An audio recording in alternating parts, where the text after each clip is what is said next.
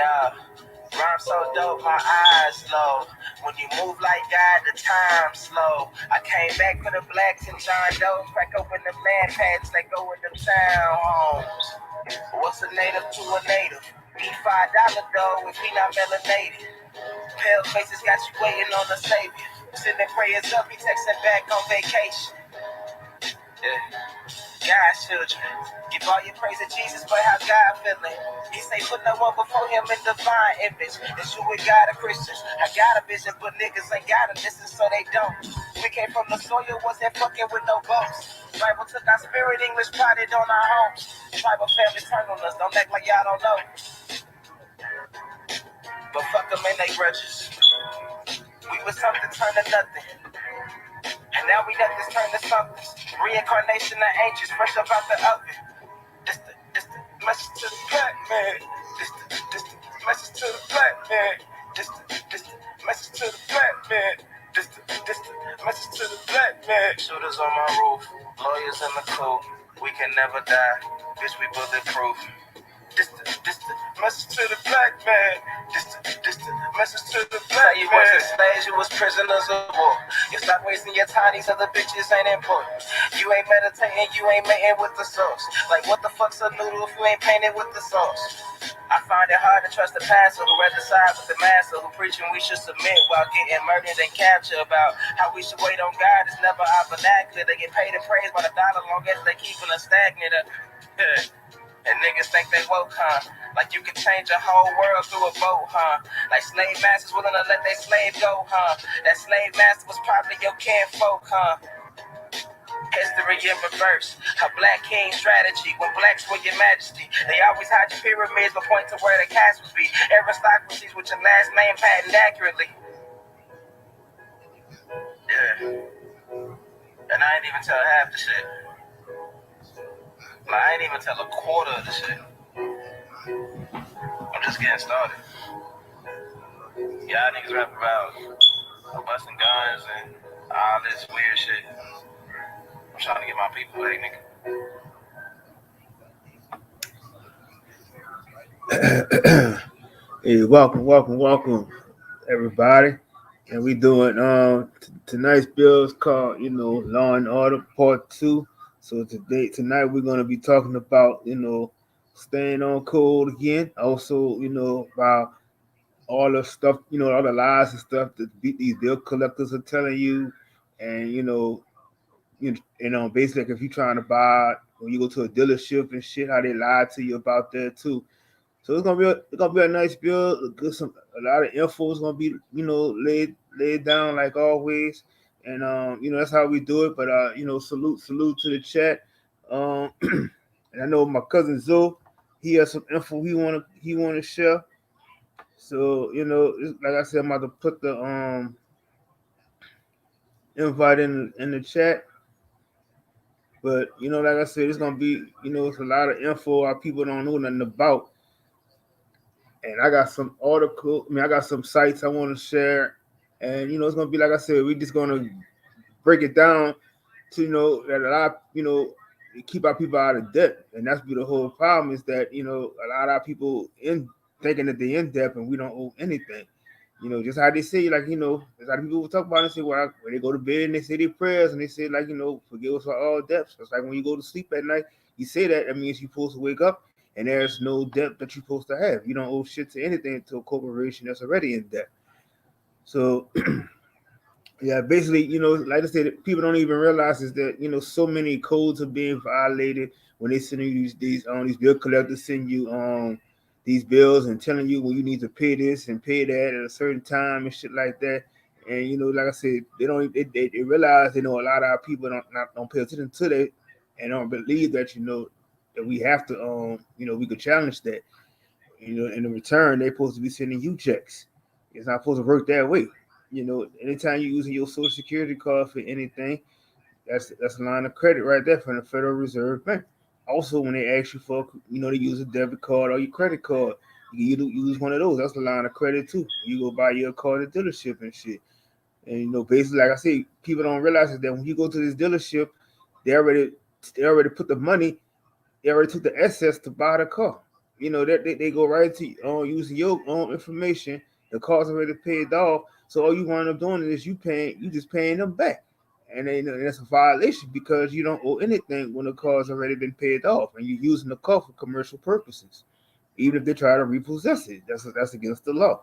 But like I said, a lot of people just don't do the research to understand it. Because like as soon as you get that, even when they send you that when they first send you the first car note, you supposed to let them know that that's a violation. I don't owe anything. And it's like I said, it's that we putting ourselves in debt, and we've been doing it for so long. We don't pay attention to this shit. So it's like I'm saying, we got to stay on code and start understanding that we don't owe anything to anybody that goes for housing wherever. We don't owe anything. And like I said, how could you pay for anything when this corporation's been in debt for forever? It just don't make no sense to me at all. And man, shout out to everybody that just came through. And basically, like I said, it never made no sense to me because, like I said, I always felt that way. I was like, why am I having all these bills coming to me? Why do I have student loans coming at me when they say when the government supposed to have been paying for you to go to school in the first place? Like y'all motherfuckers think y'all slick. Y'all been trying to get bombarded people with these student loans. Talking about you 100,000, 200,000, 300,000. Nah, motherfucker, I'm not in debt to y'all. Cut me my checks. Start sending me my checks for everything that I paid over. What you say I owe? You know, as I said, people, we just gotta like I said, if people start doing more of the research, and you will understand that things, you wouldn't even have to worry about a credit score, none of that. It shouldn't even matter. I don't give a fuck if your credit score 400 or if your credit score is 800. It don't matter. You know what I'm saying? This shit just crazy to me. But I got my cousin in the building. Peace, peace, peace, family. What's going on with your cousin? Shit, it ain't much. Yeah, man. What I'm saying, glad this, what I'm saying, is gonna happen tonight. What I'm saying? We're gonna be getting on a lot of information. I'm gonna be covering some information that's attached to land patent and land law. And we're gonna discuss, what I'm saying, how these people infiltrated the laws and made these legalities to create allotments and spread it our land out. What I'm saying, broke our land down and all of this. So just want to give a heads up on that's what I'm gonna be on tonight. Yeah, most definitely, most definitely. As I say, it's like the time is not, no playing around no more. Like I said, we gotta get serious on this shit. But like I said, they not playing around with us. And like I said, funny games just been done with. It's time to, like I said, it's time to start getting together with this land and shit, and getting your debt and all that shit together. Like get what we owe. Yes, sir. That's correct. Um, if you want to go ahead and get going on what you wanted to share, or you want to just what I'm saying, get it going with some of the panel things that you want to show. I got some stuff what I'm saying, lined up right here. What I'm saying, and the people that's going to be coming in, that way give them a chance to start coming in, and then that way once we start getting on these four elements of land possession, it's going to be very, very intriguing. And I would advise people to grab a pen and a paper. And this is information also that's powerful for us, the real Mm-hmm. copper colored motherfuckers. But it's gonna be groovy tonight. You know what I'm saying? Yeah, it's just a website. This guy that she was sharing with me, and it was basically stating that you sign up for it, and he teaches you, basically everything I was just speaking on. But I'm going to share the screen so everybody can see it. Okay, let's do it. Let's do it. Shout out to the guys and the goddess in the chat room. You know what I'm saying? Welcome. Glad you're here.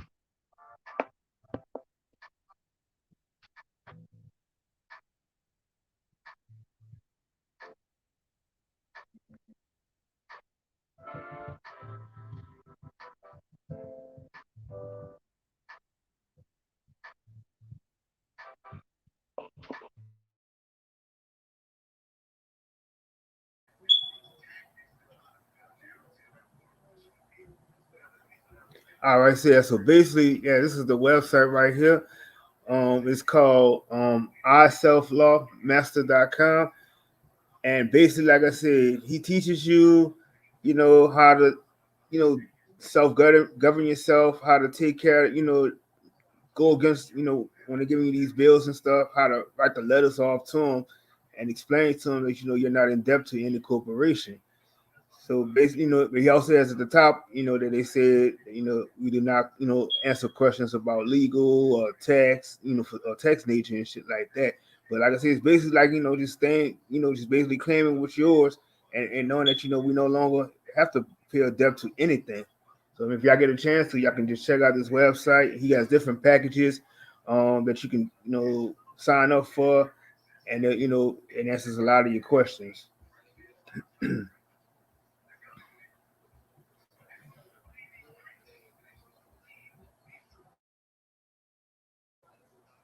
Yeah, Okay.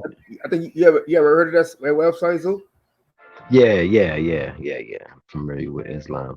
Um, you know what I'm saying? We can even before I get into these four elements, we can discuss on, a lot of these so-called landowners, property owners, these real tour companies, like real tour, like the REL dash TOUR, real tour, like they're really showing you the property. So when people like really got to get into this land law, this stuff comes down to strictly how the word is, and it's clean and cut.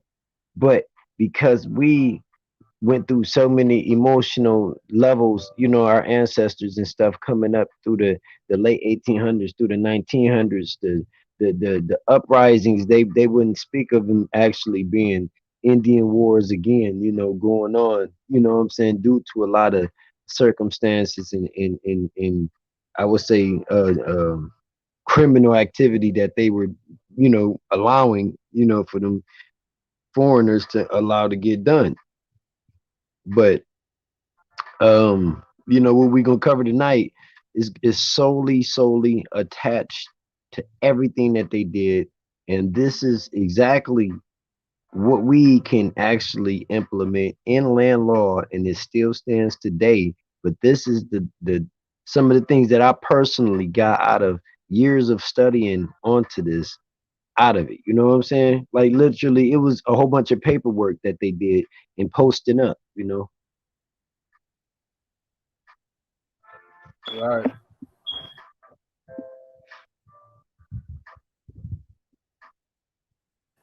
Yeah, because the crazy thing about this to me is that I was just like sometimes I'll go back and look at all these old bills and shit I had too, and it was just to me, it should never made no sense. Like even if I just burn all this shit up, like why the fuck y'all keep sending this shit to me and I'm not paying this shit regardless. I never felt like a part of me just never felt like I never really cared to even worry about doing this shit. And like I said, things started coming to me more and more. So that it made sense because to the point that I am supposed to live a debt free life. Right. That's facts. That's correct. And I would say correct is because how they try to inform us and program our people is incorrect. You know what I'm saying? And that's why, like, no matter how I practice, using many word plays, I speak daily of practicing, staying in the boundary of what I know is correct, because it's like to myself, what I feel going out is correct to me. Now, somebody else might perceive it totally different. That's fine. Well, this is my world and galaxy going out. Me being the god of this galaxy, hey, whatever you feel, that's cool. But just let you know, this is me coming out. You know what I'm saying? So that's my trust. You know what I'm saying? And only trust that will ever bond is me coming out, the inside of me. You know what I'm saying? And I know what I'm capable of doing. So if I want to attach $100 million trust bond to myself, I can trust myself handling any situation up to $100 million plus easy. In fact, and cuz they don't even say too that every time you go to the dealership or whatever, they do a credit check on you. Each one of those creditors are getting paid for doing this shit. Yeah, yeah, that's true, man. That's true. Okay, so I'm gonna go ahead and get this kicked off, man. You know what I'm saying? And this right here I call four elements of land possession. You know, of many studies of how I realized, you know, absorbing from everybody because we all learn from everybody. I learn from my kids. So I've done a lot of investigation and found that it's four powerful steps to how they took over our land and to this day got farmland that they don't know how to agricult and all of that because this is what they did. And if y'all want to grab a pen and a piece of paper, this stuff right here is some very very heavy food. You know what I'm saying? It's like the steak that's cooked all the way through. Ain't no red meat on the table.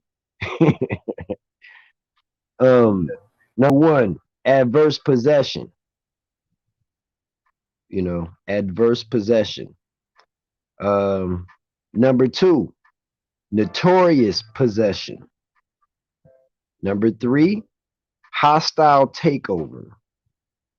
And number four, uninterrupted possession. Okay, and I'm gonna go over them words one more time. So if people in the back want to write this down, these four words right here in land law is how you really, really, if you got land patent, this is where all of that come from. It's number one, adverse possession. Number two, notorious possession. Number three, hostile takeover. Number four, uninterrupted possession. And we're gonna cover those four, what I'm saying, in this short, what I'm saying, law and order bill today. You know what I'm saying? We're gonna get to this nitty gritty and we're gonna be, opening the panel because it's gonna be a lot making sense after these are broken down to why these motherfuckers is on our property. Yes, sir. All right.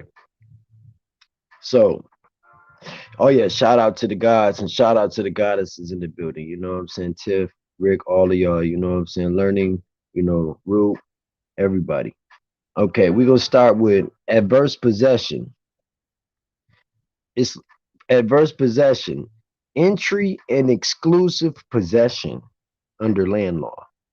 Entry and exclusive possession. A, exclusive. B, open and notorious. C, person must enter and reside in home/land or use land for the entire duration of the adverse possession period, which is statutory. You got to look up in your state, everybody in the back chat. When you get a chance, look up what's the statutory time for adverse possession in your state where you're at. Look that up when y'all get a chance. The statutory time on adverse possession. Okay, and I'm gonna read that again, number C, so we can continue because it still says more. C, person must enter and reside in land or home or use land for the entire duration of the adverse possession period, which is the statutory. In addition, the possessor must occupy the land to the exclusion of the true owner, as if being, you own this land. Make it public, promote it/advertise, which means you put your beware sign up at the gate of the land.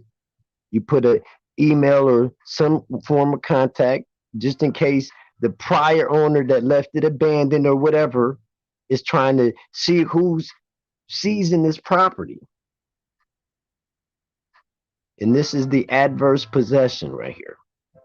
Now, number two, open and notorious possession. This must be done in a manner that is visible to everyone. In other words, the possession must be done in such a manner that the actual owner would notice the possession if he or she ever bothered to look or ride by or was in the area. This is called open and notorious possession. Now, number three, hostile takeover under claim of right. This requires that the possessor must enter and possess the property without the owner's consent, and that the possessor must possess the property with the intent of the remaining of the property permanently.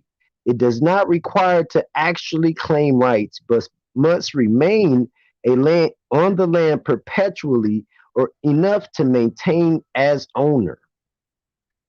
This is the hostile takeover under claim of right. Number four, continuous and uninterrupted possession. The possessor must have uninterrupted possession of the land for the duration of the statutory period. Of course, this does not mean that the possessor must be on the land 24 hours, 7 days a week. Rather, the possessor must occupy the land as if he or she was full owner. File a claim/lawsuit for the claim of deed and locate the last owner to notify that this property has been under possession. This is the continuous and uninterrupted possession. So these are four elements of land possession. These elements right here is they existed, but this is what the foreigners came and used to get to the pretending act of owning land today. So that's why these acts, these land acts, that the ACT is a form of pretending. So let's go ahead and get on these.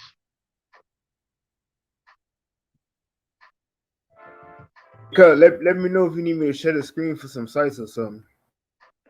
Man, we can pull up any of this information. Let's pull up hostile takeover.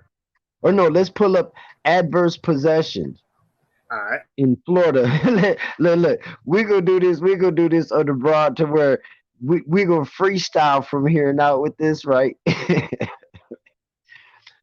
We're gonna go adverse possession in Florida and pull up a YouTube video. And then we gotta let them know that, you know what I'm saying, fair use. Oh yeah, most definitely. And even in people in the back chat, you know what I'm saying, it's open to questions. This information right here is hardcore.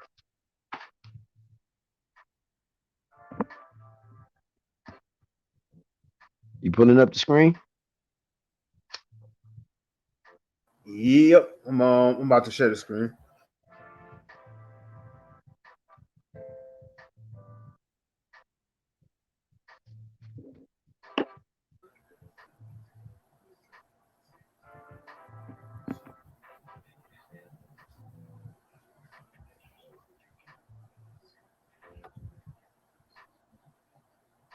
All right. So I got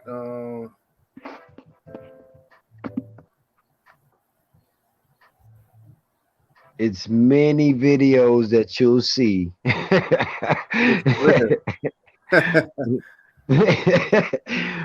That these people look, people are still using this shit right here. And I just wanted you to show, like, because we going live on this one, you know what I'm saying? And he got the StreamYard, you know what I'm saying? Y'all can come up on the panel and join us, man. You know, this is Law and Order. We here to discuss this law on how they took the land with just simple things we didn't pay attention to. facts.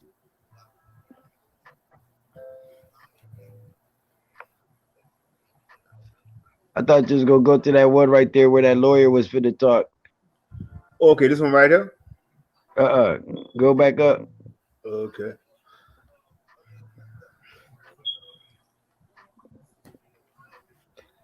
Let me see. Oh, we almost to the top. All right. Right here. Yeah, yeah, no. This one. Yeah, no, right there with the grace, yeah. Okay. Fair use. Fair use. What is the procedure for making a claim of adverse possession? Hello, I'm Jack McLaughlin, licensed broker and president of My Broker Donates. And He's today, talk licensed. about getting ownership of someone Fair else's use. free. And as Fair always, use. I want you to remember the first rule of real estate: no surprises, at least no surprises for you. Do you know that show Storage Wars? People put valuable personal property in a storage locker, quit paying rent, and never return. The same thing can happen with homes, and we'll get to that shortly. Many think that real estate costs too much.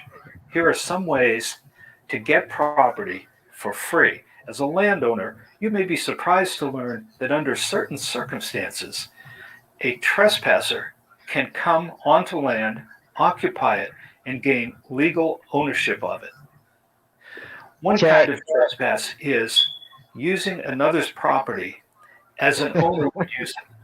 If someone drives across a neighbor's land every day, it is a trespass unless the owner has granted permission or the driver has a legal right called an easement Okay, so to look, that part of the press neighbor's. pause on him real quick. All right. Now, as you say, as people say, now this is a lawyer. We're gonna go back to the one right above him with the gray suit on. We just go get a couple little confirmations and continue building on these four elements of land possession. Go to the dude All right right. there, yeah, but you know what I'm saying? And it's just, sharing information. Fair use. Fair Fair use. use. What is adverse possession and how does it work? Well, whenever you ask a board Check. certified real estate lawyer about adverse possession, he puts it in the context of real estate. And there's a statute which allows you, if you possess the property adversely, meaning that you're living there and you have a what they call open and notorious possession of the property. He's stuttering because he Means don't want to that tell the truth. probably Yep. fenced it or You can tell. it's been He like, enclosed by a fence. And come you're on with not it, man. there with the permission of the owner of the property. That means that you're possessing the property adversely. And Adversely. this can happen particularly if you believe you own the property and you might have a deed to it. And so you're living there, and Check. yet there are other people who are claiming ownership. Under that scenario, you can then file what they call a suit to quiet title to eliminate the interest of any other, Quiet title deed. because you have what they call color of title, meaning you have a deed to the property and that you're there and you have open and Just tell him to say that notorious shit. possession, meaning that you're living there. It's not like it's you're You living on occupying that motherfucker like you own it. and so then in addition to that, you need to be paying the taxes on the property. And after Bingo. 7 years paying That's the security. taxes, as well as having some sort of deed to the property, you can then file a suit to quiet title based upon adverse possession. Now, there's a problem, however, whenever someone moves into the property and they don't have the deed to the property. They can possess the property adversely, meaning if someone is out of state or someone's died and no one objects, basically a squatter that moves in and takes over the property. Well, they're possessing the property adversely.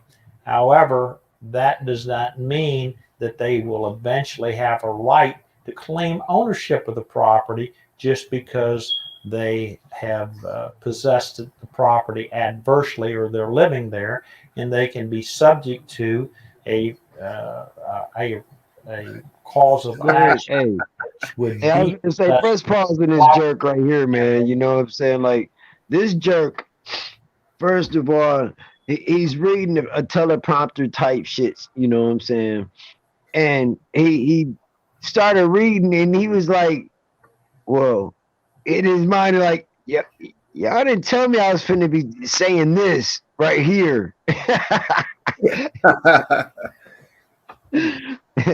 Because, like, literally, The land possession is how they created all of these fake land companies, these allotment companies, title companies. They created over 10,000 of them in like less than 60 years. But how would a person get in the crib? It wasn't cribs. It was land. It was lots. That's why these allotments had got crossed up with land patents, and a lot of land patents got hidden. Allotments came and destroyed land patent. Shit, I'm And with you so on this. when you speak on land patent, you got to know land law, and you got to dig deep, and it takes thorough investigation. It's not a conversation to just speak about and then just run after it. No, first of all, let me make it clear. In order to even go after land patent that you attach to, you got to first start with the oldest and last inheritor of that your family. If it's the great aunt, it's the great great uncle. That person then coming down. You got to, in other words, you got to get power of attorney and legal representation as a representative of that matter going into this court and fighting this situation. So it's just not easy to just go and get a land patent and say, now I'm finna go after this land. Now I'm saying, how No. would you get I in would the I how would would you get in advise the land with a anybody house on? I would advise people to read into land law. It's hidden. All the real secrets is in land law. And that's why I wanted So to if I was bring looking at an abandoned house and I was trying to adverse possess it, how would I get in there? What would be my first the first thing that move? I would tell anybody on a situation like that, I would tell them to try to find and locate the last owner to that property. And if they can't find and contact, if they even get the name and information to that person, if they try to reach out to them and try to send them notice of wanting to negotiate or settle for the property, and if they don't respond, it's pretty much like sending them a declaration or something of a exchange. You know what I'm saying? Of what do you want for this property that's abandoned right here? Pretty much. And if What there's if no the bank response, own it? huh? What if the bank own it? How would we get in? That's man, that's a fairy tale. Now let me just get my opinion of it. Go When I ahead. my opinion of how I would get in is if I knew that nobody stay there, just my opinion, I would get the cable bill or electric turned on there without even entering the Yeah, crib. that's one. That's a part of the hostile takeover. Remember when I read in hostile takeover under claim of right, it says this requires that the possessor must enter and possess the property without the owner's consent, and that the possessor must possess the property with the intent of remaining on the property permanently. You know what I'm saying? So it's like this is my shit now. And see, this is something that happened to a lot of big pieces of land with farmhouses on it. When wars and stuff like this happened, and some of the family moved with other family just for the kids to be safe with the wife and all that, while the brothers and the dad is all fighting in war. And that's why I brought this up tonight, because the four elements of land possession is how our people and ancestors lost a lot of shit. They did So what we could do legally to this day. so if a person got a bill, or I'll put two proofs there. If somebody got any type of bill put on in that crib and a letter to Yep, that crib, yep. so that's two Yep. proofs of. Showing residence. Yeah. I can't say you can't get put out right then, but I think after you do them two right there, that got to go to court. Yeah. And that gives you 90 days off for it. Nah, I'm just strengthening what you saying, man. I love this talk, brother. Don't think, man. I love, man. I'm just backing your. I'm just trying to strengthen up what you saying. That's all, bro. I digress. Yeah. It's real. And see, the thing is, this type of situation is like, this needs to be talked about. We need to talk about how even our people are getting foreclosed on property and old money, and really can't get foreclosed on because the property is already paid for when they signed the deal to get the first deed. Like, my brother Bronze was saying, you know what I'm saying? Like, the shit is, it goes, land law is not broad, it's very narrow. And a lot of people don't read into it and look into it. So that's what stays hidden. And a lot of these multimillionaires get people that know land law to move with their money. That's why every city is a one owner of 300 houses. You know what I'm saying? The next owner might own 65. How in the And fuck? it's on your it's on all cities. Like when you look on Willow or like I've been looking on them for the last couple of weeks, Willow or the ones, they will tell you that there's only like really 12 landowners. You're right, Yep, bro. yep, yep, Facts. yep, yep, Yeah, yep. yeah. I just want to say, we got two people that came on the panel right quick. Shout out to the goddess Ty, and shout out to the Kinfolk learning the building. Peace, peace, learning, peace to the goddess. What's the word, kinfolk? Goddess Cosmo and Salute, Zone. boss. Salute, goddess. I really want to tell y'all, family. I want to come up here and build with y'all on that. That's But dope. I really didn't want to share it because share the information about these homes and stuff that I be getting, family, because people go and make whole videos about Ty being a squatter and stuff. And I told y'all several times, how could you try to get these homes without being a squatter? Okay. I really Yes. don't kind of want to share this, Squatting but is illegal. I agree with you, sis. I'm going to share a little bit of it. Okay. So once I started working with the city, and I got the job with the cities down here in Columbus, Ohio. So y'all know these homes down here in Columbus, Ohio, as I say, like, they be like, well, if Ruth, you live down here, so you know the houses that's boarded up and they have like the door painted and the window painted and they got like an X on the door. Hey, sis, they got you underwater. Oh, they do. They. Yeah, just like a slide up here.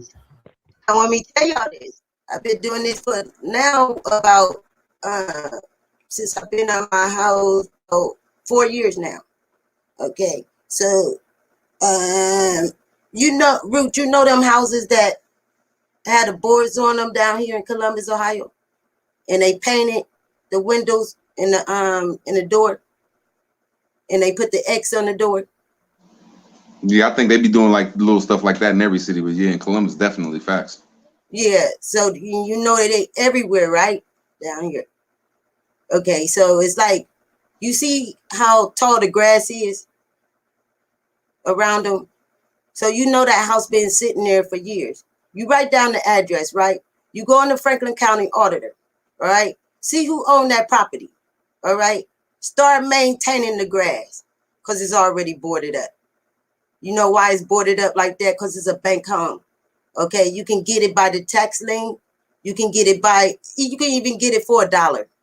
A damn dollar house down here in Columbus. But down here, you can maintain the home that's been boarded up, or the ones that ain't even boarded up. You go board it up. You maintain that yard. This on our news down here, y'all. Okay, you maintain that yard. But I say 6 months. Start taking pictures when you doing the work. Don't leave like and not have no evidence of you been keeping this property up. Go inside of it. After 6 months, go inside the damn house. Like I said, put the damn lights in your name. Because you got to have, at this time, you should know the owner and everything. They ain't coming back. Okay? They would have been back for the damn shit. Abandoned. Yep. That's why the city is giving them away down here.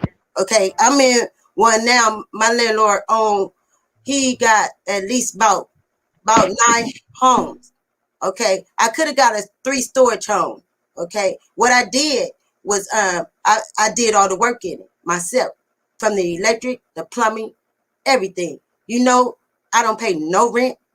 All I pay here is lights. I ran everything electrical. from gas, my water, everything by one utility bill.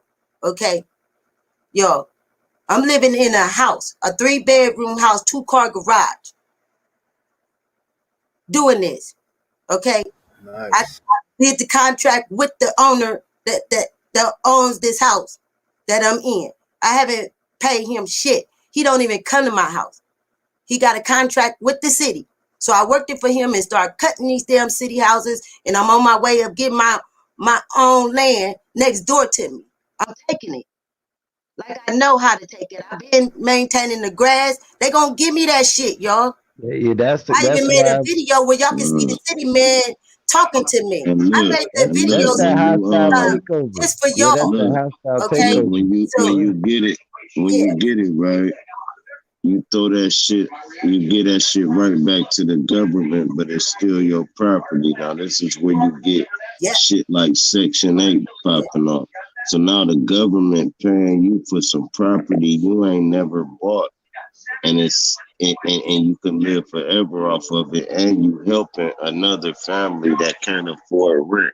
So and, you killing two birds with one stone. and y'all, the But first something house I that bought, Joe Hudson I was had talking that one about. for.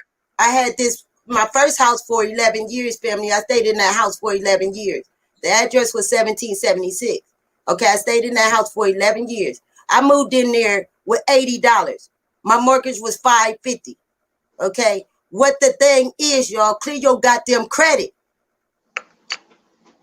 Work on your credit, because that's what they looking for.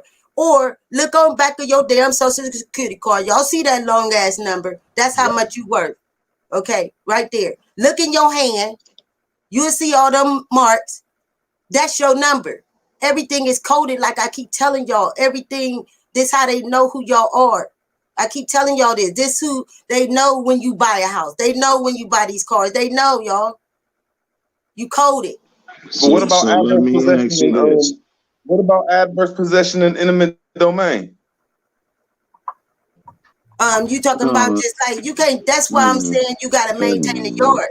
Okay. By then you gonna know the landlord's name, all that, family. You gonna that ain't gonna even matter anymore.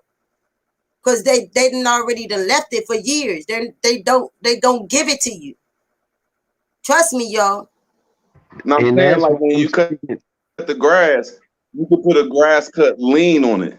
Oh, see what else I gotta do. I'm glad you said that, Rue, because what I gotta do now, I gotta fence the one next door to me. I gotta fence that in. Okay, that's what I haven't did was fenced it in. Okay, so I can keep maintaining it, because it's actually 2 lots. Like they not 2 houses down by me. Okay, but I only want to take one part where one of the houses was, and it's still an extra land right there. You see what I'm saying? And they'll give it to you. All you gotta do is maintain it. I'm telling you, I work for the city. I just stopped because I got tired of working in that high grass, standing taller than me.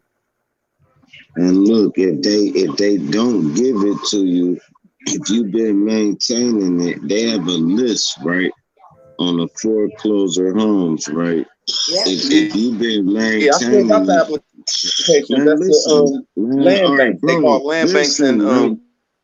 All right, listen, real words, man. I'm giving you the fucking game for free, bro. Cool, you got it, real words. I'll wait till you done. Land utilization, land utilization. Listen, here's what I'm telling you. When that shit go foreclosed, right, and you upkeep the property, there's no list. If you don't upkeep the property, they pick and choose who they're gonna get that property to for $30, $40. Mm-hmm. They don't pay a lot of money, and they normally give it to either somebody imported or they give it to the Caucasian, not the black man. You can be on a list. Go ahead and try to buy one of them foreclosed homes. They not giving it to your black ass, but if you just say fuck y'all list, look at the foreclosed homes, go find one with no boards up, because if they got boards over their window, that means somebody is doing exactly what I'm telling you to do. Yeah, exactly. Go put the boards up on the windows, cut the grass, put the fence up, like they said, and get some mail delivered to the crib. and get the bills on. You ain't gotta move in it. Just get the shit on. And this how you take stuff back, y'all. This how we take stuff back. And It ain't then no when it's time for begging them no to more. foreclose it out, they like, we might as well give it to that motherfucker because they already been upkeeping it. You done had cookouts at that motherfucker. You done caught swerves on the porch. You done, listen, once you get the bills on, but if it got, like I said, if the windows is boarded up, you're gonna get arrested. It's somebody already occupied. Yeah. It's the ones where the squirrels is running through that bitch and all that. Then you go in there and put your own boards up. Yeah. Lock that motherfucker off for 30 days. See what happens. Your little boards to cover the windows is only gonna be like $160. Let's see what happens. See if somebody take them off. All right, they ain't take them off. Cool. Let's cut the grass. All right, cool. Now after 6 to 8 weeks in, man, you gonna be fucking around living on that motherfucker, bro. You gonna be like, I'm gonna put a patio. They messed up the deck on that bitch. Hey, don't you know they messed up on my deed when I stayed on at 1776? They messed up in my deed, so they owe me my house and clear, y'all. So when y'all even buy a home, take a look at that deed real carefully. Make sure every word is spelled right. They misspell any goddamn thing, you get the house free and clear. They don't tell y'all that neither. So they owe me my house free and clear right here today. Okay. Yeah, that's facts. Off of one damn word. They called it Suxbury Park, where I told a lie in my goddamn deed that I stayed on some Suxbury Park. That's my house, free and goddamn clear, y'all. I didn't even have to tell y'all that. But see, I don't want y'all to keep thinking Ty is some type of squatter or some shit. Hell no, I take shit back. No, it ain't squatting when you put money into it. He made a whole video about Ty, and then the beach made one, okay, about Ty squatting in a goddamn house. What the fuck I look like? No, they don't know that it take money to squat anywhere. But look, Booty hoo. And then what I want to do is show y'all when y'all get y'all first house, I'll show y'all how to do the whole damn electric box. The one outside to your house, from the inside of your house, I'll show y'all how to put all the goddamn plumbing in. You won't need nobody come do y'all work. You do it. Save you a lot of money. Can like just on the water bill alone, right? You unhook the water, the water shit they put in your house. Now you know they put the meter in your house. You unhook it, you throw a pipe on that, and then you hook it back up the last 4 days. Long as it read, you're not gonna get red flag. You're gonna be paying like $13 a fucking month for water because you only let it run for 1 week. Then you unhooked it and put the separating pipe. All right, that's one thing. Now, if they ever cut your motherfucking gas off, you can literally go to Home Depot, buy the wrench for $25, and cut your shit right back on as soon as they left. All right, cool. There's keys. Never mind. They don't want people to know this shit. To stop the meter. On the light, I can show you how to shut the whole goddamn meters off in your light thing. You won't get no damn bill. I can show you how to cut your damn water on without a goddamn bill, without the gas. See, I learned this shit, y'all. But I don't want to be telling this all out like this on this media, because I be doing some shit and I can show y'all how to do it. I got But that's what Zoe Hustle was doing. He was on this media telling us this shit, and I was trying to help him out. And then y'all came on going against what he's saying, but you ain't gonna get the information. I'll give you a gem right quick. I can buy a piece of land that's the size of a sidewalk for $10,000, right? You can buy a house for $5,000. You would think you're doing better than me, but within 2 to 3 years, this hospital want to expand, but they need my plot, my sidewalk the build on my sidewalk gonna cost you $100,000. And I'm coming at them like that, or I'm not selling. So now y'all But you can't can't build buy land, bro. Ruth, Money's I been told you fictitious, to hook bro. up with me. No, listen, man. As you Ruth, I been listen told to you to what hook the up hell with I'm saying, cuz listen, when they want No, to I'm saying expand that that, everybody got a listen, good bro, plan, left but jab, why are bro. y'all hating You're on not Zoe Hustle? listening at all, bro. You're not Because your shit listening is at fake. all. Why is y'all coming up here fucking up the show? He was talking about adverse possession, and Hey y'all man, went to shut your Pluto, my dumb nigga. ass up, bro. Fuck what Ain't y'all nobody saying. fucking up nothing, Nigga, bro. fuck You what gonna y'all shut saying. up and let me talk, Shit. nigga. What is you It's talking crazy. about, bro? I'm in mid You sentence, nigga. motherfuckers don't And want to you hear about butted this in, bro. squatting shit, nigga. All right, That's what the cool. I ain't problem nobody. is. Man, shut up, Shit. bro. And listen, bro, and learn something, bro. I ain't just talking to be heard.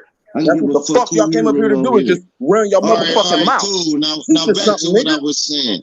If I buy this plot, right? If I buy this land for 10,000, that's right next to this goddamn college or this hospital, right?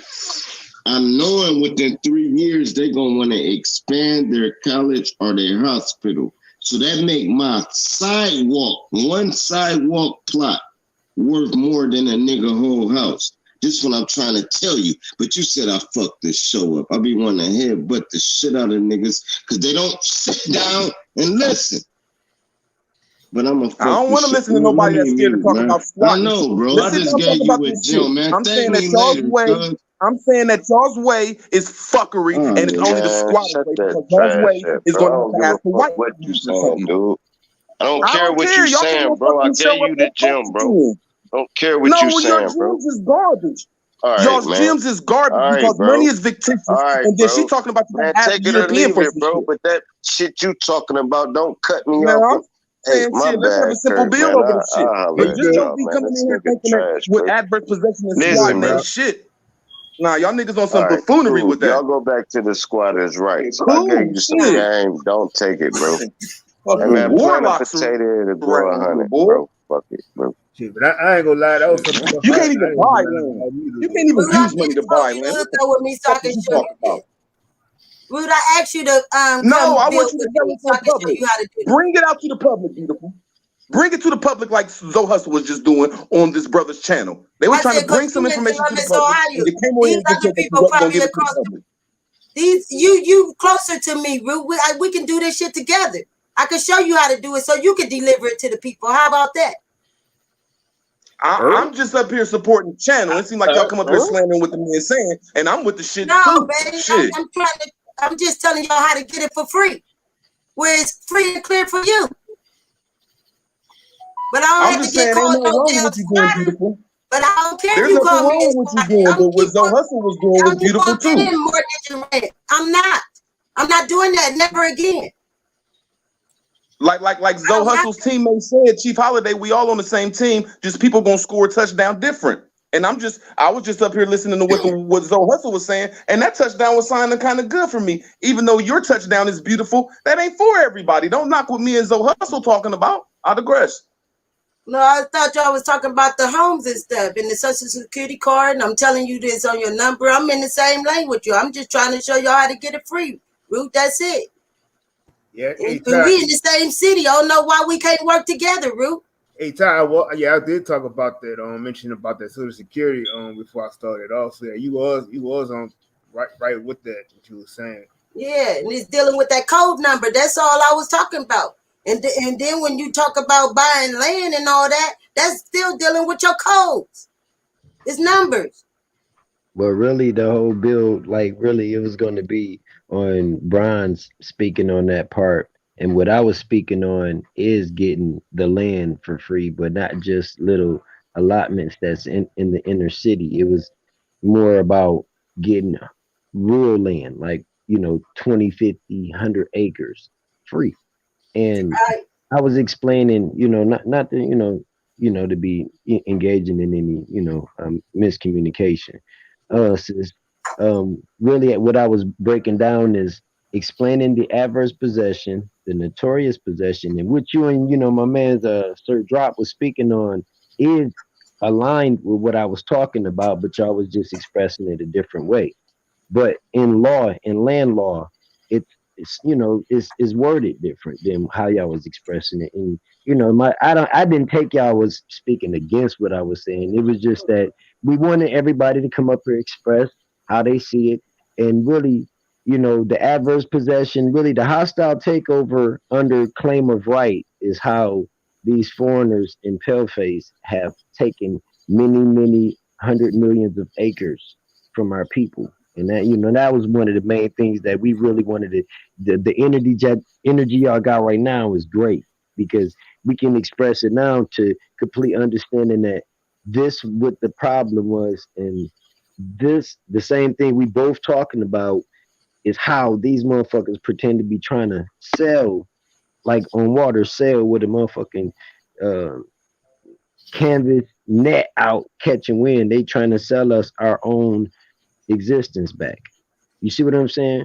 So, you know, it's no miscommunication, you know what I'm saying? And a lot of times, you know, we got to hear everybody's expression on it, because it would be unfair if people can't come up to the panel and can express how they see it and how they, you know, the vibes they on, because we all are here to share information. You know what I'm saying? It's not to be, you know, here to be up here debating and stuff like that. If we're talking on law and order, we talk about law, and we'll talk about a lot of stuff that's in there, and then we'll find a way to put it in order. And we got to do this in order to organize our people back into one, you know, accord. You know, I digress. I agree. Yeah, like I said, it was a lot. There's a lot of stuff with dropping. And Ty was saying that I didn't even know too much about that. I mean, I heard of people, you know, when the bank possessed the property and you just go and cut grass and stuff on there. But I mean, I didn't. As far as you know, they was talking about. That was my first time hearing more about that. Yeah, you could do that down here in Columbus. I know he should have heard about that. They talk about it all the time on the news. I don't understand that. We're in the same city. That's why I keep telling him.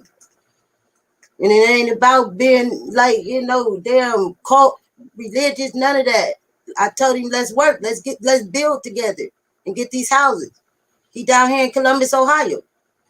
And if I told you I've been doing it, you know, I ain't gonna get you in trouble. I ain't never been to jail or nothing in my life. You think I'm gonna go over a house? Hell no. Shit, I'll come out there and build with you. Go ahead, Chris. Go ahead. Salute to you, relative. Salute, What's going Chris. on? What's going on? Salute to everybody. What's going on, everybody in the chat? What's going on?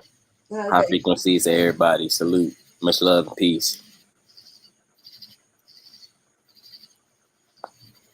I ain't wanna say I'm listening to y'all, man. I'm chilling. You know what I'm saying? No, I was gonna say, man, I'm gonna go over again, you know, some of the stuff that's in this. That's why I called it 4 elements of land possession, because you know this brings out a lot of conversation, Chris. So I want to get your take on how, like right here, hostile takeover, right?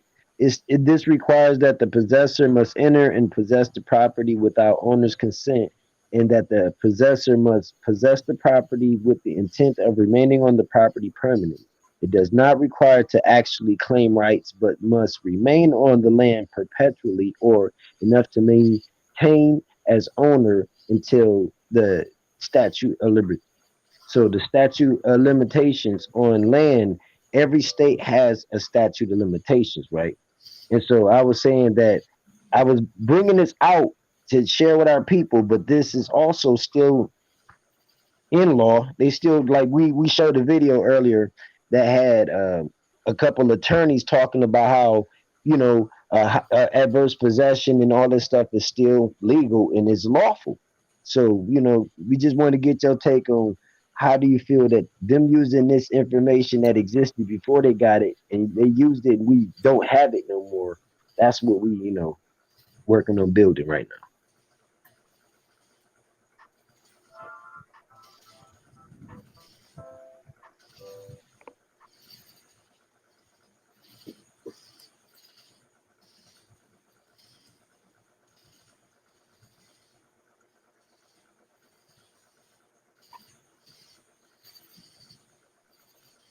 Yeah, Chris. Yeah, what's up?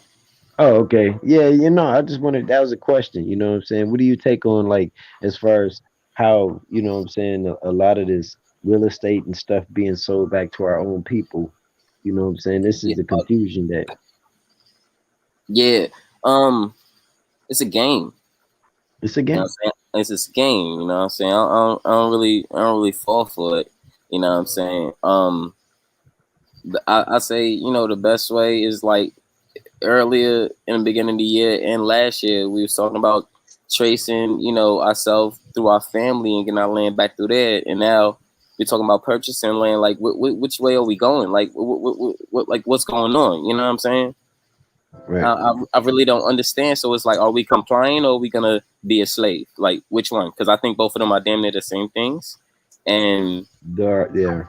you know, I'm just, you know, I mean, it's like, you know, I have the decision to choose to buy my own land, and I have the decision to still, you know, keep the land within my family as well. You know what I'm saying? So I can go left, I can go right, but that decision is up to me when I need to make that decision. You know what I'm saying? Yeah. And you know another crazy thing too, I noticed is that, like I said, when we go through the real estate and you trying to get your house or something like that, and they always try to tell you, you know, you need to get this house in this certain area and stuff like that because of what they feel is that your best option. And I'm not sure if I heard somebody say, I heard somebody say this, is that, you know, the best thing to do is just to go find your own house that you want and make them make it work for you instead of doing the vice versa. Yeah.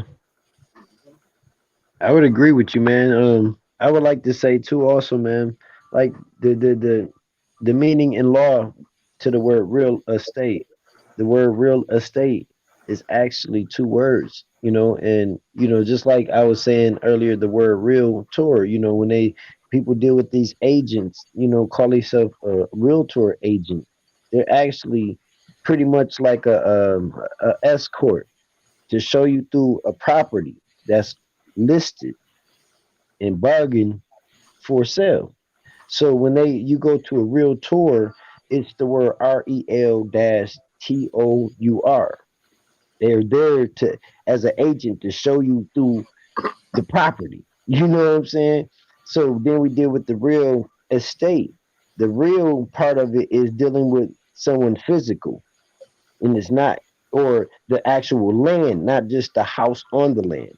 You know what I'm saying? So the estate sometimes has homes or what we call a house on it, but the real estate is the land or the person that they're dealing with. You know what I'm saying? And you know that's why I like these conversations. It's great to share information on because we all need to. If we got something to relate to it, let's all connected and let's keep going. You know what I'm saying? I digress.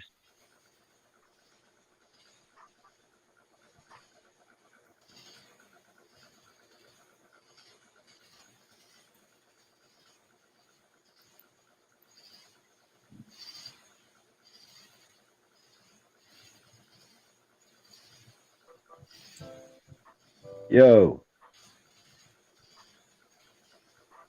what happened to Sir Drop? Sir Drop, you still there?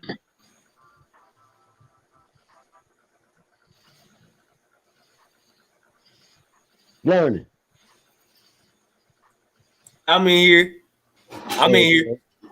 Okay. Okay, yeah. You know, just like to get y'all take on things, man. You know, this is a platform of law and order. Like, you know, if anybody know anything about laws dealing with these situations of the land, the property, the estate, you know, the territory, land patents and all of that stuff. These are the conversations that's this law and order, build right here is Law, for. You know what I'm saying? law ain't nothing but a stronghold pressure system to get motherfuckers under they motherfucking bullshit, under their system, and to keep paying they motherfucking ass. That's all that shit is. Because if law was really law, then the people who set the law would actually even follow the law. These motherfuckers don't even follow the law. They do, yeah. All They through they, follow legalities. yeah, Yeah, they follow rules and legalities. You know, they try to give permission and shit. You know, it's you're right. You know, it's a totally like from what the Constitution and common law was to modern law. It's totally fake. It's yeah. totally a game. Yeah, yeah. And that's why, like I tell people, I study into law because it's like basketball. You know, I got to get back to the courts and stuff, and I'll be shooting now again. You know, but it's like basketball. Uh-huh. A lot of our people are disconnected to what they really good at. And look what they say: laws is made to be broken. It's like if you know the law, if you don't know the law can conquer you, and you ain't even did shit wrong. But just by you not knowing the law, you got violated. Yep, you still You see what? subject to their bullshit. Hell Facts. Yeah. yeah! My And fault. when My you fault. and Cut when you off. and when you know the law, you know how to break it without getting caught. Now, mind you, what's fucked up now though? The laws is cool. It's the shit they legislating. It's like it's like laws they just push on the people that nobody voted in, and now that's the curveball. It's like, hold on, the people ain't say this is law. So now, all right, cool. My license suspended, and you telling me I got to do 6 months, la la la la, because it was legislated and it wasn't voted in by my peers or nobody. All right, cool. And then when it's time to vote, they'll put some shit like, and mind you, fuck the government. I'm just saying we gotta vote our way to somewhere before. Put it like this: we gotta infiltrate the system before we tear it down. But never mind that. They put these signs in your yard that say issue 21, issue 45, right? The average nigga don't know what that means. They're not gonna put up there, this is for the inner city schools to get this much funding. Or this is for, and then niggas might go put a tally mark down, right? Because they count them votes in your inner city. When it come to presidents and all that dumb shit, that shit all fake as hell. But your inner city is your regulators, and you really can vote them people in because they all. Damn, I got all the way off topic. Damn, my bad. Y'all go ahead. Hey, I was following you. I was like, okay, stay on the road, bro. No, yeah, I feel what you're saying though, man. Like that's why like the law, and we need to start bringing our people and make law more attractive to our people, man. Because the more our people become competent with the understanding, overstanding, and understanding of this wordplay, our people know how to stand with confidence and speak in the language of law, as they call it. You know what I'm saying? And be able to guide themselves through Also, these predicaments. You know what I'm saying? and I do catch you didn't catch nothing I said. But what I was saying was the law versus legislations. That's what I was talking about. Yeah, the Now we law. got the fake laws. We got the laws that change through every jurisdiction you roll through. The laws in this city change from that laws in them cities, and that's called legislations per cities, right? So now if the law can change and there ain't one law upon common ground across the worldwide nation, right? Then you'll be like, well, if it's like that, it'll be a one world order. Okay, it might be, but at least everybody playing on the same field. Right now, if I go to California, weed legal, bro. If you from California and you come to Ohio living off your laws from California, you're going to jail directly. And you like, man, hold on, I'm from Cali, man. That's they gonna be like, man, bro, you can't have that much weed on you, bro. And you gonna go to, and if you go somewhere else, if I go down there to Texas or Florida or whatever, I can stand my ground and shoot you in your motherfucking mouth because you tried to poke me. You just tried to like shove me like and step, and I can shoot you, bro, dead and not go to jail because you stepped on my shoe, push my little skinny ass away a little bit, and I can upstrap and kill you and not go to jail. You do that in Ohio, you're not getting out of jail, bro. That's why it ain't where you from, it's where you at. But them legislations is crazy, bro. I'm telling you, it's different. Once you ain't have to vote nothing in, you know, and you know, I want to compliment what you're saying too, man, about the legislations. The legislations bringing on these legalities, these rules, these penalties, these these fines, these tickets, you know, all of these things like that, man. You know, that's why, like, literally, if you're gonna be in the contract world, own your contracts in that world. You know what I'm saying? And be the supreme being in that contract world. You know, like if you are with license, it's a commercial license exactly like it is, but you have it operating in the capacity of you being the supreme being in that realm. You know what I'm saying? Can I ask Captain? So you saying that we can like really probably buy a house with our social security card, right? Because you know that number on the back, you saying like that social security number is really like money. And I think it's on the birth certificate too. It's Yep. like, yeah, that's like a trust. That's like Because a I federal remember, reserve.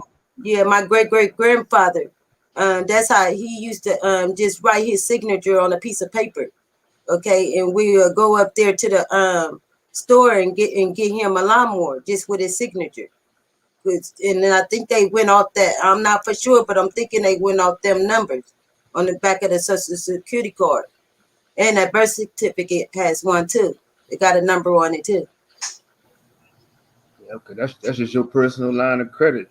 And basically, like I said, it's like even if you use a credit card or something like that, like I said, they already have the excess coming from your account that's already paid for. So you know you shouldn't have to pay. I mean, why do you have to even come out your pocket to pay anything?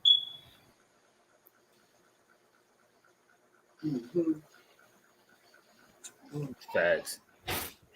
Do you think that's how much money they gonna get to?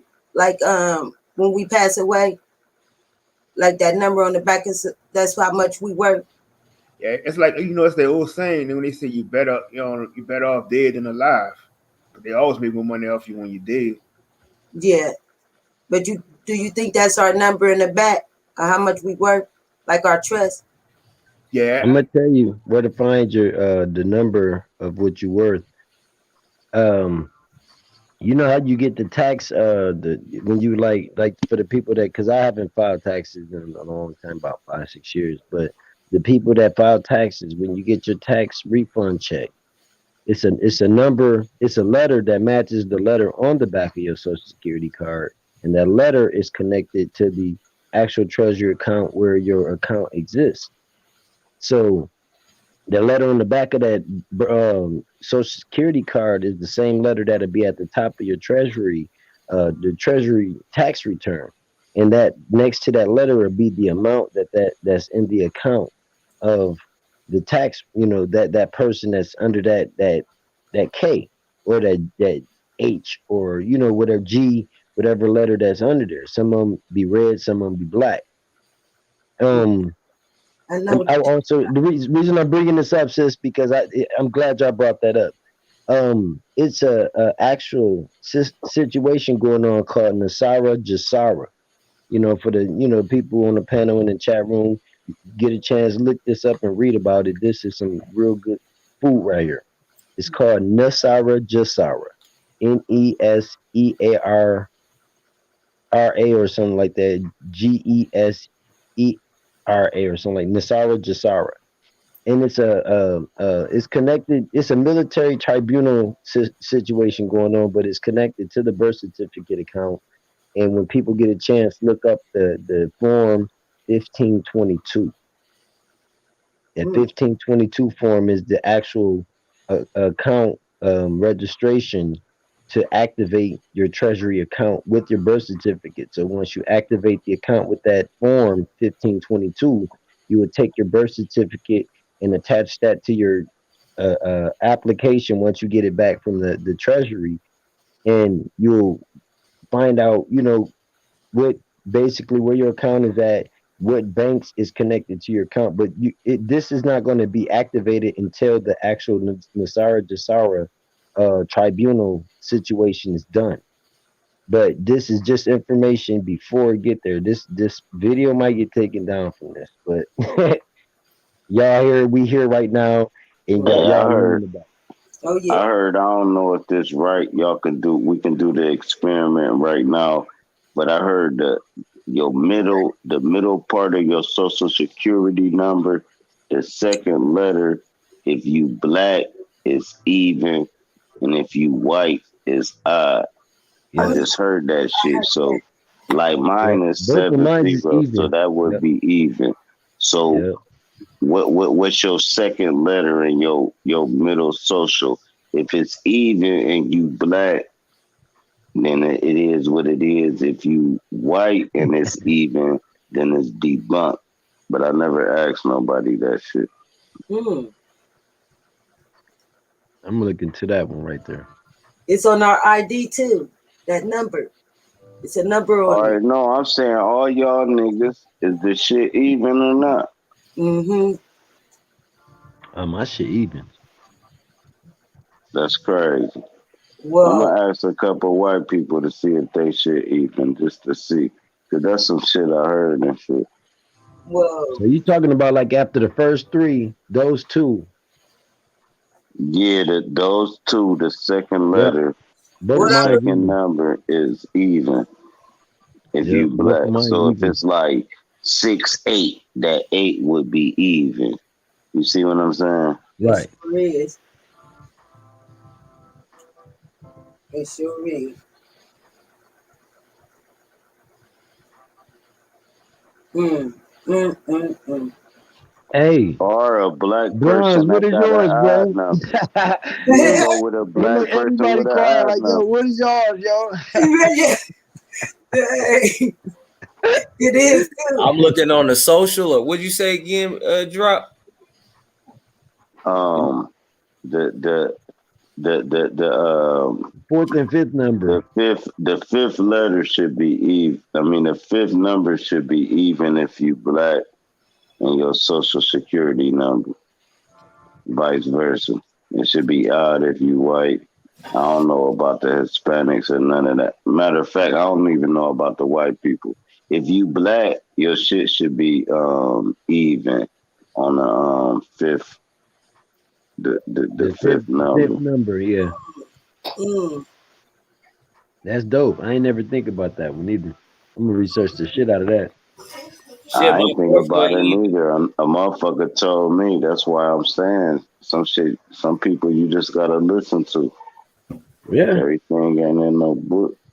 Mm-hmm. Nope. Like they say in our even on our IDs, drop. They got that code on there with an O on there or like an alphabet by it, standing for like the O blood and the RH blood and all that. They already separated us on the ID too. That's crazy because you're saying that though. My fifth number is 0 and my daughter's is too. My oldest daughter's, but I'm O blood. I'm O positive. I'm Me 0. too. I don't say I Yeah. don't Hey, say me and my girl got the same exact social security number except for the last four, right? Now Wow. here's what brought amazement to me.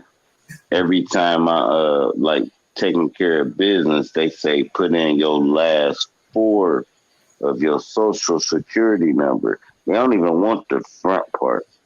They want them last four numbers. Now, what is them last four numbers? And that's what I'm gonna look into.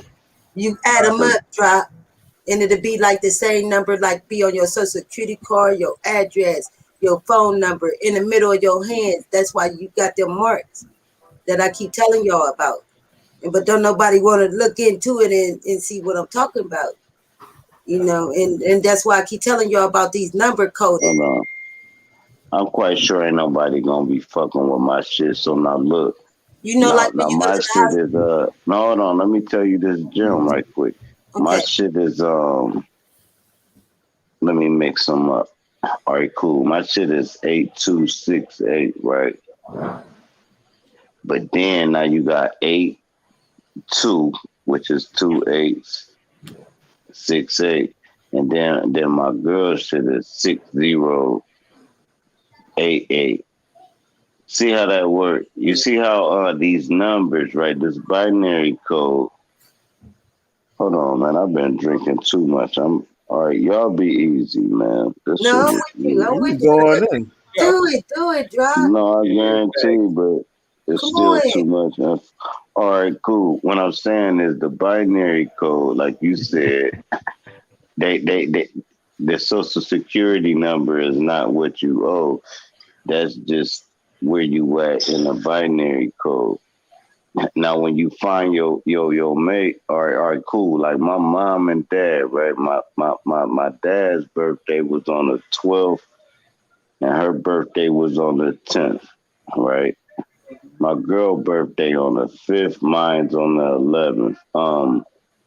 Like it be things that connect things, but once you look at the the numbers of it, this is where they get gematria from. This is where they get what they call it, numerology. What they call the dumbass calculator thing they put up, whatever the stupid shit is. Gematria. But yeah, gematria. But then they got the calculators. They got the if you put it in the numerology calculator, it means and all that dumb shit. It ain't dumb. It's because your number's gonna find you.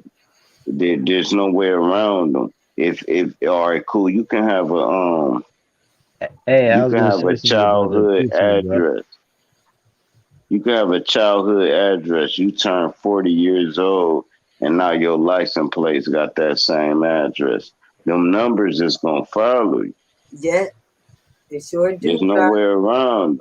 Mm-hmm. They added letters to confuse us. It's all the 0 to 9, man. Ain't nothing. Hey, Everything that's right. is hey, even do you know colons. that? Colon we is got the dealing same with birthday. numbers. We got the Hold same. on 1 second. It says, hold on 1 second. Do you know that you can? It's you can go online. It's it's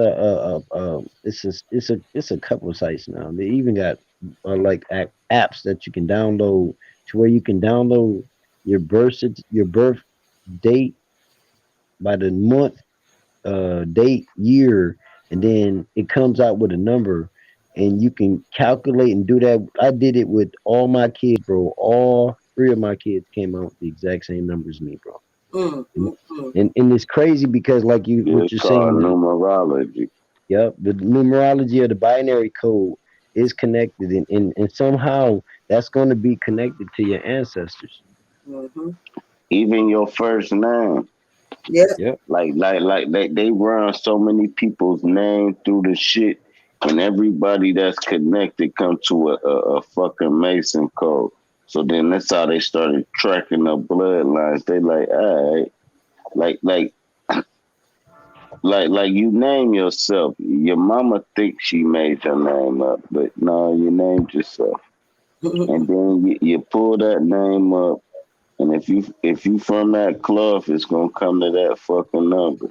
Now here go the thing with it though. Almost everything come to a Mason code. So now if you even like I say, man, just go outside and read your license plates. You're gonna be like, man, that's 33, man, that's 23. Man, when I add the 5-3 and and you but then you will start looking at your address and you're like, damn. Then you will start you'll go over your homie house, look at his address, then his license plate, and you're like, damn, this code is everywhere. And they just act like it's they shit. Yeah. The 33 to 369 ain't just shit. Hey, Rude Boy, get your ass back up here, man. And Joe, we got the same birthday.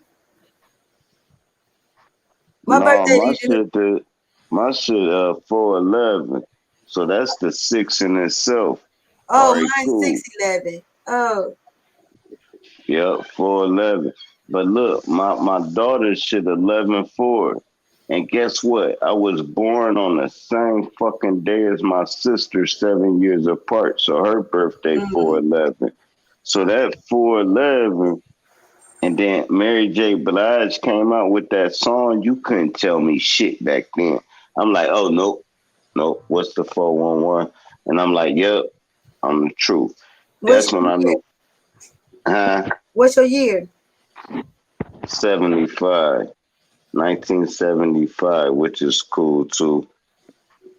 Ooh, wee. Ah. Your master But- number is 37, drop. And you're number 1. You're a born leader. Yeah, Aries all day. Head of the astrology chart. You know how that go. The So when bull you with add the up, horns. add up your four digits that you always use. I bet you always use the number 37 and the number 1 all the time, or the number 10. Hold on, now let's see. I use 1356. So hold on, let's see what it is. 3, 4, 11. All right. 4, 11. No, that's 15. No, I ain't getting 37 out of that. Let's see. 11. Nope. And this one, the one will be like in your phone number, address, social security number, all on the back of everything, credit cards, everything. Because you're a born leader, so you can like get along with like a lot of energies, a lot of people. Oh yeah, that's all day, man. Yeah. Hell yeah, that's all day. You gotta be able to deal with people, man. And this why you can't really work for nobody, neither. You can't work for people. You like your own boss. You people follow you. I don't know if they follow me. They don't give me no bread. No, you have to go grind for my shit. No, that ain't what it's for. It ain't. You're not a leader for that. Nigga be out this motherfucker like, what's happening?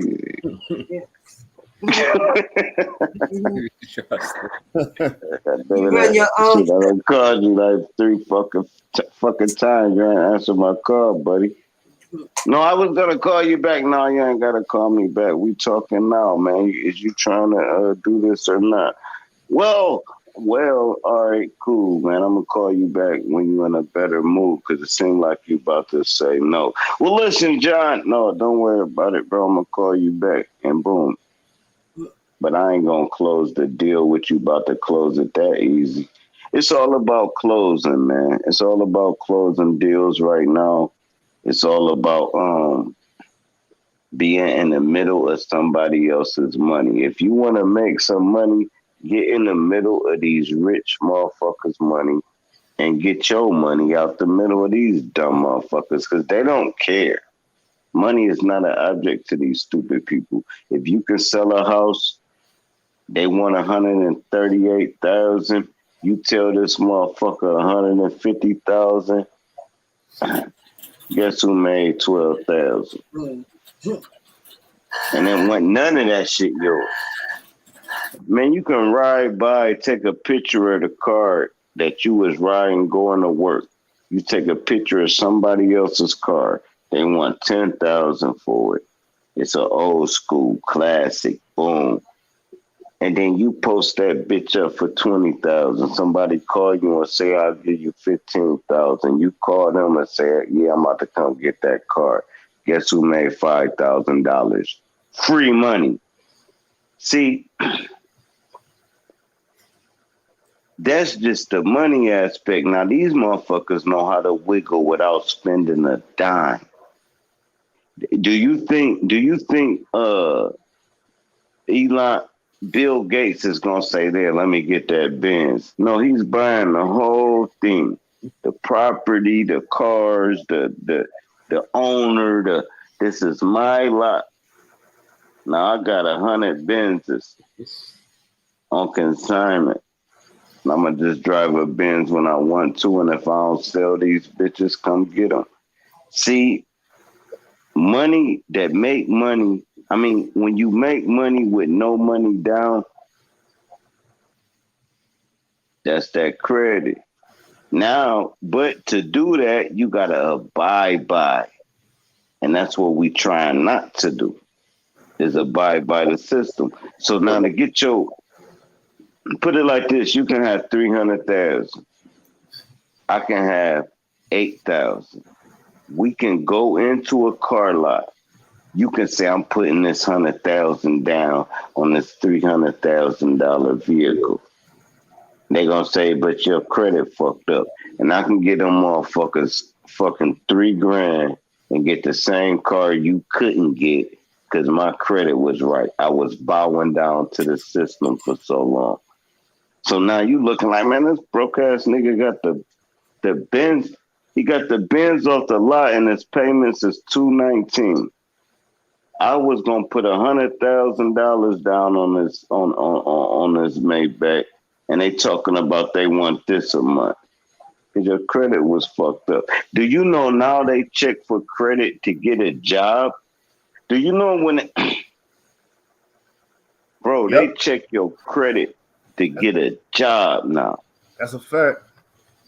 That mean if you ain't bowing down, paying back this tender note, this debt, this social security number, that you know how you got the money, right?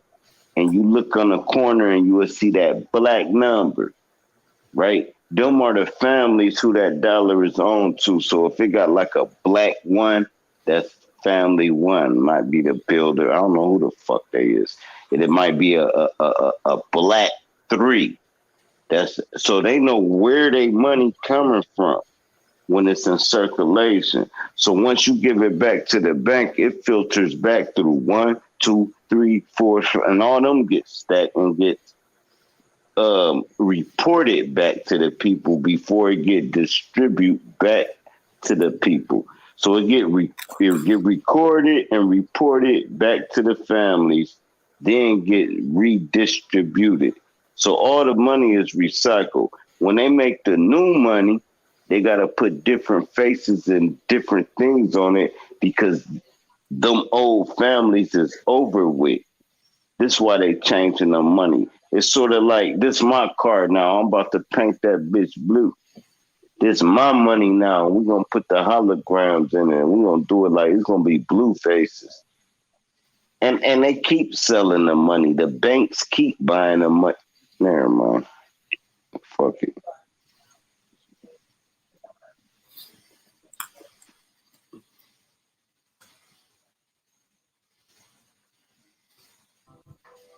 Damn, man, you left us hanging, man. Like you was channeling for a minute. Like damn, like okay, I don't even know where to pick up where you left off because you like that was one of the like deep ass movies and shit. You paid attention to it, just have just a closed door ending and shit. Like what the fuck, man? How the fuck are you supposed to end this shit? Yeah. Yeah, Fine as far as time, like Captain, to let me up here, baby. And y'all enjoy. I see y'all later in the chat. I'm watching. yeah, we definitely do need to create our own jobs, our own. I wouldn't say jobs. I would say we need to create our own leaders, our own business owners, our own crafty men and tradesmen and skilled men. You know what I'm saying? Like our people need to get back into the skill and trades.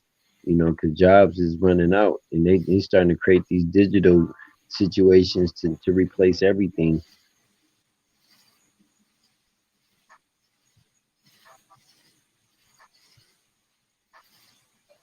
Yeah.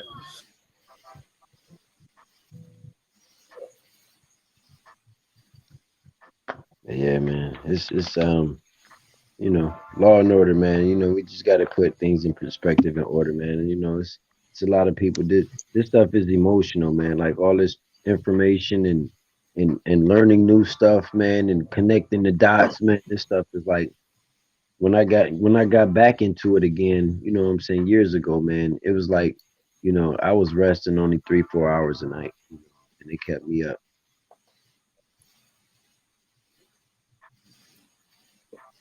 Law and order have been given to us by people who don't even practice law and order. They have no order and they don't even follow by that law.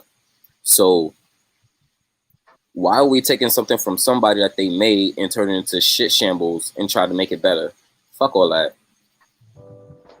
I don't need no European bullshit to run my fucking life, to live my life, to progress and learn, teach my family. You know what I'm saying? I don't need all that. What are you talking about? Well, The thing is, like in my intention, I don't have no intention to do whatever the commandments are or whatever. So I don't have to worry about that. I don't have to get taught to do something that I don't want to do. What are you talking? Well, that'll sound dumb on your part if you planning on ever being able to pass something down to your lineage. Nah, that'll never be dumb on my part because I don't have to teach it will. nobody what Because somebody else taught you're me. denouncing the law that that your ancient was ancestors that designed, bro. I don't Your need ancestors designed this to law, teach. so why would I you don't need denounce to something teach. that you claim you researching your ancestors, right? This is something they designed Hold and on, put in hold order on. No, for we're talking about law and benefit. stuff. We're not talking about our ancestors. Don't go to my ancestors. We're Okay, talking about law, and I'm I'm not not talking about going their against ancestors. I'm anybody. talking about the I'm not going indigenous against. people First of of all, I'm American not going ancestors. against. I'm not going against anybody. I'm giving my own perspective. If you don't agree with that, that's cool. Can I speak? Can I speak? You spoke a whole bunch of times. The number of time I speak, I can't speak. I got to get cut off. Go for it. I'm saying. How I do me is how I do me. That don't have to do with anybody else here. If you agree with that or agree with that. So no, that don't mean this. That don't mean that. Left, right. Don't put what I do under a conception of what you trying to understand or what you trying to make something of. Because no, I don't totally live by that. I live my way. And if you want to figure out how I do me, then come walk with me and come talk with me, and we could figure things out. You know what I'm saying? So I don't go against anybody else who do their own thing. You know what I'm saying? You do your own thing. You doing your own thing. Because everybody gonna run a house the way they run a house. Correct. You know what I'm saying? So I'm just keeping respectful. You know what I'm saying? I'm not going against anybody or like debunking anybody or nothing. You know? Because when we run our house, we're not thinking about these laws. We're not thinking about books or anything. You know what I'm saying? We're thinking about what's best for our youngins or our seeds or our family, our future. You know what I'm saying?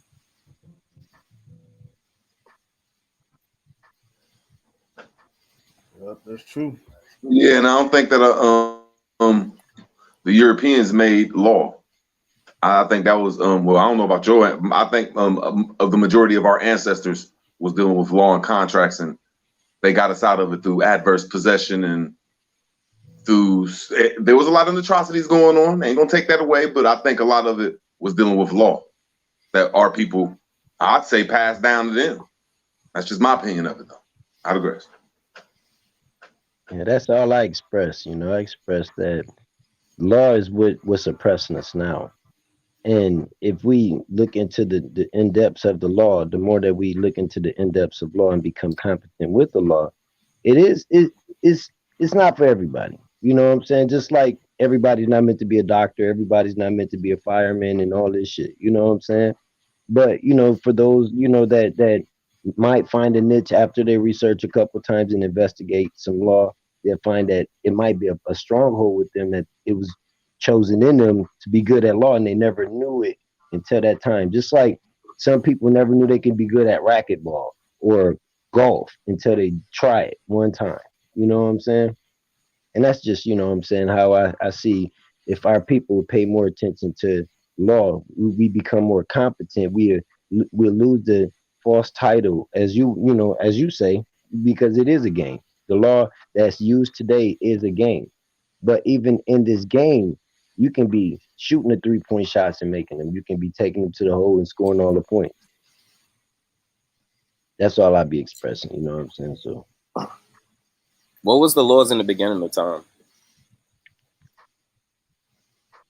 I couldn't even. I would even try to give you an expression to be correct, because most of what was beginning of time is totally lost. So even if somebody tried to express something that was there at the beginning of time and speak of this was there, that's a theory. That's a myth. I know. But in the last 400 or 500 years. Just, go ahead, Chris. My fault. I didn't know you was talking. My fault, brother. Go ahead. Now, I was just saying, because if this was something that's supposed to govern or do whatever to make people, I guess, well and progress or do whatever in economies and shit, well, why aren't we going back to the beginning where people wasn't worrying about law, or there wasn't no law in the beginning? Like all this shit is coming through man-made from people that don't even that's not even us. You know what I'm saying? And Yeah, I'm not saying I agree with you. I'm not saying it came from. I'm not saying like Europeans made it. Okay, just like with Ruth said, you know, there was law and stuff. Okay, according people in their lands and stuff. Okay, but what I was saying, what I'm saying, and I'm not taking anything away from that. You know what I'm saying? Because when civilizations come together, there's things that have to be established when people come into each other. You know what I'm saying? When they interact with each other. You know what I'm saying? So I understand, some certain agreements or this or that, whatever have to be conducted, right? But I'm just saying, in the beginning, where there wasn't, what were we doing then? Were we dysfunctional, or were we functional, or what the case is? Because See, we always go back to the point where these laws are being brought up and but we're not going to the part where these laws didn't even make sense to anybody within the civilization that was around. So what But was when we happening say before these laws was implemented? Go ahead, Ru. but when we say a million years ago, I mean, I'll go 400, 300, 200, 100 years ago when there was a story pressed on us that has some truth, but the majority, I say, I just don't believe in that atrocity that comes from over the pond. And now we finding out that there was a lot of history of us being over here, and we had a lot of great heritage and prestige that goes with law. So we're just building on that though, and that's everything though, because they try to take us off our land, the indigenous people, whatever word we put with it. You know what I'm saying? They try to do a lot of things. So law has everything to do with it. Just off that simple story, the lie that we're black, and then we find out that that's a person that's gone out to see a Nomen de Gear, a name of war or some shit, and all these other things that if we do it right, the system will work for us. exactly. That's why I Because wasn't hating on your way. I wasn't hating on Miss beautiful Cosmos way. She getting it the way I'm trying to go through too. But there's nothing wrong with what Zoe Hustle's saying, and either there's another way that's wonderful that I hear a lot of people is doing right. And if you do it wrong, though, something bad will happen to you. But if you do it right, it's luxury life. The way I'm looking at it, but I digress. see, the thing is, basically, is the reason that like it's not just we can say, oh, you can look up on videos and see how using the law will show your stance and all of that. That's old. That's very old. You know what I'm saying? Like a lot of our people, like for instance, in California, I don't know if you're familiar with this, Chris. I But live in in California. Yeah, you know about how they passed a law to where even felons and all of that can be owners of law firms. They can practice law as lawyers and not really be licensed, but be lawyers and all of that. You got to think of how long have that been going on in Cali, because I got property in Cali, Mm-hmm. and how long that been going on in Cali within the system with them trying to remove the law libraries out of the penitentiary systems, but they've been trying to do that to stop the people from learning this shit to be able to get their own self out of predicaments and getting themselves cut down on time and all of that. We got to look at like that's the same situation that's causing us to have all these fines, taxes, all of these tickets, all of these fees, and all of this stuff, and that's all attached to law as well. You know what I'm saying? So Uh-huh. we can try to ignore that situation or get good at it and say, you know what, let's cut ties with it and own up to that situation where those are not attached to it. Right. I mean, Buckley is actually the biggest contributors to the prison system, in California. Actually, yeah, according to the prison systems, Buckley is actually the one in Cali is actually contribute to more prison systems than any other college in the country. And that's So one of the major law. They got one of the major law campuses up there too, right?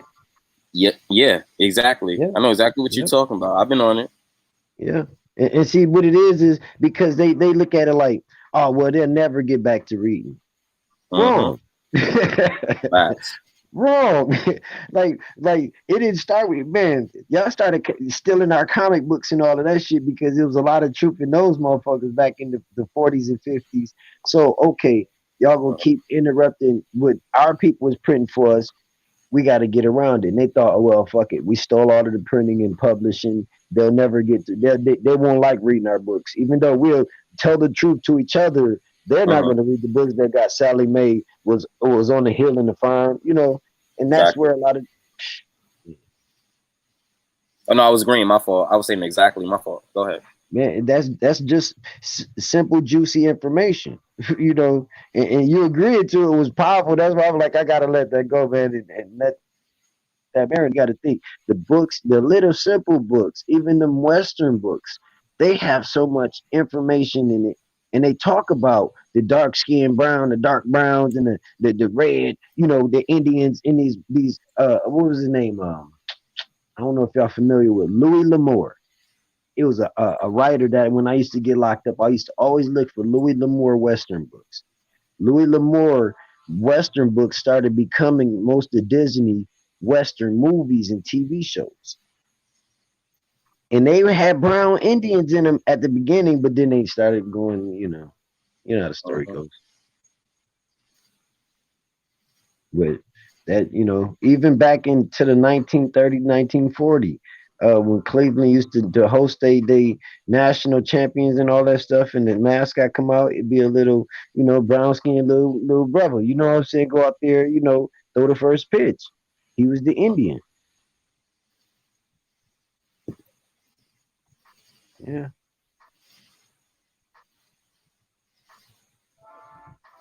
But everything that really will we missing as like when people be thinking of how the survive and all of that with our people, gaining the law and correcting our status to be in correct stature. When we get back into correct stature as people and living people with this natural persona, we'll be able to create nations. We'll be able to create policing systems, law systems, all of this governing our own system and situation.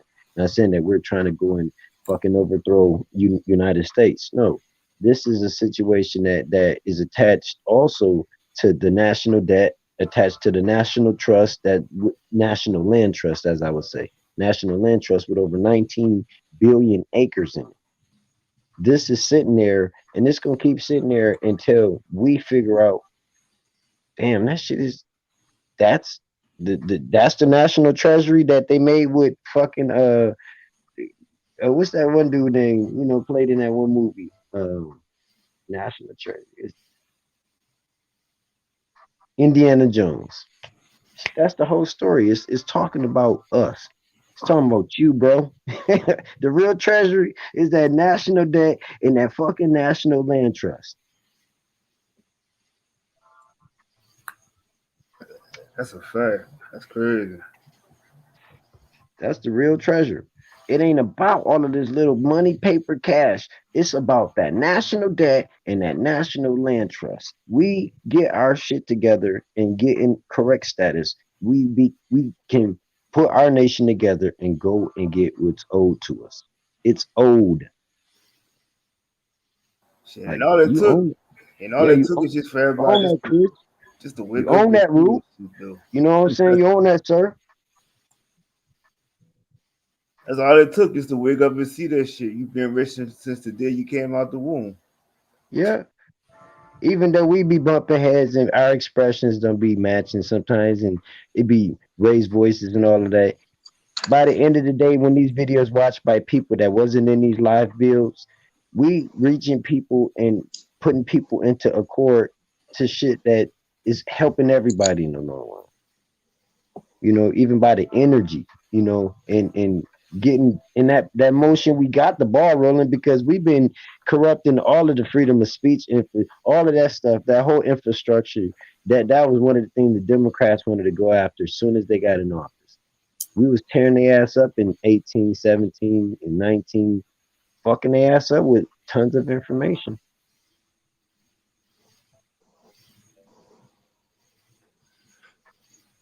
Do you think it'll be when you're talking about that adverse possession, do you think that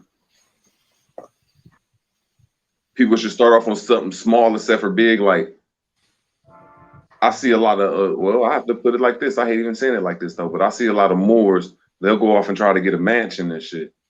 That's see that's starting off. That's like a mouse trying to eat a dead elephant. Yeah, that's yeah, motherfuckers going out there a $4.2 million mansion. Like, hold on, man. You should go after something about 10, 20,000 or something, maybe.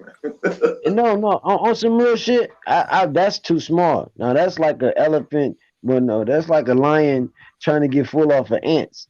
But what I'm saying is the adverse possession is a quality situation for like people that know like my mom, she got property down in Macomb, Mississippi, right? And it was inherited before the 1880s, so it's indigenous. If once my mom and our family, we working on getting my mom and her situation to be the empress and the master empress, chief empress of our whole nation coming down. And so it takes time, but in the long run, it's land out there attached to the land she already has that's indigenous. That land out there is sitting there. There's no cropping on it. It's hundreds of thousands of acres out there, but nobody's doing nothing with it. Why not go and take time putting a gate up situation that's connected to a gate that's already there, but it's abandoned? Mark off area and start investing a little cash into some. I don't give a fuck if it's chicken wire type. You know what I'm saying? You rope that off and you start gating that up. You set up. You put a motherfucking camper on that land and you start living on that land. The owner of that land out there in Macomb, Mississippi, is not going to drive past that land.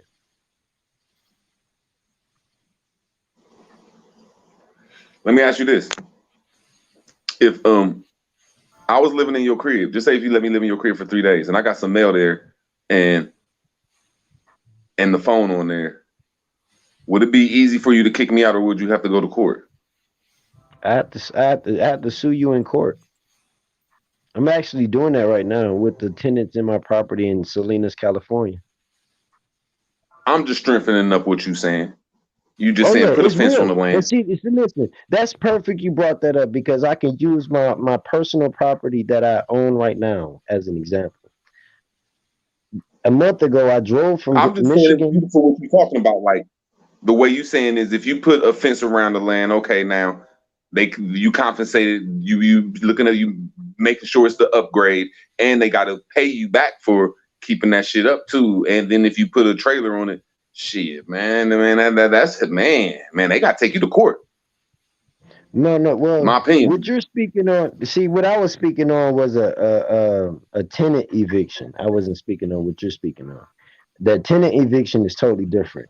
Now, what you're speaking on, as far as like that's under the continuous and uninterrupted possession. That's where, right here, when I mentioned earlier, the possessor must have uninterrupted possession of the land for the duration of the statutory period, which every state has a statutory limitation period on adverse possession. That's why I was telling people to look it up. In your state where you're at, look up the adverse possession statutory. And it'll tell you 2 years, some years 7 years, some years 1 year, some years 6 months. And then it says, of course, that does not mean that the possessor what must I'm saying is you're correct. Huh?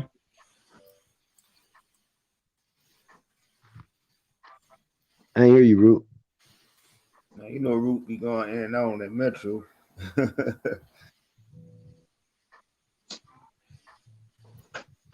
Root word. What I was trying to say is, I don't care how you do it. Can you hear me? Yeah, they keep muting your mic, bro. Can you hear me? Yeah, I hear you.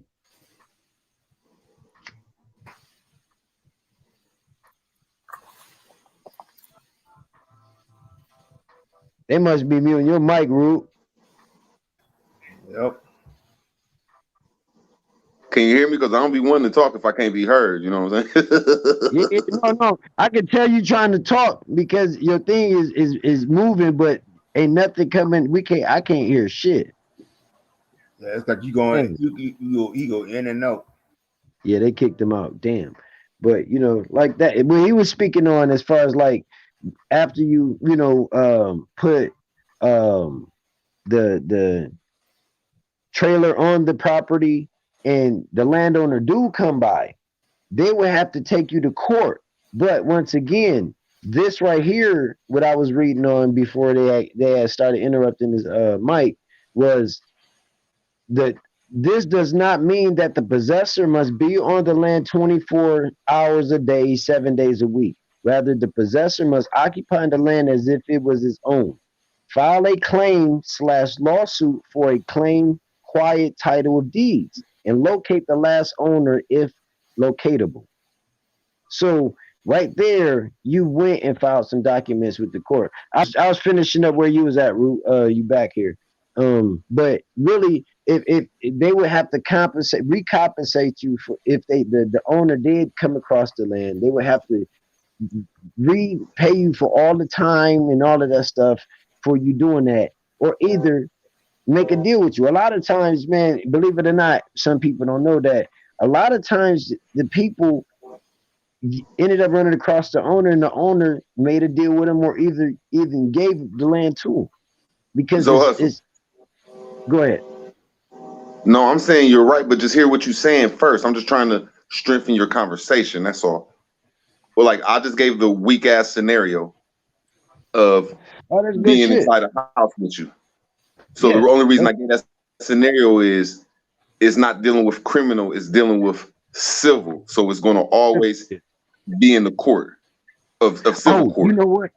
And you know what? The reason that I had mentioned my property, my personal property, though, peep this though. It was a reason. You're right. And what you just said reminded me why.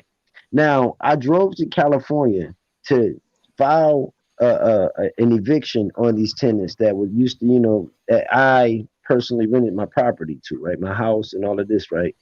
So I filed the eviction to them. I videotaped them getting served by my realtor, my agent that's representing my property.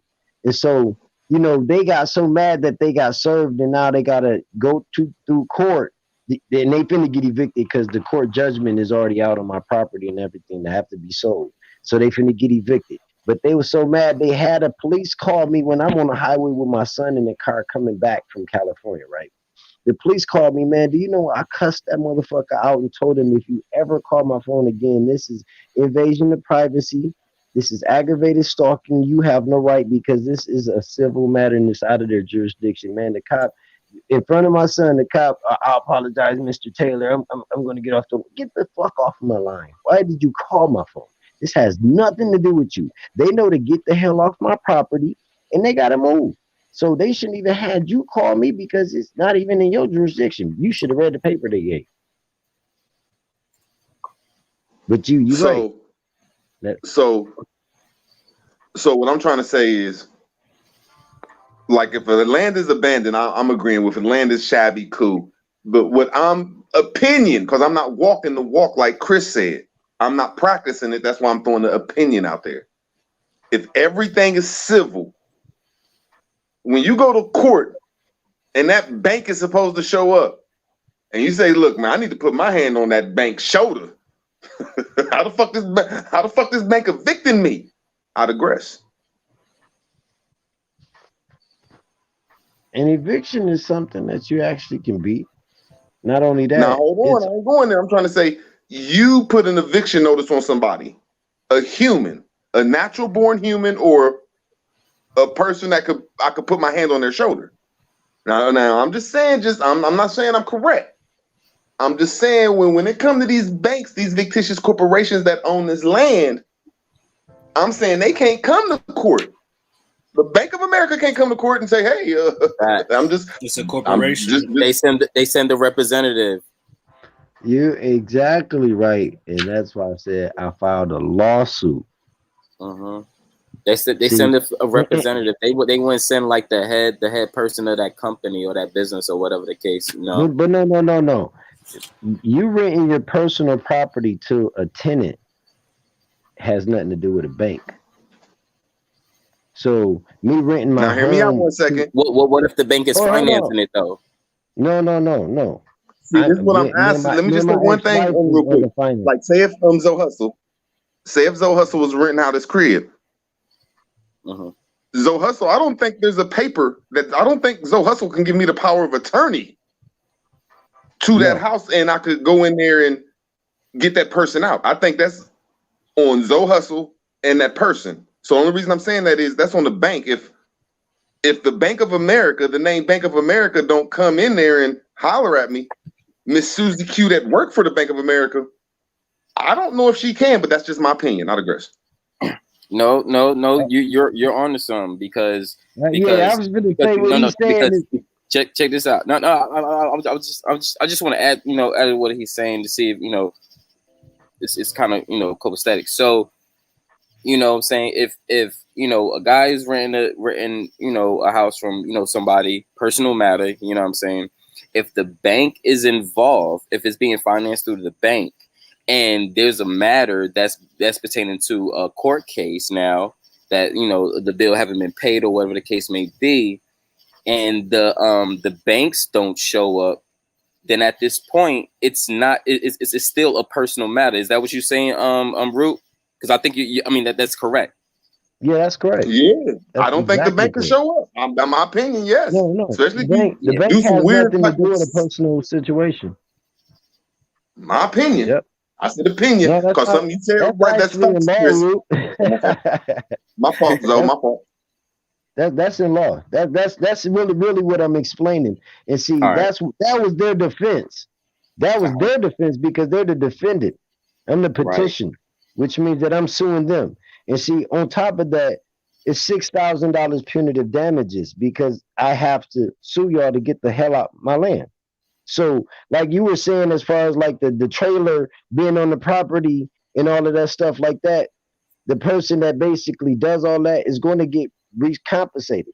But if they get sued, then they'll be charged with damages, and they call them in court punitive damages because it comes under like stress, filing court fees and all of that stuff. Punitive damages can go extensively, but like what Root was saying was right, was as far as like when a person that owns a property rents his property out to someone and they have to file a eviction or lawsuit to get, which eviction is a lawsuit. It's a summons to get them out of the property.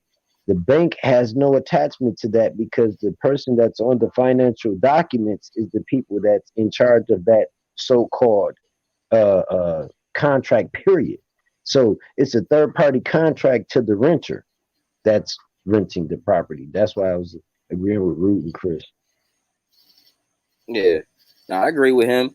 However, if you have a bank that's, like I said, is financing and they actually do show up to court, now you got a problem with the bank as well, because not even just that, even with college houses or even cars and stuff, if you're financing those things through a bank and you're not paying, and the bank now has the right to step in because now the bank is not getting paid their money.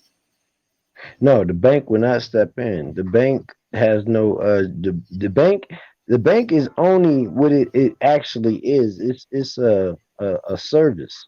So when people go through these banks to get like home loans, like me and my ex-wife did and all that stuff, the contract itself is where the value is at. It's in the autographs from those two parties. And so when they create this it's called legal tender. When they create this contract for the mortgage, that legal tender comes into a type of a trust bond, and so it's traded. So our first mortgage company went from there to Wells Fargo, and because the value of the property started rising, Wells Fargo wanted to have hands in on that property trust because it started growing. As from 2009 to 2011. From 2011 to 2015, our house grew from 400,000 to 600,000 to 7. Now it's at 8. You see what I'm saying? So Wells Fargo bought that trust bond out from them. They bought that contract, which had me and my ex-wife's name on it. That's what they bought. So the bank Once you're dealing with the courts, the bank has no jurisdiction inside of that. So banks will never send an agent or a representative unless you're suing the bank or you what they call it subpoenaed the bank. And if you subpoena the bank, they're still going to end up sending a local registry agent, you know what I'm saying, on the law department, whatever, to speak up, and this shit's gonna be fast. But the banks don't really never stand in on evictions and property matters. Okay. So check this out. When high schooler graduates high school, go to college, and they are not paying their tuition, and Yeah. it falls into years of not paying their tuition, do you know that their bank funds can all be halted and frozen? Yeah. Okay, so check this out. All right, so cool. Check this out. It's not the school that's actually freezing your funds. It's actually people like Sally Mae and these banking institutions or consumer banking institutions that's providing this service to people that's actually doing it. So these are actually these banking institutions that's actually cutting your money out and freezing your bank.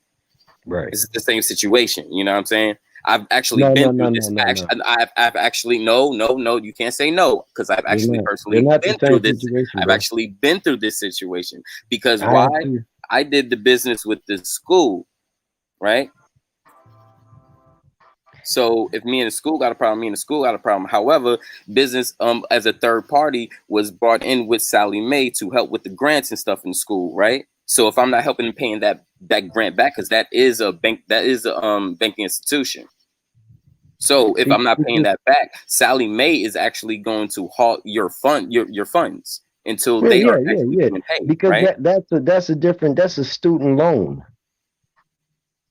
No. I said a grant. I didn't say. See, that's why I said a grant. I didn't say student loan. I said a grant. Oh! You saying as far as a grant? Because they do this with these little small grants with schools, even though we know that it's quote unquote we're not supposed to pay grants back. But however, going through school, especially private school, you are getting these Pell grants and all these other grants that you still have to pay back. You see what I'm saying? Grants, I know about. Yeah, I've been through college and all that stuff too, bro. That's why I was saying, as far as like, it's not the same.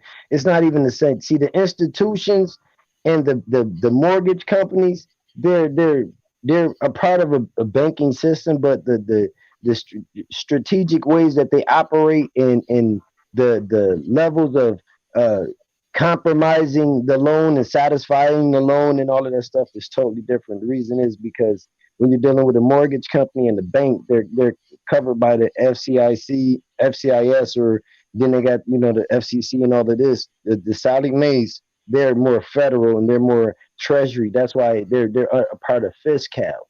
And so when you get into status correction and learn the law, you'll realize that part of the system, fiscal, is connected under Treasury Department. Just like for the people listening, the IRS is now under the Treasury Department. The Treasury Department took it over.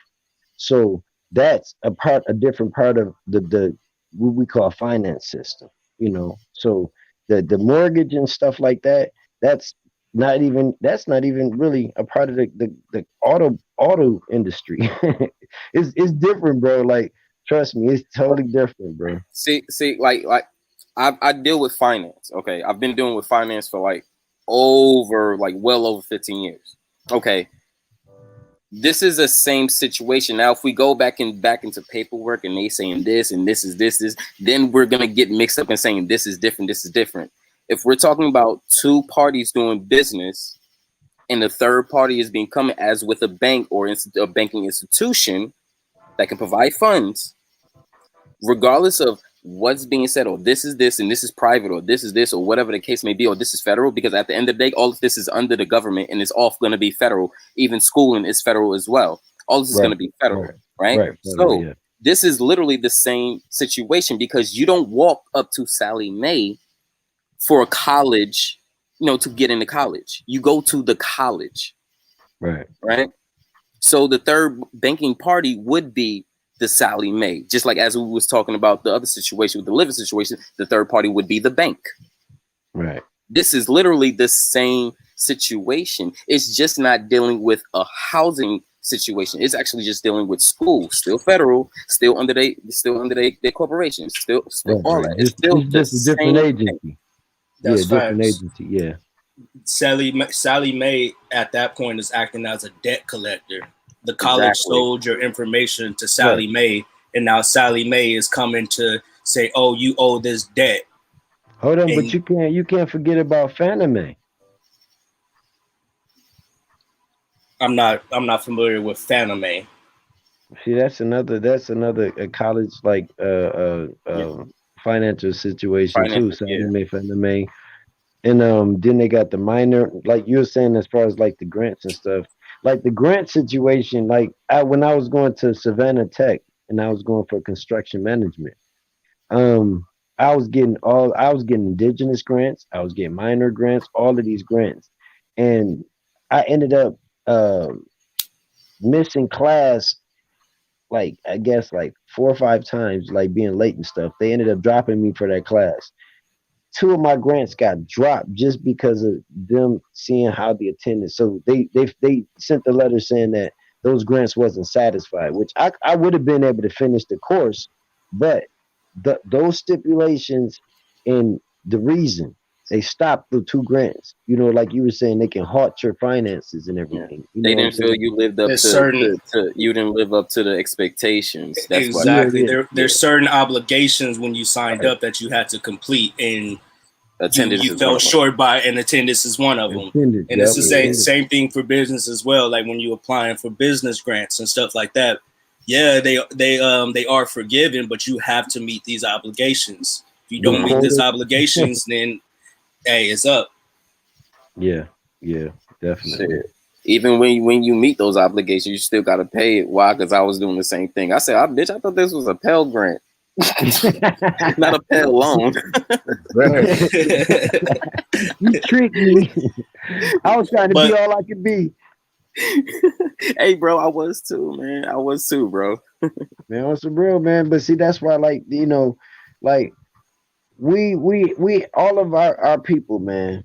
We've been through so much turmoil to where if we all learn to even through bumping heads and not agreeing at the time, just letting it continue flow. You know, I don't get offended by people yelling at me, saying something smart about me. I don't give a shit if people don't like me at all.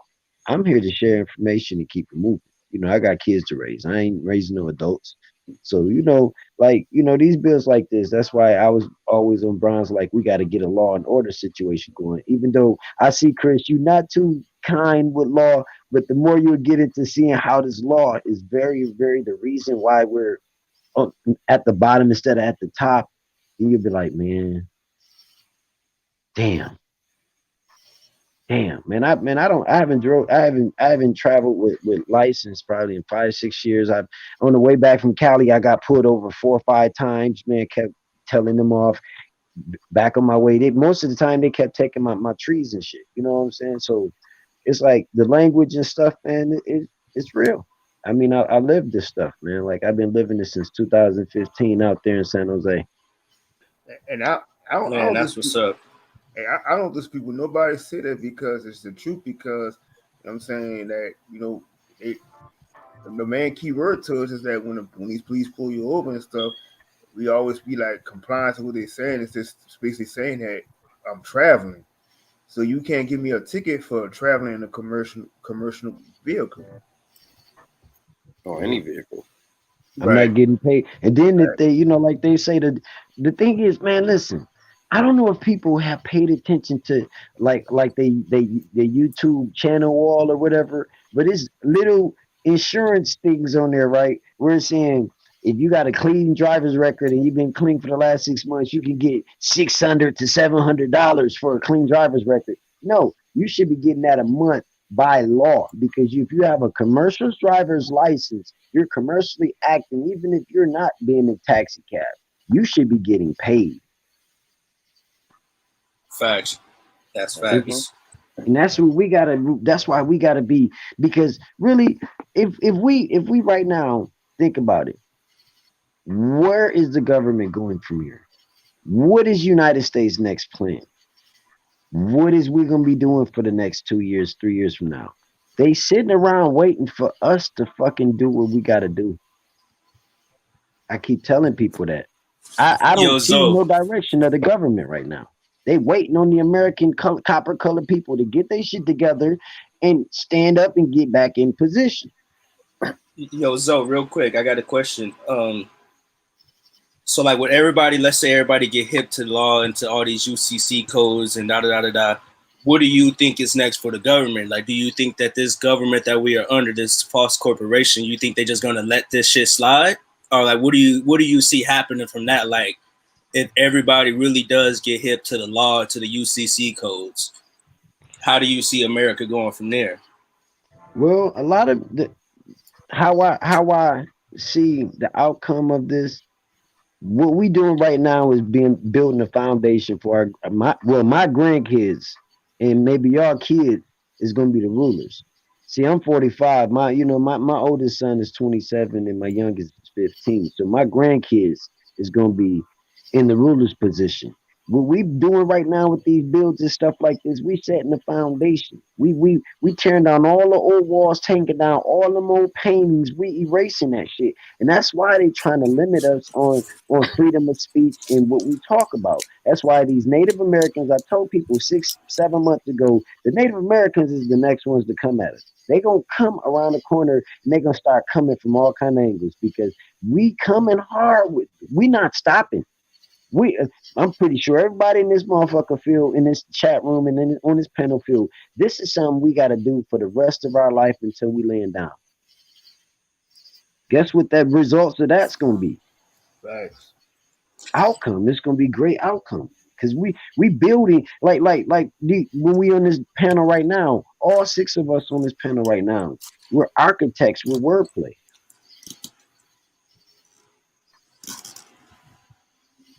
Check this out. So if, let's say tomorrow, we have a unified group by community, right? One person out of that group gets shot down by, a European, a other, or whatever case may be. And we decide that our law is an eye for an eye. And we go back and murder that dude, right?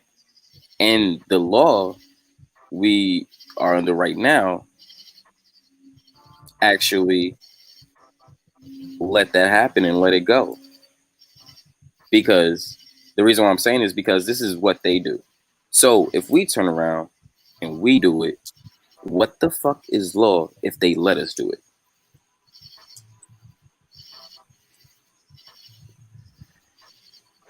I think that kind of goes back to common law in a sense, you know what I mean? Nobody really had to set down those laws. It was something that everybody knew and everybody is operating off of. No, go ahead and finish. I was just gonna say real quick, so I was gonna say really, an eye for an eye, you feel me? Like that isn't a law that needs to be written down. If somebody do something to you and you feel like or they took something from you, they killed your family, there isn't a law that goes against that. You feel me? You should be able to handle that in a certain situation, rather if it's take a life or you do something to reprimand that situation. What I was going to say is attached to that also is that back before, saying this to Chris, back before the foreigners got here and infiltrated our common law system, we had courts, we had people's court.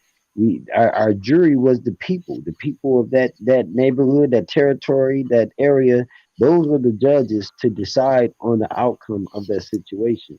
So they came up with this TV show called People's Court. I think they still aired a little bit, but that was a real self-explanatory of common law, and they made a TV show out of it. So what we got to do as the real people, we got to start having our people's court. Right. So that's why I didn't really understand what you had said earlier. You know, if I understand the laws, and you said something else a little bit after that. I don't want to misconstrue what you said, but I don't think you know how much I actually really do understand the law. I'm actually raised by someone who's been under the law and been teaching me the laws. You know what I'm saying, and how to correct. Right. Like I curse the police out in Cali and still walk away with my weed. You know what I'm saying? Like I know what I'm doing. I know what I'm saying. I know all of that. You know what I'm saying? I've been taught this stuff. You know what I'm saying? So that's why I asked that question, because the reason why is because these are the same people that construct whatever laws that we going on in now, and they will still allow their policemen to kill us and walk away with some vacation time and a paid motherfucking check. That is not law. So if you saying I need to understand that to understand, anything else, nah, I'm already way past that, brother. You know what I'm saying? Like I'm not understanding what my demise is according to how people treat my community. You know what I'm saying? If I know that law is fake, I can't run under that. You know what I'm saying? However, I do understand, and I do know what the fuck going on, but reasons why I implement that question is because, like you said, the people is the law. So if we the people, we have to carry out the laws, not people over us that's trying to carry laws. And I'm not understanding none of that. You said exactly. I'm on the same way right there. You said exactly what I'm trying to say. But you said it kind of differently, like towards me. Like if I understand the law and this, that, I'm like, no. I wasn't saying it directly in a manner towards you. I was saying as far as like because you got to think about it, Chris. If we have a conversation with the normal person, you know what I'm saying, that we just roll up through, that went to high school with or something, you know what I'm saying, to start speaking on a level of our build right now, they probably be like, yeah, I heard about that, man. But hey, man, have you heard? Did you hear about what happened to such and such? That's what I was saying. I wasn't saying it directly to you, like, yo, Chris, you need to learn law, brother. Because no, I was saying it as far as like our people. If once our people start getting into a manner of comprehending what this law really is, this is the oppression that's controlling our bad situations, that's driving us broke and keeping us fucking oppressed. All right. Real quick. Oh, my bad, Cyphers. Go ahead. I'll go after you. No, it's cool. I was saying, yeah, I get him. I understand it better. I'm just saying when I'm being directed, I like it to be direct. So if you say like me and you say this, you know what I'm saying? Like I'm gonna take it as if you just coming to me. So, but you explained it. You was talking in general. No, it's in the general. Yeah, because like that's why I say, like a lot of times I be on bills with people and they misconstrue how I say it. Really, I'm not a type of person that's into the debating game. I want to know where you stand, because I like to share where I stand, and we might have a motherfucking solid concrete somewhere standing together. Right. So like that's why I always explain to people, I don't debate people. I like sharing information. Because I don't want to. I don't know the next person. You know, through these channels, I don't know the next person fully to say, oh, I know more than you. Right. I agree. I'm the same way. Yeah, that's some powerful shit. real quick, fam. I want to kind of double back, because like I definitely feel 100% how Chris is feeling. You know, when it's coming to this law, and I understand law. I'm learning law. I understand how to deal with it, but I don't agree with it. No. You know what I mean? Like, so that's why I asked you, what is going to happen if all of our people, we get hit to the law, we get hit to the UCC codes? What is really kind of next? Because me personally, I don't agree with this system. I understand that I have to use the system and to manipulate it to get what I want out of it, but I don't feel like that's the right way how it's supposed to be. Well, I agree with both of y'all, because the system of today is corrupt, it's fucked up, it's evil as hell, it's ran by the total strangers. A lot of the system today is even ran by people that's not even in America. So I agree totally with what y'all talking about. And the way what I'm speaking on is correcting your status on a level before they came in, and you still have the right to that self-identification. You see what I'm saying? So it's not just saying, okay, we're gonna run and we're gonna be a part of this law system and governing body of today. No, this is screwed up. They don't even know what to do next. What I'm speaking on is learning how to correct your status to where you govern your own affairs and situations, to where when you are approached by these agents and these so-called policy demonstrators, because if people look at the word police is the word policy for real. It's the same word. Police and the same word. They enforce the policies. Yeah, they enforce so the that's policy. And then that goes back to this, because I understand that these laws are really policies. You know what I mean? So a lot of people like to say, okay, learn law. These motherfuckers aren't operating off of law no more. It's been not law. They've been changed from public law to public policy. You know what I mean? You know what? That's where, you know what? Hey, I overstand. Go ahead. I overstand y'all standing now, because like I was saying earlier though, Chris, I said common law and modern law is totally different. Totally different. Modern law is of today, modern time, modern ways. All of this shit is of today. It's some new illusion cartoon shit. Straight up. That's how I get it, folks. Yeah, that's how, folks. That's how, folks. You know. But see, I can understand now why y'all say that, and for the people in the chat room, you know, apologies for the back and forth.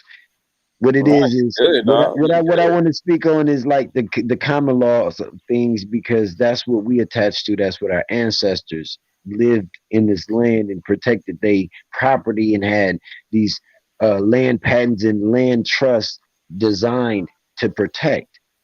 And see, a lot of people don't speak of the land trust and all of that's attached to the patents and the living trust and wills. These things are things that our ancestors did to protect their shit because of these foreigners coming in and all of this hostile takeover and all of this bullshit they were doing to try to get our ancestors' land. We got to go back to that old information that they was using to protect the shit, to get the shit back and keep moving. They hide the land law, land possession law. They don't allow us to even know that it exists. How can we protect ourselves because I know they don't operate under common law right now. So how can we protect ourselves if we operate under common law right now under this fictitious law? I would advise people to plan on start getting the hell out of their jurisdiction. Okay, that's a good answer. Get the hell out of. Soon as you leave out of the city limit, when you in county district, you're out of city jurisdiction. So if you live in the county areas of this major city you're living in, you're out of the city jurisdiction, which is more of the government. When you're on the county and the out country, not even if it's not even the country, but just being outside of the city, you're under federal protection, which is different than what they would consider government in the state. You know what I'm saying? But not only that, you have more a standing right with your property, all of this stuff as well. Like when you're in the county areas, you own your land, you can build on your land without license, permit, none of this stuff. If you're the owner of the property, if you're in the city limits, you got to have city permit, the city license, a licensed contractor and all that. No, if you're in the county, you can do this without knowing what the hell you're doing. Learning. What's going on, bro? What's the Salute word? To the fan, learning and building. What's good? Hey, K Smith, K Boogie, Bronze, Ken Folk, Zoe, Chris, Rashard. And I think that's root word over there, but I don't know who's over there. Yeah, I don't know who the no pick is. That's Andre. That's Andre. Andre been here the whole time. Hey, y'all was building though, but I had asked how do we apply the the natural law. Wasn't that how we was operating before? Like just off the laws. That's what Brody was kind of just saying, and he had a good answer for it. And it's short and simple, kind of just get out of their jurisdiction. You can start with that. Yeah. See, the thing is, common law is natural law. Now, I use common law because you know how we know not everybody got common sense. They don't. But it was common across the lands because it had to be common, you know what I'm saying? Yeah. And it wasn't specifically on everybody of the tribes, but it was in connection of the people that was in the higher parts of the tribes that was coming together, that was saying, hey, we gonna have this, and you know, we on the same land, we gotta conduct this, to keep our land strong, you know what I'm saying, strong together. You know, communication was powerful back then, man. And believe it or not, they had runners. The runners, like we call them today, you know what I'm saying? When we on the block, you know, we got a little man that's gonna be running a little, you know, trap, get the money, bring the money back. These motherfuckers would get on the horse and ride fucking 12 hours away to get the message across. Yeah, everybody was playing different roles. Facts. Yes. Like how we have now, we got a bullshit ass hierarchy. We go off of like hierarchy systems and shit like that, where if you dress the best, you got the most money, you got the finest car, you obviously probably higher up in our society, so you get to make these decisions and shit like that. Where that's not how it should be. It should really be based off of your talents and your mindset and what you can do for the people, not based off of just your looks and what the appearance is. Yeah, that's facts, man. Fire. We really live in a hierarchy dominant society right now. Yeah, Pyramid Scheme. Yeah, exactly. I was gonna say the trickle of the pyramid. No, facts. If I got the most, y'all gonna run for me, right? Okay, cool. Yeah, like what type of bullshit is that? Nah, bro. See, we should be appointing people. Go ahead, Zoe. I feel like that goes along with who gets the most attention. And it's like, man, I realized, man, through my life period, bro, I come from a very, very harsh terrain. You know what I'm saying? And, you know, the city I'm in right now is Grand Rapids, man. They call it Gun Root. You know, how we grew up, man, was totally different than how I see my son and the kids growing up today. You know, they don't go outside and play in wintertime, throw snowballs at the passing city buses and the police cars and none of that. They don't do that. They be inside playing the video games. Man, some of them don't even learn how to ride bikes until they're 10, 11 years old, man. So it's like the experiences that I've been around to be able to want to express a lot of information that I've been studying through these time periods, man. It's like, man, our people, we need to get these youth involved very, very soon. Very soon. Yep. If it's even just start having youth meetings in youth little park, little get-togethers, barbecue for the youth, and draw them together, have a little basketball game, little competition or something. Best team win $100. These situations, we got to start practicing unity again, man. And that's what they've been working on to conquer us. They've been working on division. We got to practice the unity. Dang.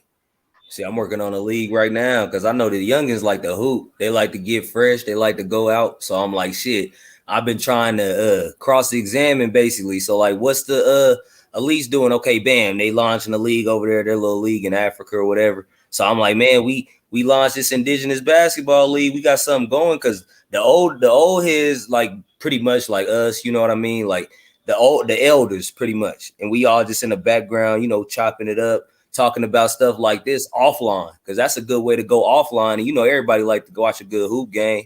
I'm pretty sure some cats will lace up their sneakers too. Like, nigga, I can hoop, dance, all that. B-boxing, man, that was all us, bro. Like, fuck, we can bring all that back. It's easy without following they fucking rules. And then like fucking what you were saying about the patrolling. Shit, I know some youth right now that'll strap up and load up just to sit in the car and go, you know what I mean? Roll around the block a few times. They're already doing that. So we can teach them where how to point that, just like you were saying, Zoe, put them in the right direction. It's game over for them niggas. And when I say them niggas, the elitists, I got a list for the them, they, and the y'alls. I know who the fuck I'm talking about. Them niggas they off the board, man. They fucking up our. Go ahead. Hey, I just want to say something real quick, but the thing about it is everybody keep thinking that the NBA and the NFL, that shit gonna be around for forever. That shit ain't gonna be around forever, and it's time niggas should start thinking the alternatives. Yes, sir. Shit. So if it just take one or two people to we gonna kick off this idea right here. Bam, shit, watch that shit grow. Can't worry about everybody else that's not with it, but eventually, like I said, gonna be saying them same niggas that be like, I never would, gonna be the same one saying, shit, I'm gonna get this shit a try. Right. Facts. We got to remember that these so-called sports leagues, they are just organizations that got a backing right now. If we create our own will support us. Facts. Yeah. We got what, 7 people up here right now. So boom, there go like what team you got? I'll have like the Creeks. What team y'all got? Okay, y'all got the Seminoles. You know what I'm saying? And I don't know if that's like a disrespect to the ancestors by putting a team name on them, but I'm like, just like Balanced Truth say, the kickball, like, man, we start bringing stuff like that back. Like I said, it's really game the fuck over. We got 7 organized, well, not organizations like per se, like how they would say it, but like we have like nations, like we can buy like not buy, because I'm like, I know it's been a lot of commotion about buying land and doing it the alternative way and shit, but you can buy a fucking beat up lot right now, convert it to like a kickball arena or like a boxing league or like something like that. Let them young brothers get their anger out, shake up after it. All right, brother, get back to building, man. Like we got to get this shit up, because I'm like, them lots don't cost much and they abandoned. So like OG Zo was saying, it's real easy to adverse possession, but I'm like, everybody ain't gonna agree, and that's what I've been getting from just listening. Everybody ain't agreeing, but that's what we need. It's starting a dialogue. Yeah. What's crazy let me real quick. I just want to say this, because what's crazy is I know we kind of got thrown off from that earlier because of Root, but I don't think nobody was disagreeing with that. I think everybody was on point and actually willing to learn more. See, and it kind of felt like it, because I'm like, when Zoe was talking, and it's just how it seemed. Like I know, like we men, so I'm like, we was arguing about Jordan and fucking LeBron like a couple years back. I stopped doing that shit. I'm like, my favorite shooting guard is T-Mac and AI. I'm like, so I'm not really in the Jordan conversation, but I'm like, I remember when people be talking, but no, Jordan had a better, he fell back better. Like he was able to do the turnaround, but yeah, LeBron got the same move. Yeah, just arguing over opinions. Yeah, see, and that's what I was kind of hearing, and then, but it was like right now, like for the past, like shit. Once we got past that, I feel UK Boogie, like it was all good, and that's what I'm all about, man. Learning from y'all, building with y'all, and we just keep spreading that shit with the youth, and then bang, and through us, shit, it start with us. It start with us, man. Because if we are the people that's chose to be in tune to new information like we're getting. This is not a coincidence we're on this panel. This is not a coincidence that this build is going on. This is not a coincidence that the people listening to it. Even if they're not in the chat room, the echoing ears. This is how the Most High move, man. He put things in orders. Like today, man. Let me tell you a situation, man. My girl had started crying, laughing, bro. This morning I took my girl, we went and got some breakfast and everything. And we had to wait 30 minutes to get even seated, you know what I'm saying? It was stupid packed. So we left there, you know what I'm saying? Went across the street to get some, drinks and stuff from this fruit mart. Left there, I stopped by my brother's crib, to holler at him and everything. And I knowing that, you know what I'm saying, the Most High had everywhere I went, this little dude bumping into me. So the restaurant, the food mart, we go to the grocery store. I go in the grocery store. He there. I didn't see him, but he seen me. So then we go to the gas station on the way to pull up to the crib. I go in the gas station. He said, man, it's a reason that we keep bumping each other. This is like the 3rd or 4th time. I said, I did see you about 2 times. He said, yeah, he was at Family Fair. He named the places where he kept seeing me at. I said, you know what? And I ain't even asked him his name. I didn't tell him my name. It was a young Indian, you know what I'm saying? And I can tell that the Most High gonna have me and him talk. I told him, I said, hey, I said, it just ain't time right now. I said, but the Most High put me and you in the same place for a reason. I said, we're gonna have a good outcome. So I said, I live right around here. I live in the neighborhood. He said, I do too, man. I'm gonna catch up with you, OG. I said, that's a bet, bro. I got a lot of information to talk with you about. Thanks. And I go and get in the car, right? I said, babe, I said, remember that little tall, skinny boy that was in the such and such? She was like, yeah. I said, man, he counted like 4 times. He seen me and you, and he just so happened spoke about it today. And she was like, oh man, that's crazy. I said, you know the Most High. She said, yeah, that ain't no coincidence. My girl seen the Most High stop it raining for me to do something for 15 seconds, bro. My girl seen the Most High give my sister at the age of 39 a son. He's born with emerald green eyes, bro. His name is King Nija. Like the Most High is beyond what people. Whoa. Man, I see.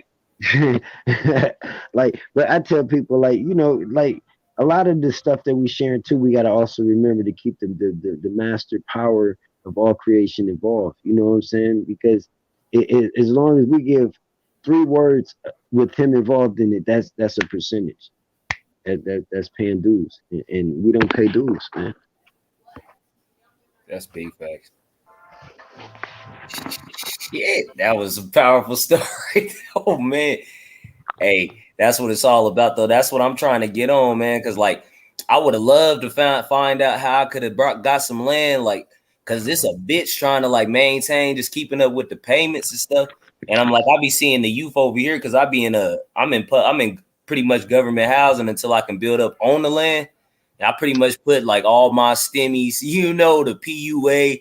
I threw everything into that, but there was a couple things I was staying away from, and that was that EIDL. And I was noticing like the young brothers in Chicago, some folks out here in Denver was all on that the EIDL and the triple P loans and shit like that. So I'm like, man, we get somebody because they just want a bag. Like when you really see what they're doing, they just want money. So they'll try to get drafted. They won't even go to college and get like some. It's not good education, but like you can get a little bit of knowledge from everybody, and that's how I always move. So when y'all was talking about here, you can acquire this land. You know what I mean? Like I wish I had did that and took it serious because it's like it's just me really out here by myself. So it's like I didn't really. Yeah, go ahead, Kay. Learning. I've been wanting to tell you, bro. I'm not sure if you do. I know you got the whole thing going on. What is it? Shine. Yeah. Right. If you go ahead and do like an LLC, right, and you get your paperwork straight and shit like that, but you do it in a sense to where you're doing it for the land, right, and you making your business like a part of your land, you can end up getting grants and agricultural grants and shit like this for your land. That'll actually help you out, so you don't got to keep dishing out your own bread and shit like that, right? Damn. See, and I was gonna do that, but by the time I got there, shit, family, that relative, the money was gone. Shit, I like you said, bro, I put my you own. can still do it. LOC don't cost nothing, bro. That shit don't cost nothing. You got the money right now, bro. Trust me, because it ain't expensive at all. It's less than $150 sometimes. Yeah, bro. Oh, good looks out. I'm taking notes, like I said. But y'all can try to build up. But back on that, Sean, I'll touch on that too. That land of Sean, it started with 5, and then it grew to 10 because they were like, we got this lot over here. Don't nobody want no land way up there. It's like 9,000 feet above elevation, and it's far away from the city. So most cats, they be like, oh no, I can't go to the mall. But see, I'm trying to do something to where I'm hitting all 50 country states, and we got land of Shine popping off in every damn state. You know what I mean? Because like OG said, he out there in I forgot what you said. It's Grandopolis. I forgot. I'm in Michigan. I'm in Grand Rapids. Grand Rapids. So boom, we get another 5, and then boom, Cali, boom, 5 in Philly, boom, 5 in Louisiana, and then just keep going by the 5. And 50 times 5 is 250. And I'm like, it could start all small, but then that's some powerful shit right there, bros. And I can't really get nobody else on board with that because you got the people, oh, I don't really want to buy land. Oh, it's too pricey. But like, hey, Boogie just said you could do that LLC because I got one. Or whatever, and it's for music, but the plan really like failed, like how I wanted it to go through. Like it didn't work out how I planned on it. But I'm like, shit, I'm up here building with y'all brothers. Y'all giving me motivation. I'm about to touch back up on that. You can put that LLC into anything, and like I'm saying, if you want it, even if you decide to say, "Oh, I'm gonna close this shit down," you know what I'm saying? It's like it's not gonna hurt you because it's not using your personal security; it's using a business. Right. I be getting denied for loans left and right, even with the label or whatever I was doing. Like they was denying me left and right, just like with these small business association grants. I applied for 2 of them. And I'm bad with filing taxes. I ain't even gonna lie to y'all. Like maybe it's a sign that I shouldn't do it. There's another type of way maybe I could do that. But they was always trying to check the tax, and I'm like, nigga, if I ain't making no money, what the fuck I'm a tax? Ain't no money coming in from the people. Don't buy music, they stream it now, so it's hard for me to sell the music. So I'm like, fuck, shit. It's like the options get closed. Yeah, would you doing still Texas is an option. Now I was saying doing Texas is an option.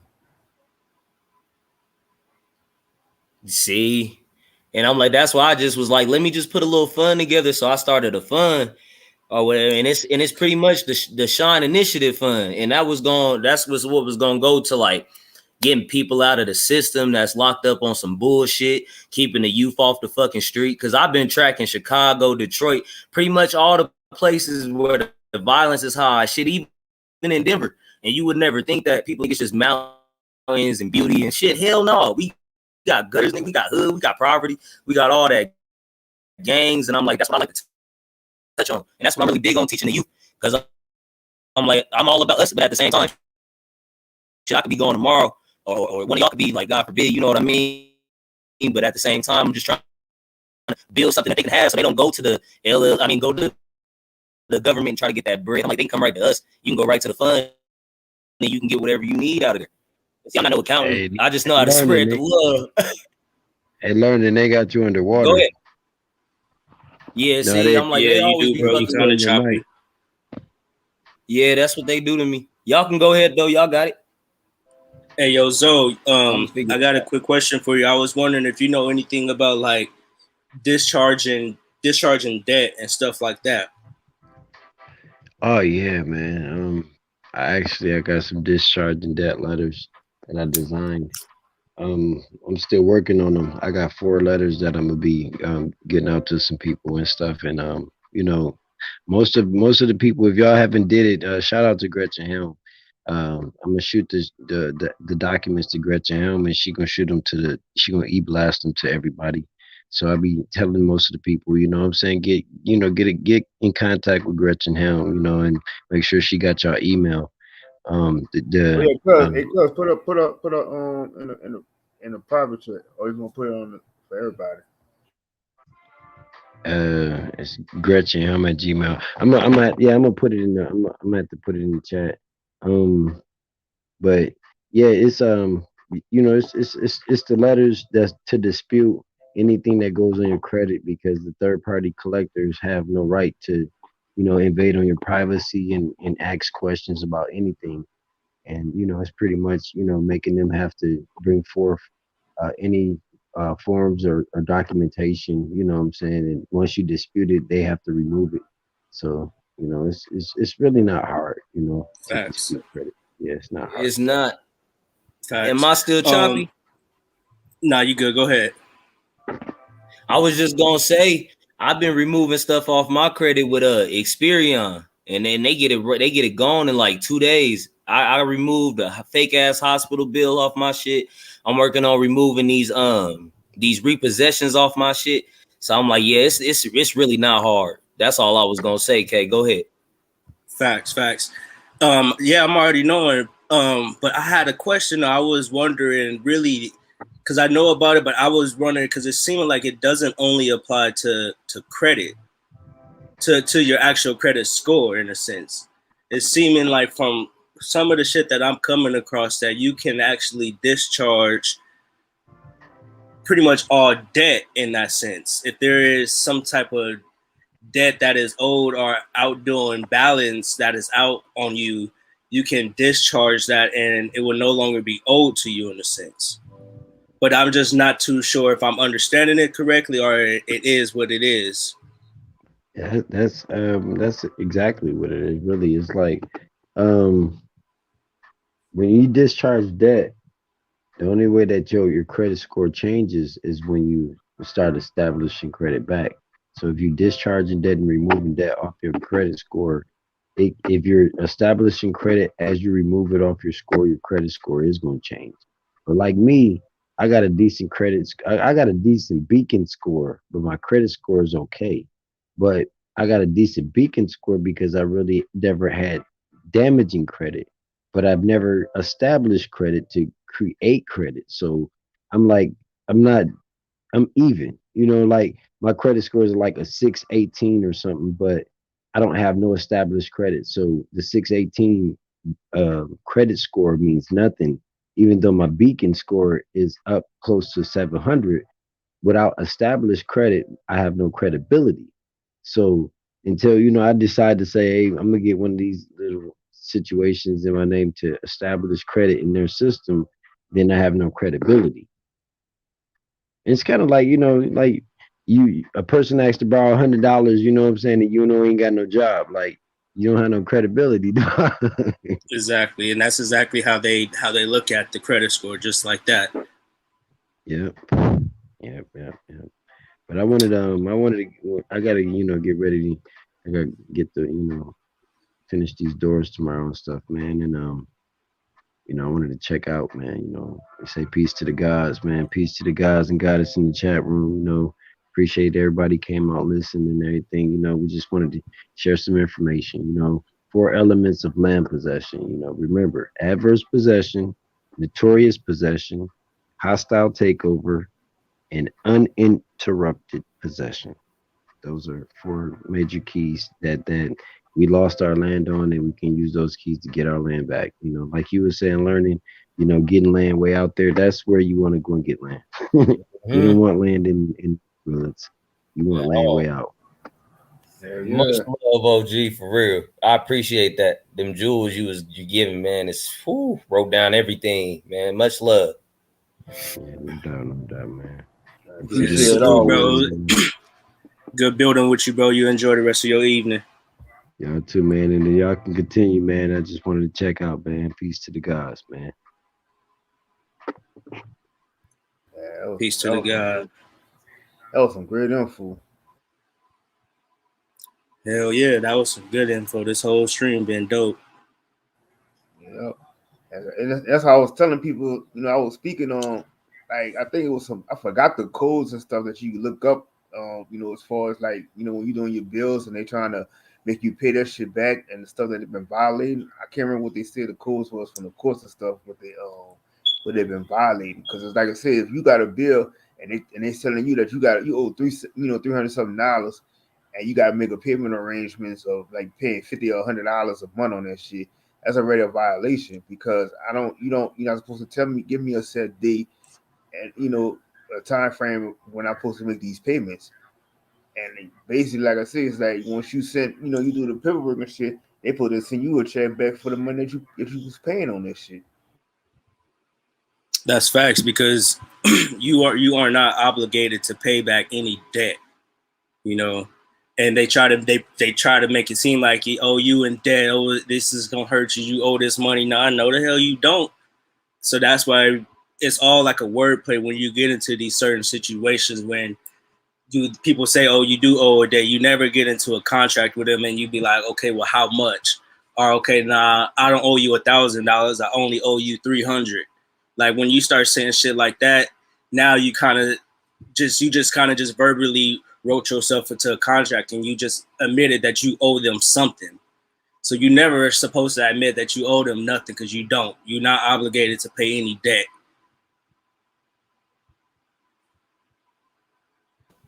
It's almost like with the banks. Shit. Yep. Mm-hmm. And that's where you go ahead and then you discharge that debt because you're already not obligated. So you go ahead and you get this. Let's say something happens and you do actually get into some type of shit and you actually do kind of owe them. You know what I mean? If something happened, you fuck up and you do owe them. Just don't admit it. Don't pay that shit. Ignore that shit. And then you discharge it and that shit gonna fall right off, because it's like some shit to what a point. I forget what exactly the UCC code is and shit like that, but pretty much we are the original creditors. So there's no way that we can be like credited and owe somebody else. Like we are the creditors. We say facts. Like we are in control, you know what I mean? But they got this straw man over us and making it seem like, You know, it falls all into that whole system. Yep, because the whole, so how could you ever be in debt for a corporation that's already in debt to somebody else? And like I said, it's like basically, you all when you hold a it's like for instance, if you're gonna buy this car from a Honda dealership or Mercedes or some shit like that, and they say, oh, you gotta go front and do the Mercedes Corporation Bank or the Honda Bank, they just playing as a third party. So it's like really you're the creditor because you're the one holding all all the assets. So like if you go into my account, you go to my account already to take, to pay for something against, without me knowing. So why the hell you gonna try to charge me for something? And then like if you try to still, repossess my car, that's already I can file and say that's stolen because that's a commercial property that I'm owned, that I own. That's straight facts. That's straight facts because it didn't get it to the point because you made like you said, you made a contract with one person and then it's a third party agreement. Now they sold your information to this third party, which is illegal. They can't do that shit. You already was into this certain contract and you don't owe anything because when you go down, you are signing as yourself pretty much. You tapping into that trust that Braun's been talking about and you don't owe anything. It's already paid for. You are the creditor. That signature is your payment pretty much. Yeah, that's the confusing part to me. That social right there. I'm like, yeah, it sounds hella cool, man. It sounds great, but it's like, whoa, how do I be like, okay, well, my social is where all my money's coming from. I'm like, that's the part I'm not really understanding. That's why you could go out there now and you can say, well, it's kind of my bad, bros.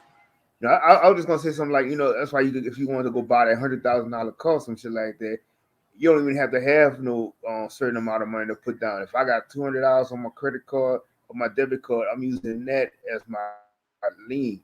So it's like, you basically saying that you could take that as my payment, but at the same time, I don't owe you nothing for that because you already gonna use my social security number to go into my bank and pay that shit off.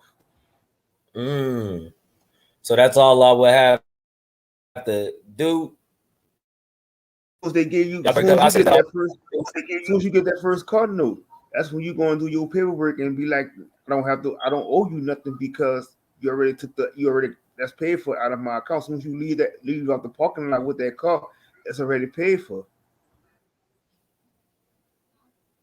So it would happen all after I say put that down payment down. Yeah, go ahead, Cable. Okay. See, I don't even think you really even get into this whole conversation with these motherfuckers. You just go in there like, boom, this is what I want, and you sign the shit. Like, you know what I mean? They gonna be the ones thinking they gonna be, oh yeah, you owe us, da da da da, and it's like, no, I don't. You go ahead, you send in your paperwork, you wait for your shit to come back in the mail. Boom, it's clear you done dealing business with them. But from the outside looking in, they gonna be looking like, yeah, you owe us type shit, da da da da. But it's like, nah, no, I don't. You know what to do on the back end. You go get that shit straight. Like what Bronze is saying is right, because when you went in there, that shit was already paid for. But not everybody is privy to this, so you ain't gonna like argue this with them and try to like make this clear with them. Nah, you go ahead, get your whip, go home, you do your shit, and then you fill in the paperwork, you submit it, you discharge it, and boom, you good. And it's like and niggas be trying to pay like all this money for the your credit and shit, and your shit when you do shit like that. I mean, you clear your credit within a month or so. Like, this shit don't really take that long. Like I said, it's like a lot of this shit we don't realize that they don't think that we know this shit, and that's how they get away with that shit. So when you see all these cars sitting on the parking lot and stuff, brand new cars, they gotta get rid of that shit when they talk about a fire sale for this and that because that's a debt to them. So that's why they gotta try to get that shit off. So as soon as you sign your name on that paperwork and everything goes through, bam, they already got that paid off in your name.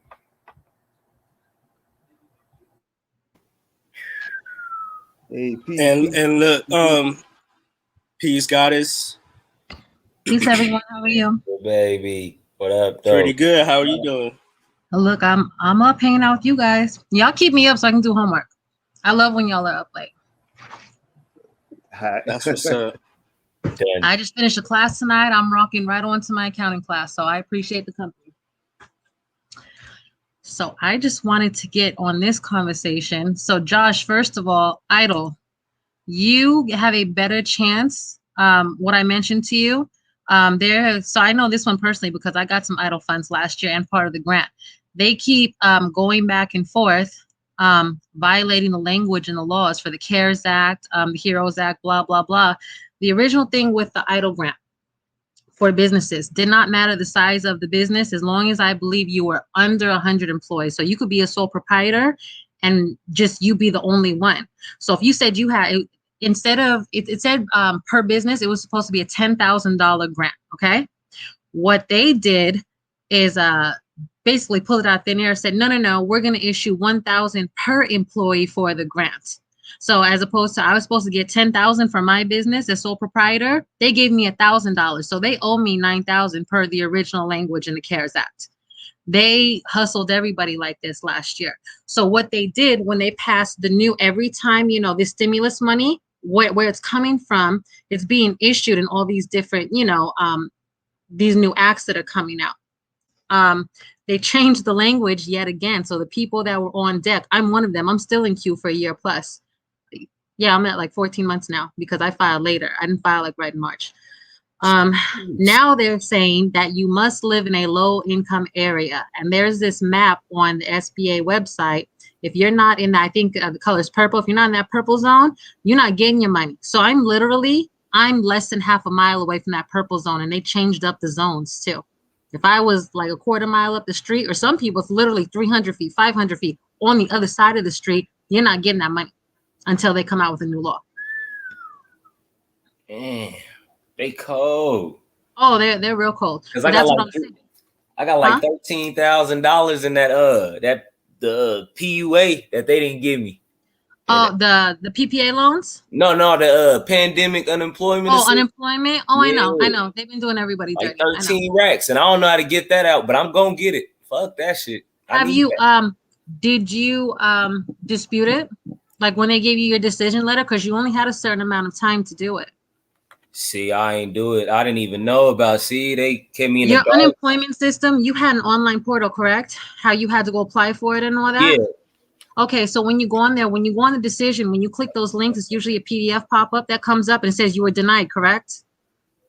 Yeah, it basically said it said it was basically over. Like they use a different term for it. I'm gonna pull it up right now. They used a different term. Like they said, they said it's inactive. Yeah, they said it's inactive. Go back to that letter though, and there's whatever entity is on there. It's usually like your state's work. You're in Colorado, whatever the Workforce Commission is. You have to go through them and just tell them, hey, look, I'm really confused about this. I don't know what happened. Or you couldn't call up like a legal aid organization, ask them to help you. I don't know if the statute of limitations is over for it, but it's worth it to try to look into it. Like, look, I don't know why they denied me. What can I do to dispute it? To whatever. It doesn't hurt to going through that. But that's the point. They shroud these things in so many layers and legalese and this and that. It's so people will feel disempowered or defeated to actually go pursue it. Most people do not pursue these things just because they're intimidated. So the idle thing, there's a lot of money. There are billions upon billions of dollars left. To date, I think they've only dispersed out of the new money they had, the new batch of money 6 months ago, 5%. Everybody's still waiting on their money, even the loans. So what they also passed was whatever loans you got last year for your business, they approved, I think they expanded it to an additional 24 months of working capital. People are still waiting on that. I'm still waiting on that. And you know how they do people dirty. They're not going to pay us interest either. They really should, because if it was you or I, especially with taxes, you're going to pay them back plus interest, but they're not doing that with us. So this is what I'm saying. The people who are on queue for idle, we're actually shoved way back. It's not like inventory system, first in, first out. They're not doing it like that. Actually, they reopened it to new applicants. So I'm telling you, if you apply, you're going to get your money for IWell. Because what they're saying is we're trying to serve low income first. So if I'm considered middle income and they're holding my funds, my balance of my idle grant, if you come in there and you qualify under a low income area, they're going to pay you they pay me, even though I've been on queue for over a year. Dirty devils. Okay. Read not the original Heroes Act. You got to read or the CARES Act. You got to read the Heroes Act. The CARES Act is what they're violating. Furthermore, hey Andrew, yeah. I just want to ask you this question right too. So even What's that? it would tell people like if it was getting their unemployment, and then they'll say, "Oh no, but you owe something on your unemployment, so we can't release those funds." That's another You on what? violation.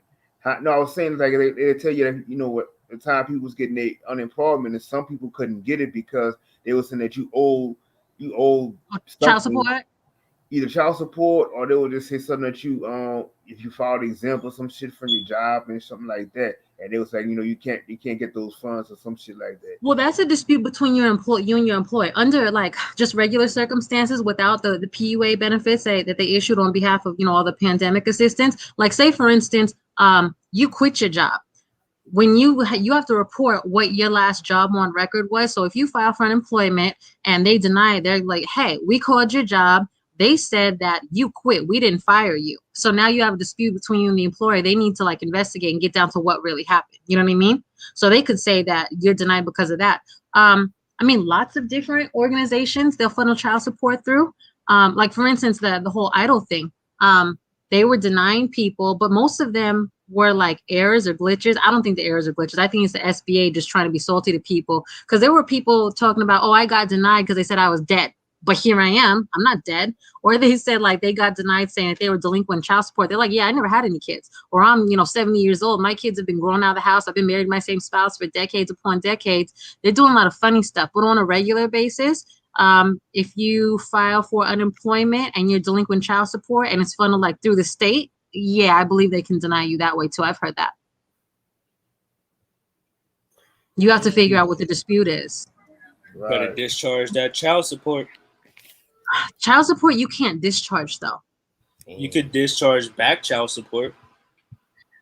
Good luck. I haven't seen it so far. I've heard stories. Yeah. I spent like 10 years in family court. I have never once seen it because that's a contract between you and that other person that you had a child with, and that child is a living human. You're still responsible for their care even if you are in a different household. You're right, but like you said, it's a contract between them, but it's a contract between you and your straw man. And your straw man owes all that debt, not you as a living natural person. Yeah, but if you're going to operate in honor and as a human being, right, I've heard people make the contention, and I happen to agree with this. If you have a child with another person, your union and that child is the contract, is a living contract. I totally agree with that 100%. I ain't even trying to like none of that. Nah. If you get into a situation, you have a kid, you should be taking care of that kid. And if you ain't taking that kid, you ain't shit person. Right. Male or female. We'll see the whole start. I just want to hop on this one because I have these conversations all the time. I've been studying this for a long time. I had a pretty catastrophic injury a few years ago, so it kind of put a monkey wrench in where I was getting. But I had some successes in doing like some of what y'all are talking about. Y'all are talking about like when you get a bill and the little, let me see if I can find something. The little coupon you cut off and you send back to them with your payment. Like something like this. Okay, this is like my cable bill. Okay. So the bottom of it is like, your little invoice. That's what they say it is. So it has like the company up here.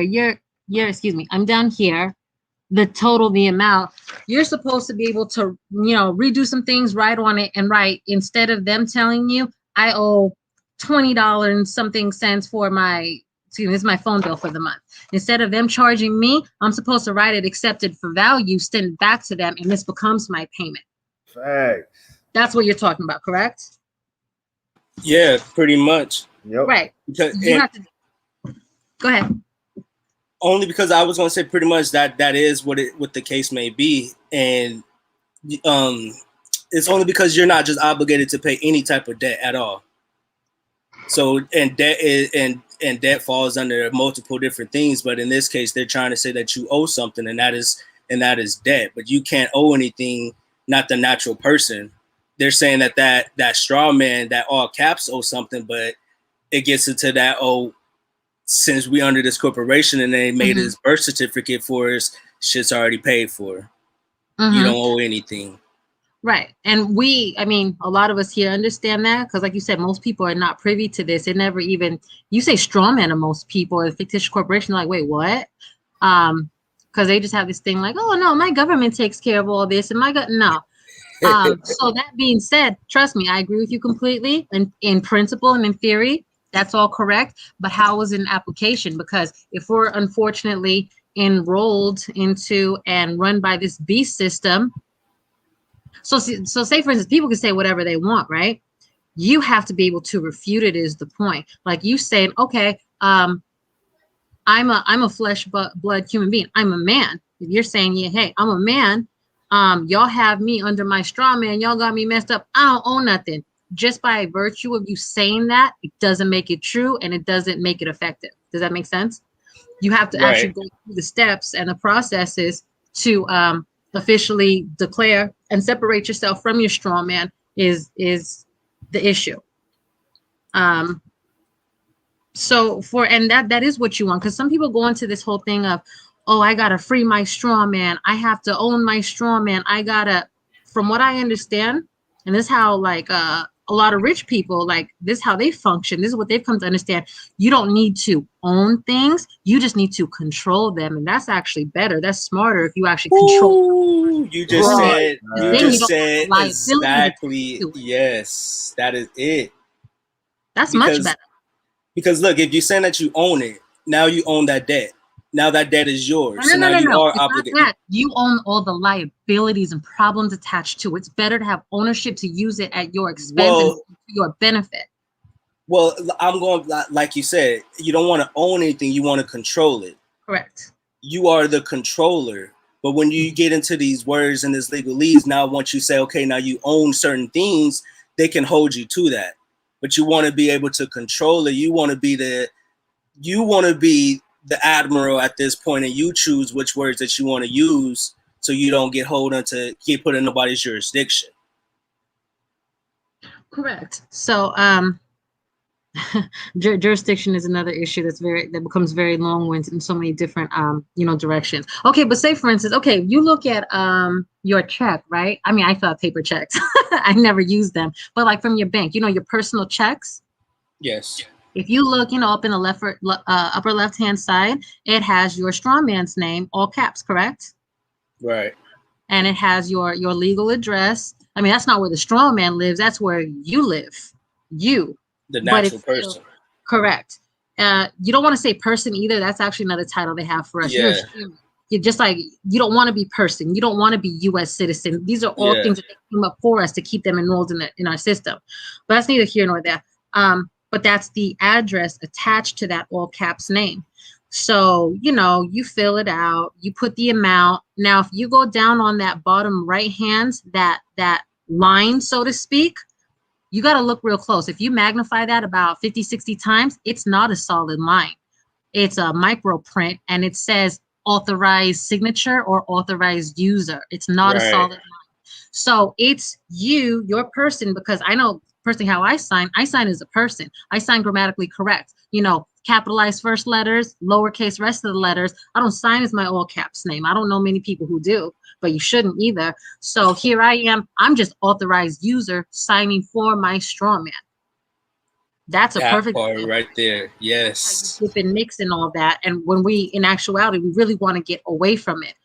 So if I can use the benefits of my straw man without because you're not supposed to be able to cross and mix. You don't want to. So say your straw man, if you do something in trust or an LLC or whatever, I want to have the benefits and use of it. I want to control it, but also not be bound to the liabilities and possibly be, like, say, prosecuted or go to jail for it. Yep. You own it. You saying it in the right way. Coming with heat. And you literally saying it in the right way that the people should be, how they should use it as well. Correct.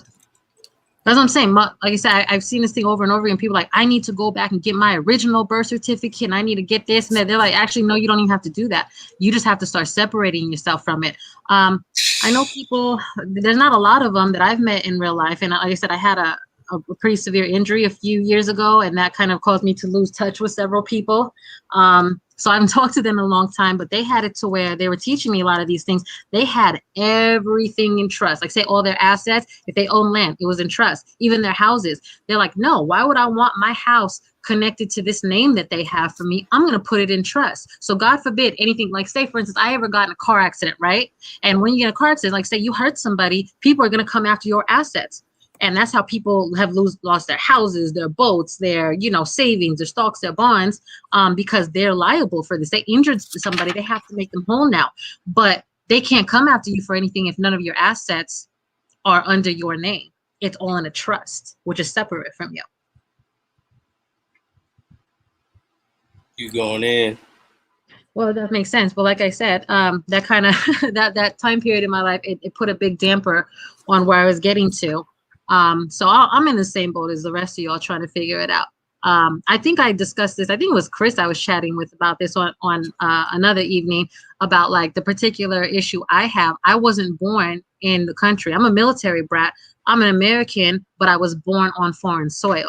I cannot get a hold of my original birth certificate because it doesn't exist anywhere. I was born at home too. My parents registered me after the fact, after I was born. But when you have an American child on foreign soil, you're supposed to get whatever birth certificate like done from that municipality and then register it with like the embassy or what is it called, the consulate, and it's called a consular report of birth abroad. My parents skipped that step, so I just have no access to it. So it sucks for me because like I said, it kind of put me in a bind. But where my parents really went wrong is they shouldn't have registered me into the system anyways. They did it half right, having me at home, but they should have just like wrote my name in the family Bible or something, not giving me this corporate birth certificate, which they didn't know any better. Most parents don't know any better. I didn't know any better when I had a child. That would have been me much better off not having, like I said, an enrollment into this system. Because even in other countries, it's all the same thing.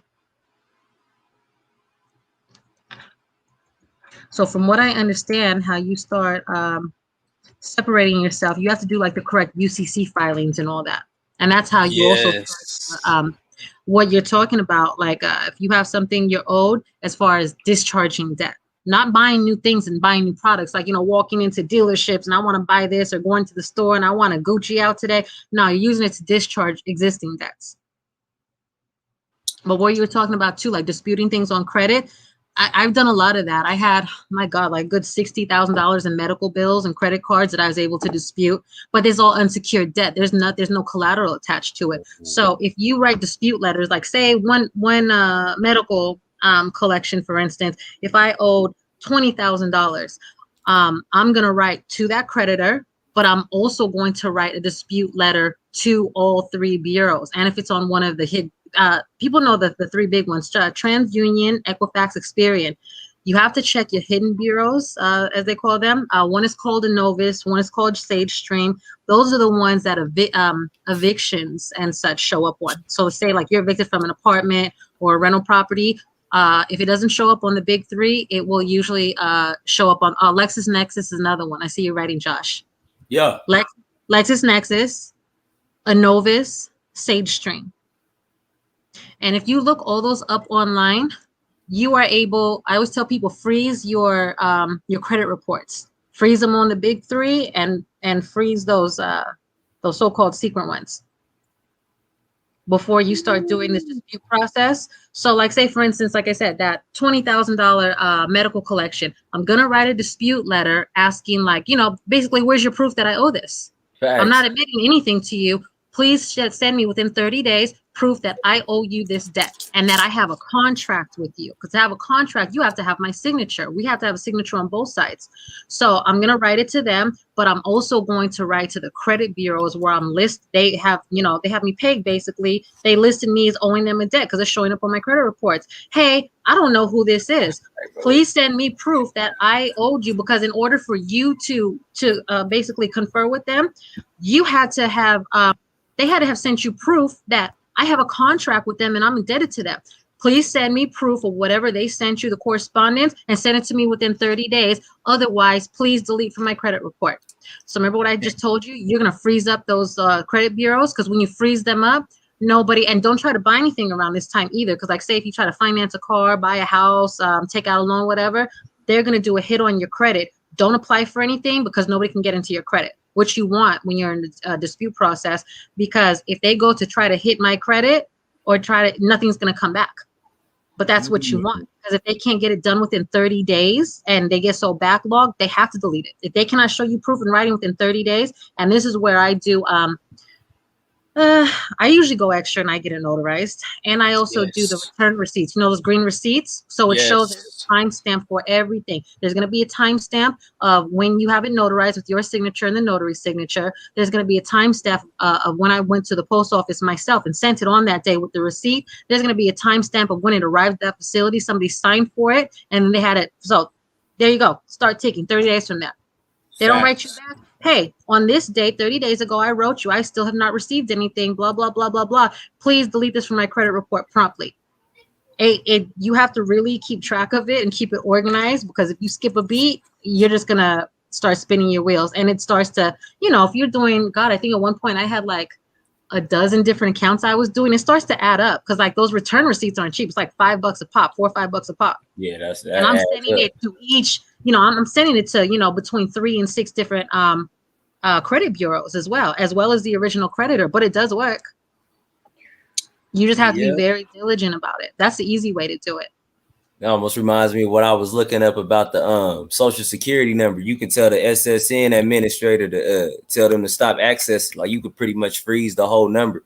But then when Bronze came with his info and, all that happened, it's like he's telling you, well, you can use that as financial means. And then it's like, well, shit, the credit report's so fucked up. Like, mine is lower than a 630. So I ain't gonna say the exact score, but it's not good. Like, so basically, I don't. Look, tell you what, right now, you still have a better credit score than a lot of people after the past year. So SBA, all you need is a 580 if you weren't aware. Whoa, for real? Yeah. I'm telling you, get on the SBA thing. Get on the SBA site and just apply for it. All they can do is tell you no. You in a no spot anyway. You might as well apply for it. They told me, but I don't have any tax returns. Like, I haven't been filing taxes in my LLC's name, so I haven't had any way to prove to them that I actually have. But if you have an LLC, you have a business. Yeah. Right. That's what I was thinking. You haven't filed anything?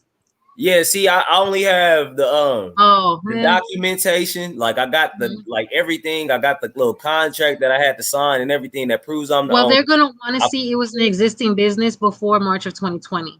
So you have to see, because let me tell you, like, once again, how dirty they've been doing people. So I've had this, like, there's a paper trail for me. So, but remember, I only filed it in it opened, I think, the program like March 2020. I didn't apply till July, and I sent them my 2019 tax return. These idiots are going backwards because, like I said, remember I said they owe me money. They owe me that idle grant. They owe me everything. These idiots, they've hit me like 4 or 5 times. So please send us the transcripts for year 2018, 17, and 16 tax returns. I'm like, for what? For what? This program didn't even exist then. For what? What do you need it for? Oh, to show that your business existed. The CARES Act said I only need to be in business before at the latest or earliest by January 2020. So what are you talking about? Why do I need to send this to you? They faking the funk, man. Well, I told the supervisor, I'm like, okay, so how fast can you get this done for me if I send it to you? Oh, we'll expedite it. I sent it to them and I still haven't heard from them. So I jumped through their little hoops, but I'm like, it's crazy. It's crazy. But they're just trying to, like I said, they're trying to deter people. But they have 90 something, like 95% of that money still sitting there. Wow. And then from what I understand too, like all these states, Texas is one of them. You know how they canceled the extended unemployment benefits? Like all these states are now suing the government for canceling those. Whoa, I didn't know. A lot of people are having disputes with work. Like say the people that are like us that don't want to get that, they don't want to get that, that that jab. I don't want to get right. They don't want to wear that scam on their face, and they don't want to get that poke.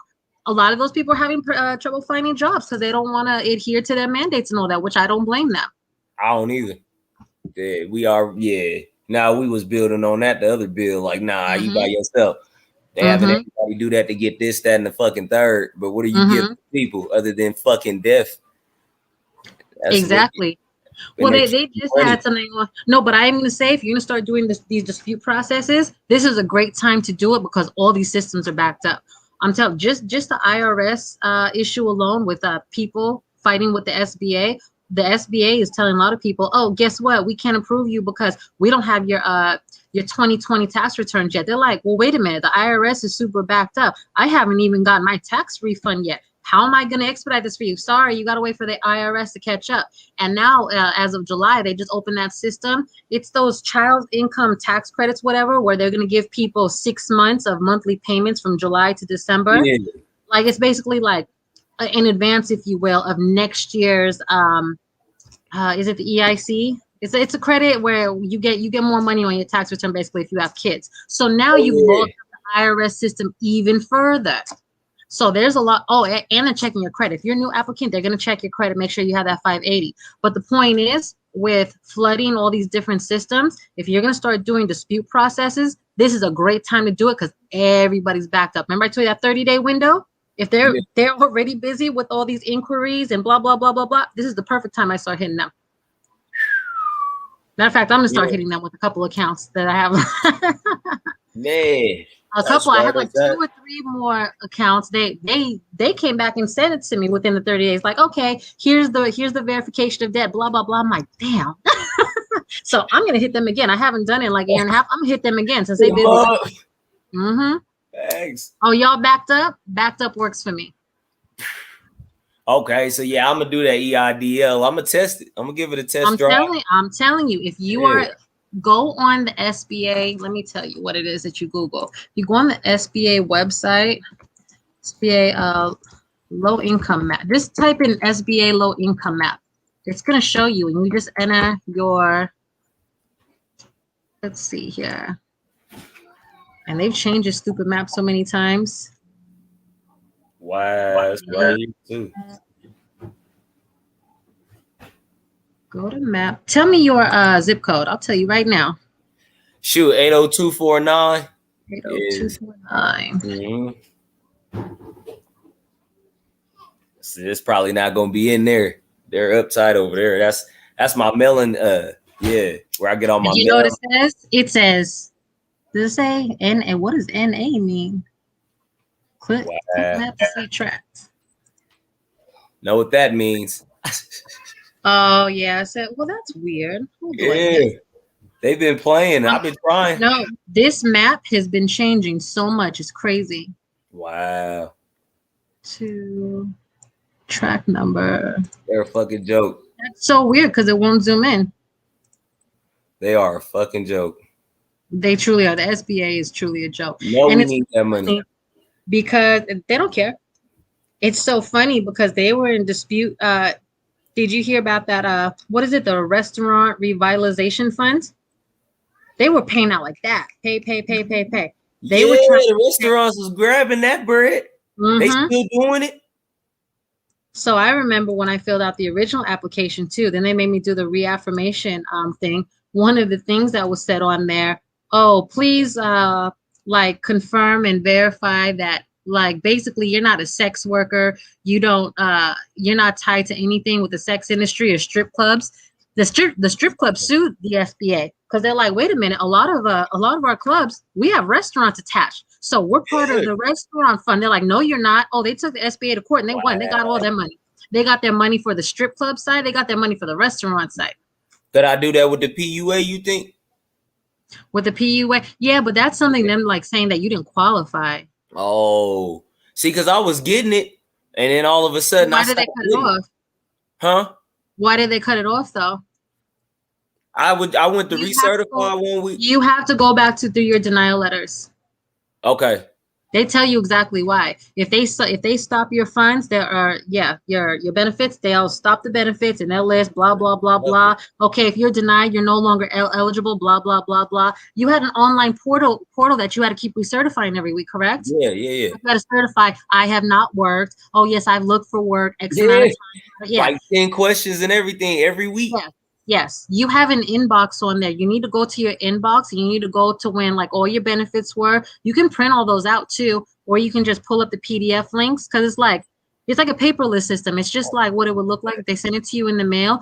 Go back into that system and go in your inbox and just go back through all of your notices. Open each PDF file. They're going to tell you why they denied you or why they deemed you ineligible.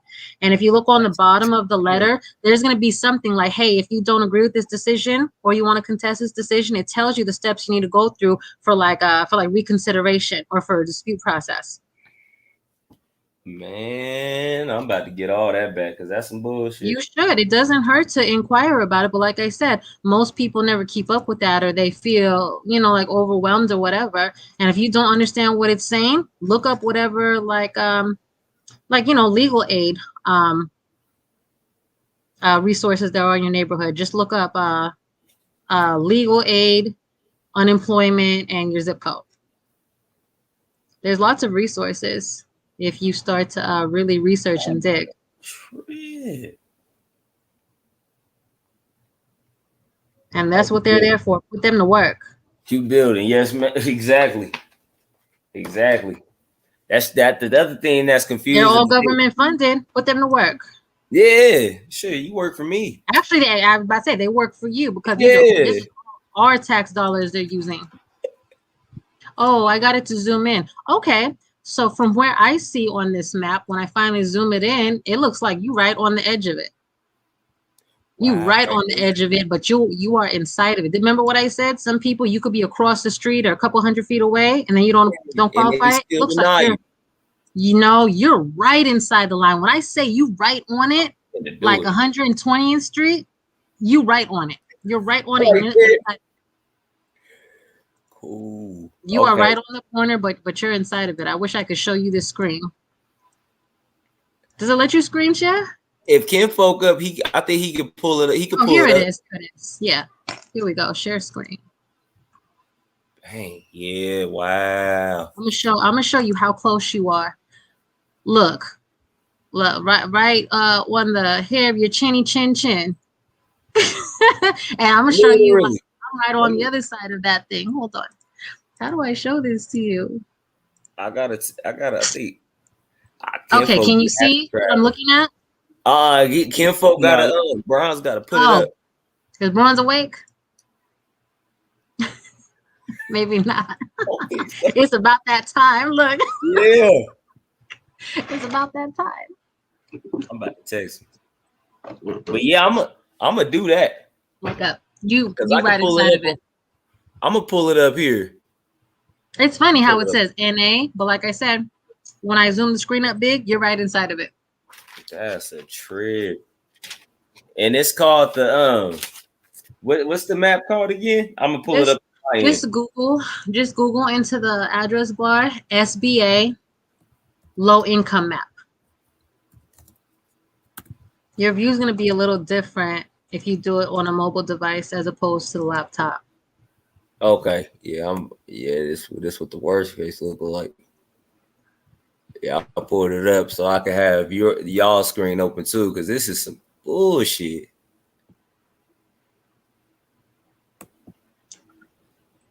Suave top. I am not a financial advisor, sir. We got Big Bro Truth in the building. What's going on, Big Bro?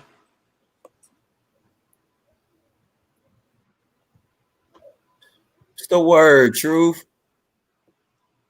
Is it the online GIS map? No. Hold on. Let me go back to the beginning for you and tell you. So just type SBA low income map. We'll go together. Oh, you know what? Let me. Are you using Google so I can tell you exactly what the view is? Yeah. I think I was on Steam. Hold on. Okay. So here we are. SBA low income map.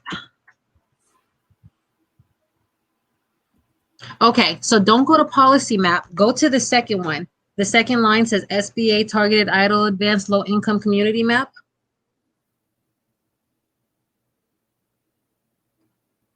Do you see that line? I think I'm clicking it right now. Yeah, I think I got to it. I had to use another link. Right. So the address says aksbdc.org. Are you on that?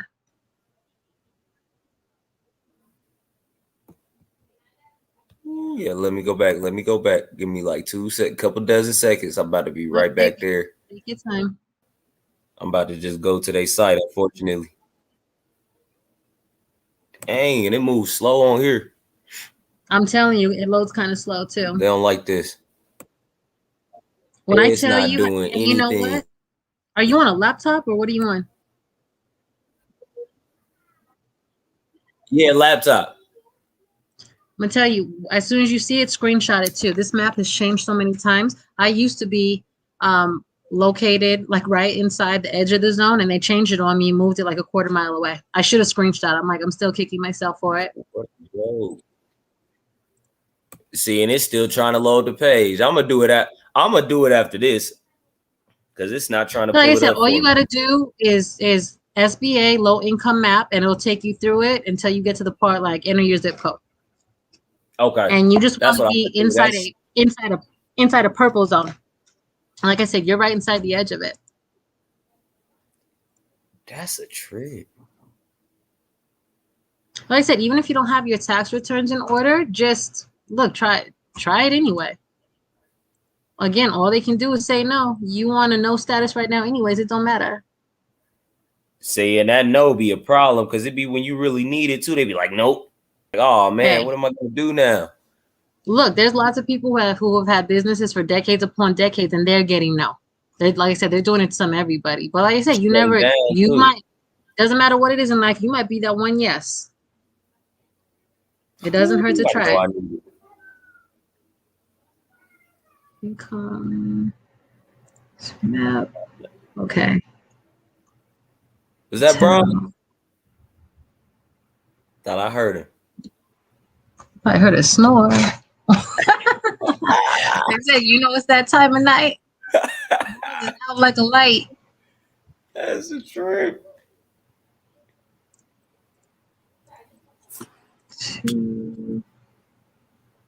I wonder if anybody don't hit the link. They're over there in the back chat waiting. If that's right, because he has to let people in. Yeah, I wasn't here that long ago. He must have just fell asleep. I'm telling you, right away. Right away. So if you consent to anything under your straw man, then you own anything that's in that capital. I mean, if you consent to anything, you create a contract. It don't matter what it is. Yeah, now you're bound to it.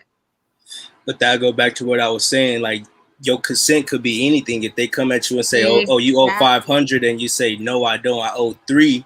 Right, exactly. I've done that, when I was younger, when I credit hurt me. And you know how some of them are mean, they're like super aggressive and mean and they'll yell at you. Like, I don't owe this. They're like, look, how about let's make it easy. I'm not gonna charge you the 500. How about we call it 100? You could pay it and split it up in 2 payments. They just got a free bargain hunting. They be bargain hunting. I owed you 0 to start with, but you just got $100 out of me.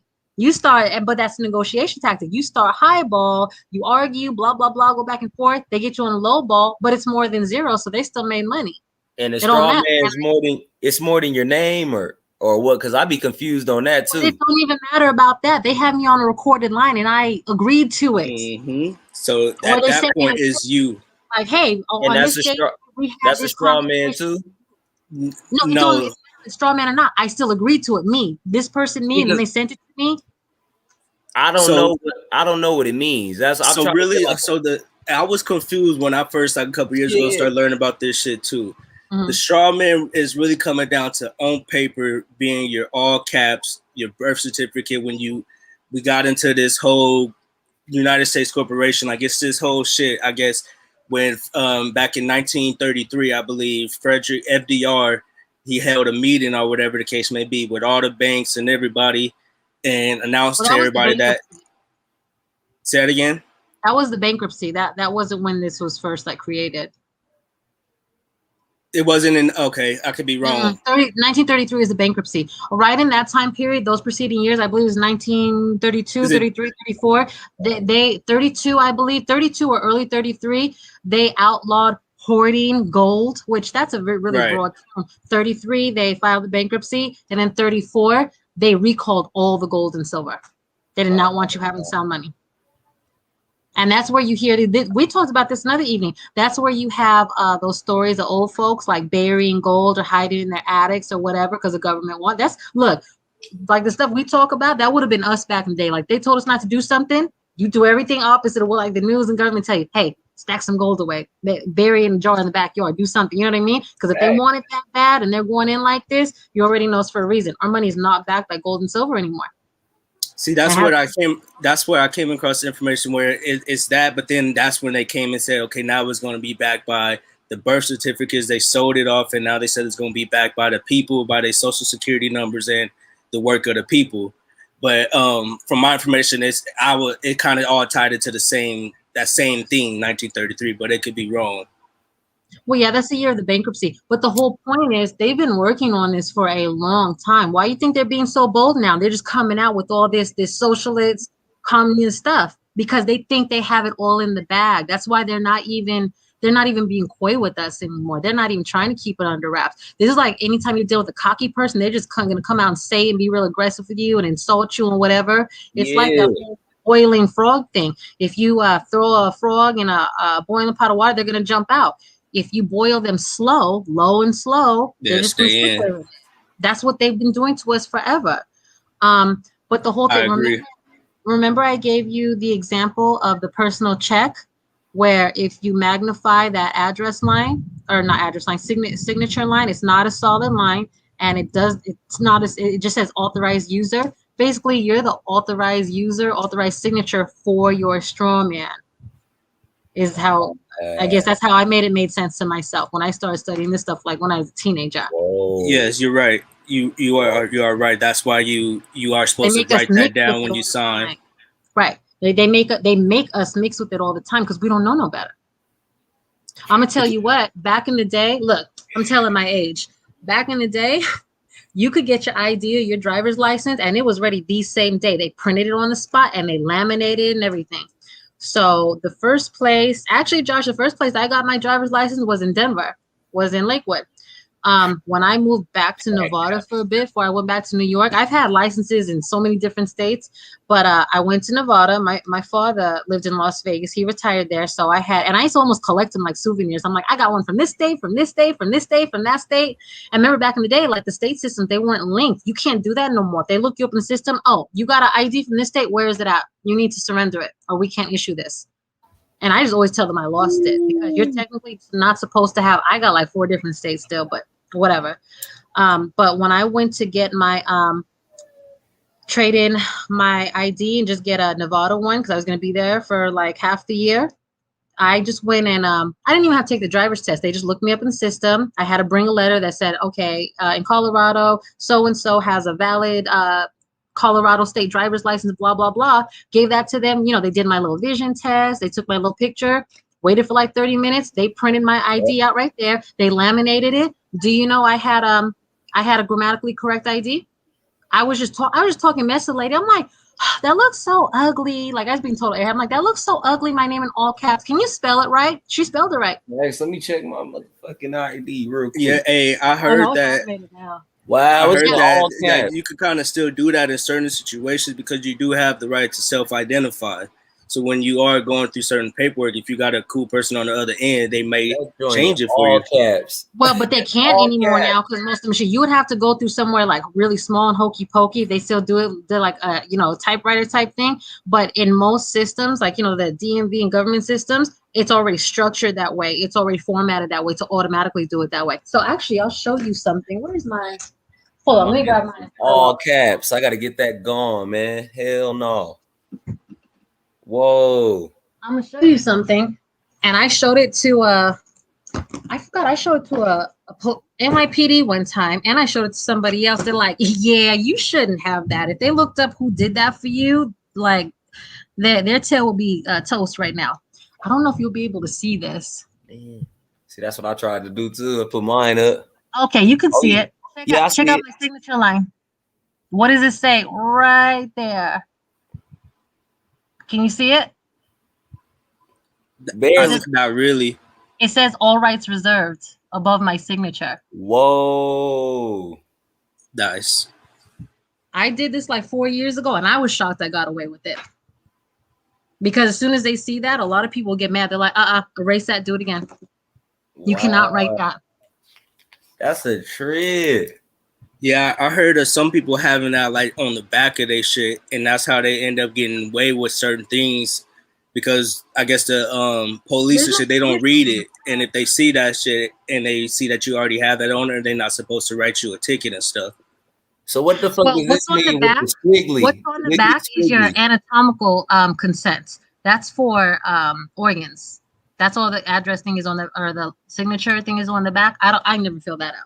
No, I would say so. I've seen some people have the authorized user on the back of it instead of like how you had it right above your signature. I don't know All what the rights difference. reserved.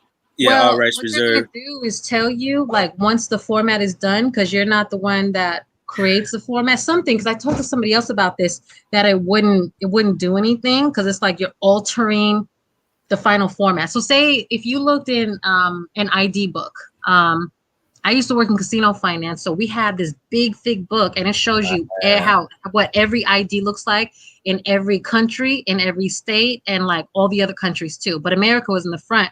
So if I thought an ID looked like, it looked a little shifty, and I was, not most people don't know what every state's like. Josh, I don't know what yours looks like. I haven't had that in years. I don't know what yours looks like. I got some questions about mine. I've been trying to put it up there. No, but I'm just saying, I'll show you the format. If that format is not exact or something's been added or altered, I can tell you your ID is invalid. Like, what's this little squiggly shit? Like, that's my name right there. Oh, that's just their design. It's just their design. They're all different now. I know. It makes it harder to counterfeit IDs, because back in the day, all my friends were counterfeiting IDs. I had a fake ID from the time I was 16. Because remember, I told you they would print it there and they would use typewriters, then they would laminate it. It's not like that no more. I stay with a fake ID. Get that fake ID and go to the club. Yep, that's right. That's right. But that's what I'm saying. You can't do that with those anymore. That's crazy. Ken Folk back from his traveling. He put that link out there. Hey. But listening though. Yes, bro. Angel Baby been going crazy, man. God dang. We've been getting gems, Law and Order. Yeah, but if y'all have to redo your ID anytime soon, just try it. Just try it. Some people will miss it. Just try to write all rights, or even if you do all rights reserved, and sign your signature over it. It doesn't matter. And I just got to tell them I don't want the all caps. Just tell them I don't want that. I mean, you could try it. That one, I don't know if that one. This is like 20 years ago.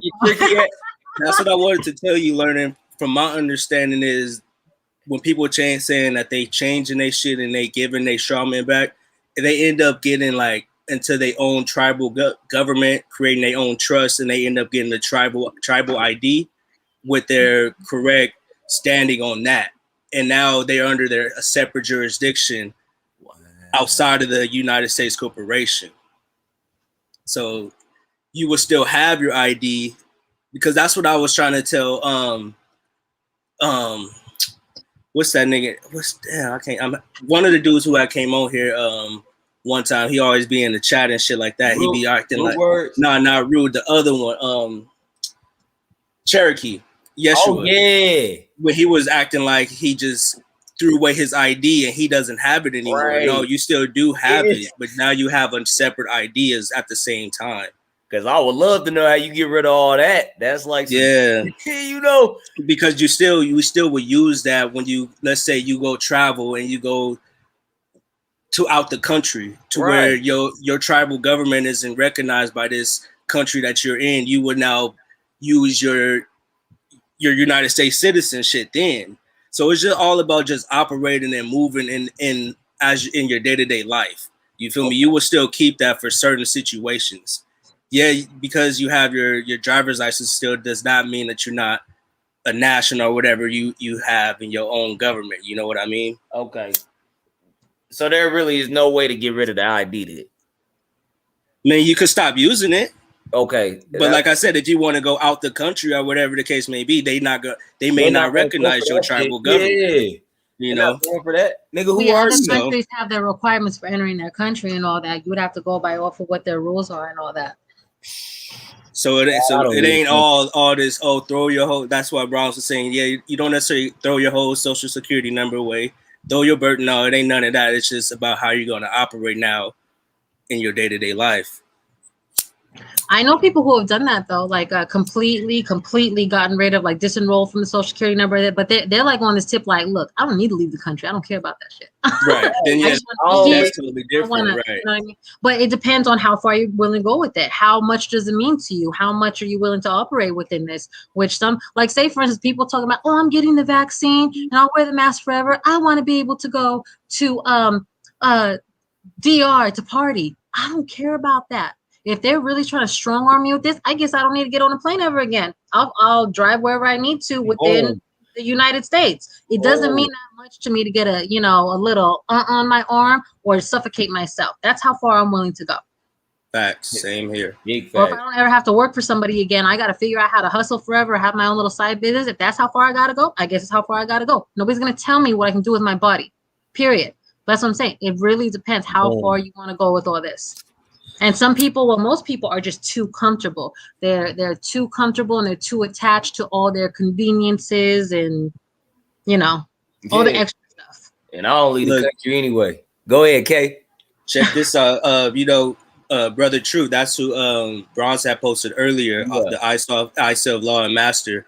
He got some type of situation set up to where in your tribal government, he could get you a vaccine exemption paper, and it's actually working. Like, I don't really know too much of the details, but he posts the reviews of people who actually went through the paperwork and bought his services. And I seen a couple people did it for their job, and one person did it for their college. And their college was trying to like, everybody needs to get vaccinated type of deal. Mm-hmm. He got the vaccination exemption forms through Brother Truth. He showed the email from the college and saying that your vaccination exemption form was approved, type of deal. But you can do it by claiming religious exemption. Right? And I don't know if that's what his process is. I'm not sure. But when I seen that, I was like, damn, okay, that's interesting. Yeah, I need them secrets, man. That sounds like what he got. Yeah, so tap in with Brother Truth. Yeah, I would love to. I would love to see that form. As many resources as we can all pile together. Like, if say this person knows something, this person knows something, I know something, and we can kind of compile them. That's of great value, because people left and right are succumbing to this. Like, my school said I gotta get it. I gotta finish my degree. My job said I gotta get it. I've been there for X amount of years. I gotta feed my kids. People are feeling this pressure and bending so quick because they feel like they have no other options, no other way out. So if we can spread that to other people, absolutely. That'd be great. Yeah, I actually had already submitted it. I submitted it already, but I don't think I'm not sending my child back to school, period. I'm getting a little nervous, and I think they're gonna start kidnapping these kids when an outbreak happens. I missed the deadline for the homeschool this year. Like, and I don't know. There's no deadline. There's no deadline. You can move to homeschool any year. Yeah, because with Colorado, I was looking into the thing, and it was like, well, you got to do it 2 weeks, but the approval takes 180 days, and they start school in August. This month. Put them in online homeschool until file that paperwork, and however long they do it, put them temporarily in an online homeschool. There's free ones. See, that's perfect, because I have an online homeschool, but the thing is, they want me to have a certified teacher. I don't really know too many certified teachers. What do they mean, a certified teacher? Colorado's one of the strictest places, and they weird. Look, next time I talk to you, I'm gonna have this information for you.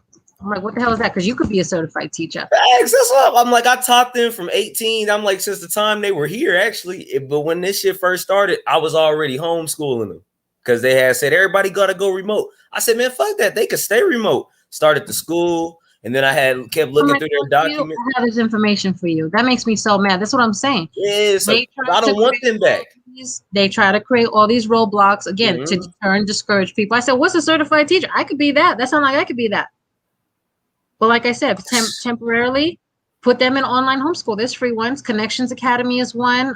K through 12 something is one. See, that's what I'm saying. I'm just telling you.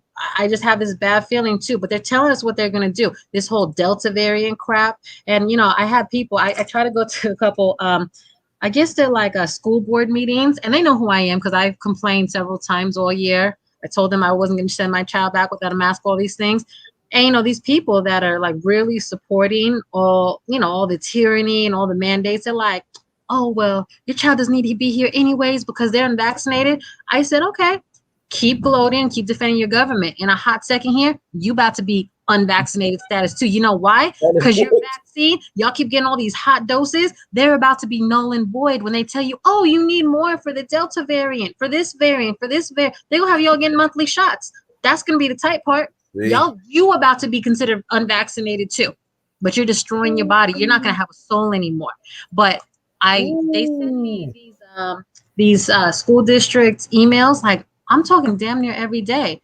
And they're talking about, oh, our new safety protocol for the next year, blah, blah, blah. If there's an outbreak, the children will be moved to a quarantine facility. And then if you look at that alongside all this legislation in different states that's coming down the pipelines, that they can, if you test positive, so for the people that are getting the test, and then also if you're even suspected or confirmed to be around anybody who tested or suspected positive, you're quarantined. That means if you're on school premises, they're taking all the kids and they're putting them somewhere, and they can force vaccinate them. I'm not playing with them. They're gonna kidnap my child. That's what you're gonna probably see in the fall and winter. I'm not taking a chance. So I'm not sending her back to physical school. Yeah, that's what I'm not trying to do. Yeah. Not gonna do it. Yeah.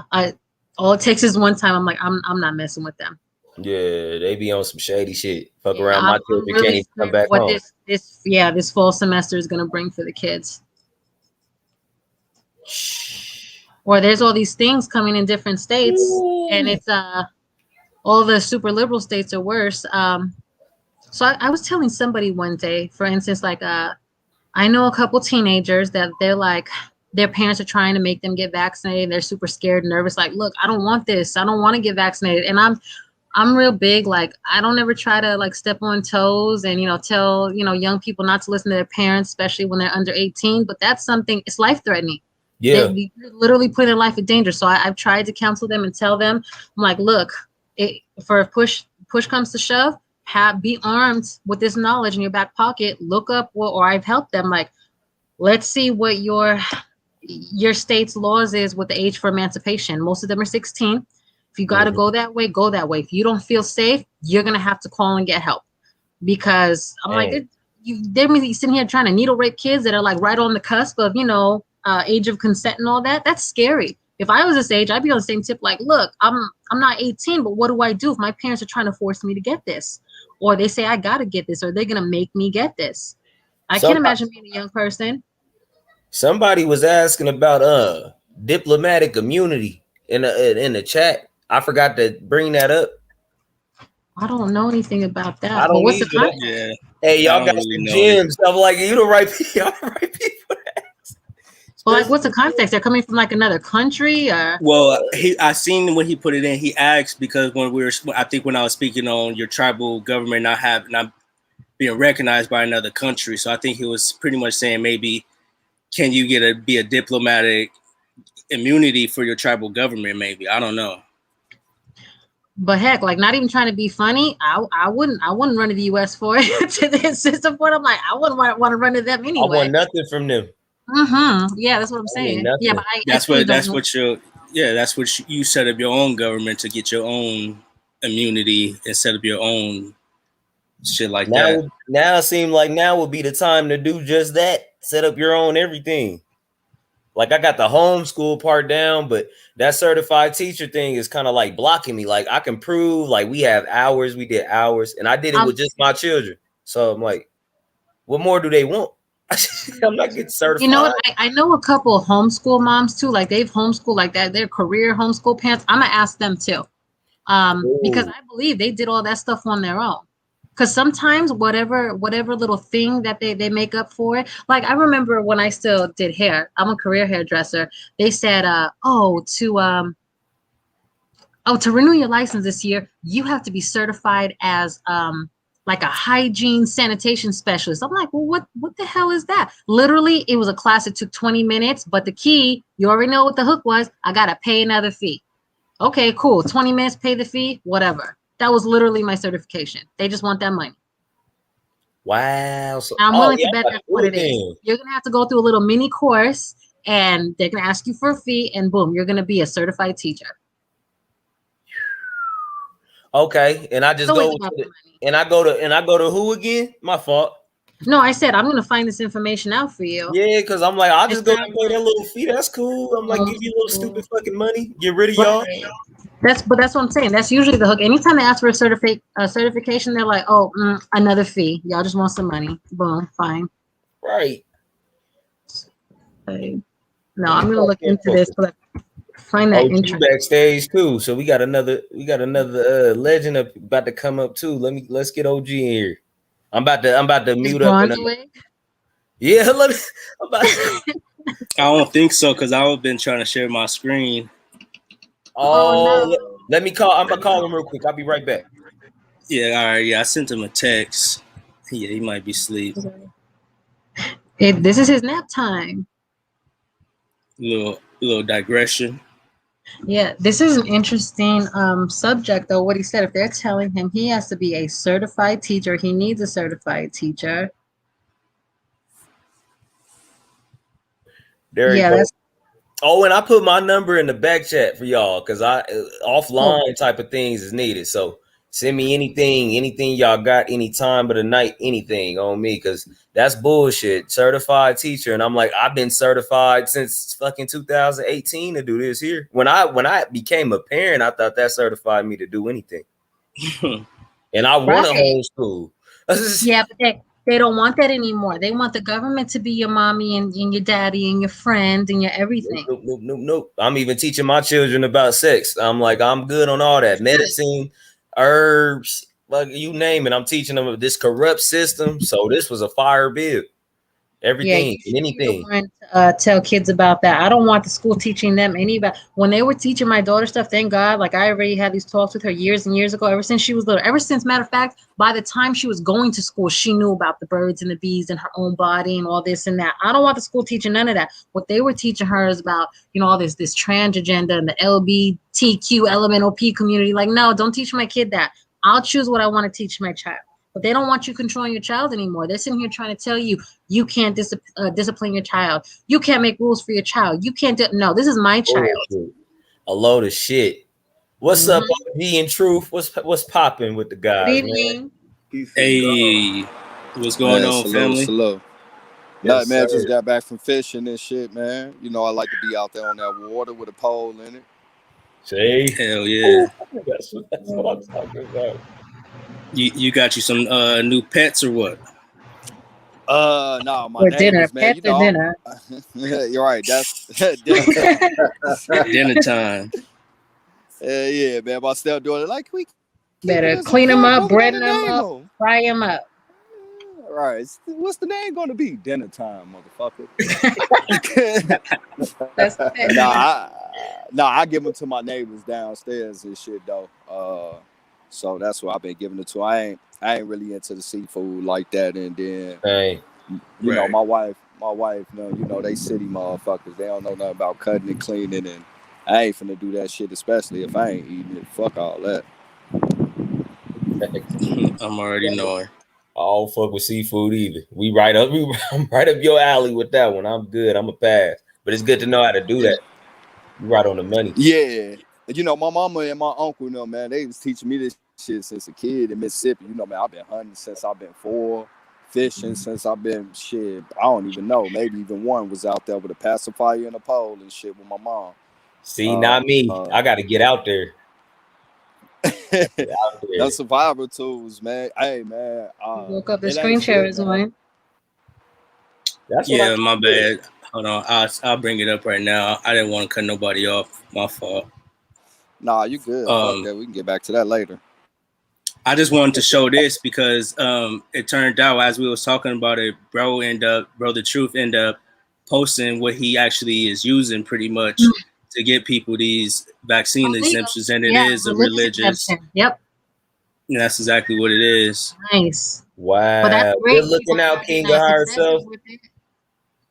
Yep, EEOC. Yeah, especially when you bring up an EEOC issue, they have to abide by federal rules. So I was in a car accident a few weeks ago, and it wasn't minor or anything. But when I say everybody that rolled up on the scene tried to scream at me, harass me about masks for me and my daughter because they were giving us medical treatment, I told them, I said, look, I can't wear it. Oh, you have to wear it. I said, no, I can't wear it, and I'm not going to. well, why not? And we can't treat you. I said, okay, go ahead and leave me here if you want to. Well, I need medical attention, but it's against my religious beliefs. As soon as I said that, okay, no problem, ma'am. Everybody. Game over.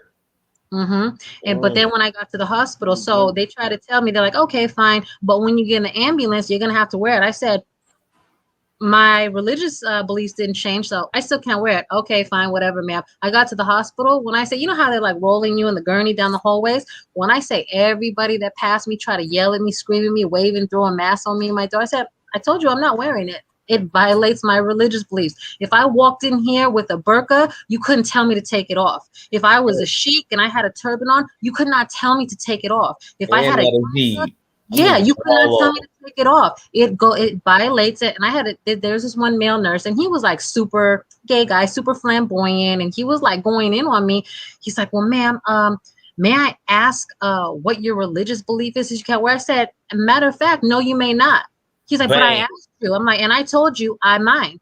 So what I am going to tell you is go ahead and look up the Civil Rights Act, you know, the one that protects, your gender, your rights to your sexual orientation for the gays. Oh, he was on fire. I said, it also protects me, my religious beliefs. So you're going to stop harassing me about this. I'm about to get into that for him. That was some fire drop.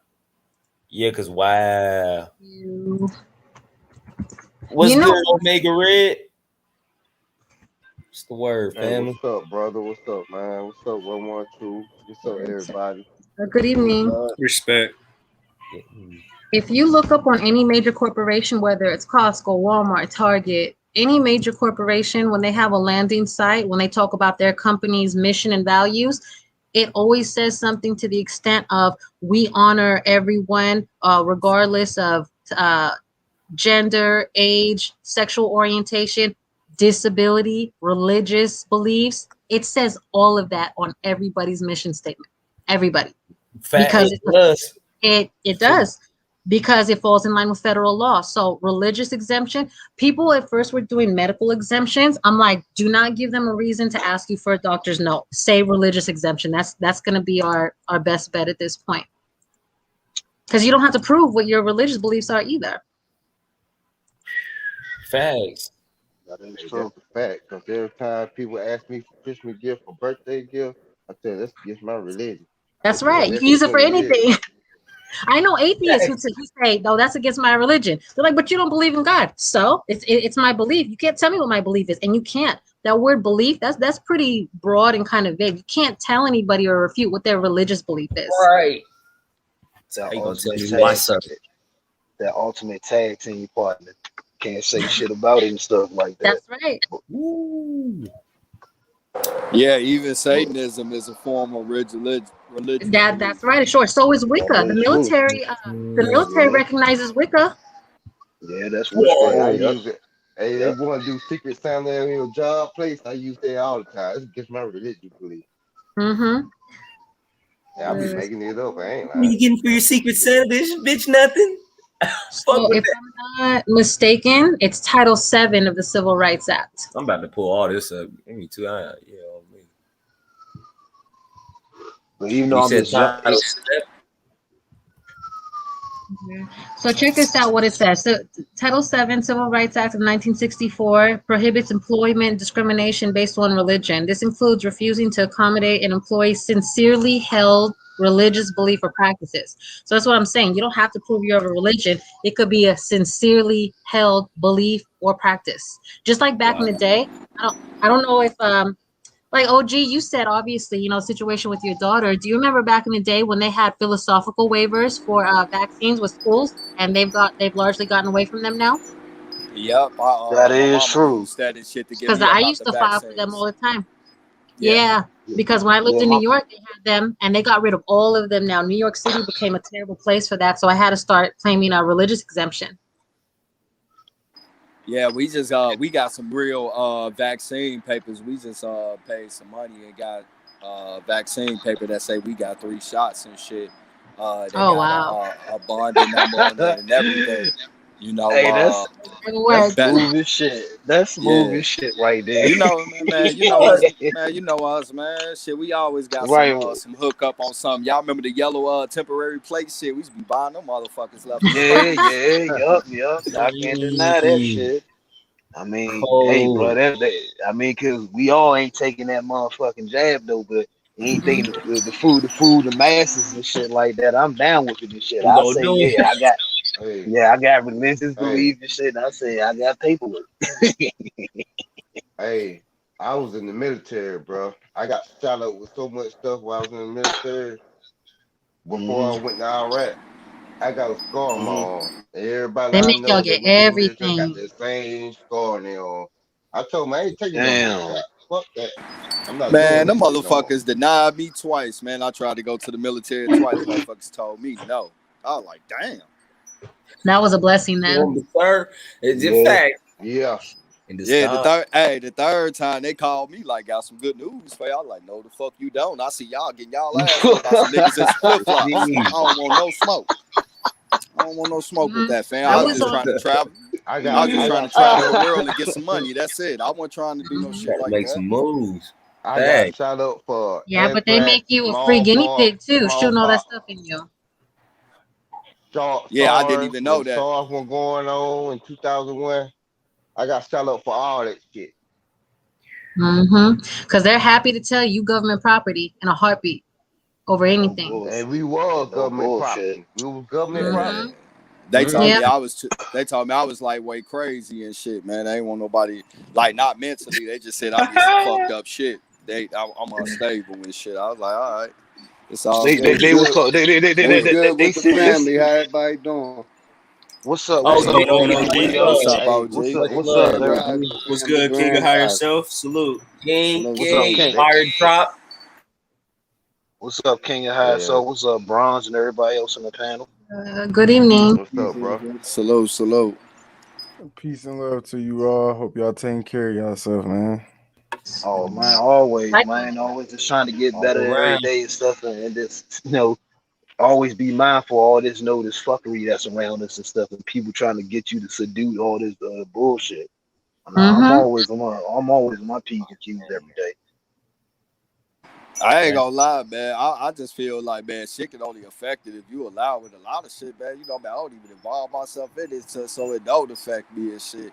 But a lot of people, they do indulge in the system real heavy, so they come at a confrontation with the shit, and even then, it's like, like I remember when the mask shit first went down out here in Cali and shit. Man, we was going in the store and they had the little plastic ones and shit. And so, my wife, that's the one she want because we don't fuck with the mask type shit.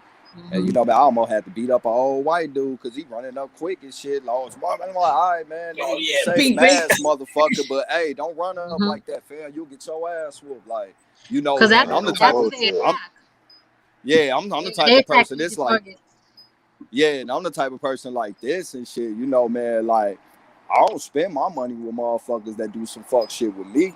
I take my shit elsewhere. That ends it all right there. So shit, fuck y'all business and shit. You feel me? But like Northern Cal was more better and shit. Like a lot of people felt the same way we felt. Like even when mask was in full effect, man, we was up there, no mask and nowhere and shit, man. It was just like super cool. If you wanted to, you could.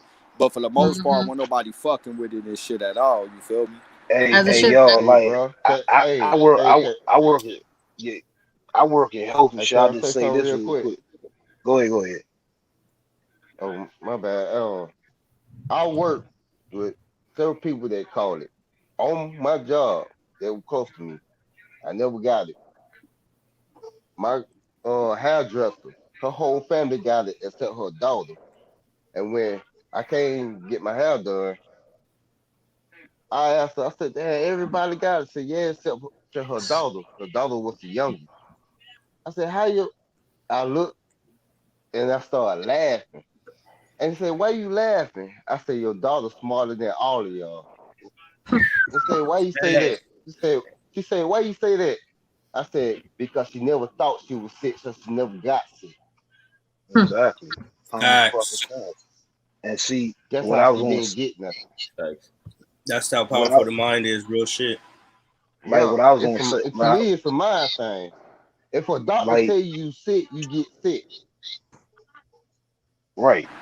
Yeah, it's mental more than anything. All is mental. And what I was gonna say, just added y'all on the mask shit. Like I work in health and shit. I pretty much give medicine to people who got disabilities and shit like that. And when this shit was going on, it took the motherfucking nursing board and the people on top of that and shit just to come to organization just to get my ass a mask because I was refusing to wear that fucking shit. And even still to this day and shit, because they even let shit go. I just use the shit like, hey, that shit against my religious belief.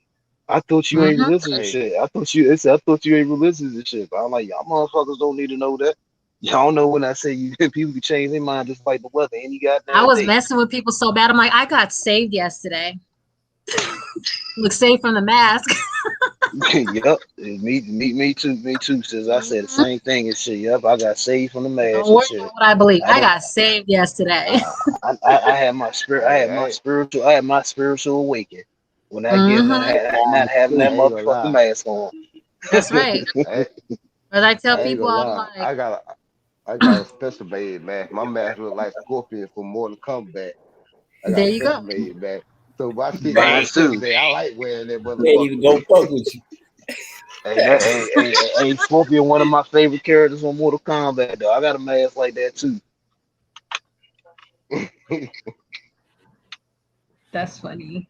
Hey, I think it's funny as hell when people get masks like that. It's like, y'all want me to wear a mask? All right, I'm gonna act the ass, and I'm gonna put on something crazy for your ass. Put on some goofy shit. Exactly. Hell exactly, yeah. man. Cause I even had a motherfucking weed. That shit. I ain't had a weed mask somewhere in my job. Like, hey, bro, you ain't supposed to be wearing that and shit. Hey, motherfucker, that shit passing legal and shit though. You can't tell me take this shit off. And I'm certified too and shit. That's y'all motherfucker for. Hey, it's a white dude. It's a white dude at my job. He wore a Crown Royal badge. He made a Crown Royal badge to him, man. That shit funny as fuck. He went hard in the paint like a motherfucker. But I can't point out to people, you know, those people that have like the most passionate stories, like, oh my God, my grandma died, and I know 25 people with COVID. It's always the mask people. I'm like, y'all wearing this mask, but apparently it don't help you, huh? I've been in great health. My child's been in great health. I don't wear no mask. Y'all must have it up here. thing. Even that jabroni don't help. It's a mind thing. That's right. Yeah, exactly. And see what these dumbasses don't realize and shit. We have carbon monoxide in our body. You're supposed to breathe that out your fucking mouth. That's a waste product. That's a waste product. Period. See, there's one thing if you're wearing like a dust mask or you're working around some like various chemicals, you just worried for that time for where the area that you at. Very After that, temporary. you supposed to breathe in the air. That's what the natural air is for. But you tell these things, yeah, go ahead. My mask that I have, I took the filters out, so I got pretty much two big holes where my nose is, so I can breathe easy. And it looked like I got the mask on, but I'm breathing easy because I took the filters out the motherfucker. Mine's too. I did that too. Oh, like you gotta wear it for work? Yeah, I only wear it for work. I don't wear it nowhere else.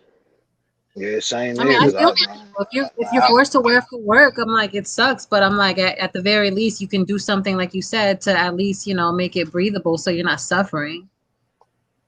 Oh yeah, same here. Because I only wear my mask just for work. But grocery stores, anywhere else, that shit, fuck no. I don't got that fucking mask on. You seeing my face? You gonna see my smile? That's right. They can't make you. They can't make you. That's why I told you if they could actually make you, they would. But they need your consent. I'm like, that's why I tell you. But I'm like, they got you participating in all these crazy weird rituals, and y'all don't even think twice about it.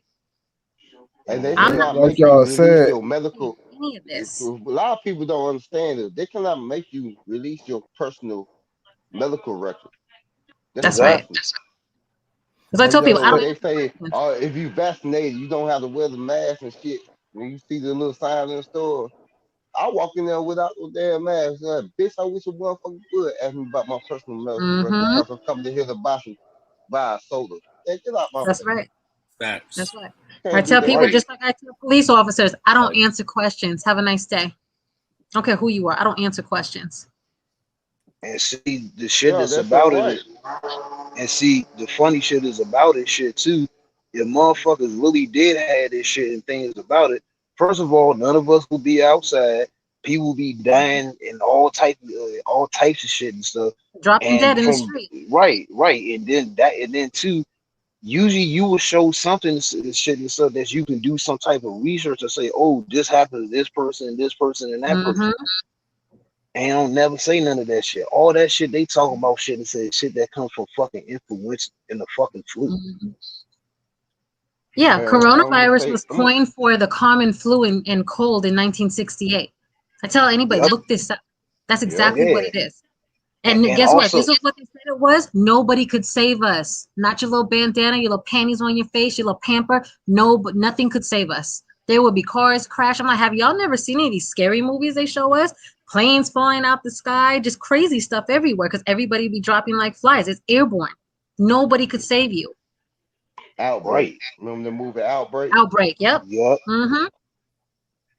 So it goes back to what y'all was saying, that it's a mind virus. It's a mind They thing. need So more consent. you got to remember that's the whole reason why they called it Corona, because Corona is your crown in your mind. So everything y'all saying is to program the mind to think it has a virus. So if they're hearing all this stuff on television and they're thinking that people are getting sick from this Corona, then that means every time someone gets sick, what do they think it is?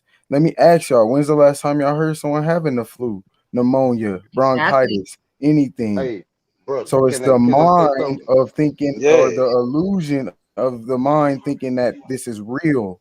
That's why they utilize the name Corona. Correct. See, brother. Oh, hey, brother, can I say something to you real quick? Yeah, go ahead, brother. My hairdresser called me late at night. She crying. Oh, my whole family got it except her daughter. I ain't know her daughter didn't have it at the time. She was crying. I told her, I said, it's a mind thing. I said, quit telling yourself you sick. Quit telling yourself that. Facts. That's right. 2 days later, she called me and said, I ain't got no more symptoms. I said, what you said was right. When I broke down and said I ain't got it, I quit having symptoms. I said, that's right. It's all in your mind. I told you that. Dang. And I just always tell people that. Stop her telling family yourself been something's straight wrong ever with since. you. Tell yourself you're well and you're blessed, not you're cursed and you're sick and you're everything else. The media, the TV, the media is telling people how to think, and how to act. And also too, your throw your TV. Don't just turn it off. Throw it away. Other this your crown, your body and shit is your natural vaccine. You don't need none of that shit. Yes. I tell people furthermore. I'm sorry. Body been fighting diseases for hundreds of damn near millions of years. Yeah. So that's what I'm saying. They make any common symptom seem like it's the COVID. So that's what I'm saying. Imagine all these illnesses that been existing way before this. Now it's like what I'm saying is you don't even hear about AIDS and cancer or nothing. Like, I'm just saying, think about it, y'all. Everything's COVID now. Stomach ache, you don't hear nothing about lupus, all these other illnesses no more. They used to have movements and wear certain colors and all. All that shit has been gone the past 2 years. Yeah. Now, y'all, I want to give y'all this and stuff, especially you mentioned cancer, and you can even Google search and check this. Look up last year for cancer deaths for 2020, and what I can tell you just from when I did it for myself, you only seen over 600,000 deaths. Now hold up, now pause for a second. Wasn't cancer all of a sudden before then? Correct me if I'm wrong. Supposed to have been the #1 leading cause of deaths that millions of people fucking die every year. How all of a sudden now 600,000, over 600,000? Along with diabetes and heart disease. Exactly. Those were real pandemics. I told people this too. I said, oh, okay, your government cares about you. They want to help you. Oh, yeah. I said, oh, okay. So diabetes and heart disease and cancer, exactly what we just said, those top 3, especially amongst, because they kept putting this thing out because, alongside is they're race baiting everything. oh, COVID disproportionately affects minority communities, all brown people. I'm like, oh, okay. So let's say just diabetes and cancer disproportionately affects minority communities for how long now? Is your government giving out free insulin, free chemo, free anything? Oh, no, but that's different. No, it's not. But what you see in minority communities, low income communities, liquor stores, check cashing, fast food. You don't see no Churches. community gardens, I'm tell you churches. right now. Mhm. You don't see all these I healthy things. got something to say about that counseling. Everybody I know and my family has died a lot on both sides of my family died a lot from cancer. Mm-hmm. And they Same. died from the treatment. They died from the treatment. That's right. Yep. Ain't give them nothing Chemo, natural. just scorch earth your whole immune system instead of alkalizing your body, detoxing your body. Mm-hmm. And you know what trips me? You know what trips me out about doctor shit, and even with me being medical profession, them motherfuckers always recommend something to you stuff instead of giving you something that's saying that's actually going to cure you. Because they're not making no money. Yeah. They don't want to cure It's a you. treatment. If you're cured, you're no longer a customer. You're no longer a Big Pharma customer. They're not getting no kickbacks. That's their real employers, Big Pharma. I told my family, hey, I'm gonna let nature take its course. If it's my time to go, it's my time to go. Amen. That's what I told everybody when this dropped. Same If here. God don't want me Same here, here. whoever's up there, I guess it's my time to go. I had a good life. Oh well. Man, one of my buddies put it so in such a perspective. He said, if I take this shot and I'm still gonna die, right? And I was like, facts. Like, it's not gonna stop death. So what are we really worried about at the end of the day? Nothing. There's some way you're gonna die. There's nothing that gonna stop Right. that. So what the For hell are we something with taking a the shot for? 99.9% recovery rate, you get a vaccine over 99% recovery. My people ask me, are you going? My people ask me, are you 99.6 gonna take actually, the sister. shot? Right. Thank you. My people ask me, am I You're gonna welcome. take the shot? I said, do that shot make you immortal? They say Right. no. I said, what the hell I'm gonna take it for then? I could And take the shot and supposedly die the people tomorrow. and the people that's getting the shot, bro, And then when supposedly I still tried to tell catching the people shit. about that 99.6 rate, Yeah, I just they said called that. me a liar. But I they just won't go said look that, stuff up Leah. for themselves. They called me a Nah, liar. Mm-hmm. And that's when nah, I know, many like, people? y'all some closed-minded I bet they fucking won't people. tell you. I bet you that they won't tell you how many people took the shot and then died 2 weeks later. Mm-hmm. Hey, Because they gonna their tell system you a isn't even liar on getting that too. I done And experienced I that. I brought up told them. about the pre-existing conditions. Same They here, called me a brother. liar too.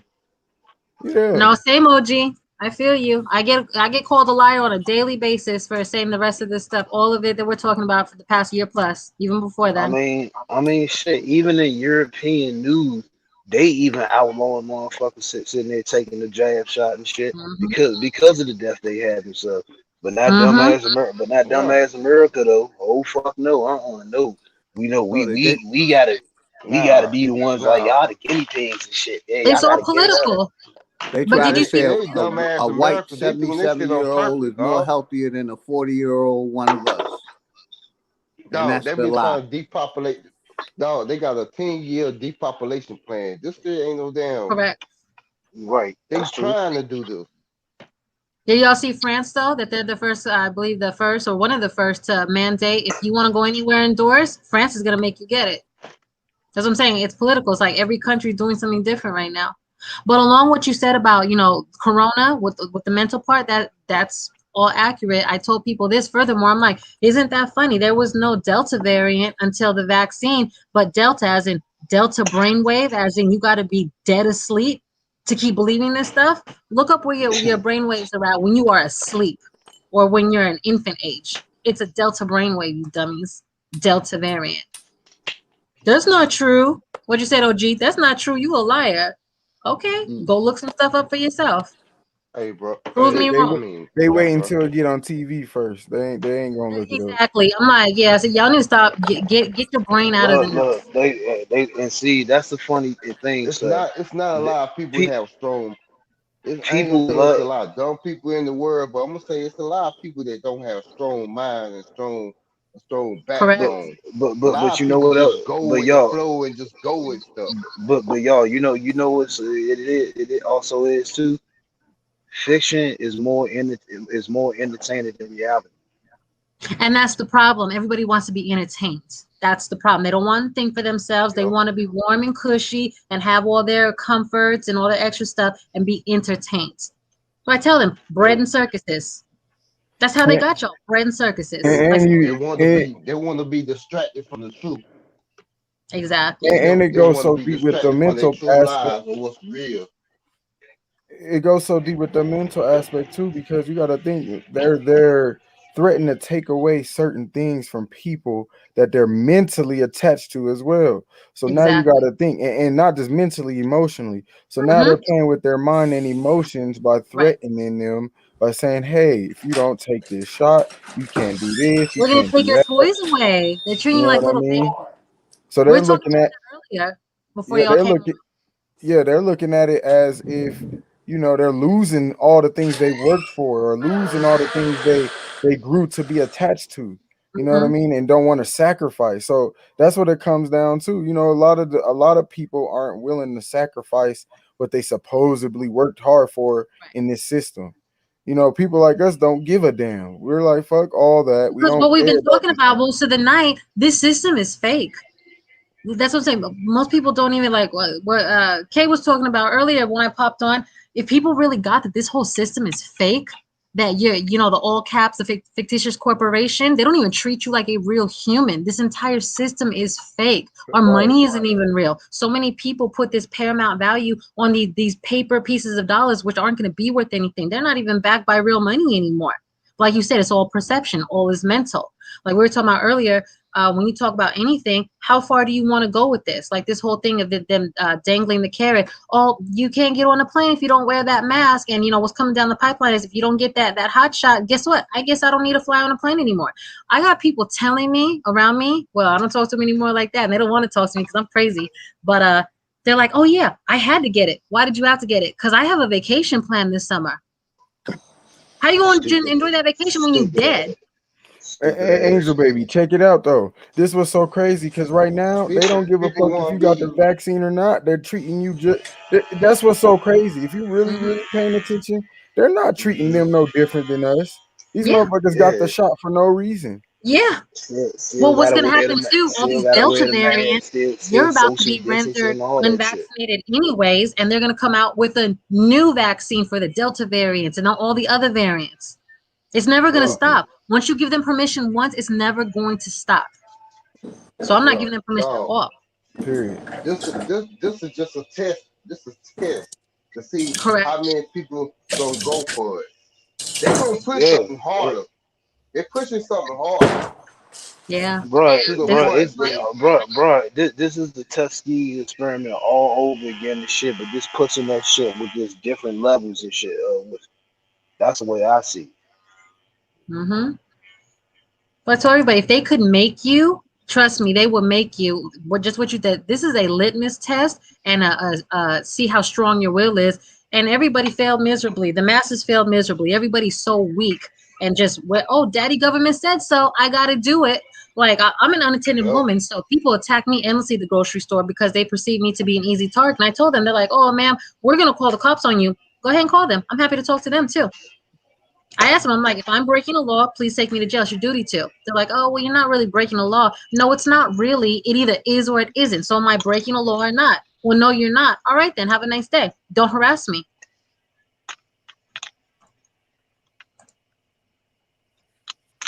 The people here, these words they don't understand, like mandate. Mandate is not a law. Oh, but it said, my mayor said, my governor said. Okay, once again, have them call the cops on you. See if they take you to jail. Go ahead and put it to the test. Because they didn't take me yet, and I asked them to. I would have loved that lawsuit. That's what be so crazy to me, right? Like, people be quick to believe the very person that they say you can't trust the government. Like, and it ain't even just the government. It's just so feeble mind how they're able to put perceptions out to the masses, and without making them critically think and ask questions when shit arises about it that just doesn't fucking make sense. Like, for instance, right? I happened to watch this video about this girl that did a DNA test on her grandmother from Haiti, right? Now, you know, she all joined and she like, yeah, she's 41% Benny Togo like me and this and that. And Oh, then that she said something 23andMe about where they test. say, you know, migration path. Yeah, so she like, you know, now they're talking about migration patterns and how important it is to know who you are. So when she go to the migration patterns, the earliest start between 1700 and 1750, but it have Hey, all the Truth, you people kind of low, bro. and what about now? Yeah, you sound better. Here you go. What about now? Better. You good? Can y'all, all right, so Yeah, you good. the first migration pattern, the earliest she would go is between the 1700s, 1750s. It's all in America, all over Venezuela, the islands, and little parts of North America.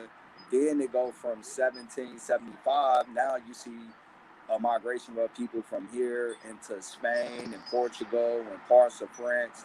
Then, like on the back end of that, then you see a migration from Europe into the Canary Islands or Africa. So, you know, I just kept it respectful. I didn't even say shit, but I wanted to ask. I was like, did you not notice that, you know, your migration pattern don't start from Africa? It actually goes from America to Europe and into Africa. Did that make you question that?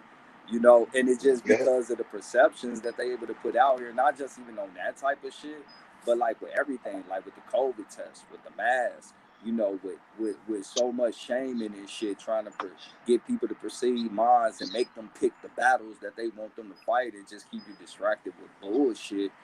That you're not fighting the real fucking battles out here and shit. Like, the shit is madness. It's crazy and shit. I don't know what the fuck be wrong with people and shit, but I can't believe motherfuckers is, like, really that fucking stupid. Like, the government out of all people, especially for motherfuckers who ain't white. It ain't even no disrespect to white people. There's some white people that can't trust their ass either. But especially if you ain't white, like, nigga, how can you believe anything this government? Motherfucker, have you not seen the Tuskegee experiment, nigga? Did you not notice that at the beginning of this COVID shot, they tried to broadcast a black woman made it and all this shit the same way how they had a Have you black not seen the woman get out CIA the is the one who brings right. drugs into these neighborhoods? Right, you know, First they of had a all, black woman that was going around with the Tuskegee experiment and shit. Nigga, they out here giving money, nigga. They making rap songs, vax that ass up, nigga. That shit is disrespectful, nigga. I would slap the shit out of Juvenile. Coon Like, ass bro, niggas. you buck Fuck dancing that. right now, my G. Fuck Ain't that enough nigga. money That's that why I they don't can give even me. listen to Like, that nigga no why more. are they study promoting it on us out of everybody? No, I'm talking about literally. They're promoting and pushing it on us more than any motherfucking. I'm talking about, like, out here in California, they set aside, I think, like 10 million in incentives and shit. They got raffles and shit with money, cash prizes, and cars and Facts. shit to take the fucking Some fast food or donuts or a raffle ticket. Man, they giving out millions of weed. dollars here, over here in Colorado. That's what They're I'm giving saying. out millions of dollars for And people and to it's being take the shot. And it's being promoted on That's fucking niggas out of crazy, man. all I ain't shit. But surprised. another thing that pissed me off is they ran an ad about 3 million Americans is on the brink of being kicked out because of the eviction memorial about to be lifted and shit. And then they put a black woman with a black baby. Like, we the only motherfuckers that's gonna be risking eviction. Oh yeah, they love like, putting that stuff up. Man, do you know how many motherfucking other motherfuckers is it? Like, man, stop, man. I don't know, man. I'm rambling, man. Y'all got it, man. My bad. No, you dropping facts, bro. Can I tell you something about that DNA ancestry thing that you were talking about?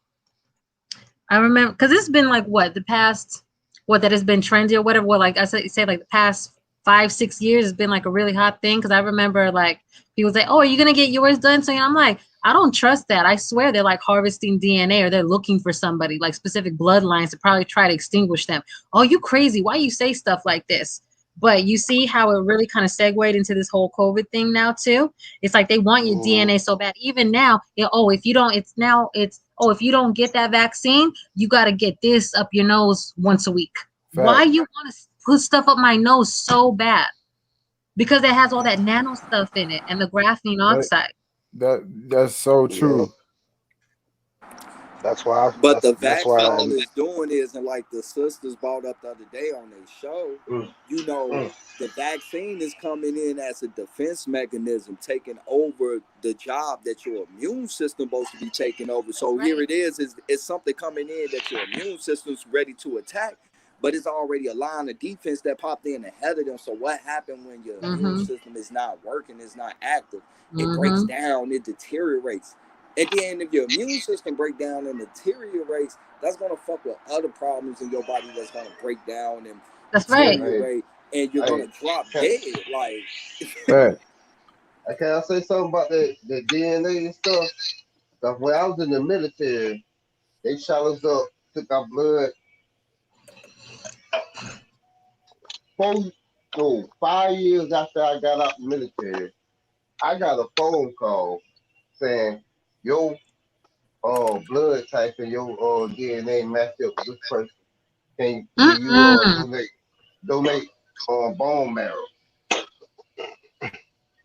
And I'm a nice ass dude. I'm like, well, ask my mom, so maybe I should help the person.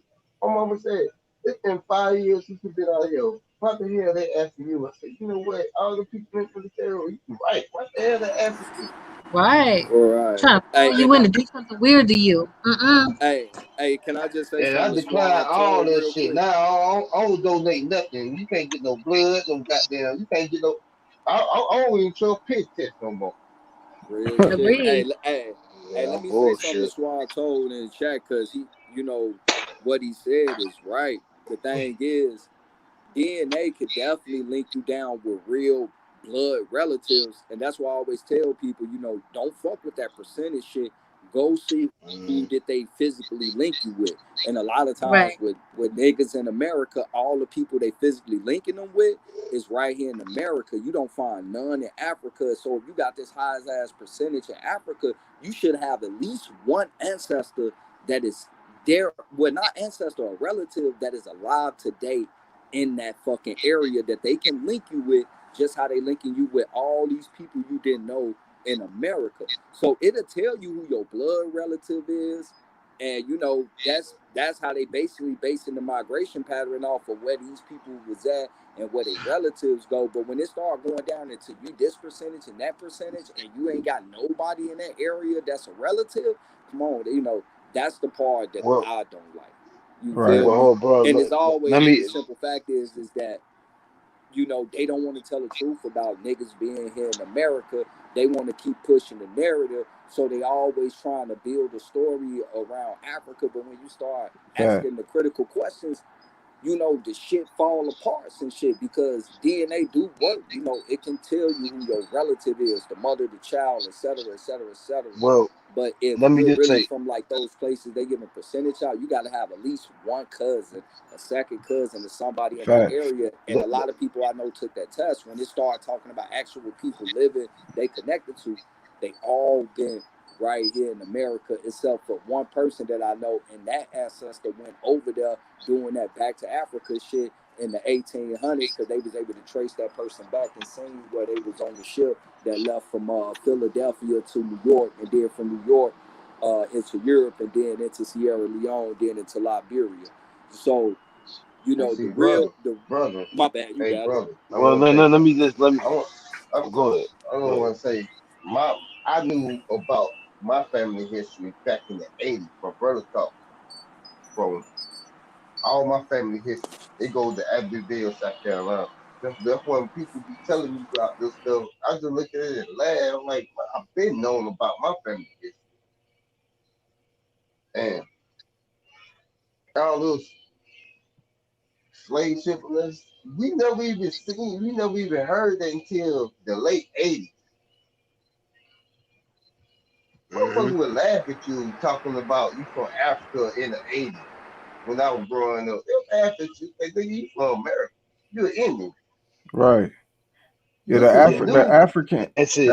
Africans hate when we be claiming they shit. That's all I want to say. Go ahead, Infamous. But what I wanted to say, to add on to it, see, your ancestors as far as what your bloodline goes back to. And see, all this shit, what they saying about this DNA shit and stuff, They don't have all the full knowledge on that because, as we know, there's people that still living in the jungle and shit, and that's many cultures, and they don't know what they fucking DNA is because most of the time they got to get permission to go in that motherfucker, and even That's when a they good going point. in it, and when they going in it, you think them people letting them take their blood and shit? I don't fucking think so. So my thing is like all this, and especially about that slave shit and shit. See, that shit was just a fear mongering story and shit because it's so many holes and so many contradictions in it and shit just like that. And see, the thing is, what people don't realize and shit, all cultures and shit and stuff mistreated each other and shit.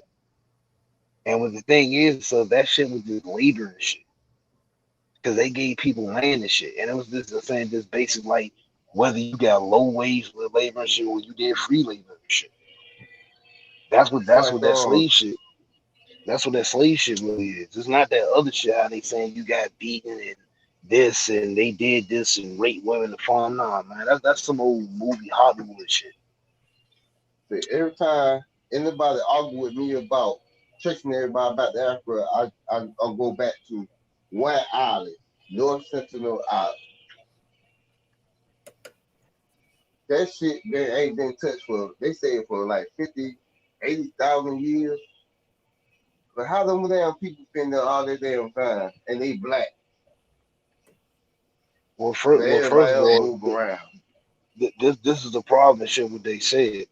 One, they didn't even have the fucking technology, even the infrastructure and shit, for them to have even the boats and shit to even travel that far across the world.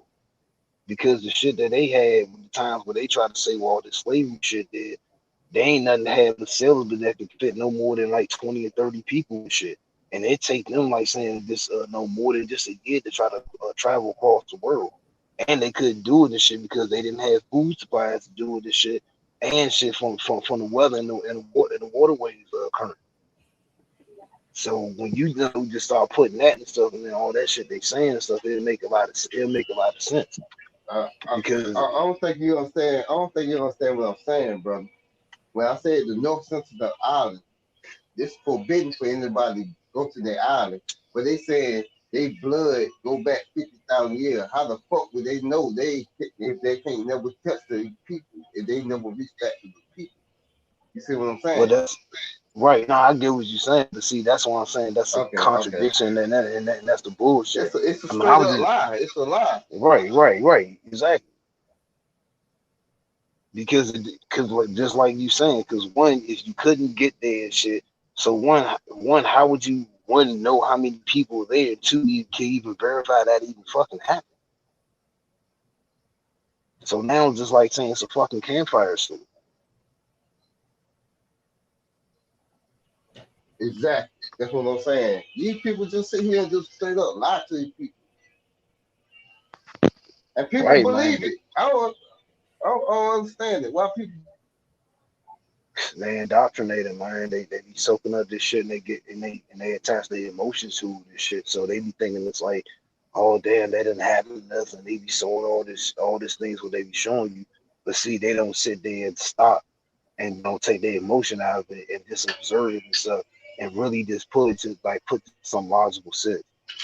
Okay, you telling me that you can, first of all, if no one can travel to their countries and shit just like that, even still to this day, unless you know how to speak other people's languages and shit, you can't just roll up in somebody's fucking country and shit and say you want to fucking kill them and shit like that. You gonna force them to do labor and shit. Cause one, this is two things gotta happen. One, you had to learn that language and shit, and you had to do some type of shit and stuff to enforce that. Number two, even for that shit for the labor and shit, somebody got to get toward that.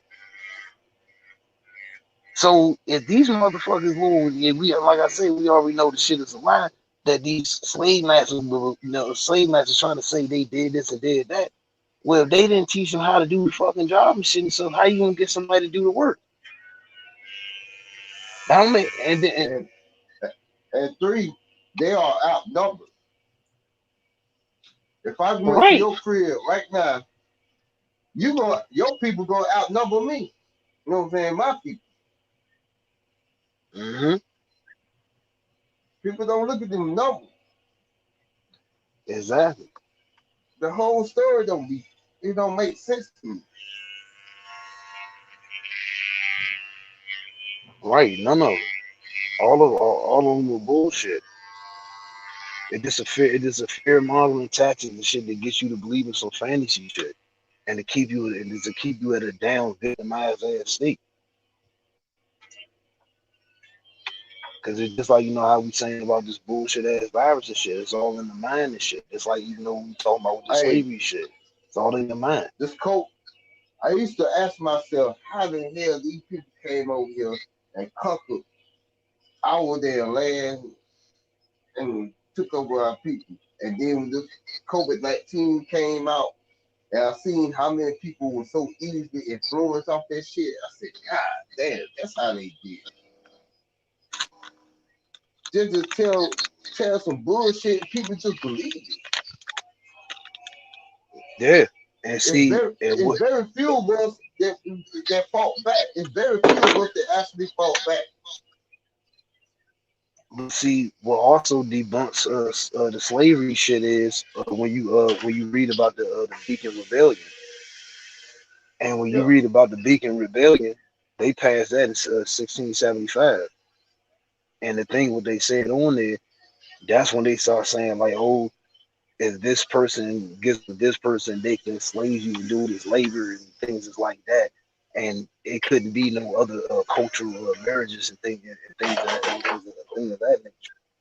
So now this would be my question: if slavery is supposed to been existing and shit, why the fuck would you need to pass a law like that?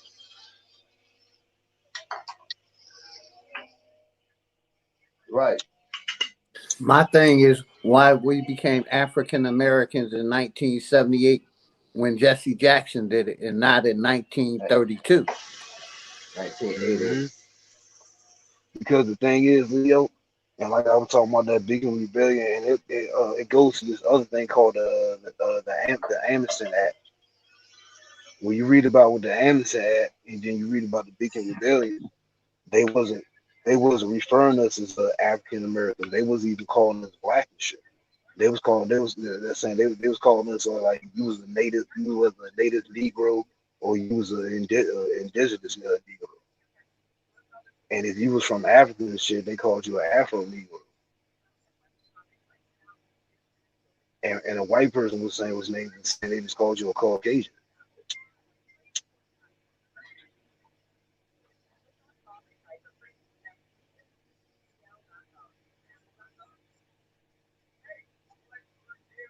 That's just the thing. That's just the thing. OG, these people, man, they just don't do no research. They just don't do no research and shit.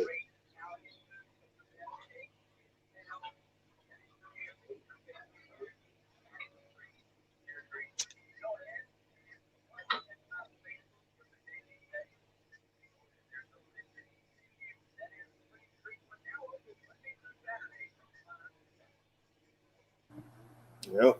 Thanks. Yeah, but this shit they talking about now, this Delta shit, and just like what the sister was talking about, you know, because you don't just talk about, you know, your brain waves and shit when you sleep and shit, just like that.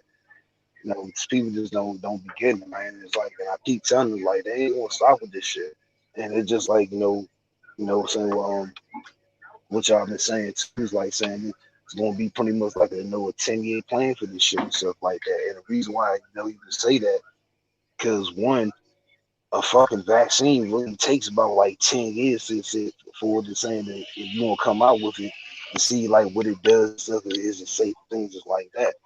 And see what these people don't know and stuff, and them taking that shit, they don't even realize the shit. The motherfucking FDA didn't even approve of that shit.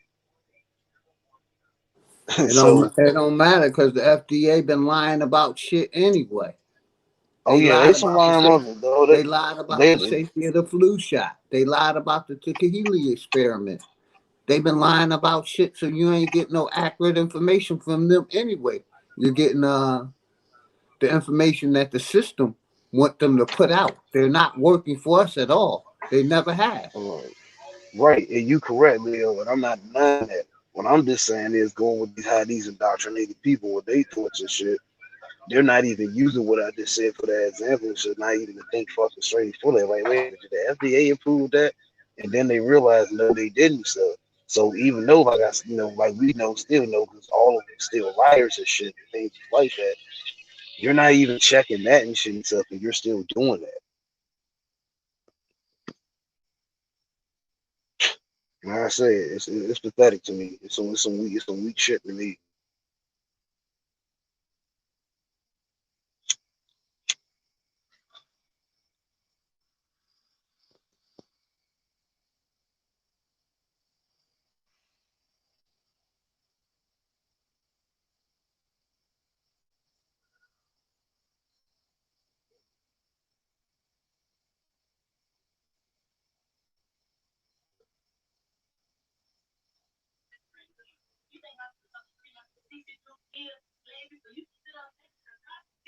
Hello?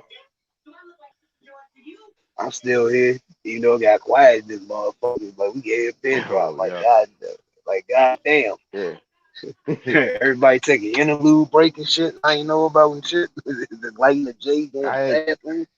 In the I had took sandwich. my earbuds. I had took my earbuds out because I was shaving up my hair and stuff, around my beard and stuff. Oh, I feel you, So respect. I had to throw some alcohol on my face and shit. So I had took it out and put it back on. It was quiet. I'm like, damn. Everybody got to But yeah, man. But like we were saying though, man. Like yeah, no, I was agreeing with you what you were saying though, man. I was just giving it just a different example though, but still agreeing with for what you were saying. Yeah, man. All that slavery shit is fake. It's fake shit. Just like I'm saying, just like Yeah, this fake virus shit. I've been telling my people about this stuff. Now, well, my family already know, but my my outside my people, like my neighborhood, my neighbor, and most of us already had that feeling in us that we ain't came from the goddamn Africa and shit. We know the land. We know the Yeah. damn. Cause it's like, cause you had to ask yourself the question. It's like, how the fuck I'm gonna call myself an African American and shit? Well, one, I never been to fucking Africa. I don't got no family members that's African shit. Yeah. So why would I call myself that? It don't So make any sense. I've been teaching the kids the real history, and of course they go to school and they hear something different. I told them, well, challenge the teacher, because I got kicked out. I got kicked out of church at a young age because I challenged the preacher. They kicked me out. Say, you can't talk like that. I said, why?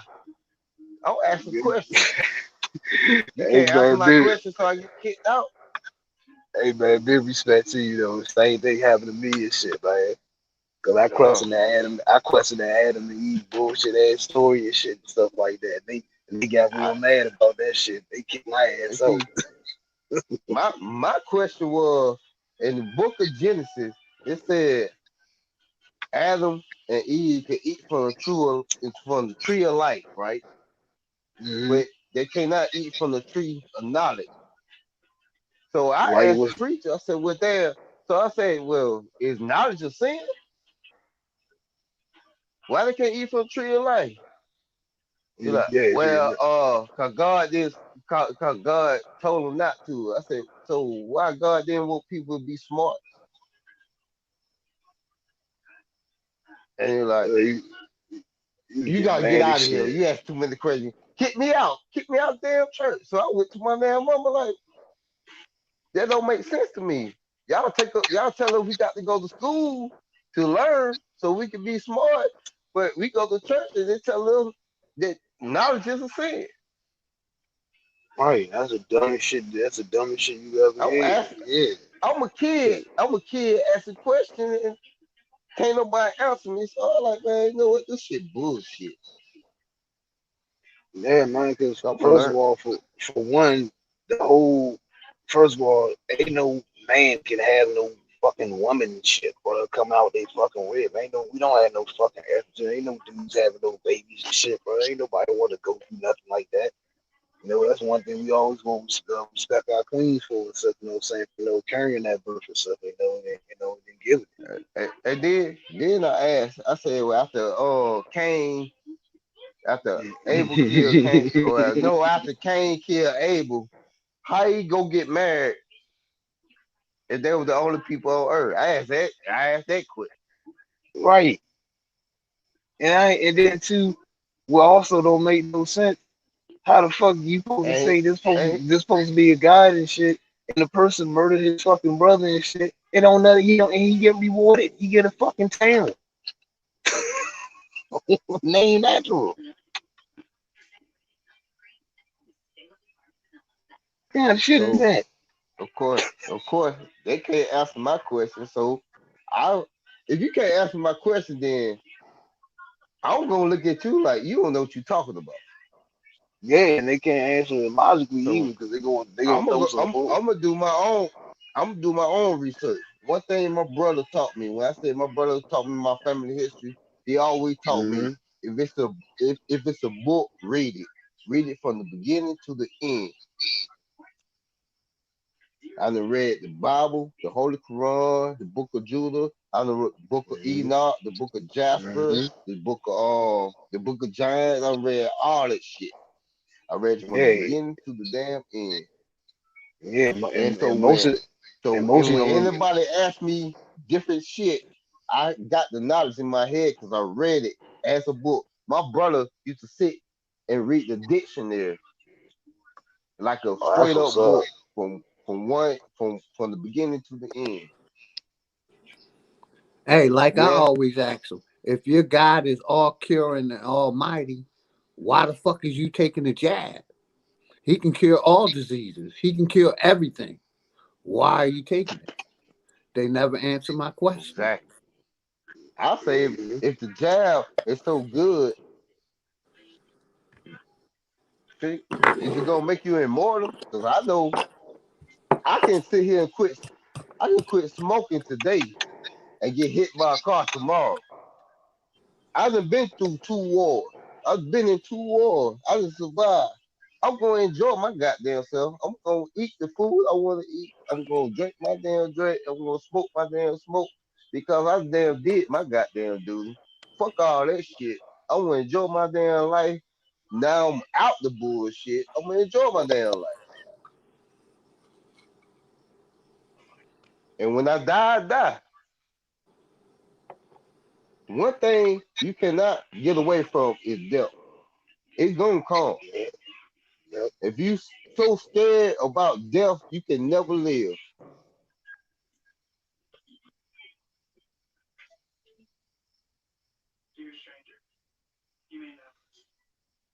That's so true. Like Tupac said, and that's the reason why I got that mindset. Tupac said, "A coward dies 1,000 deaths. A soldier dies but once." Yeah, but that's all good. But what about we can live a disease-free life? How about that? Yeah, you can. Yes, they don't tell us this shit though.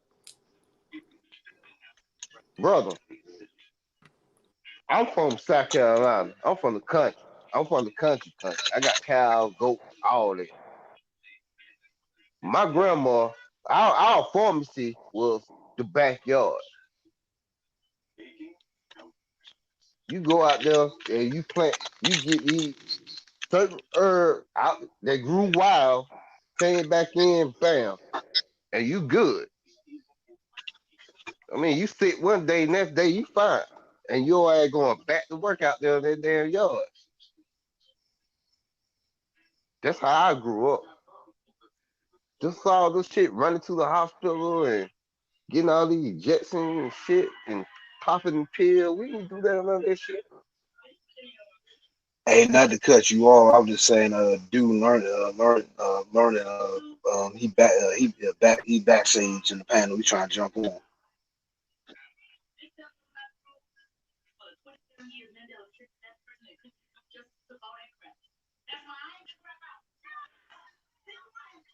Damn, everybody else got their mic muted up. Yeah, I'm still here.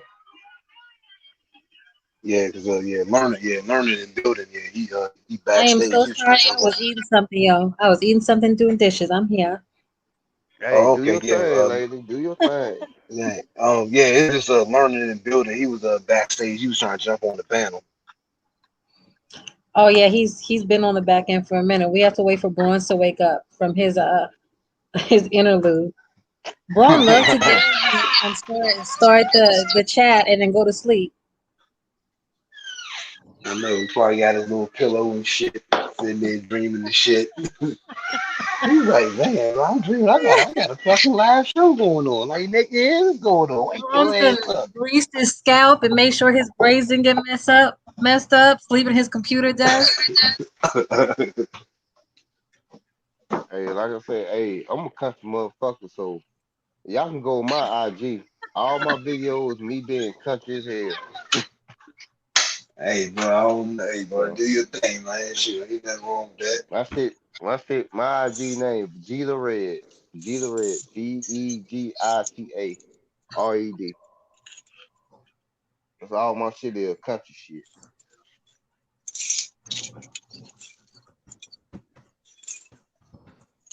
And I be trying to express that black folk just don't all live in the city and come from the hood.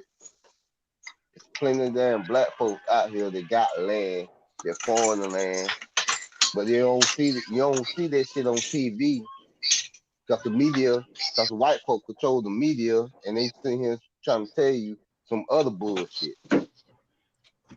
That ain't real life.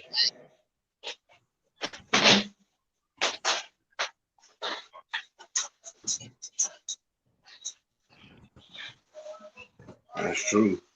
I was over here giggling. I said, so I grew up Catholic, then Baptist. I got kicked out of all the churches, including Catholic school. They said I couldn't come back because I had too many questions. And the answer I always got at the end of all things when they didn't have a real answer for me was, I'm going to hell. That was my only definitive answer I got. My answer was you don't question God. I say I ain't question God. I'm questioning you. You a human being.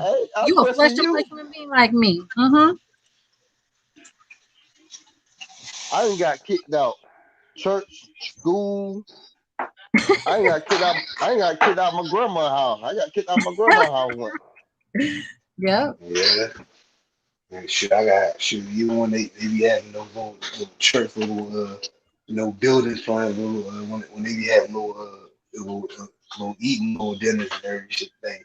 And they kicked my ass out of that too. It's like, oh, you don't believe in Jesus, that like that? I'm like, that's fake ass character. That's like you might as well say like Superman is real and shit. And we know that's not a real character.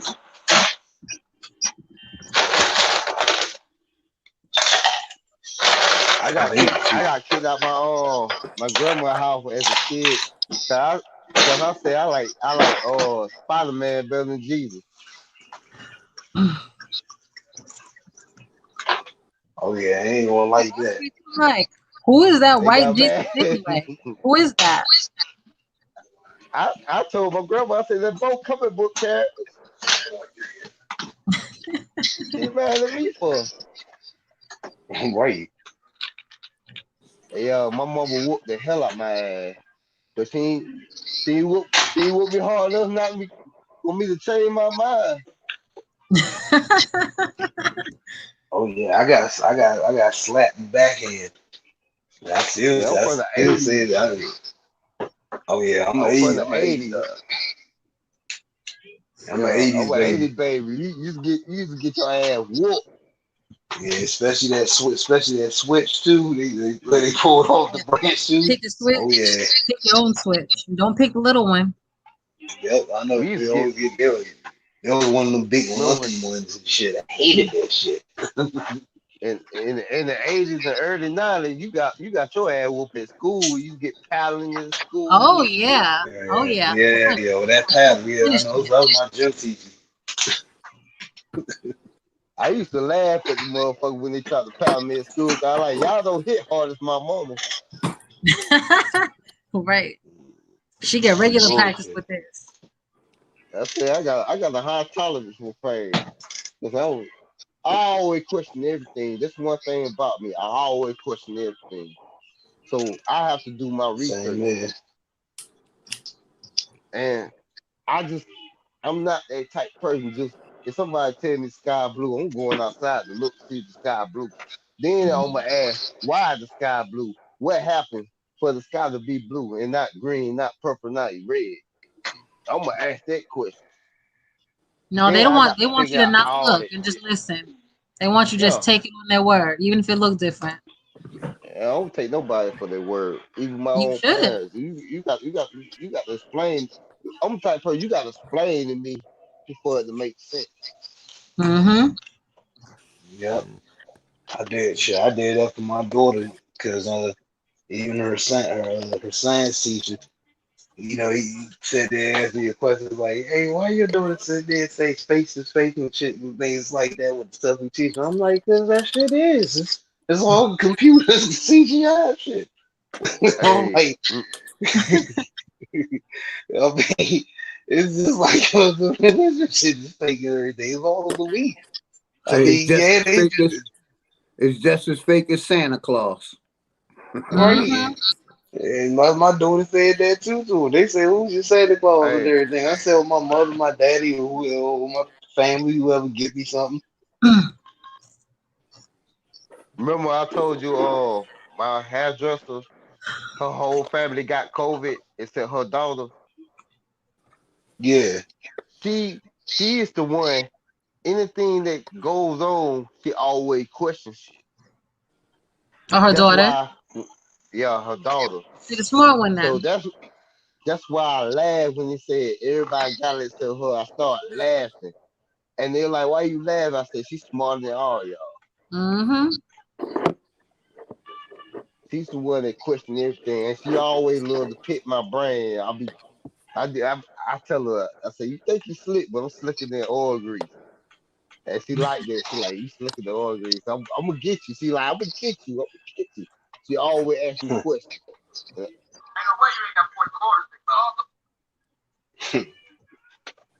And I like people like that because I can teach a lot of things, but just like the old saying, you can lead a horse to water, but you can't make him drink.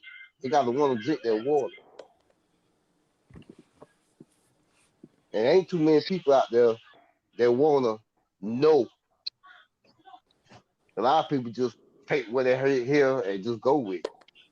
Right. I tell you what. So if you look right in the middle of that word believe, you know how we look at our language sometimes like, man, these words are spelled super weird. Like, who would think to spell it like this? We just heard it based on our phonetics. But right in the middle of that believe word is the word L-I-E, life. So no, I don't want to believe. I want to know. I want to know. I want to go Yeah, looking for yeah, Exactly. Right. it. I need proof. Hey, it's just like I told a dude at work, dude was talking so much, my homeboy got sleepy. I said, he's telling so many lies, he put you to sleep. That was I said that was- I said that what you call a lie about.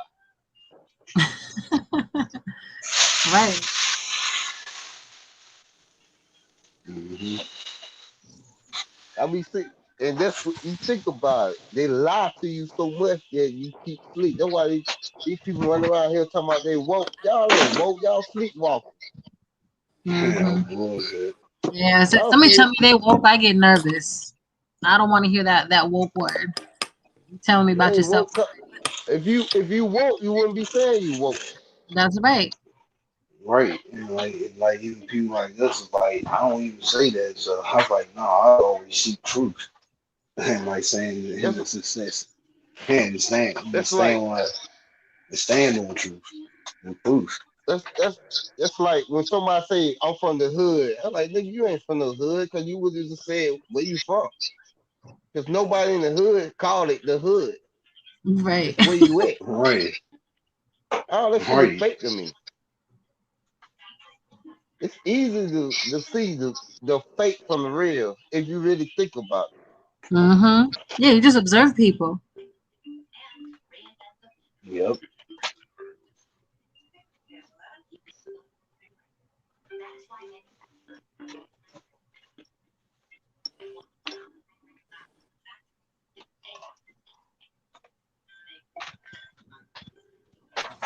Yeah, I tell everybody. I don't know why everybody say they rich thug on YouTube. YouTube ain't nothing but a bunch of rich thug if you believe everybody. I tell everybody I'm a poor country nigga from goddamn South Carolina. And they look at me like I'm crazy. I'm telling you the truth. I'm poor, I'm country, I drive a 9.6 Toyota Corolla. It's get great I about to say gas that full mileage. price still doing good too. I put $20 every 3 weeks in that car. Mm-hmm.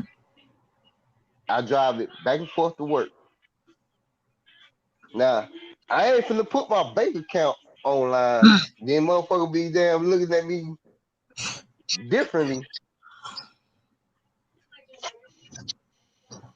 I don't know why people gotta perpetrate and act fake on the internet. I'm like, this shit is crazy.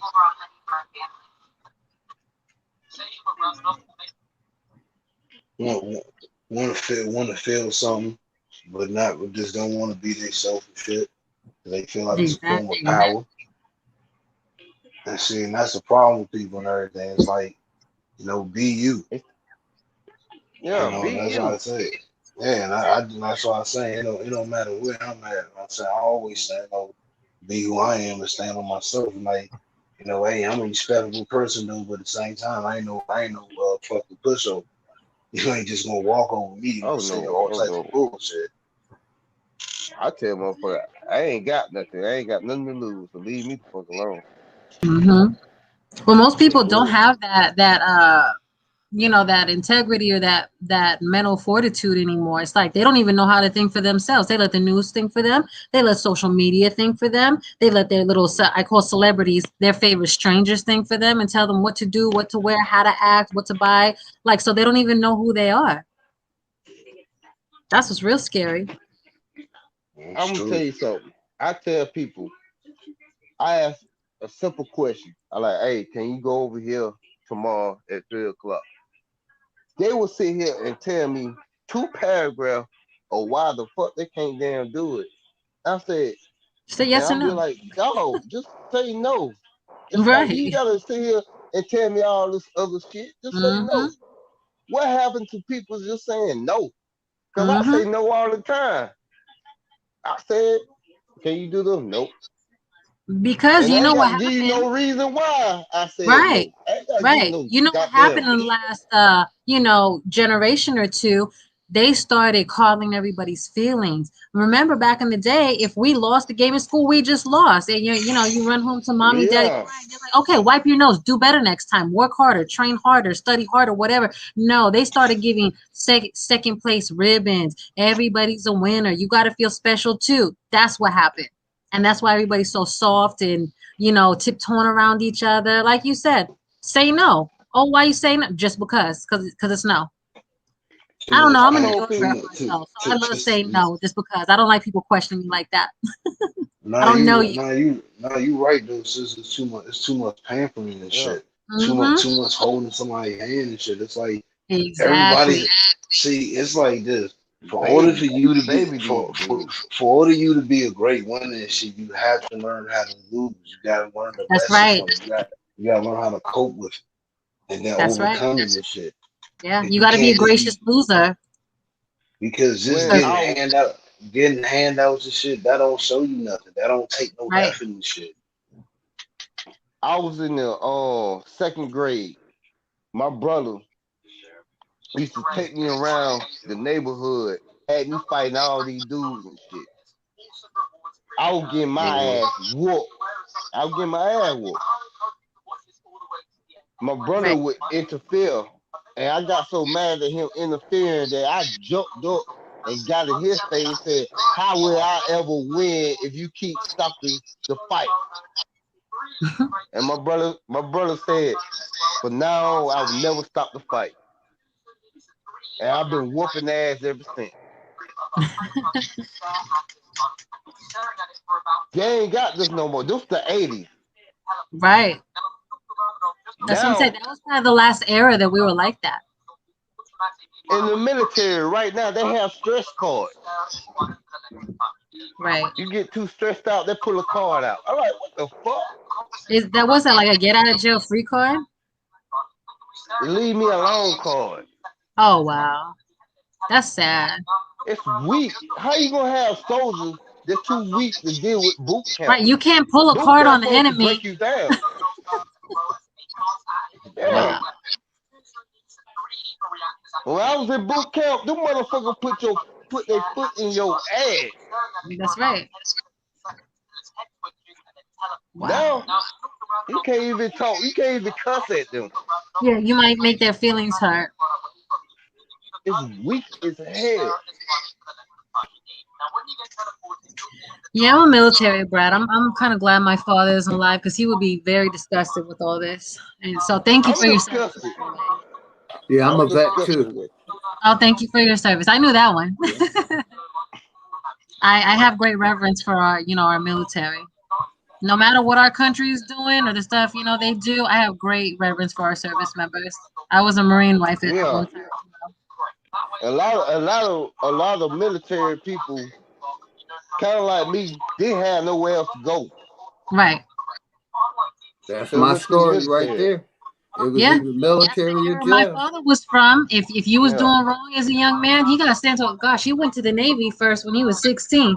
My grandmother told him, "Oh, you want to show out? Okay, let's show out. Well, you go in the military. We're gonna sign you up today. You want to show out? Go show out there. Let's see how that works out for you." He's like, "No, it made me a man." Exactly. Man, one of the reasons I went to the military, I grew up with just me and my pop and a dog. My pop worked all the time, so I had too much freedom. As a kid, I realized I knew I had too much freedom. So I went to the military because I really need some discipline in my life. Right. I was smart enough to know if I didn't get this discipline, I mean, it was a lot. I grew up in the 90s. It was a lot of dope running. I never sold no dope. But I used to run with dope dealers and shit.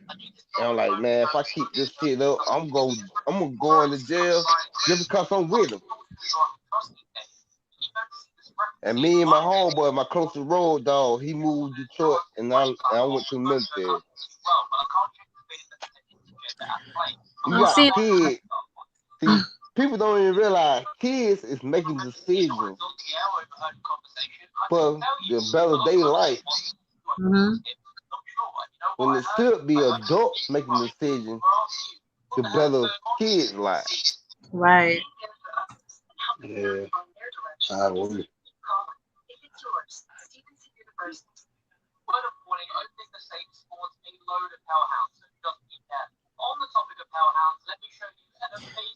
I'm seeing a comment in the chat. It says, when it comes to the military, I feel that our melanated people have no business supporting the military that has nothing to do, that has done nothing but oppress our people. We fought and died for them for nothing in return. And I understand that angle too, but it's like, if we don't, we weren't taught that part. Like I said, our system that we thought was real, it's a sham. Of course, we can look back and we see those parts. Hold on, sister. Let somebody be in the military after this cat. Right. Most people in the military is not white people. Right. Absolutely.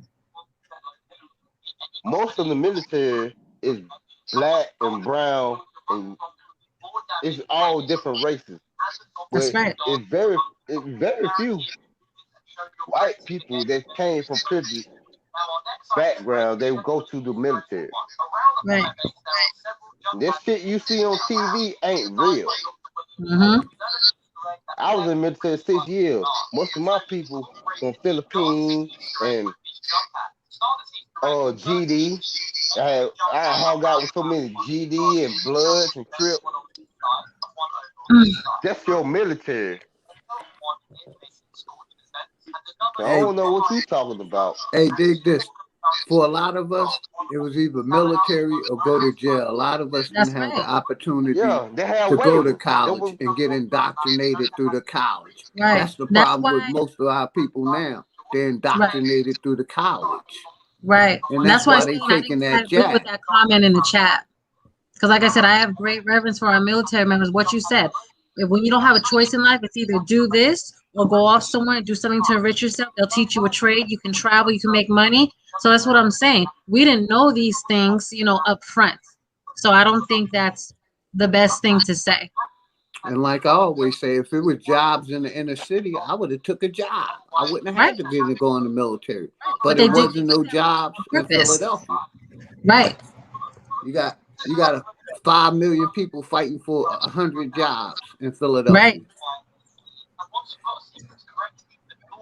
Hey, you gotta understand, you on your last leg when you go into military as a young kid. Right. These are kids that's in the military, fresh out of high school. Indoctrinate them while they indoctrinated. Right. These are the cats that's not afraid to go in the kicking. You understand? We kicking in doors. We kicking in doors and running up with guns. How many of y'all motherfuckers in the chat gonna sit here and kick in somebody's door and run in their house? Overseas. A lot of my Catholic school friends got on me because I went in the military. I was like, shit, my mom didn't have a silver spoon in my mouth. So I had to go in the military. I didn't want to go to college. I went to the military because everybody spent their money on my sister going to college. And I'm the youngest. I'm coming behind them. And they looked at me like, ain't nobody spending no money on you. Right. So I had to go somewhere. Pop told me, well, I turned 18, kicking me out the house. So I had to go some goddamn way. That's how it was back in the day. Oh, bronze is up. I mean, that's the 18. They told me is either go to college or go to the military. I was supposed to go to the Air Force. I was on DEP, but I got arrested with my friends, so it affected my security clearance. So, but that I guess it just wasn't my path. So I ended up going to college still. But that's what I'm saying. That that's not a very fair. I value everybody's opinion, but that's not a very fair opinion because our military members go through a lot. Do you know when I was in the military in 99, it was 2004, when I was in the military, most military people was on WIC. Right. If y'all don't know what WIC is, look it up. Yep, I already know what it is. Yeah, I went in the early 90s. When drugs was hitting the city, that's when I went in. When drugs was hitting the city heavy. Oh yeah, you hitting it down. Early 90s. That when the crack era was big. Exactly. That's what made me go in. So I used to roll with dope dealers and shit back in the day. My cousin did 15 years. That's not me. My cousin did 15 years. My cousin made everybody mad because he was selling 20 for 5 for Nick.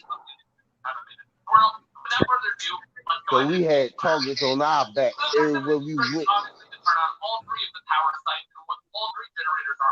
It got to the point police were mad at us.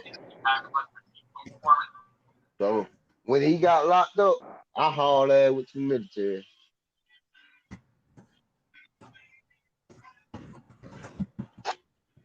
I was in high school.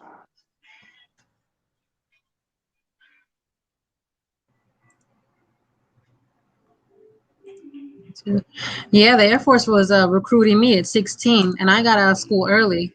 My father's like, yeah, you're not gonna sit here and do anything, so you can either go or you can go to school. But yeah, you can't do nothing, even if I was the girl.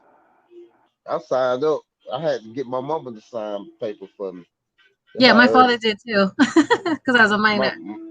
my dad refused to sign paper, so I got my mom to sign. Hey, I live with my dad. I didn't live with my mom. My mom didn't give a rat's ass. She signed paper,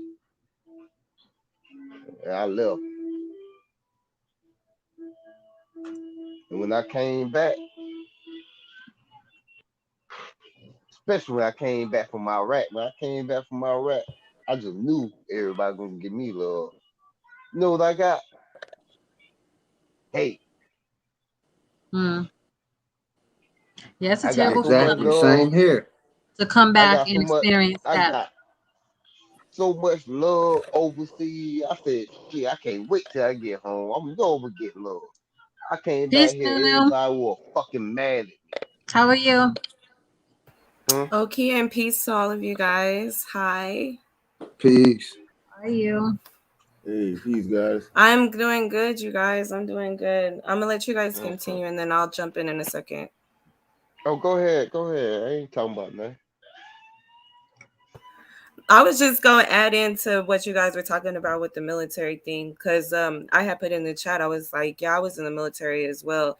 And I ended up getting out in 2009 due to the fact that, for one, I was stationed at Fort Bragg. Thank you for your Second, service, too, sis. oh, no worries. Thank you. Thank Yep. you. Thank you. And I wanted to just, like, I don't know if people have ever been to Fort Bragg or like know the history about Fort Bragg, I but know about Fort Bragg. it's a lot of cocky, racial, just uppity people there. And when I tell you, like, when it comes to women, they treat women so differently in the military, and it's ridiculous. And it's just like, it comes to the point Especially where it's just minority like, women, especially. yes, especially. And it's just like, it kills, because it's just like, dang, it's like you see all these women, like, and most of them say that they're only getting in there just because of the career side. They're not really getting in there for the fighting side. They want to get in there to actually do more helping, on the sidelines. And so it's just like, it's crazy to know that it's just like, dang, they're really just treating women like ridiculous when it comes to the military. And I just had to get out. Like, I had to. I'm glad you did. Hey, sister. I'm gonna tell you. I already know how racist it was when I went to Virginia, Norfolk, Virginia. They wouldn't allow a black man to be a supervisor. I couldn't get training. I had to come in my days off and act like I was just hanging out to train, because I would listen to somebody else getting trained. That's how I got qualified. I couldn't even get trained. This was 99. So I already know how racist the damn military is. You ain't got to tell me. And not even to mention, most of them. And the women get abused all the time in the military, and they don't talk about it. Oh yes, all the time. Like, I've heard of way too many reports from women, and most of them actually don't even go to the higher ups half the time, because most of the time you have actual people in your actual platoon that is supposed to be in charge of you, and you think that they're supposed to help you, and most of the time they actually just throw that away, because whoever it is that you're filing a report on is their friend or whatever that's been in there for a while, or whatever the case is. And I have seen that. Yes. They change the command. They change the command. And I remember, I don't know if you've ever been to Fort Polk, Louisiana, but I remember when I was out there, they even told us we couldn't even go outside of a certain entrance, because as soon as we would hit the outside of that entrance, we would be a target ready to get killed. Oh yeah, that shit's serious. I had motherfuckers plotting on me. I had people plotting on me to kill me. That was in the Navy. Wow. And then they wonder why, when people get out and they crazy and want to sit here and be like, I got all these dang weapons and I'm strapped up. Right. They offered me $120,000 to re-enlist, and I refused. I said no. They said, man, you crazy. I said, man, I already know what the fucking deal is. I already get that money as a civilian. Fuck y'all. Money don't make me. I've been broke and poor all my damn life, so I can survive. I ain't worried about your damn money. So that's how people end up selling out and doing all this crazy ass shit for money. I ain't that damn type person. I don't do that shit. Money don't make me. I make money. And those PTSD screenings, I remember when my ex-husband would come home from deployment, literally a half a page piece of paper. You really think they're going to put everything on there, whether it's from like peer pressure or shame or not wanting to have that, that extra time or have to go through extra processes. I'm like, oh, if you say yes on this, you got to go do this. Oh, I can just write it down. Okay. Or why they come home and they have all these domestic problems in their home. They come home with so much stuff. They don't know how to cope with it, or they keep it inside till it finally erupts or blows up or anything. So no matter how people end up in the military, like I said, I always come. I understand other people's views on it and their opinions, but like I said, our service members go through a lot. And when they come home, like you said, they get treated very badly. So on top of their experiences that they have to carry with them day to day, to come home and feel like you said, you just knew you were gonna get love. And you don't. You come home, you don't even feel like you home. That's a lot for anybody to go through. That'll break most people. So like I said, I always respect other people's opinions, but I also ask for some kindness and empathy for our service members, because we didn't know that, our system was the way it was when most of us were young. And when you're just trying to survive, it's either sell drugs, die, be broke, or go to the military and learn a trade. That's what you choose. We're all just trying to survive. That is so true. Tell you something. I just think some of the opinions are kind of harsh. When I was growing up when doing the crack era and all that shit in the early 90s, 95% of the crackheads was Vietnam vet.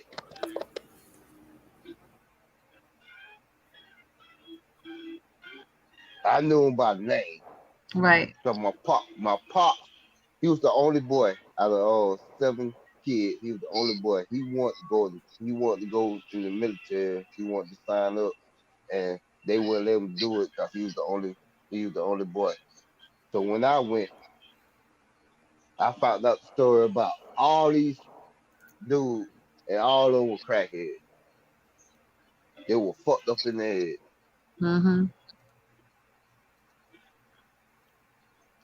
Yeah, there's a lot of homeless vets.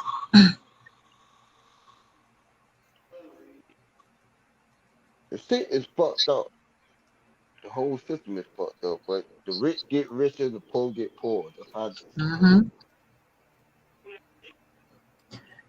Well, COVID killed a lot of birds with one stone, because that was one of the points of COVID too. All the big box stores could stay open because they were deemed essential, but all the mom and pop spots got closed down, and a lot of them perished. They will never come back. So therefore, furthering the divide just in the past, a little over a year, for helping to kill the middle class. Yeah. They don't want no middle class. No, they don't. They want the people on top, the powers that shouldn't be, and a full on slave class of all of us. That the ones of us that they keep around that aren't going to die of these hot shots, they want us around literally just for labor and to be completely submissive and controlled. That's the reason why when I got out the military, I came back to South Carolina, and I came back to be a farmer. So my daddy taught me how to damn do it. That way I ain't got to rely on nobody to feed me, give me water, give me energy, none of that shit. I know how to do it my goddamn self. Right. And you're probably in a better position than a lot of people. If you can grow your own food, you're in a better position than lots of us, especially not being in the city. Yeah, that's right.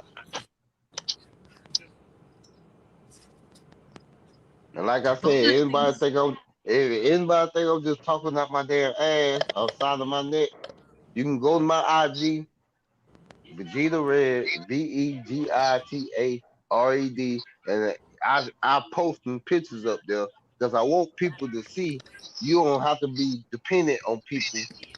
You can do your own shit. Right.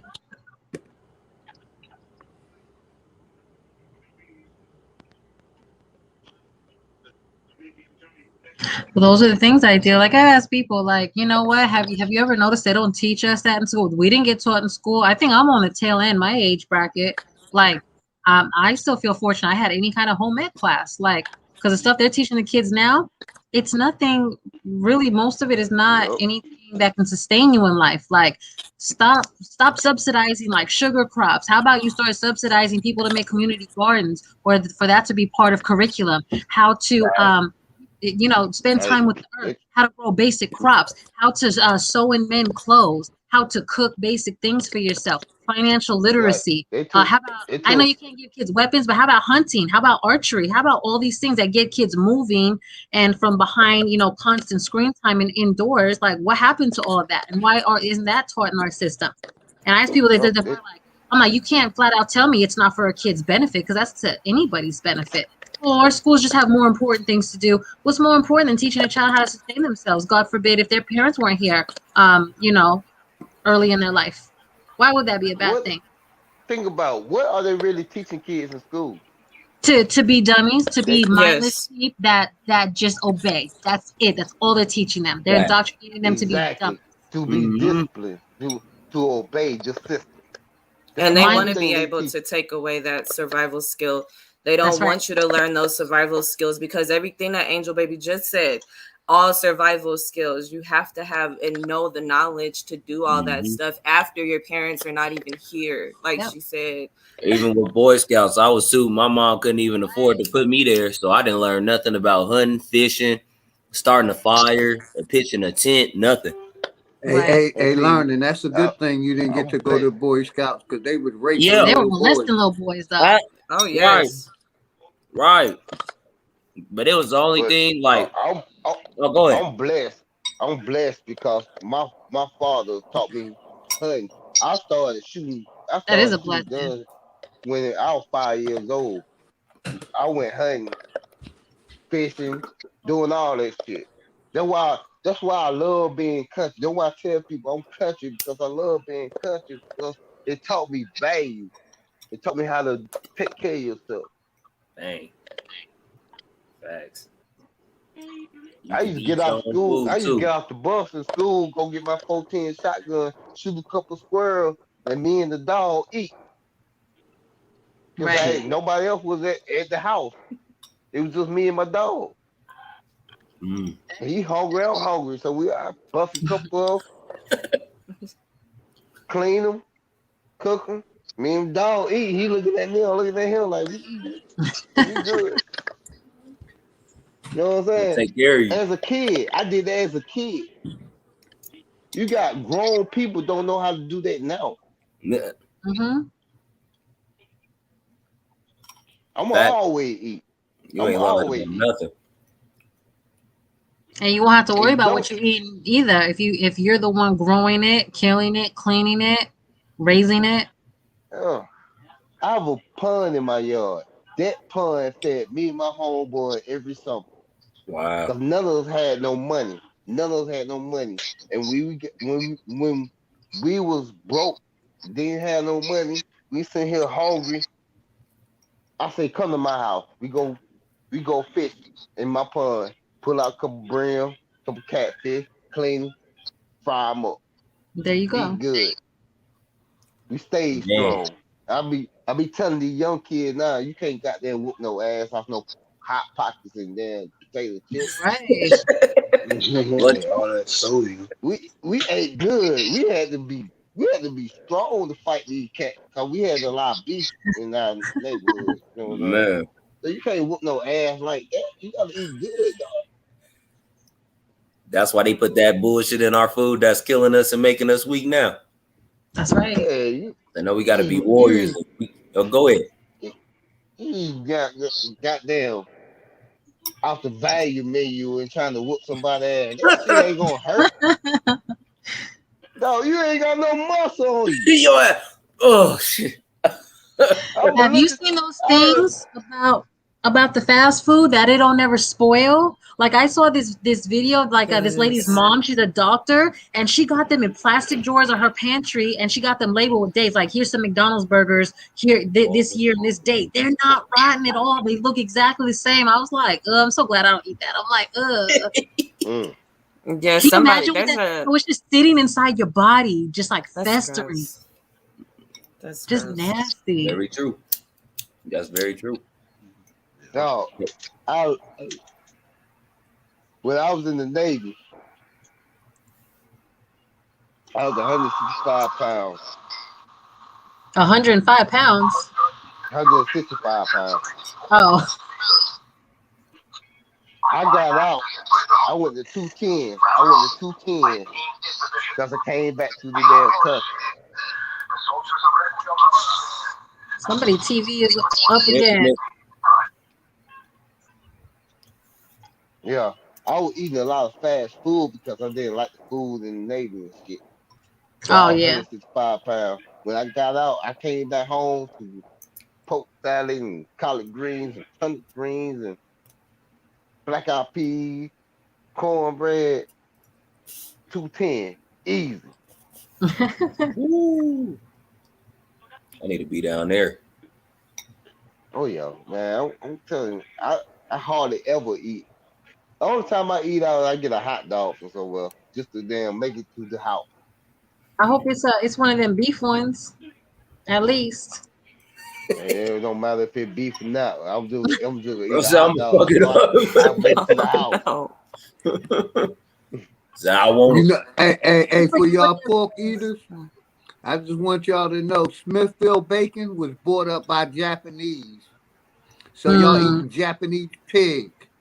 But I know it don't matter. But I Just just made my wanted y'all to stomach know. turn. I'm like, Yeah, I'm like, I don't even eat them. G fucked me up with that one. Look it up. You think I'm lying? Look it up. I'm gonna look up what a Japanese pig look like, and I'm gonna work my way. I'm about to look it up. Smithfield bacon was bought by the Chinese. What is a Japanese pig? Wow. Japanese. I'm on it. What is that? With the game. Oh my god, it got like hair and fur. I'm gonna throw up. It looked like a aardvark nose. They got hair by themselves. They by themselves for real. Japanese boar. Okay, I'm gonna throw up. Oh, they've been out there making a bunch of hybrids. Oh my gosh. Look, and you know them people that like pigs feet and everything else. Look at the damn feet on this thing. Like I said, Smithfield bacon was brought out by the Chinese. So if you still eating pork, I'm done eating. I'm good. If you still eating pork, you get your Chinese. Hey, I'm not eating none of that. I used to. They say they like to eat that pig from the rooter to the tutor. I'm good. No, thank you. Hey, from the rooter to the tutor. I used to raise hogs. I used to raise pigs. So I know everything about a pig from the rooter to the tutor. Look, I was born in the Philippines. They dig a hole, they clean that pig, they stuff that whatever in his mouth, that lechon, they roast it all day. You see little kids fighting over, cut me off one of them feet. I'm sitting here trying not to throw up in the background. Just They cut off the snout, the ears. That's all you. More for you. Look it up. Smithfield bacon. I just did the pig. Oh, gee, we did look it up. That thing is ugly. That little creature is scary. It's like half bear, half aardvark, half pig. Oh God, let me click out of this. Just He fucked us up with. Oh, he fucked us up with that one, man. I don't even eat pork, really. I'm just saying. That's how evil this government is. I raise cows and goats now. I don't raise pigs no more. And some chicken. Okay, so since you used to raise pigs, I have a question. Okay, so I have a question then, because people used to tell me it wasn't true, and it's like it just adds to the grossness. What is that whole? See, I'm trying not to gag again. I'm like, something about if you raise their tail up and there's an extra hole above the little butthole that just drips stuff on. What is that about? Josh got up and left. I don't even know what you're talking about. I don't know what you're talking about. I don't know what you're talking about. I was like, what? There's no extra hole. That ain't it. From the pigs already, I ain't never seen no extra hole there. You had the pussy, and you had the dick, and you got the asshole. I ain't never seen no extra hole there. I don't know what you're talking about. They done made a mutated pig. I was like, wait, they got a what? Nah, I'm gonna tell you, as a kid, I used to have to hold the pig when you cut the nuts off. I've heard that. Oh. I've heard that. Was that you, Josh, talking about Rocky Mountain oysters last time? Just no, I was making that as a joke. That's what everybody come here for. Once you find out they doing nuts, you'll never come here for I that saw shit again. that in Denver, like at this foreign place, and they had them all everywhere. Yes. Yeah, get them from the store too. You call them mountain oysters. I ate them. Oh my god. You like them, bro? Hey, this shit tastes good. I must have a ghost because I don't have anybody at home with me in my background. He said, share your screen so the people in the back can stop something. I was like, did you see a ghost in my house? I hope not. That would be scared. Yeah, I think they want to see it so they can stop fucking with the pork. Oh. Shoot, I can share it too. Hold on. Hold on. I think I still had it up under my clothes window. Japanese. Boy. Oh, look.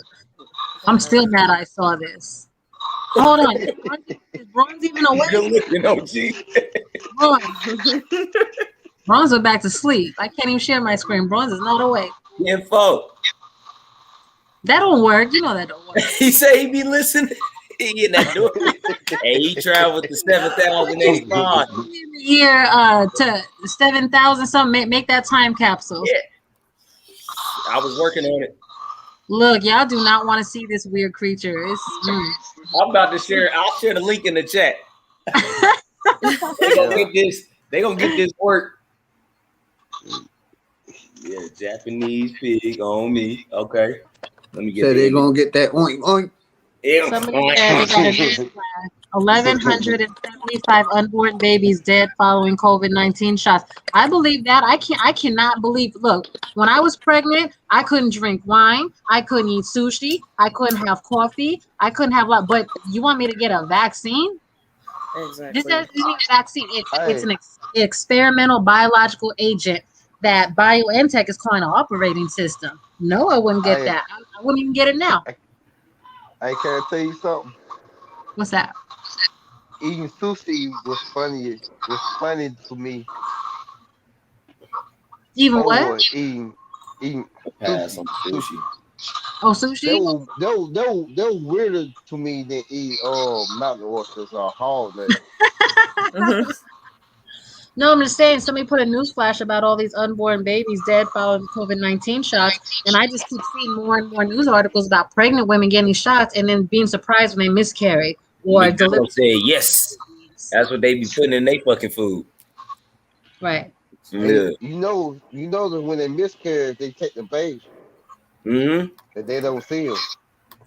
They were selling that in Japanese hospital. I mean, not Japanese, Chinese hospitals.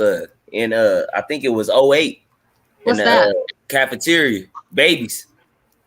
I saw they had like baby soup and baby. Well, they get rid of it because they only want cafeteria out there. So they said like basically if they had, especially if they have a girl baby first, they get rid of that baby because boys are more valuable and they don't want to use up one of their quota, their baby quotas. Yeah. See, as a farmer, they don't make no sense because the female is more valuable. You only need one male to like 15 females. Right. But guess what they're experiencing now? Since they were doing that for so long, so many decades, they have a surplus of males and they're running out of women now. That's why they want them to have 3 children now. Yep. Oh, you saw that? There's more females in the world than men. Right. So I always tell people talk about, I saw these stock pics on the news. I'm like, my God, stop watching the news. Turn your damn TV off. Anything the news says to do do the opposite. So I remember like this, my friend called me talking about, oh, NBC said there was a hot stock pick. Start buying up like companies that sell baby items in China because they're now allowed to have 3 babies. I said, all right, keep listening to the news. Watch. Oh no, that's a slam dunk. Oh, guess what? Boom. All the COVID vaccination stuff hit. Oh, guess what? People are coming up sterile. Joke's on you again. Didn't I tell you stop listening to the news? Hey, including China. Angel Because baby, one thing, where you from? Angel baby, where you from? Where am I? Everywhere. I was born in the Philippines, but I'm in Central Texas now. I moved here from New York City. I'm from a bit of everywhere. Hey, you from the Philippines? I was born there. Yeah, my father, like I said, I'm a Man, military brat. I got a lot of people that Oh yeah. from the Philippines when I was in the military. Yeah, so I was born outside of Manila. My mother is Visayan. She's part Visayan, but my father's from Gary, Indiana. A word. So I was I just born said, there. I actually wasn't even born in a hospital or anything. I just asked that because the way you speaking, Oh yeah, it's New York. Yeah. Now you can hear from where I damn speak. I'm country than motherfucker. Right. I'm trying to think where my friend lives. So I used to fly into Charlotte, and she lived in Casey, Cayce. It's North Carolina, yeah. Oh, okay. I'm But in we used South to, Carolina. you know how you move all through the Carolinas. You know, you want to go hang out somewhere, or go here, or go to like a party or whatever. We were like all over the place. Oh, matter of fact, yesterday, a homeboy came to visit me. I took him to show the Grand River KKK where he live at. I told him, I said, I got KKK member live right up the street from me. He's like, man, you still? I'm like, yo. I took him to show him. You took him to where? Well, the Grand Wizard of the KKK said. Oh, that's down in those parts. Yeah. I told him, I said, man, I'm telling you how shit is down here. Don't nobody fuck with us. They know they boundary, we know our boundary. So goddamn, you come down here, we bust cap. You know what I'm saying? Right. It ain't no big deal. Hey, that's fair enough. Yeah. So, Dub, I'm reading your comments in here. I'm going to post this for everybody if y'all want to take a look at it. He was saying it's not a vax, it's a shot, planned years in advance. I agree. So read this document. It's called, this doctor compiled all of this data that just, definitively proves that this was all planned in advance, like years and years in advance. It's called the Fauci dossier. It's like 200 pages. Like, it's... Oh, I know about that. I already seen that. Yeah, I just posted in the chat right now if you're interested in it or anybody else. But yeah, it really made me mad. Obviously, the first time I read it because it's so much data, and I try to show it to people. They're like, "Oh, that can't be true. Our government wouldn't do that." I'm like, "Why don't you sit down and actually read all what this?" he said about HIV? Yeah, Fauci had his hands on that too. Yeah. He's one of the highest paid government officials, and people still listening to him.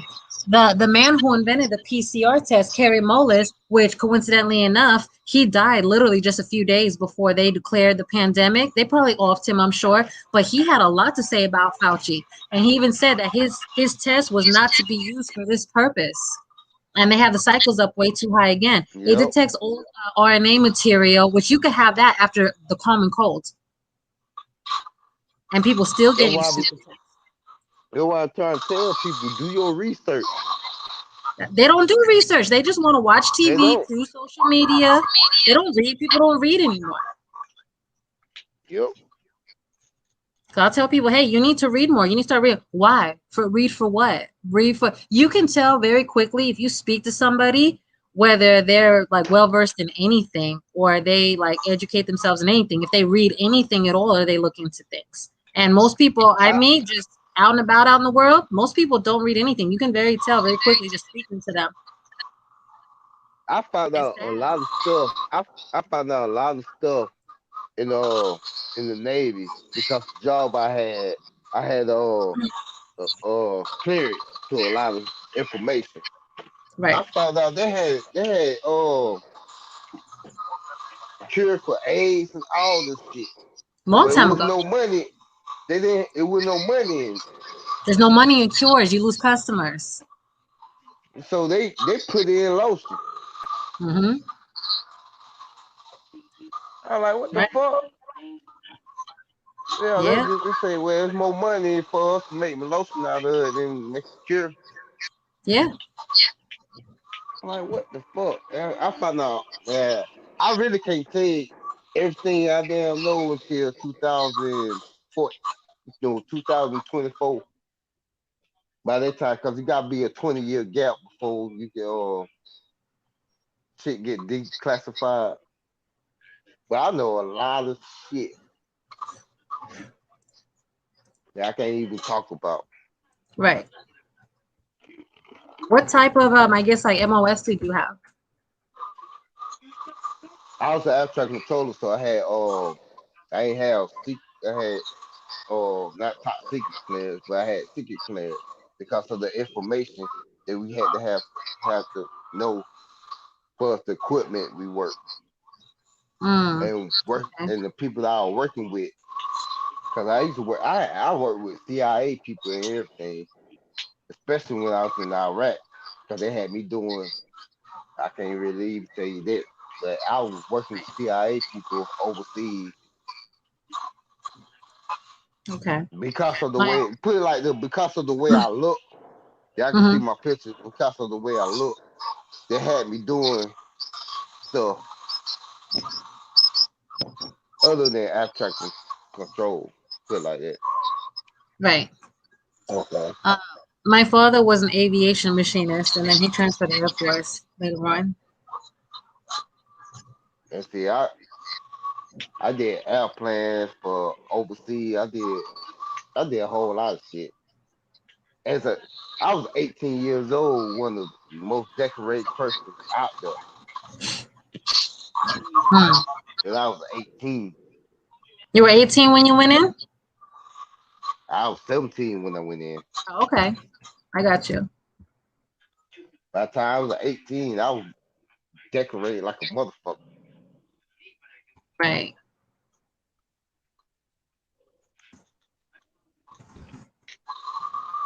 Told you I had to go in on my days off just to study. That's one of the reasons why I got decorated so quick. Hey, when you're putting that work in. And then 2001, the USS Cole got hit. I met them people from USS Cole, and then 9/11 happened. Right.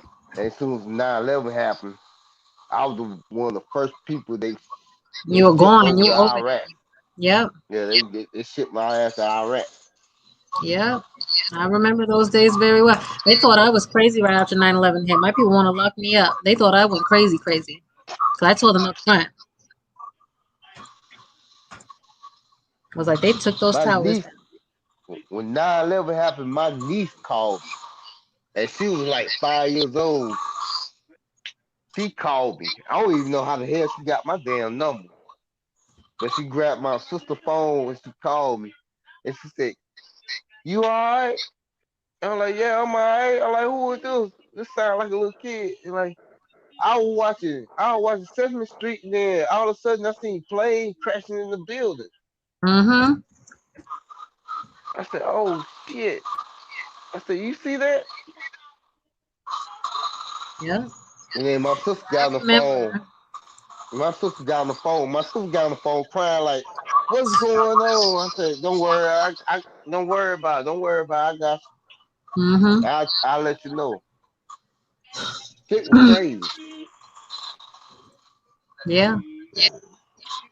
I was already after the second tower fell, but especially when I saw Building 7 fall, I was the one yelling, screaming at the TV. I'm like, they dropped that building. They dropped all those buildings. My people thought I was Yeah, crazy. my cousin was in that building. I had family that was in Sorry that to building. hear. You know, that's soft. Like I said, 9/11 is a huge soft spot for me. Obviously, like being in New York and everything too. And anytime, if people have ever heard me say that, they're like, how dare you? People died in that. I'm like, yeah, absolutely, people died. But what you're not getting is that your government killed them, not some dudes in a cave. They were collateral damage. It's a documentary that the damn security dude, they fired him because he told them they were gonna happen, and they fired him. I would say I would be surprised they didn't off him if he was, saying stuff like that. Not just fire him. I don't even know what happened after he got fired. It might have did.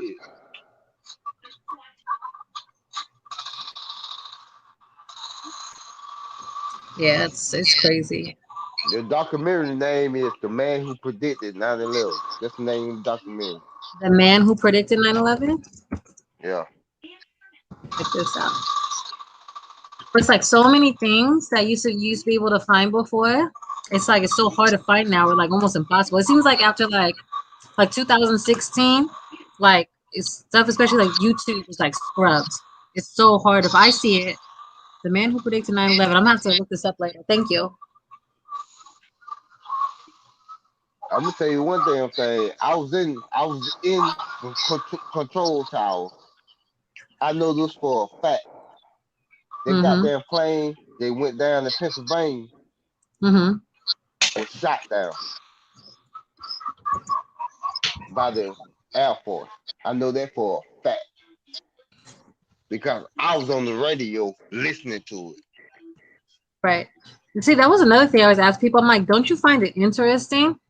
That airspace, Manhattan, New York City, that's some of the most protected airspace, not in just our country, but in the world. Just so happens that, these planes could come all the way and they're like, oh, surprise, surprise, just like so many other things. They were having, simulations and practices that day. So like to say like. What they did was you got IFR and VFR. IFR is instrument site where your instruments tell you where to go in the plane, and VFR is visual where you visually, and VFR basically for small plane they just want to fly around and go back down. IFR for the big commercial plane, they're going big this. So what happened? They flew below the radar and made the pilot plane they were VFR. Yeah, but remember, these individuals were also individuals that failed flight school several times for just small, little tiny planes. And they jumped from that to these big commercial planes. I know everybody doesn't agree with me, I contend that there were no planes. Oh yeah, it was planes. I seen it. I was there. I was in. See, I'm an air traffic controller. When all this shit was happening, I know for a fact it was planes. Cause we was monitoring all that shit on radar. Now, there's shit that went down in Pennsylvania when they plane went down Pennsylvania, the Air Force shot them down. Them goddamn people did not jump up and attack the damn pilot and then crash the plane. That's some bullshit that they lied and told people. I know that for a fact. Go ahead, I knew. I probably shouldn't even be saying this shit, but I've been saying this shit. I've been saying this shit, so fuck it. I know that for a fact. And it was another damn plane that went down in Canada that people don't talk about. It was 5 planes. 1 hit the Pentagon, 2 hit the damn Twin Towers, 1 went down Pensacola. I mean not Pensacola, Pennsylvania, and then another one they made land in Canada. I forgot where in Canada. I know that for a fact. It was 5 planes.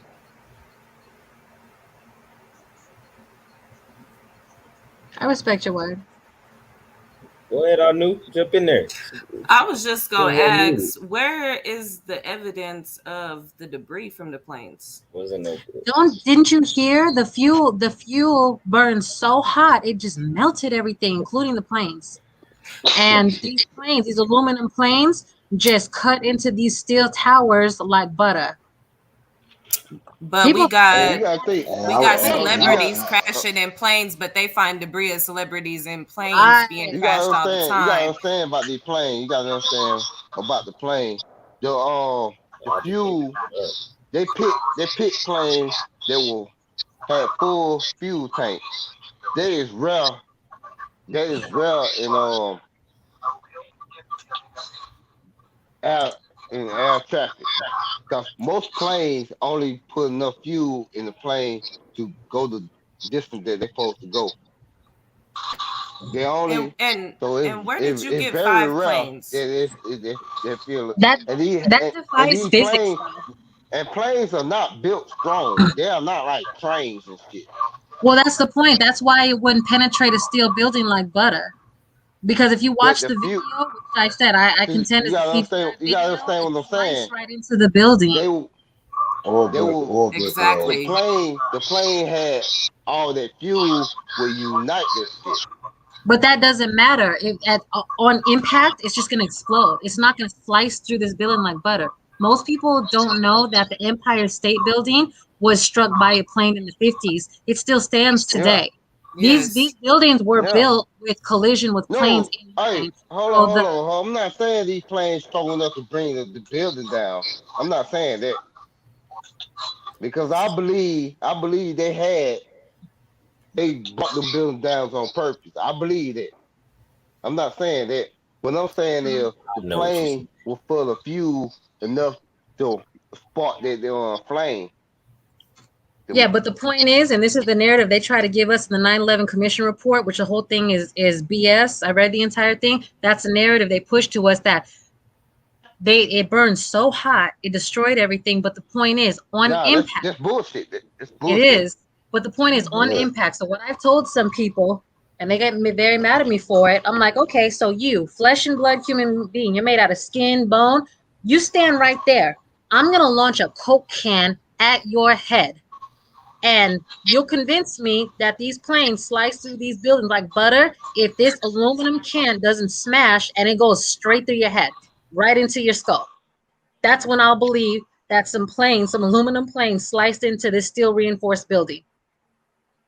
You gotta understand the way a missile works. Missile ain't fucking solid steel. It shoot, it hit, and the explosion will hit it. Now, I'm not saying the plane is strong enough to bring it down the building. You gotta understand what I'm saying. It's gonna hit the building. What I'm saying is, and they would explode on site. There was something else. That's why you watch that documentary on the man who predicted 9/11. They explain it.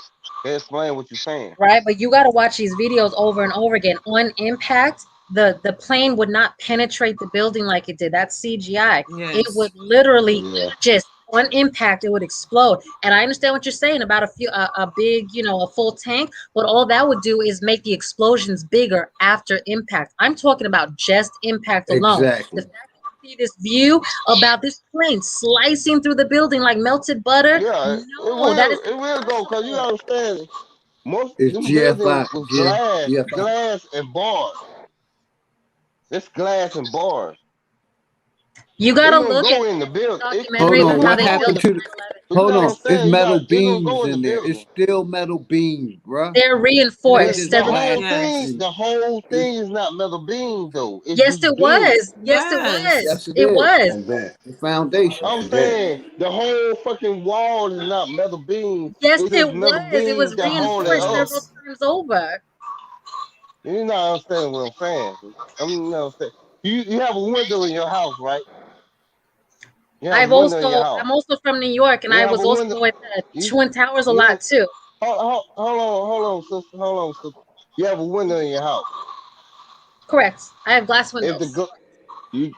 That glass right there is not covered with metal beams. So it's gonna go into the glass, but the metal beam ain't gonna bring the tower down. That's why I say it's an inside job on it. I'm saying the plane can go into a building, and it's gonna have a fireball. But I'm saying it ain't gonna bring no building down. It's That's not what going I'm to do saying. any of what they told us it would. Just like I said, if you look at those slow motion shots of the plane impacting the building, it is physically impossible for those planes, those aluminum planes. I'm sure you know the composition of aluminum It's versus titanium. reinforced steel. There's no way aluminum's going to slice through a steel reinforced building like butter like that. I'm not But talking the about whole butter. building ain't still reinforced. That's what I'm saying. The whole building ain't still reinforced. It's Yes, mostly it concrete and was. That's gas. how they were designed. It It's was. most. There were panes of glass. It's mostly concrete and glass. You got to look at how those buildings were designed. The 9/11 towers were not built like that. The Twin Towers were not built like that. This is what I'm saying. This is my point. Even at The the Empire even at State the Building Pentagon, was it's made with not. a lot of I'm concrete, and saying the it's building is not a solid steel building. You got steel beams, you no, got it's not just concrete, a. and you got glass. So you're gonna have penetration regardless. Too. You got to look at how, if you ever look up how the Twin Towers were constructed, it's like this trident design, if you will, and that's used over and over and over and over again. Now, of course, obviously, like you said, there Yeah, are I know. panes of glass between them, but the point is, even like, say, if something's not a solid block of something, if they're like a series of things, like instead of being like a solid block, what you're saying, like a solid block of, steel, I understand it wasn't like this, but if you have these steel beams close together like this, you know what I'm saying? And it's built and it's reinforced several times over, the impact, the point is still aluminum is not still going to slice through these the way they told us in those I'm pictures not of impact. saying, That's my point. sister. I'm not saying they sliced through them. I'm No, saying. that's what the video is telling us it did. That's my I'm point. saying it's an inside job. We on the same page. It's an inside job. Sure. Right. But We that's on the same page. I'm saying the plane can go in the building, but I'm saying it's not gonna be able to bring a building down. That's what I'm saying. Right. And what Nunu said is like, where are the remnants? Like, it wouldn't completely melt. No matter how hot it was, it would not melt. But they found the so-called terrorists, they found their passports in perfect condition. Like, I went in the 9/11 museum. I made myself. Go ahead. I'm telling you, it melted because they already had shit placed in the building. No, but what she was saying, like the point she bring, like how did all these things melt? Like the plane fully melt, but paper didn't melt, plastic didn't melt. They found their passports in perfect condition. Yes. Oh, that was fake. That was fake. That was fake. Oh yeah, well yeah, the whole thing. I believe they use like energy directed weapons, to help in the process. They ain't use no energy. They brought up them documents. They wasn't no damn energy. Y'all don't. I wish I could dare tell y'all everything I know. Damn. I Yeah, can't please do it. don't get yourself in trouble. This is my thing. This is one of the points I make to people too. So the foundation of the towers was built into the bedrock of the island itself, of Manhattan. So they're talking about that these towers fell directly into their own footprint at free fall speeds. So I'm sure we're all well aware of just like the basic concept of earthquakes and tsunamis, correct? Mm-hmm. I'm gonna ask you a question. I'm gonna ask y'all a question. Y'all ever seen an old building? They put the dynamite in there, and when they set it off, Yeah, I and grew the up in Las building Vegas watching crumbled. controlled demolitions. Absolutely, that's what happened in Building 7. That's a Okay, demolition happening. wouldn't it the same thing? What do you mean with the same thing? The same thing with the twin towers. Well, hold When the up. That's what tower Hold I'm up. fell, trying it to was the tell same you. thing. That it was a planned Well, demolition. The planes didn't do that Yeah, kind of that's damage. what I'm trying to say. That's what I'm trying to say. It was planned. There's this other documentary, and one of the other things that because it's not just one factor could have brought those towers, just their sheer size and mass down. One of them is some energy directed weapons that cause something called dustification. Because like I said, this is my other point that I make to people. If those huge towers fell directly into their footprint, and so precisely too, at free fall speeds, when I say the foundation was built directly into the bedrock of Manhattan Island, it would have shattered it in so many pieces. Lower Manhattan would have been flooded. The subway tunnels that connect right underneath the trade towers where people would take their trains directly into for work. Do you know those those subway tunnels? They're still intact. They never flooded. They never. That's what I'm saying. That's what I'm saying. It's planned. It was planned demolition. Absolutely. But part of the point is how they did that. And that's why I say my contention is, and like I said, I respect your word, is that there were no the reason for them to invade CGI. Iraq. Exactly. They need a catalyst. Well, for us, that's the reason why they sent my black ass to there in Iraq. Right. I've been against this shit. Right. All those security contracts were signed years ahead of time. I was in the military against this shit. I told them there's some bullshit. And I got a whole lot of heat talking about you can't goddamn say that shit. I said I can say what the fuck I want to goddamn say. Oh, right, like it was unpatriotic. You government property. You government property. You can't talk like that. I was fucking mad as hell. I bet. You sent me over here to Iraq to shoot people, to kill people that ain't got nothing to do with this shit. Nothing to do with it. Right. Absolutely. And I got to do it. I had to kill people just so I can got there and get the fuck out of there. Right. Yeah, the people had nothing to do with this shit. I'm all fucked up in the head. But that's the point. They planned that one. They needed the catalyst to kick it off. Because it's all, and they were mentioning something in the chat that these things seem to happen every well, somebody said 20, but they're 19-year cycles. Remember, it was the war on drugs, and then 9/11. Then you had the war on terror. And what did that help usher in besides the war in Iraq? The Patriot Act. Anybody else notice the Patriot Act was done within like a few days? Remember how all the airports were closed? Yep. You couldn't get in and out of nowhere. When the airports reopened, all those TSA employees were now federal employees. That's a lot of planning, and infrastructure has to go into that. Homeland Security was instantly all that shit was already planned. Just like they got their COVID-19 was already planned. Yeah, 19. Mm-hmm. It was already planned. 19 years later, 2001, 2020, another 19-year cycle. It's just crazy.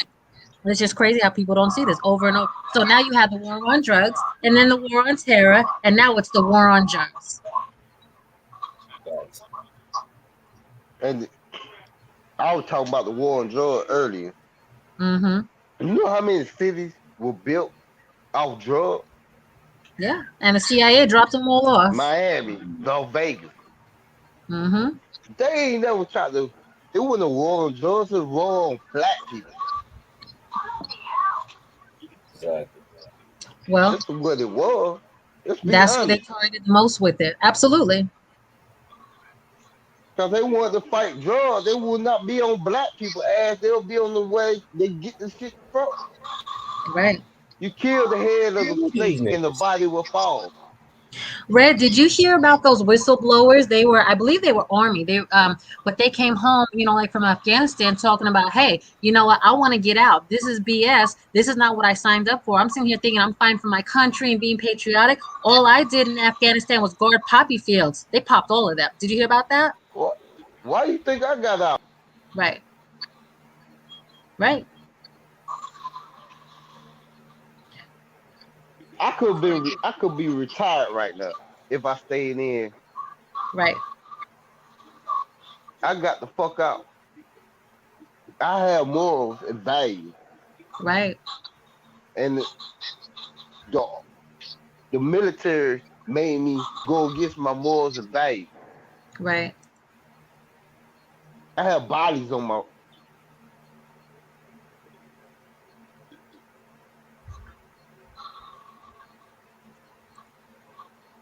Never mind. I did a lot of shit that I do not. I regret. Put it like that.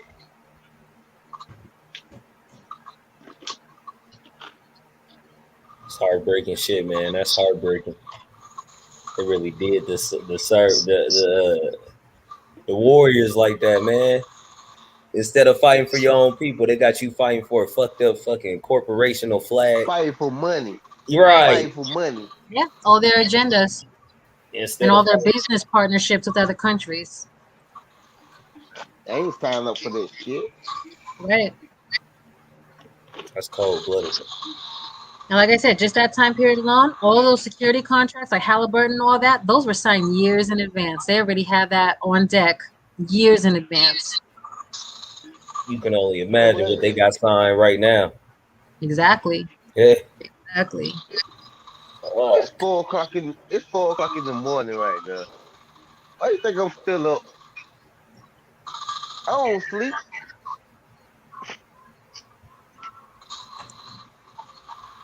That's tragic. And there's plenty of people like me. Right. Why you think the crack era hit so hard? Vietnam. They could not induce crack into the society without a war. They have people with fucked up their mind.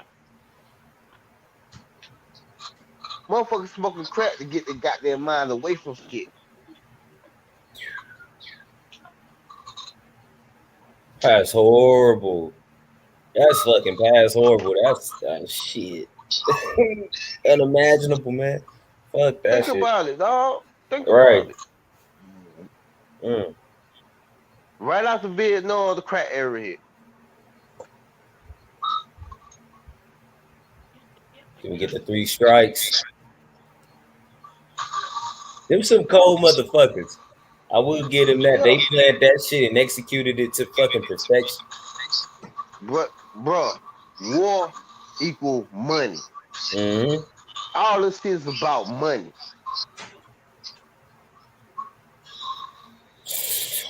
All this shit is about money. About a piece of paper that comes from a goddamn tree.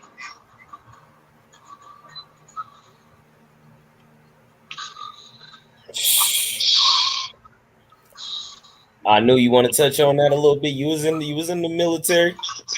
Pop off. They had you doing some shiesty shit too.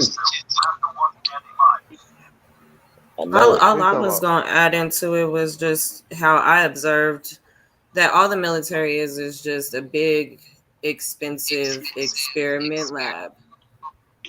At the end of the day, if you look at mostly what they do to the people in the military, most of the time you're secluded from a lot of things, and which is what I've noticed.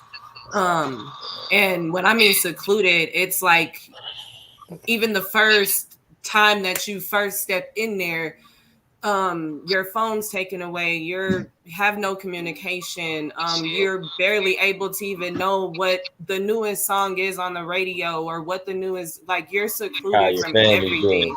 And so at the end of the day, the only thing is reason why I say it's an experiment is because most of the time when shots do come out, the military is the first people to get the shots because of what? They're always traveling, they're always having to go to war. And then when we get out of the military and we're supposedly back in the quote unquote civilian lifestyle again, it's like we're looking at everybody like, wait a minute, what the hell did we miss? Like, it's literally like a whole different environment. And it's just like you have to it's literally like feeling like you're a lab rat that just got free back into the world and you're trying to refix your life. Hey, speak, sister.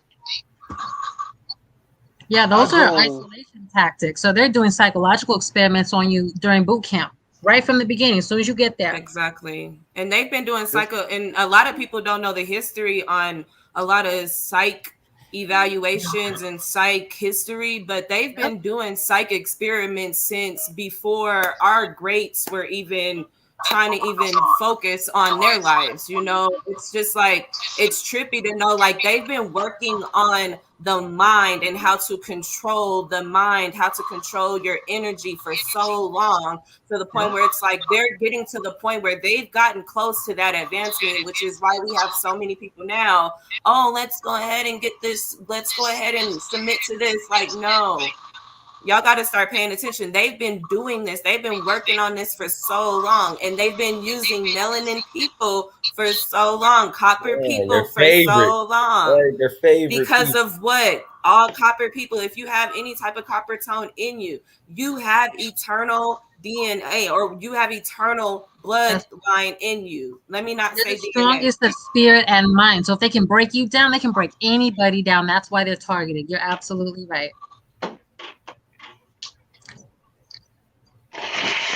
It's so sad how they treat people, especially like that. that war It really college. is. And the TV, it's patented as a mind control device. I tell people too, go back to Operation Mockingbird, what the media actually is. Media is just another arm of the government. Everything we see and consume is controlled, all of it. I need to reread that. Watch when TVs first came out. Look that up. Watch ads. That's all you have to do is watch the ads of when TVs first came out, and look how automatically stuck to the TV they show people in most of those commercials. Mm-hmm. Like I said, I always tell people the biggest weapon the military has propaganda is the media. That's right. The biggest weapon anybody has is the media. The media controls the mind. The media is I had my own family mad at me when I came back from Iraq. And they had no problem putting y'all on film out there. They had no problem doing that. Well, they need your enemy is to match their propaganda messages that they air on the news all day, every day. Al Qaeda, ISIS, man, come on, man. I know what y'all did. You trained ISIS on Jordan. Yeah, I'm cool on them, man. Cool. We got to answer. The first Rambo movie, First Blood. That right there, that movie is talking about how they fucked up. How fucked up the way people see soldiers. See, I need to watch that again. See, man, and it came out in '82. I wasn't even here yet. Yeah. I was here 9 years later. The first one. Catch up, young. He got treated like shit. Rambo got treated like shit.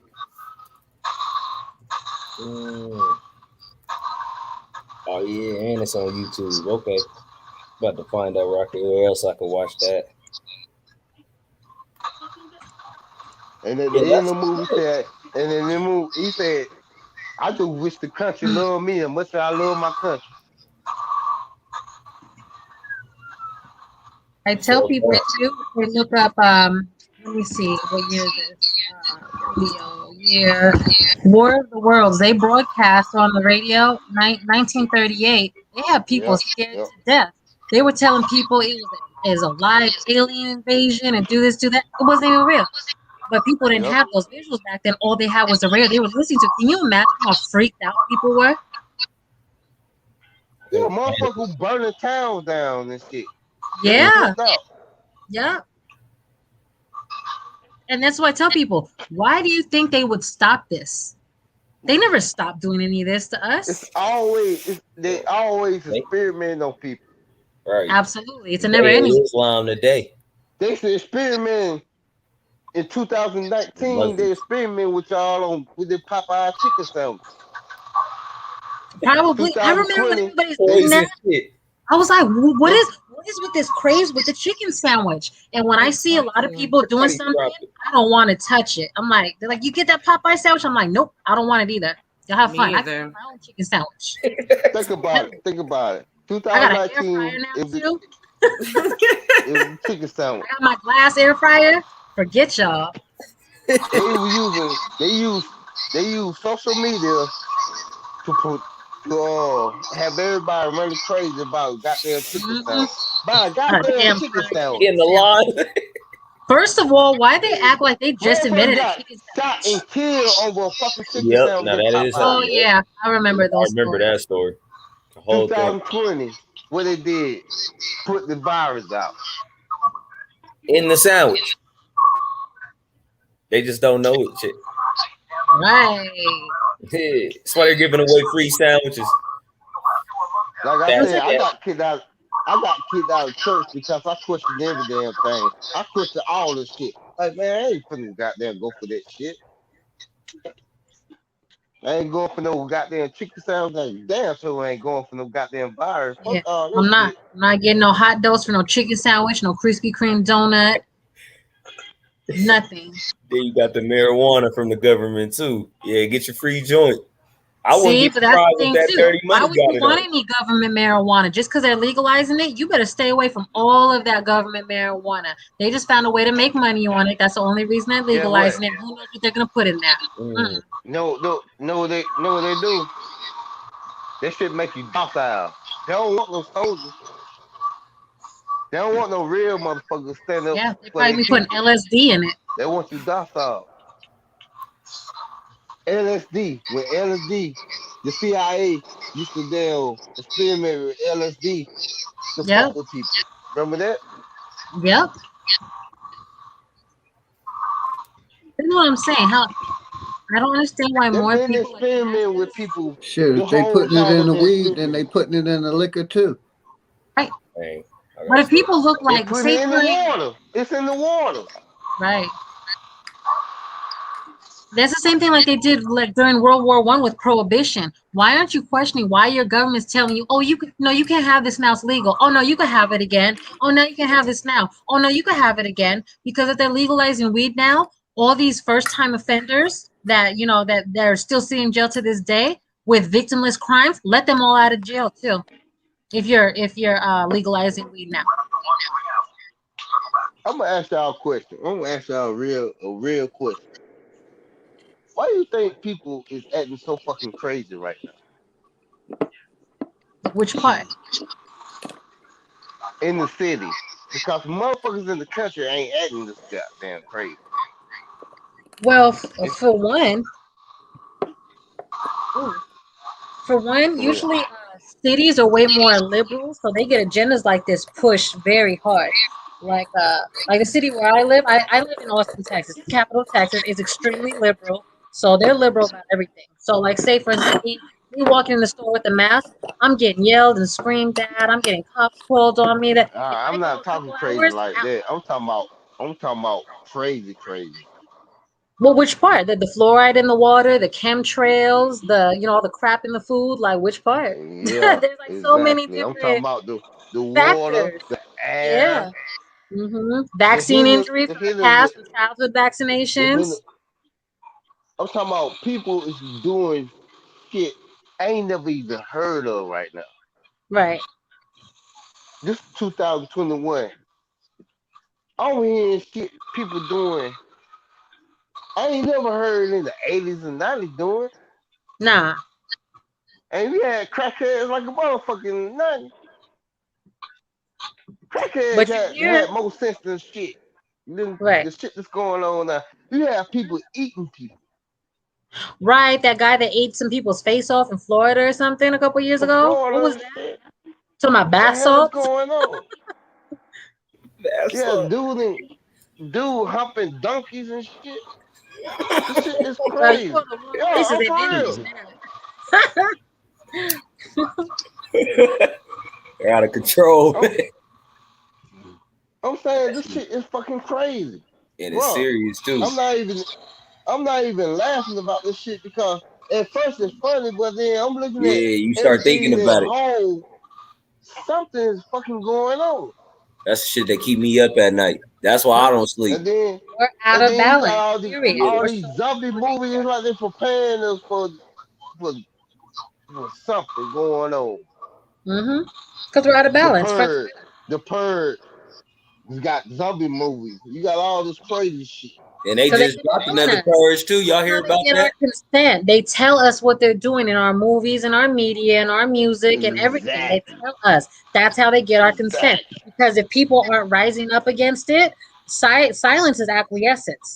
That's how, and that's why they do it. Yep. Just like that dude shot the 2 people at that new Purge premiere in California, in Corona County, California. Wow, what a coincidence! You know what I'm saying? These niggas is hard, man. That's just mockery. They mock us with this all the time. They use the game news over all the time. Game over. And they throw the signs right in your face. Right in your fucking face. And they put the bad air inside of your house, so you're breathing it. When you pop on that AC, you ain't even got to turn on the AC. Shit, I be tired, I be drowsy, and I'm like, oh yeah, I'm up. Then I go back to sleep, then I'm up, then it just continues. I posted it in the chat a couple times. I'm gonna post it again right now so y'all could grab it while you're looking. I don't know how many of y'all have like looked into gematria at all. There's a couple books. This man named Zachary Hubbard, he has a YouTube channel, but he literally I know what you're talking about. Yep. Yeah, but me and Bronze be in there all the time. Suave be in there, but literally he decodes the news every single day, all day, every day. They code this in the news all the time. And you'll start seeing, if you look, like I don't even watch the news, I'll research stuff. But like when I check my email every day, all those little news articles that pop up, and you'll see the same things all the time. All the time. 56 is a big one. 47 is a big one. 33 obviously a big one, which is a Mason number. It's like they mock us with it all day, every day. But these 2 books, one of them is called Letters and Numbers. The second one is called, actually I have the book right here. It's called Number Games, 9/11 to Coronavirus. This is a trip for real. Like the amount of research he's put into this book is amazing. Yeah. But I put the free ebooks in there for y'all. It's on one of his Patreon. Drop. Make sure you save them. He made them free. That's why I told you about the man that predicted 9/11. He told you. He said how, and he said exactly how they're gonna bring the tower down. Did it come out before or like shortly after? I'm gonna look it up later though. No, it came out. It came out after the tower went down. Well, I seen it after the tower went down, but he said it before. He was the head security dude for both towers. He was the head security dude, and they fired his ass when they fired his ass when he told them how the tower. Oh, when the documentary dropped, they fired him. No, they fired him when he told his superiors how the tower could come down. They fired him. Like I said, I'm surprised they didn't off him. Is he still alive? I don't even know. Wow. Yeah, I'm gonna look it up for sure. Most of them gone. And it's like I said, I know a lot of shit that happened that day. I was in the Navy at work that day on with the earpiece in my ear as an actor tractor. So I know a lot of that shit that would happen that I can't even. I don't even know why I keep talking.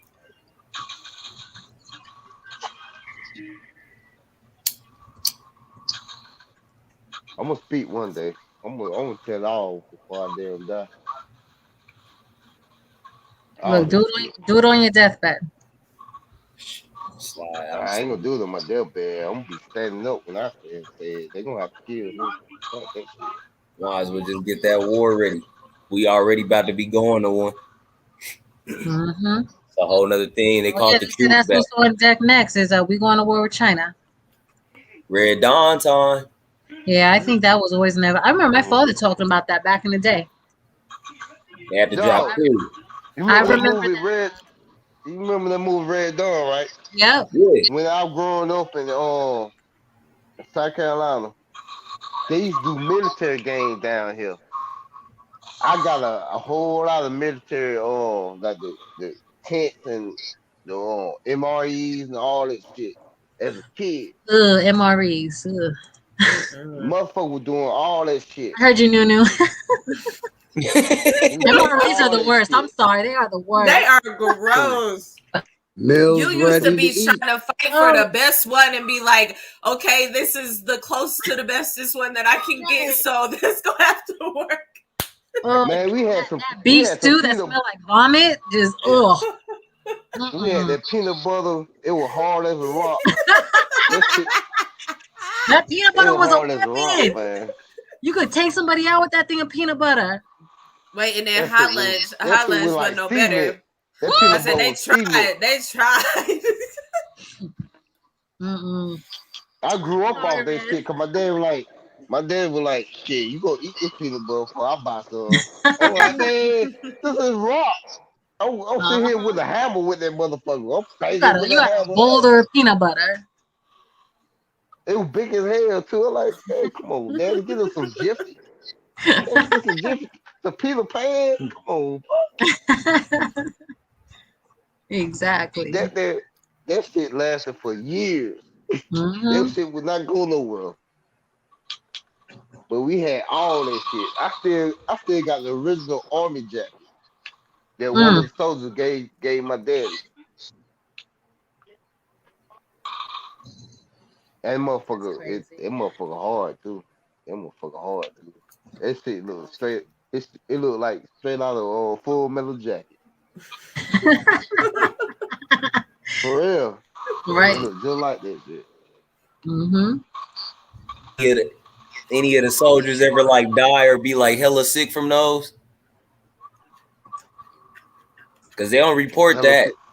From the MREs? From what? From the MREs. Just really grossed out, or they say they got hated. It just tastes terrible. So it just tastes bad, but you can throw them bitches back to back if you can handle it. It's If you gotta, you gotta have a strong stomach. I ain't got one. Oh no, then I'm gonna stay. Hey, it put it like this: if your ass hungry, I tell everybody. I'm gonna tell you something. I tell everybody. When everybody tell me I ain't eating that, I say you hungry enough, you eat a dog ass. My father, dog ass. if you being picky, you're not hungry. Yeah. If you got that hungry enough, you eat a dog ass. That's I used to for tell the everybody. people that don't have mental discipline. But the people that have mental discipline, we ain't gonna eat anything.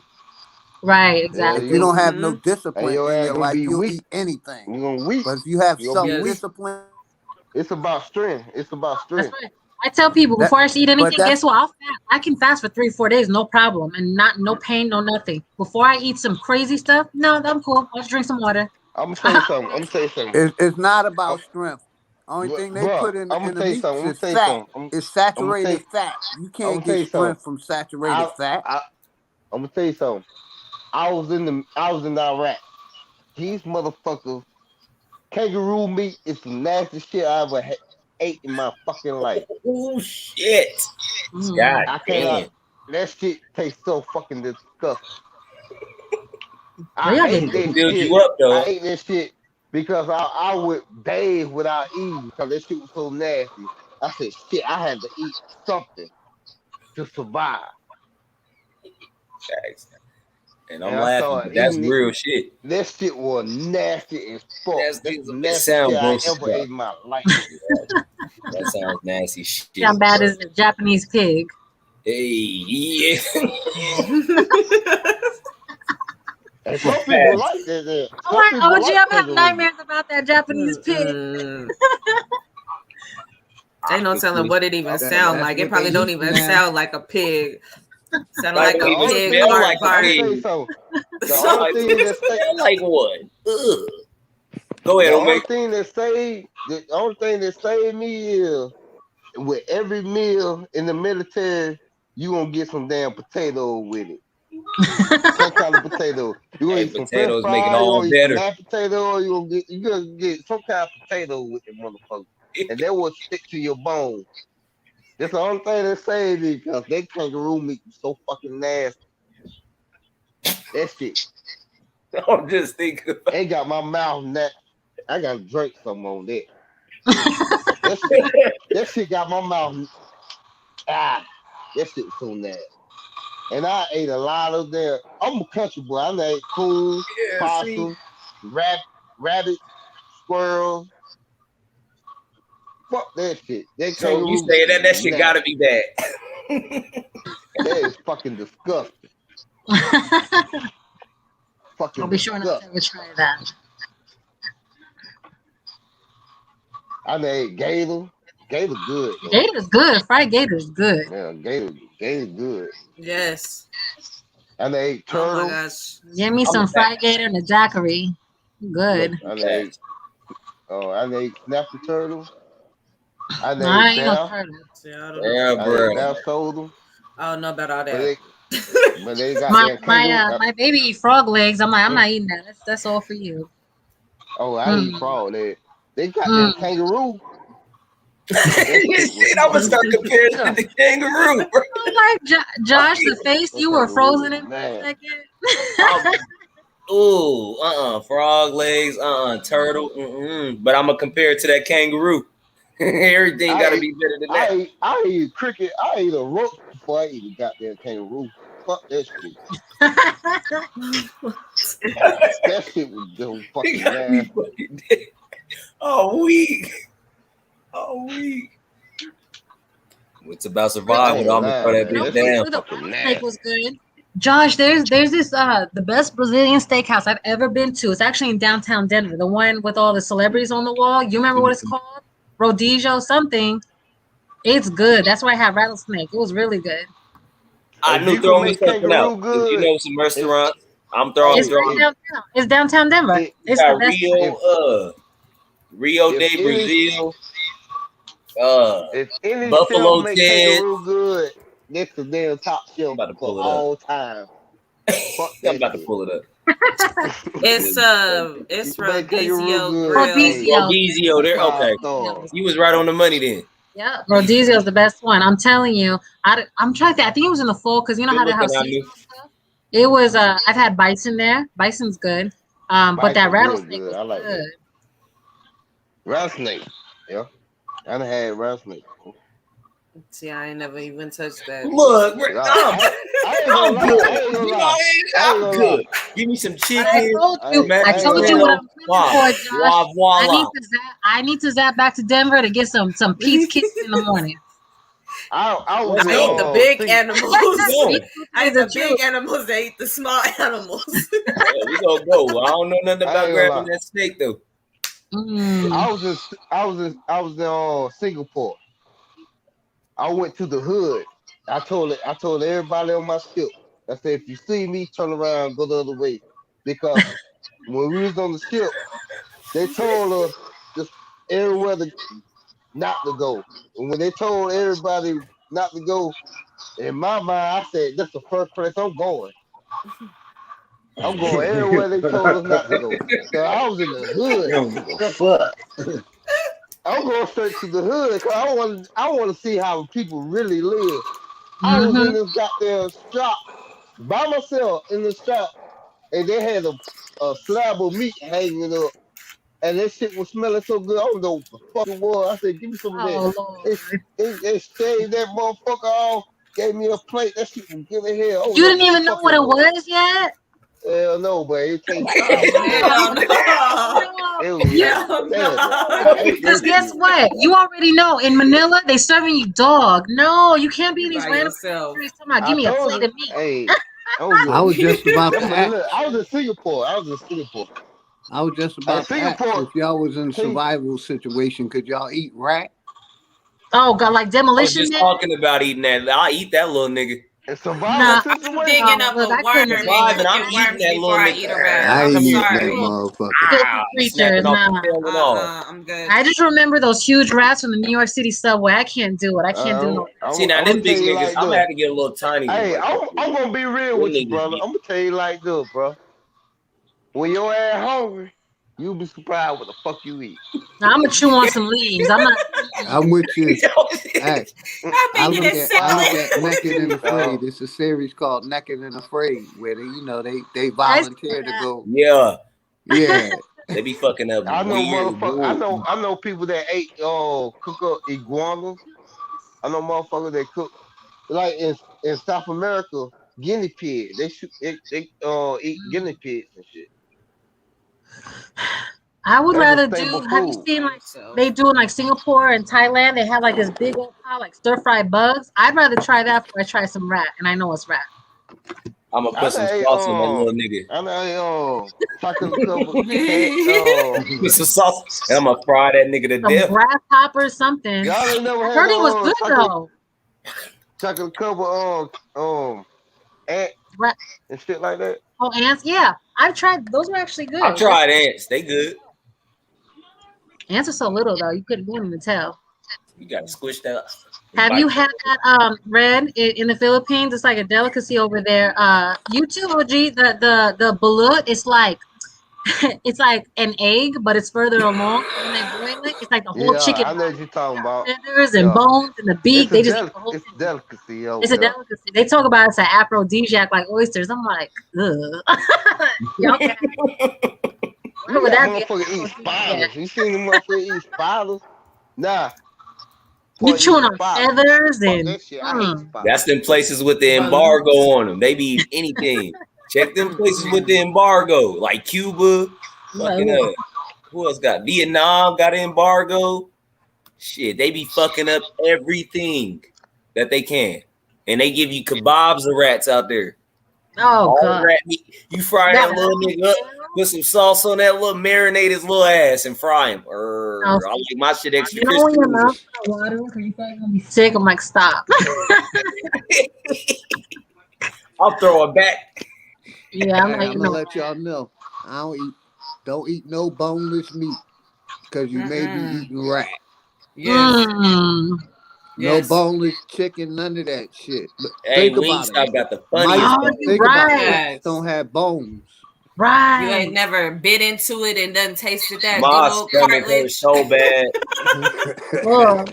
My stomach I don't fuck with no boneless, nothing without bones. Right. Yep, you're right. Yes. Oh God. I'm telling you, rats, they be the size of chihuahuas, like 10-pound chihuahuas.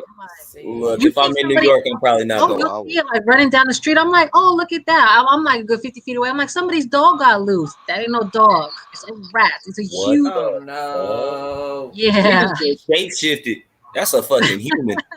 And you said where you at? When she was in New York. No, I still live in New York. I live in Central Texas now. I escaped right before the COVID shit hit. Thank God. Ooh. Nowhere not to go. Hey. Yeah, don't go. So I used to tell everybody visit New York City at least once. I would not recommend that anymore. I'll probably never go back. I feel like it's overrated. It's overpriced. It's overrated. It's overcrowded. It's overrated. It stinks. It's expensive. It's been there one time. Right, and that's all you need to do. But especially nowadays, I remember when they're talking about that Excelsior Pass, that drop that went online April 2nd. And then this fall, they're talking about, oh, Broadway might open it, blah, blah, blah. I'm like, yeah, they're going to be asking you for that good COVID passport. Good luck with that. Dang. And they were contact tracing since last winter. You would land your plane in LaGuardia or JFK, and they have National Guards on duty asking you to fill out this paperwork, do this, do that, or else they're going to detain you. I had a couple of my friends call me, tell me, they're like, yeah, that's true. Then I'm like, did you put a fake address on there? They're like, sure I did. I'm like, good. Fucking wow. Lockdown real. So monks in China only eat other people's leftovers. Yeah, they making me fucking sick. I've been reading all that.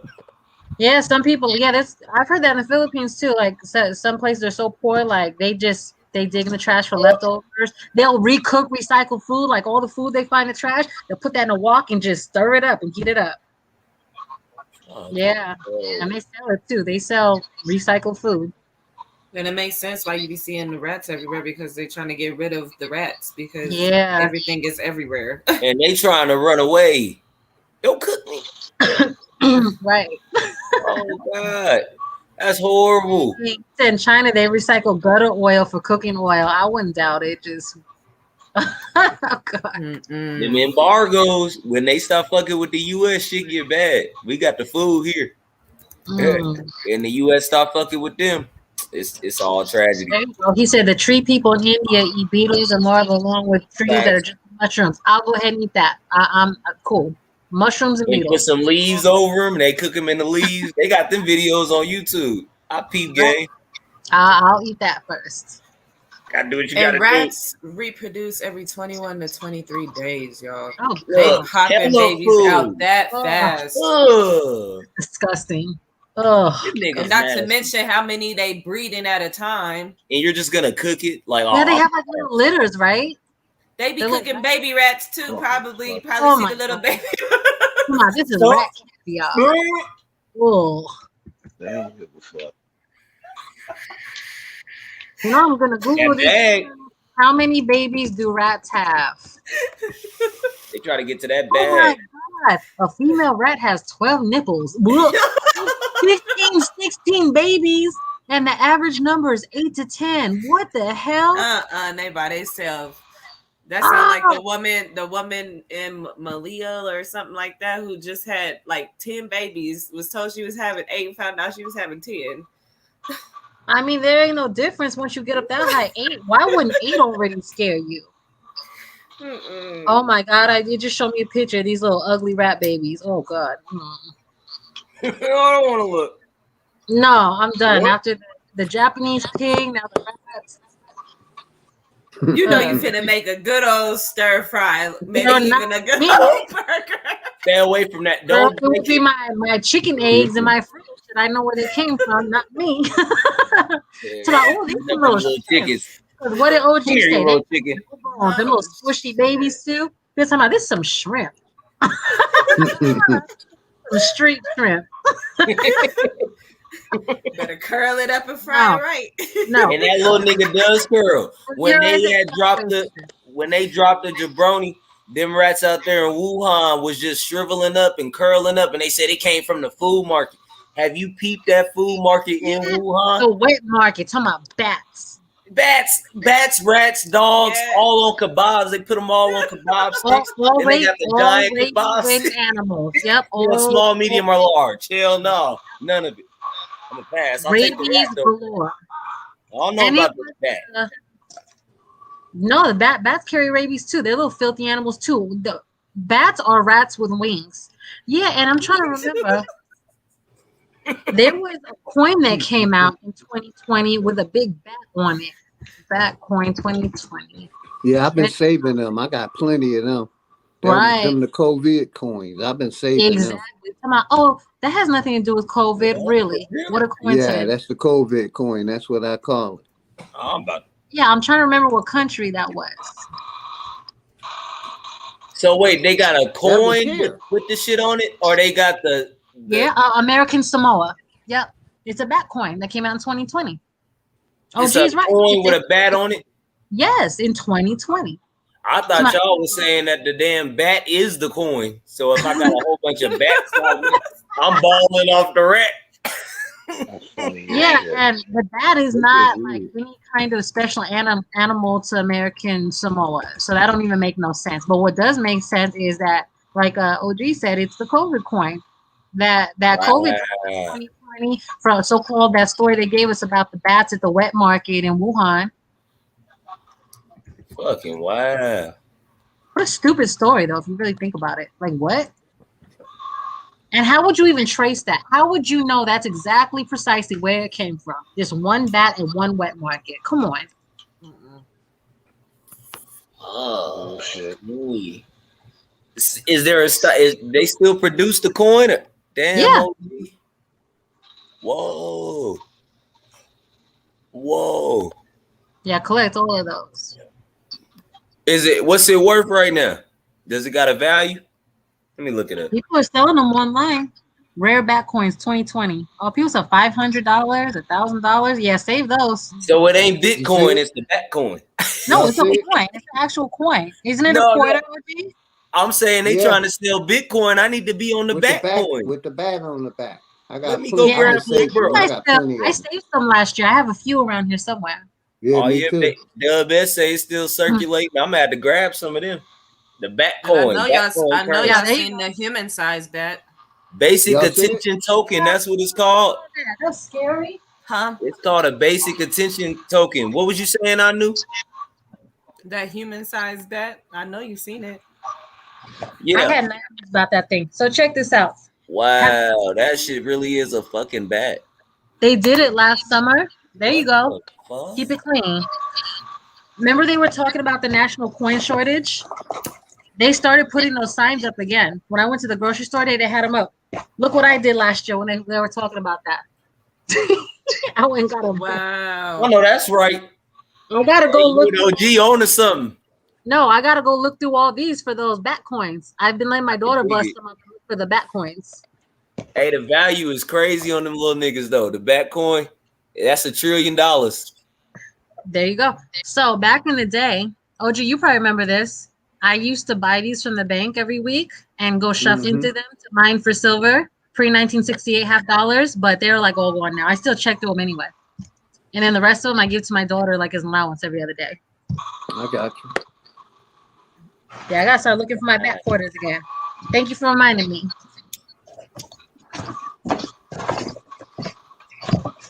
Hey, yeah, it's called the ain't it called like a wolf bat or something like that? I knew. A wolf, oh, that human one. It's a golden crown flying fox. Yeah, there we go. It's a. They don't even call it a bat. They call it a fox. Look, what is this shit really called, man? The hijack is real. What's it fucking really called, man? The thing is huge. Human-sized bat. I have to look at it again. Yeah, that little nigga big. He about as tall as me. I'm only 5'6", so yeah, that nigga about as tall as me. A flying fox? No, not at all. No. Oh my god. They out there in the Philippines. That's a person. Jeepers creepers. Jeepers creepers. Where'd you get them peepers, nigga? They weren't lying when they came out with that one. I'm putting all the drop. It's two bats on there. It's not one, it's two bats. It's an adult bat and a baby bat. Yeah, on the quarter. Yep. Holy fucking cannolis, man. Wow. Somebody said, what's the story of the bat coin? The bat coin was released last year. I dropped that link in there. It's in there with the value and all that. Ricky. Hey, how much they worth, man? The lowest price I saw was $500. Somebody on Etsy. But the whole like 20 or 30 of them Johns. The whole oh, go ahead. Because I do gotta look more into it. I just went and got the link, but it say that it's circulating at like damn near $1 trillion. It's got a lot of commas in it. We like lots of commas. Yeah. You know they gotta put their commas. But it's at 65, almost 66 cents. It's down 6.86% right now. Oh no, these are people's listing prices. Oh, the link that I put in there? No, I just happened to look online. Like the lowest, like somebody's posting it for is like $500 on Etsy. And the market cap is 1.6 trillion on that little thing. On the bat coin. On the bat coin. You go. about to be balling, OG. And Angel Baby, y'all about to be balling. Look, I still got, I found like 4 of them. I'll have to look through the rest of those rolls of quarters. Like I said, I've been saving them. Alkaline City was talking about, he was talking about like 1,000 a coin. And I started seeing them. I started collecting them. And like I said, I got about 30 of them Johns. Good. I know I bought some silver last year when it was still low. Some more silver. Wow. Yeah, the year the back coins is 2020. Somebody's asking. It's 2020. Those back coins came out. Right, either right before or after the pandemic hit. It was, yeah, it was right after. Yeah. What a coincidence. You really posted that big, ugly human bat. That little nigga a person. The Jeepers Creepers has touched down, man. For real. Oh my God. That little nigga. Hey, I don't know what I would do. I don't like scary movies, so the times I watch them like with my friends, like especially like high school, I used to watch through my fingers, and Jeepers Creepers just horrified me. Yeah, that. And then he could take our body parts. He made the dude into like a shirt or a jacket. He had like just him gutted out. Just. I don't know how people go to movies and eat up all these snacks just watching people get chopped up. I've never understood it. I hate scary movies, especially like horror movies where they torture people. Just it's so disturbing. Them movies crack me up. Them little people be so damn scared in them movies. I laugh all the time. It's me. It's me. I laugh all like this nigga done ran out this. Hey, don't say nothing yet. That nigga, it's so funny. I ain't running. I got my face covered up the whole time, trying to watch through my hair. I love horror movies. Don't turn off all the lights then. Shit, that's probably the scarier the better. That's how I am. Loves horror movies. Y'all will be buddies. She loves them. And that's why I was so disappointed when that Conjuring came out. They was hyping that up so bad, and I was sitting there like, I am so bored. This is the most boringest thing. That shit was so overrated. No fear. And you know what? I don't like the sounds either. All three of them are overrated. Yes. Facts. I think Insidious was better. And that shit wasn't scary. It wasn't that scary, but I'm like, it was better as far as the plot went though. The only scary movie for me was goddamn Darkness Falls. now, y'all know it was a crazy ass horror movie though. Remember the Sinister 1 and Sinister 2? Oh, yeah. I don't remember those. I don't like that either. Yeah. Nope. Them shit was bizarre. Part 1 and part 2. Bro, even the fucking what's it? They made the cover for the movie look damn scary. She dragging blood across the shit, and there's a little person up in there. Hell no. Hey, look, that one will probably scare me. Now that shit like that, I don't know if I could really do. Because if I rewatch a movie, like I'll see something like, shit, where did that come from? It ain't funny no more. But Chucky was funny as fuck to me. I like Chucky. The screams was hilarious. Like them shits didn't scare me. Like when Chucky starts screaming at people when he get mad. Yeah, then they made that Bride of Chucky movie. I'm like, this is weird. It's like doll porn. I'm like, what the hell is this? This got weird so quick. Then they went to the seat of Chucky. Yeah. Yeah, the little dolls trying to undress each other. I'm like, what is this? Like, just let the doll die. Just let the doll die already, okay?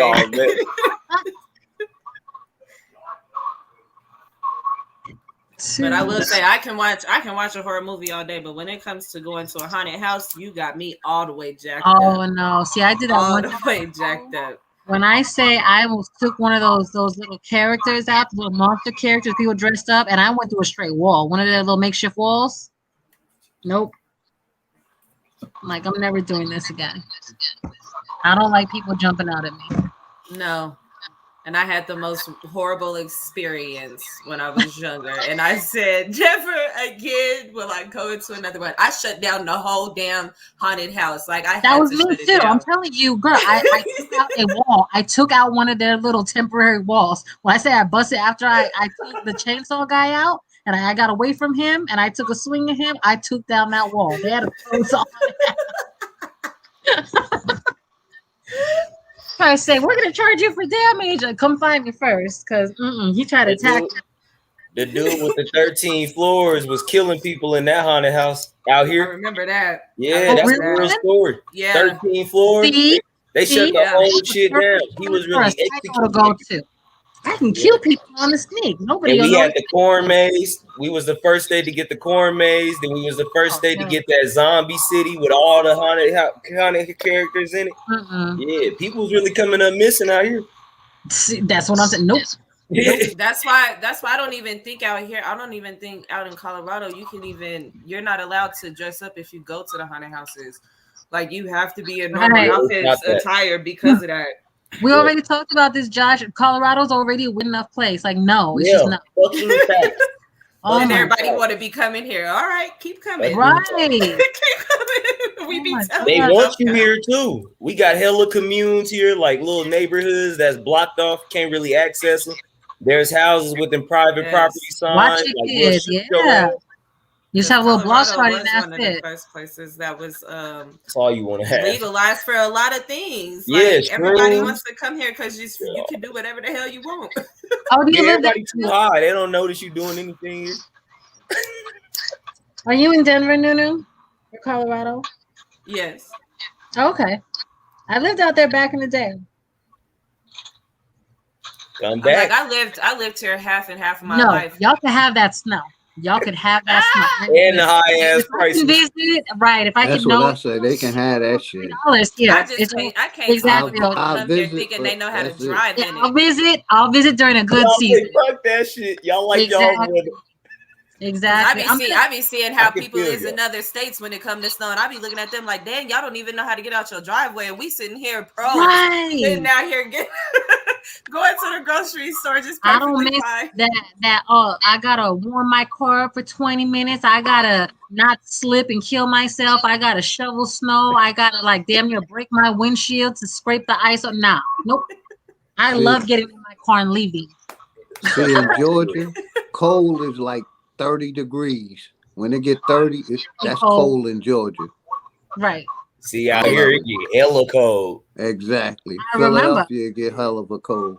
See, you got to go places like Denver just to stay warm. Period. Because you stand outside, you got to do something. You got to smoke a cigarette, smoke a something. You can't just stand out in the cold. Right. I think the coldest experience I have is in Arkansas. Right. Yeah, I lived there before everything was Germany, West Germany. Hey. Lived out in that Black Forest. Yeah, they say they used to hunt people in the Black Forest, like for real. They used to like release kids out and they would hunt them down like it's games, like those little sick rich families. That's and where then there's a whole movie for that right now too. A few of them. Sure. Yeah, that Black Forest. They say it's so fucking dark that once you get in it, the light can't even penetrate the trees. That's why they call it the Black Forest. Oh, I'm about to look into that. Sounds horrifying. No, but they said like they look would into it. Find these old paintings like rich people have, like depicting it. Like they would clip, your Achilles heel. Like they would clip their Achilles heels and then release them. So they're struggling to just move it all, like get away, and they would hunt them down in sport. Yep, and we got a Black Forest here too. That's a trip. Colorado love doing sick shit like that. I tell you, this place is the state of rituals. Real shit. You know where else used to freak me out too? Because I don't do no snow sports, no snowboarding, no skiing. I almost killed myself trying that with my white friends. So I'm like, let's snowboard. I'm like, all right, nope. I almost killed myself. I almost broke my whole body. But so I would, if I went, that's real shit though. Yeah, I was sitting at the lodge, on the balcony having a drink, a hot toddy, something. Breckenridge is a weird place. Breckenridge has a weird vibe. I don't like it. Every time I'm not going to get killed up there. I'm gonna give you a gym. Don't nobody live in Aspen. It's all deserted. Right. Those big ass houses. Yeah. You know where else everybody loves to go? Vail. I don't want to go back to Vail ever again. Nobody stays in either one. They're there one time out the year. Because they hunt tourists. I bet you they hunt tourists. They do. Tourists come up missing all the time out in the mountains. You want to be in the city. Have you ever heard those stories about like how many people a year go up missing in the national parks? Yes. Isn't that crazy? It's so true.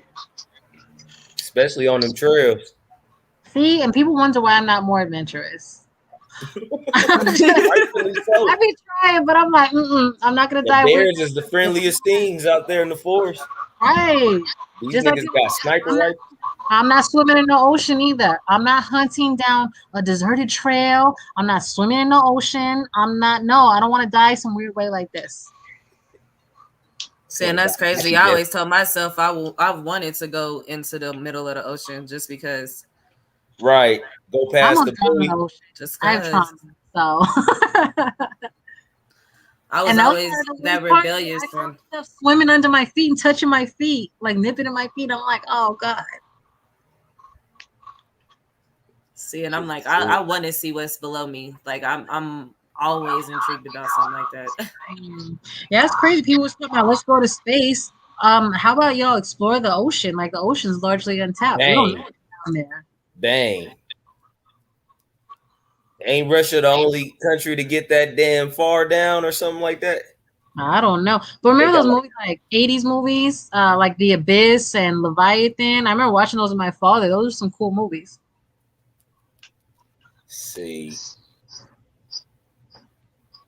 My tabs are open. I'm just searching things like, whoa. Right.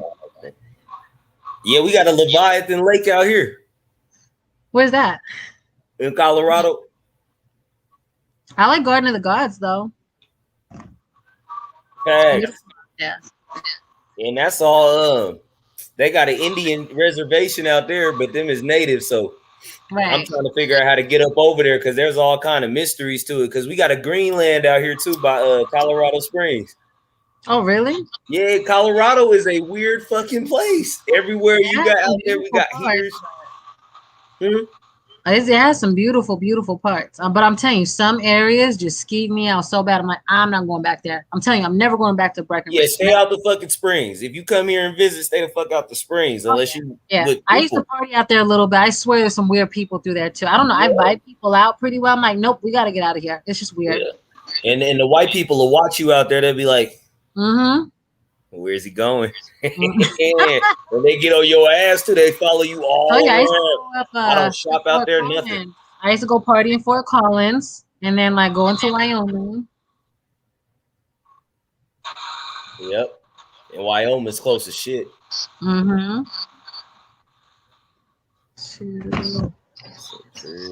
Dub, I am not a Leo. I'm an Aries, but close enough. It's a fire sign. No, it's not. I'm like, it's not close enough because I come first. Aries is first. See, I'm a Virgo. Interesting. Virgos. Yeah, I got Scorpio that. here. Yeah. You said the what?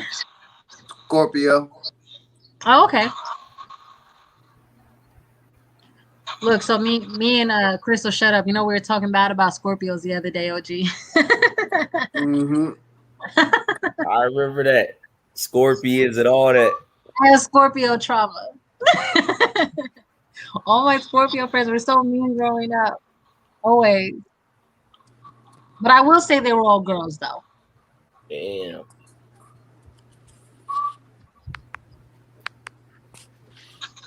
I don't think I knew about a sign until like 7 years ago. It took me a minute to get on all this. I was just like September 19th. That's all I knew. Well, you I got like hella nines in my birthday. What'd you say? You right on the edge. Right there. Living dangerously. Like by a day? Huh? Like by a day. Doesn't it cut off the 20th? Yeah, if I'm not mistaken. Or the 21st. Yeah. So it'd be the 20th. If I'm not mistaken, let me look into that. Yeah, I think it is the 21st. What? Yeah, 22nd. It's the 22nd for Virgo. You're pretty close. And I was like, yeah, my adopted dad is Libra. Wow. Right there by me. But then my adopted mom and sister are both Virgos. You're in a class of supremacy. Man, I was in a class with some weirdos. I'm like, what is wrong with my family? I knew. What about you? You still Are you able to hear me okay? Yeah. Good. Okay, because my computer was lagging just for a minute. But I'm a Gemini. Okay. Double-sided. I'm smack dab in the middle. Oh, shit. When your birthday? June 13th. Yeah, I'm May 21st. November 16th. Whoa, we all right there by each other. We got to put something together, man. Link up off this online thing. Right. Like I said, I'll come back to Colorado visit if the weather's good. Shoot, it's hot as fuck right now. I know. I remember it used to be hot. Like I said, that snow, no. Oh my God. You know where I'm trying to think of what that place is called. My cousin used to take me before I turned 18. It was like a 16 and over club. Decades. That's what it was called. It's like over by Lakewood, I think. I think it's also like Federal. So I live in Lakewood.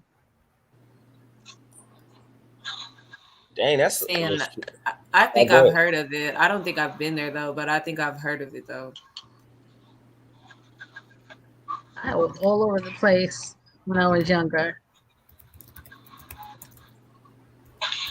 I'm about to peep that. I'm like, I've never heard of that.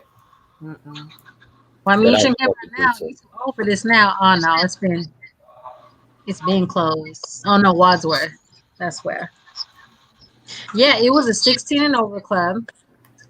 And if you had you talk about a recipe for disaster, you could come in the club if you were 16, but then if you were over 21, you could get a wristband. You know, them little wristbands you could buy by the 100. Oh no. Oh no. I said they knew they messed up with them. Right. There were some old men talking to 16-year-old girls up in there, and I'm like, now that I think of it now as older, I'm like, who opened this and who thought this is a good idea? What kind of girl trafficking spot was this? And we right by the border too, so that make it a perfect getaway. It make it a perfect getaway. Right. I mean, I was too savvy for all that, but I would see like girls, like you could tell like a man's never looked at them twice or talked to them. I'm like, this is weird. What are all these old men doing up in here hanging out? Hey, what you doing? Right. Whoa, I'm telling you, dude, like, so is your father in your life? What? How you ask somebody that's just hanging out? What? It's a Catholic state. Ain't no telling what could pop off out here. True that. Yeah, you're right. Same place holding the records. All that shit. They got everything up in there. There's one on Colfax. Seemed like a whole nother ancient civilization built it, and they don't never tear it down or nothing. It's right by the they probably got tunnels under them. Remember the house I told you? Hold on, maybe the Molly Brown. No, yeah, the Molly Brown. Have you been there? The Molly Brown house? I believe it's on Colfax. Probably on Spear, that crazy ass street, or Broadway. I knew you know where the. Oh yeah, I love all those old houses in those areas though. Now it says on Pennsylvania Street. Yeah, my cousin lived off Broadway, not far from downtown. I love her little old house. And she got a campground at Turquoise Lake too. Oh wow. Leadville. Yeah, it's weird. It's fucking strange, especially in the mountain ranges. See,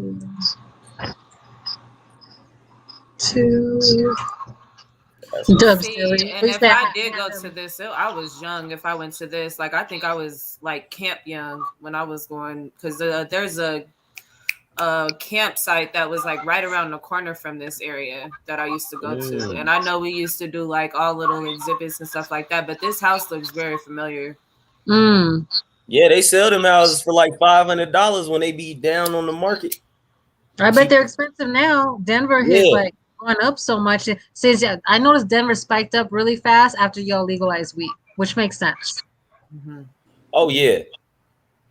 We got people that own dispensaries out here from like Sweden, France, Brazil, England. Right. I knew. And then the shrooms, it's not gonna stop. The house is gonna be $1 billion in a minute. Yeah, this Molly Brown house is fucking weird. I'm probably never gonna go. And what's trippy is their building so big. You out there, Infamous? No worries. I'm about to be out because I gotta hit work. I gotta go to. All right, y'all. Much love, Infamous, bro.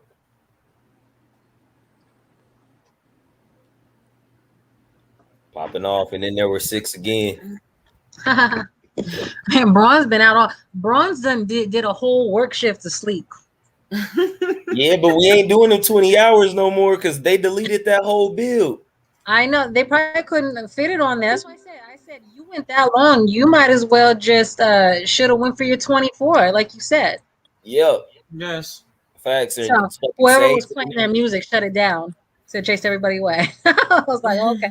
I tapped out. I remember somebody reading a book for a long time, then I was down for the count. Somebody was reading a book? Somebody was reading a book forever. I was fine. That did it for me. That lulled me to sleep. That's it. Oh shit. This ain't that type of party. Right. We've been up all night. Don't read no book. I have enough audio books. With the little lullaby music in the back. Turn out, okay, now grab your teddy, grab your blanket. Once again, I'm telling my age because when I was in kindergarten, we took naps. Yes. We had our own little mats. So, you know, we like your mom and dad would send you with your little blanket. You had your own little cubby area.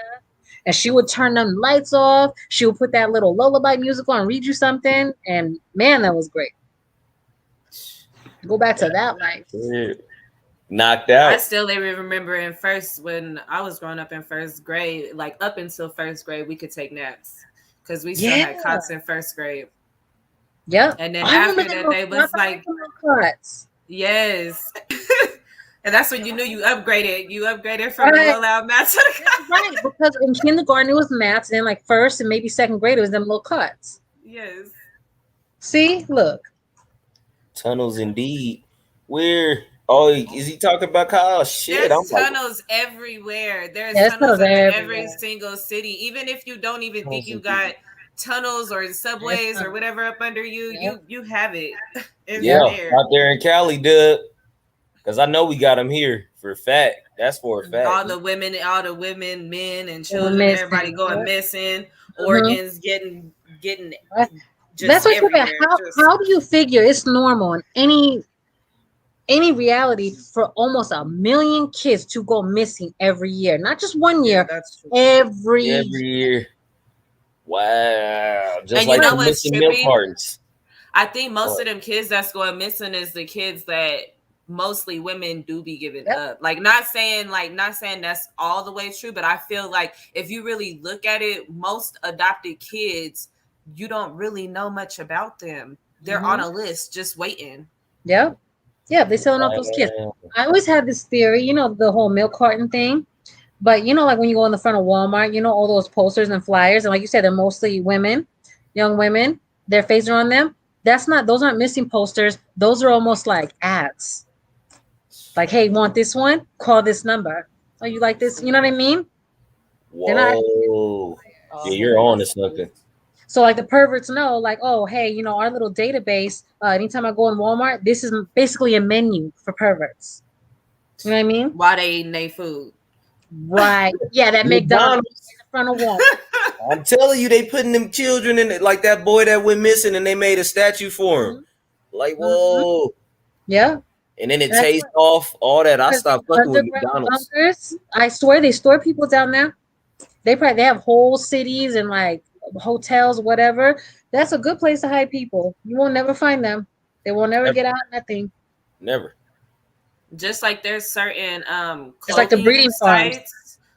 I know y'all know about the clothing sites where it's like if you click on a certain thing in the clothing sites, it goes straight to little kids wearing in lingerie. Yes. Yep. I saw that sick stuff.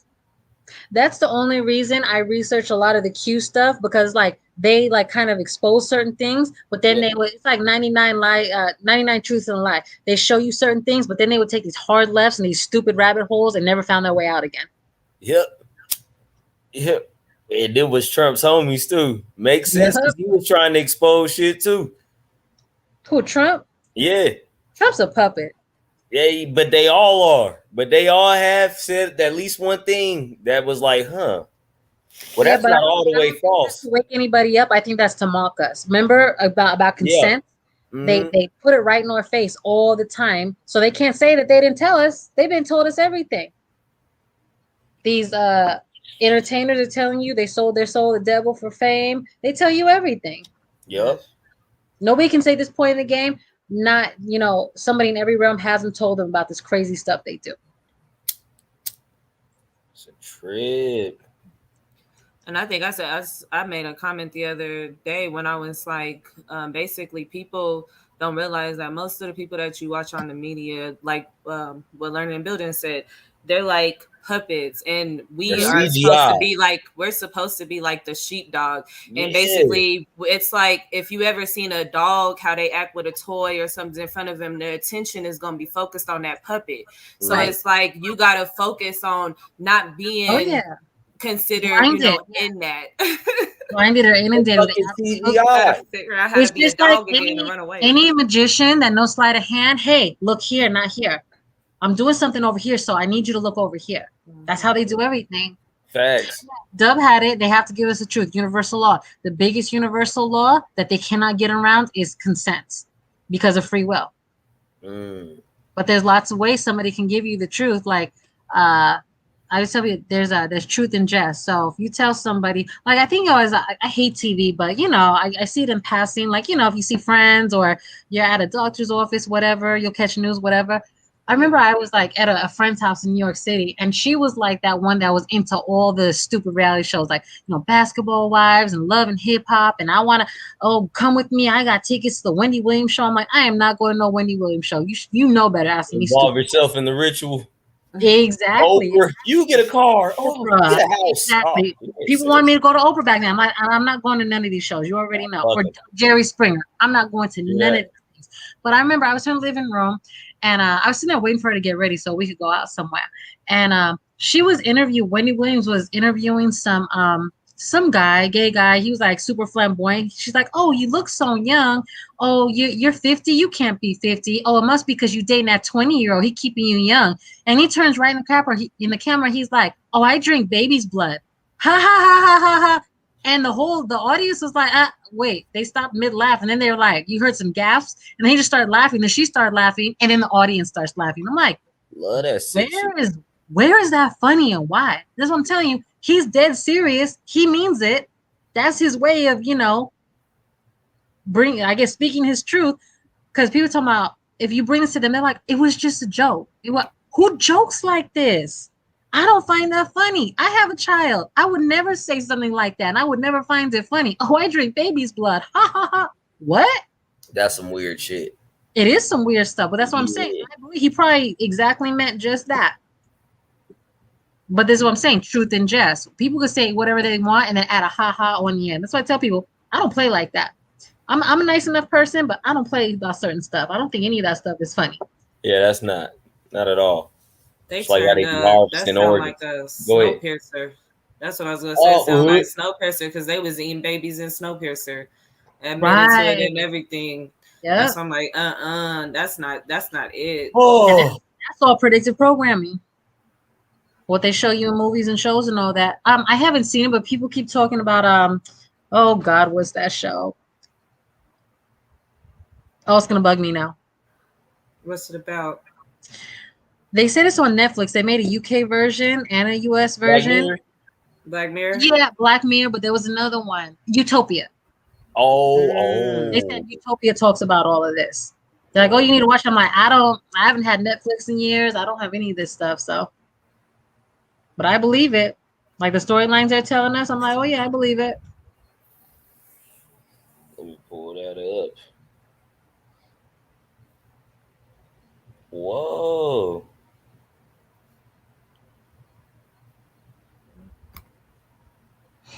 Yeah, exactly. Oh, exactly, for the herd of sheep. But they also changed the definition midway through this whole pandemic year of herd immunity. Oh, wow.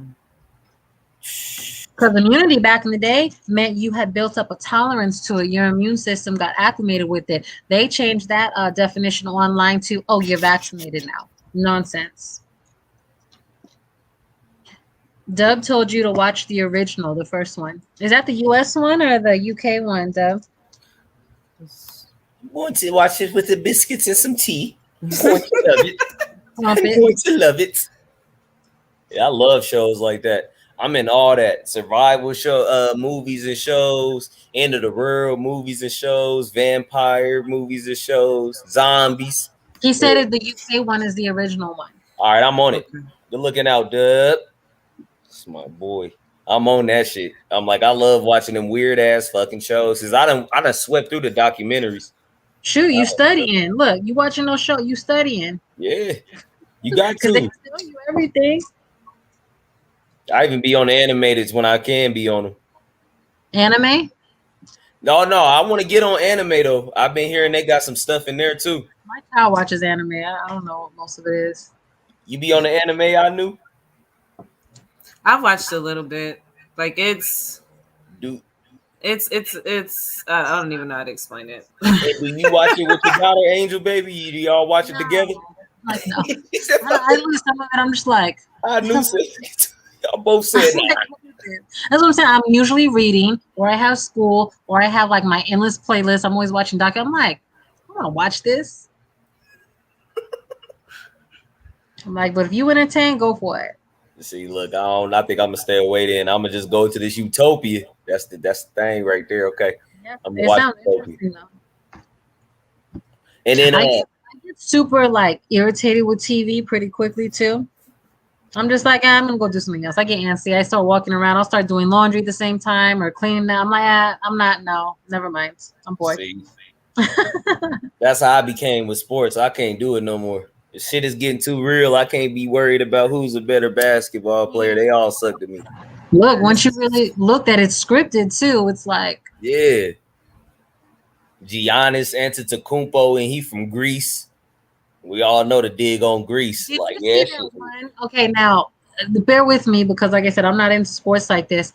There was some dude, maybe a couple years ago, like he had like smashed up face, nose, whatever. And in a recent game, another dude, he got like the same injury, like smashed up his nose. But the coach's wife, not the coach, the team owner, his wife was sitting right next to her. He had his arm around her, and she's wearing a picture of the first dude that had his face smashed up in the game where this other dude just randomly got his face smashed up.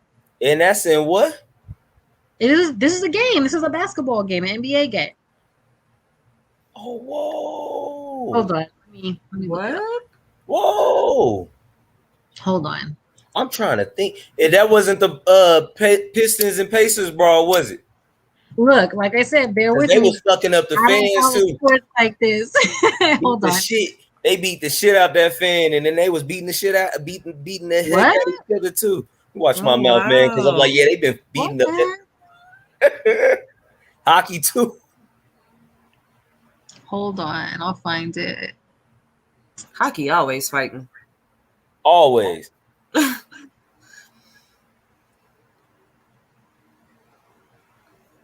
Yeah, I'm like, I got too many notebooks, Lorraine. I'm like, I got a whole bunch of, including this notebook. I'll be storing shit up in here because our brain power is something special, Lorraine. You gotta, expand your mind. You got 100% brain power. You know what I mean? So I got notebooks, but I'm like, bro, I would be gathering up notebooks. But this is from the YouTube build. On me, I ain't been playing no games. On me. You take notes on all your sports games? I take notes on the no. On just he wanted me to show my notebook, but I'm like, I got so many notebooks. Oh. Yeah. I got too many notebooks, especially this one right here.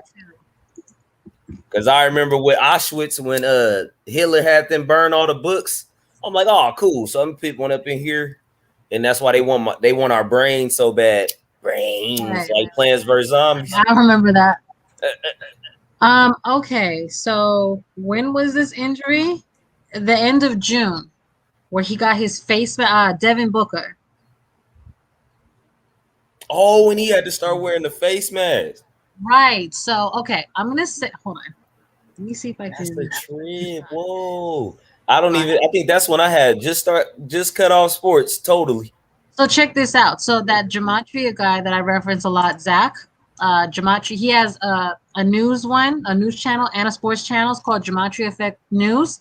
It's the game where Devin Booker gets his nose smashed, but the owner's wife is sitting like in the, one of the first rows, and she has a T-shirt with a picture of another dude that got his face smashed in a game. Like, how do you even plan that? Is it like that? And that was the I'm just gonna link the link to this show. But that was the topic for that night. Like, hey, is magic real? He was like, obviously, I decode sport, news stories, sports games, and it all plays into each other with all these riddles, with all these events we have going on in the world. But how do you think magic ties into this, or do you think magic exists? That was the topic for the night. It was a really good show. Yeah, I'm gonna link it right now. Whoa. Let's see. Share. Oh, I gotta go back. Hold on. But okay, so when you click on this, the thumbnail for that episode. Oh, what happened? Yeah. The very thumbnail for the episode, you see the lady. It's a white lady. She has blonde hair, and you'll see her shirt. That's what I'm talking about. I don't know who this player is. Hold on. Maybe you could tell me who the player is that I'm talking about. But what are the odds? You talk about coincidences. What are the odds that this, like I said, this is the owner's wife.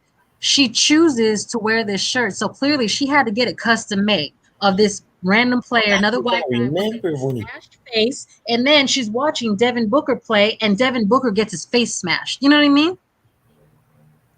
That's a trip. Look at the thumbnail for this game. I don't know who the white guy is, the player. Maybe you can tell me.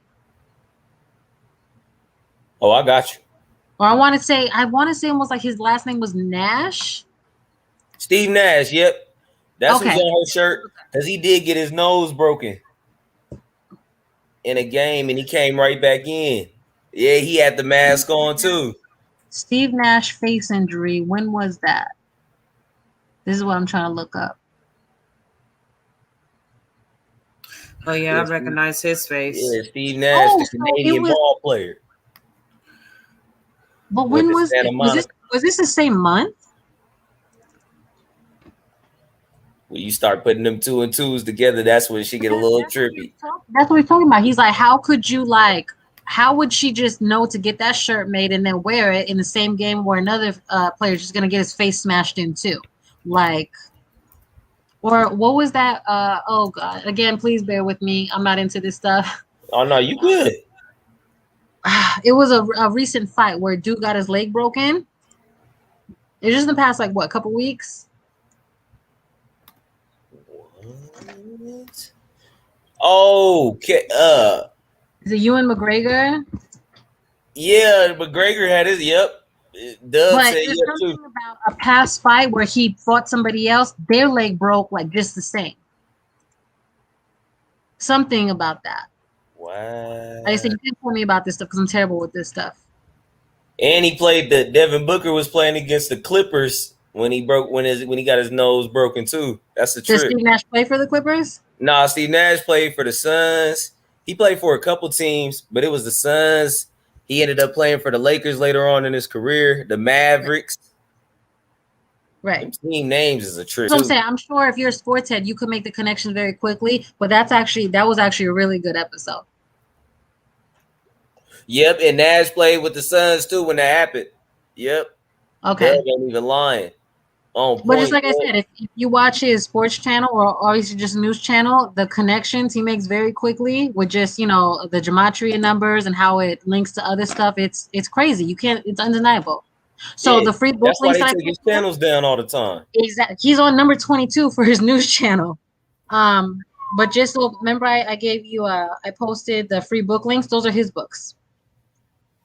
Yeah, I fuck with Zach. Yeah, the number games. It's the number games. 9/11, the coronavirus. That book is a trip. He talks about the Kobe ritual. He talks about the 9/11 towers. He talks about Operation Warp Speed and Trump and all of Trump's links. It's crazy. It's a lot of shit going on. It's a lot going on. Well, just the first book before he even gets into all that, like about those current event links. I really like the first book. It's called Letters and Numbers. Just the first 10, 11 chapters alone, because just like I said, how in-depth he is with his research, just the parts about sacred gematria and like the Fibonacci sequence occurring naturally in nature and time. It's amazing. It's a bad man. Oh yeah. It's a bad man. He did too. Like I said, he made the ebooks free for whoever wants to read them. Because he tells critics all the time. He's like, okay, you haven't read my books. Here's my books for free. Read them. Come back and talk to me. If I'm wrong, prove me wrong, please. Go ahead and refute the numbers. They never do it. They never do it, of course. They never, because they can't do it. No, check this out. He took the trademark off of his first book so that you can print it out yourself if you want to. I need to do that. I want a physical copy of that book. Wow. That's a good man. He's trying. He said, didn't use his format of president. That's cool. I'm sure everybody has their own way, but like I said, I've gone through the books and Zach's work, and just running numbers on certain rituals and whatever. I don't think anybody can take away from Zach's work. I'm sure lots of people can expound on kind of what he's done and present their own things, but I'm sorry, nobody can touch Zach's work. Now when we keep doing when we keep the code and the rituals and things that they're doing, what is the ritual? Like, I've been wondering that in my head for a while now, and that's the part it's like endless rituals. So check this out, like something recent. Remember that Miami tower collapse thing? Yeah. What was that? Like in the past, little over a month? Yeah, so, like a month and a half ago. I remember somebody posted, they're like, hey, check out the pictures on the news article. And like when I was looking at it, I'm like, God, I'm like, where it's like partially collapsed and you go through that. I'm like, why does it look staged? Like it looks super perfect. Mm-hmm.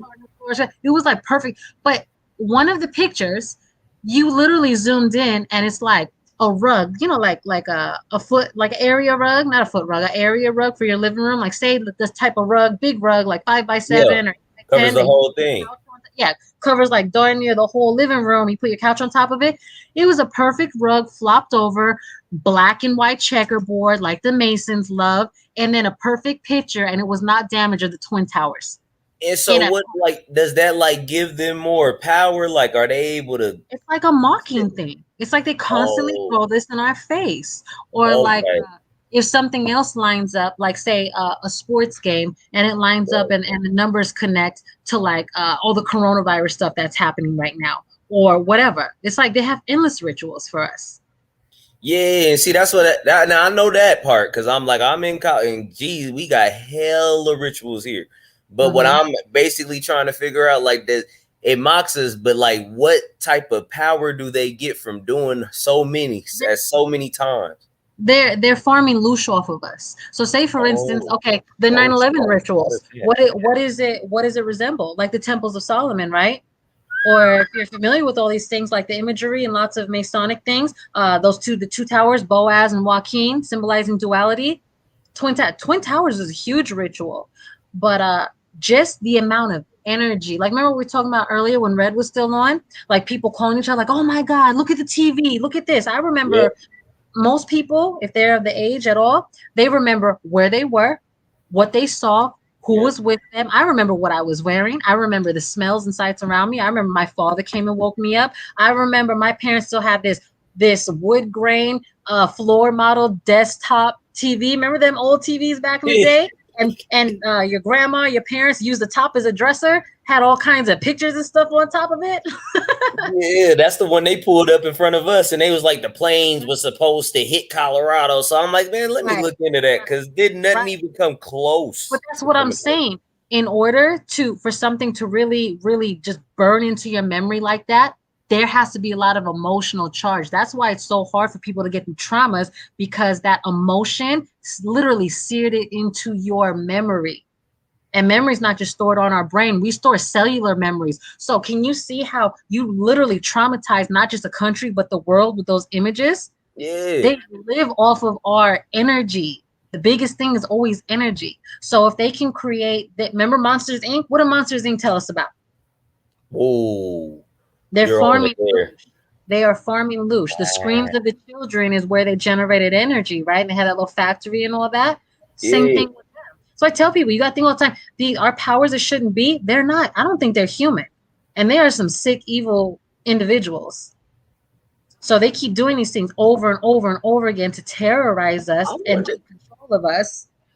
I wonder if we can counter that just by like not paying attention. But I'm like, It's something else we could do. Like, could we do our like own like little thing like that? Because that's weird. Like, they're not able to keep doing that. Their time is up. But Not apparently trying to not. go That's through what next the year. masses are. I agree with what was said earlier. COVID and all this stuff. It was like it was a test. It was a compliance test, and the masses have failed it miserably. This is why they're being so bold and upfront now. They're not trying to hide what they're doing anymore. Wow. They're shoving us on a fast track right into their little socialist dream. I tell people all the time, while they're sitting here and everybody's still fighting over masks and who's going to get this needle or not and blah, blah, when really true, they cannot force you, because if they could force you, they would have already. They need your consent. That's the biggest universal law there is our free will. So they need your consent. But while everybody is so, remember I said magic trick, look here, not there. I'm doing something over here. Look right here. Look right here while I'm doing this over here. 25 over, well, it's more than that now. Over 25% of all the money that's ever been printed has been printed in the past year. Nobody looks at that. Wow. They got us. We have a mint here. Our kids are gonna be paying for all this forever with this current financial system that we have in place, while everybody's fighting over masks and everything else. I mean, in the crypto, that's funny. I'm like, I commend people that make their bag off it, like OG and King of Higher Self be making money off the crypto. But I'm like, I just keep thinking of the crypt keeper and how evil that woman was, or how that was. What a weird word, crypto, cryptocurrency, the crypto, decentralized. Yeah, I'm like, whoa, yeah. y'all. All this is gonna be the death of us, all of it.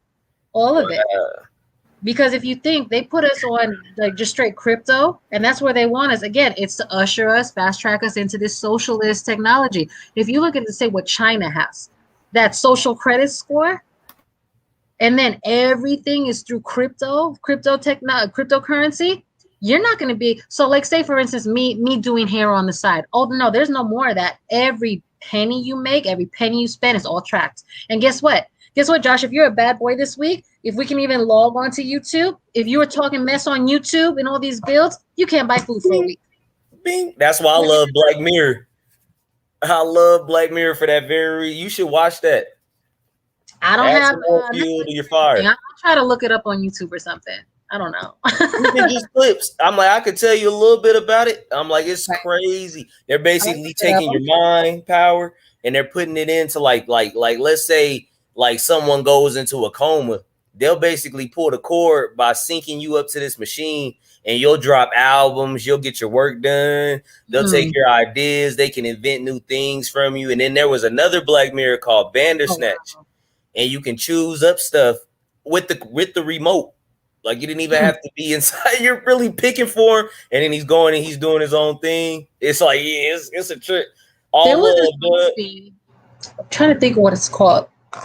My daughter had me watch it. Hold on. Justin Timberlake was in it. It was called Time. No, it's called In Time. Basically, like they have something implanted in us. It's on their wrists, and they have like a little ticker, and it tells you how much time you have left. If you run out of time, you're dead. So that's your form of currency now is time. So like people, they're assigned their jobs almost like a communist country. And like you might work at a factory, you might work at whatever. And that's how they pay you every week. Like, bloop, okay, I have 40 hours this week after I worked. I think it's called Out of Time.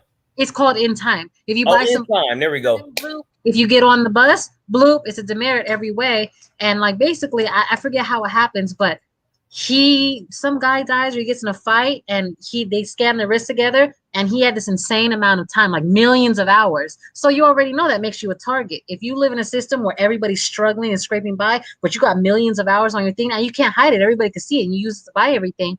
And he's running for his mother. Like his mother's like, oh my God, like I didn't get paid today. She's getting on the bus. He's running. And then you see her like, he was almost to her, movie, real dramatic. She times out and she dies right in front of him. And he has all these extra hours. He was just trying to get to her to reload her wrist and she dies right in front of him because she ran out of time. So then the rest of the movie is like, him trying to survive and people are trying to hunt him down. But that's what I'm saying. It was a crazy movie. It's entertaining enough. But what you think they're trying to do to us? And now we have the green passport bracelet. Then we have the Greenland movie where they was getting called like, hey, you get to come into this military, and then everything blew the fuck up. Well, blew up, my bad. And then they had the bracelet, and everybody's fighting over the bracelet. I gotta make it in. I gotta make it. And Greenland is here. I remember that. Yeah. Yeah, that's what I'm saying. They tell you what they're doing. They want you in a completely tracked and controlled society. That's what's coming down the pipeline. They by themselves. But I'm gonna go ahead. That's in New York. That it's called Excelsior Pass. Whoa. They came online in April. Are you serious? Mm-hmm. You still there? I knew while I'm looking up this. Wow. Yeah, I'm here. I had to step away for a second. I almost beat a child. Oh no, don't beat him. Go to sleep.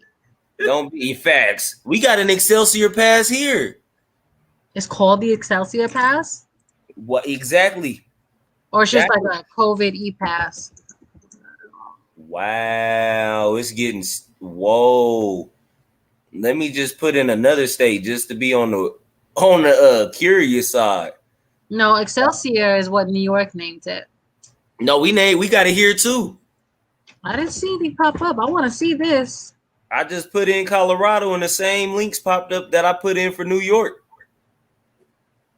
Explore virus vaccines passports. Like, whoa. Let's put Denver COVID pass. And see, I did the Excelsior Pass. Same name, because Colorado like taking names and pretending like, oh yeah, we made that up. Yeah, they don't do nothing here. They don't do nothing. They're whack. They are weak as fuck. They don't do anything. Well, they're weak. Oh, this is a Colorado like news station. Yeah, it says other states, Colorado officials looking into web portal for quick access to vaccination status. New York has Excelsior Pass, which has been called a passport. It's a Colorado news station. No, they're saying that y'all are looking at it. Oh, we got it. Especially if the Masonic state like New York got it, we have it. Oh yeah, oh yeah. They just ain't gonna lie. They don't want to tell us that they got it. Yeah, cool, man. I'm on to you niggas. I don't fuck with Colorado at all. As So far as I had called into Zach's show actually. Like it's right before number 21 got deleted. I'm so mad. Like I mean, all his stuff is good, but that channel in particular, like the last 6 months before he got deleted, it was like in April because it was around my birthday. That's why I remember. He had so much good stuff on there. But I had called in because, like I said, the Excelsior Pass went online April 2nd because we were actually talking about the 42 number and how they use it in all these rituals, like basically like mocking Black folks. 42 comes up over and over and over again in all these different rituals. Yep. I got on that one when what's his name? Chadwick Boseman died. Everything that comes up 42, I believe, Black Panther, if I'm not mistaken. I don't want to tell you wrong. Hold on. Wow. Black Panther comes out to 42. I believe it's T'Challa that comes up to 42. It's like it's pretty long. But anyways, it launched. It came online April 2nd, and I called Zach and I was telling him about when they make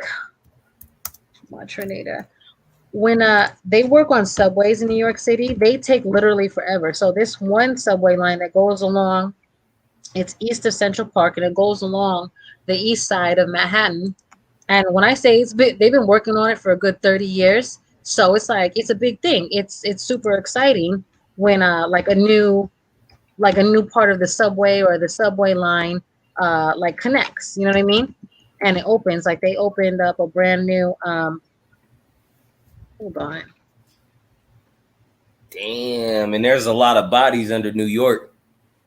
Oh yeah. Intentionally. Wow, that's intense. Even Jackie Robinson played for the that's crazy. Well, he made the link. He made the link. Jackie equals 42. Mm-hmm. N-word equals 42. And remember, Chadwick Boseman played Jackie Robinson. Mm-hmm. So, and remember, Jackie Robinson, wasn't his jersey number 42? Yes, it was. Yes, it was. Okay, so they were talking about, look at the mockery of that. When you saw Jackie Robinson wearing the jersey number 42, and N-word equals 42 in gematria, just straight mocking. Like they have it on his shirt, on his jersey.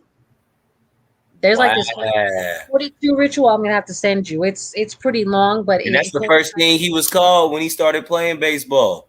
Right. But yeah, well, how it linked to Chadwick Boseman. We're not gonna let that play for us. Cool, man. Thank you, Cosmo Kid. If I had something wrong, like I said, I'm sorry. I'll have to post the whole ritual with all the links up one day. My granny was born in 42. That's a trick. You said what? My granny was born in 42. Yeah, look, my father was born in 27. My father had me in his 50s. My father was literally depression baby, so he taught me a lot of stuff just from a different time. But hold on. Oh, that's what I call into the show. So when they open like a new subway station, it's a big thing because it takes so long to work on them and connect the lines, and it only went up maybe 3 stops. I remember taking it one day because I had to take my daughter to it was like some summer camp, and I usually took a train that drove along north of Central Park, but I'm like, no, I'm gonna take the train by myself. I gotta connect down by Times Square and then go up the east side of the park. I remember getting off at this train stop, and it looks all whatever the standard is for New York subway, like all new and shiny, whatever. But I remember something so odd, sometimes you just get a feeling about something and it kind of gives you heebie-jeebies, that's weird. Like that, what is it? The goosebumps on the back of your neck. I always tell people, I'm like, that's like your truth meter. For me, that's what it is. Like your truth, like some kind of I'm sorry, I'm not using my words right. Some kind of system, like your diagnostic system. I call it my truth meter. Like you could, if somebody tells me something, I know they lying or they're telling the truth. That's how you strike me there, whatever that sensation is. I saw this huge, huge sign. You cannot miss it, either when you're coming off the train or when you're coming down the escalator. It says Excelsior, which that's not uncommon for New York. That's one of the state motto. Again, I don't want to speak wrong again. In New York, you'll see it all over the place. Excelsior is Latin for Excelsior. It's Latin for ever upward. But it struck me so odd because when I say this sign is huge, and when I was talking to Zach that time on that thing, he Googled some pictures. I'm like, no, that's not it. That's a small one. I'm telling you. And I took pictures. I have them in my phone. I've sent them to people because they want to see them. It's huge. So this was only maybe a year before COVID hit. So now, what they're pumping, get your vaccine. Oh, Excelsior passed this and that. I'm telling you, at this particular subway station, you cannot miss it. So again, linking people's minds. Oh, vaccine. Oh, Excelsior pass. My Excelsior pass. This huge, huge block, this beam, and it says Excelsior in big, huge, shiny letters on top of this huge concrete column. I'm telling you, it's huge. And when I try to Google the images for it, it does not show anywhere online. I have the pictures myself in my phone. And somebody asked me, they're like, what made you take pictures of that? I'm like, it just struck me as so odd. And I always take I always take random pictures of things. Just like if I Google, if people were asking me one day, we got in some conversation in another chat about my trip to the 9/11 museum. I'm like, yeah, the pictures online. Yeah, I've been there too. Oh, I made myself go once and I was so disgusted. I'm like, look at all this shit. Look at all this, excuse my mouth. I'm like, look at all these Hollywood props. That twisted up fire truck. I'm like, look at this. What the hell is this? I was just like, I knew. Remember what we were talking about? Those perfect, pristine passports. There are these passports come out, from a victim. These Metro cards are in pristine condition. I'm like, look at all this shit. Everybody's gonna see you crying, whatever. No, I'm like, perfect shoes, socks. Oh, here's a briefcase. These all look like props. They all look fake, and they're in plexiglass. I'm like, look at all this bullshit. It's at 96th Street.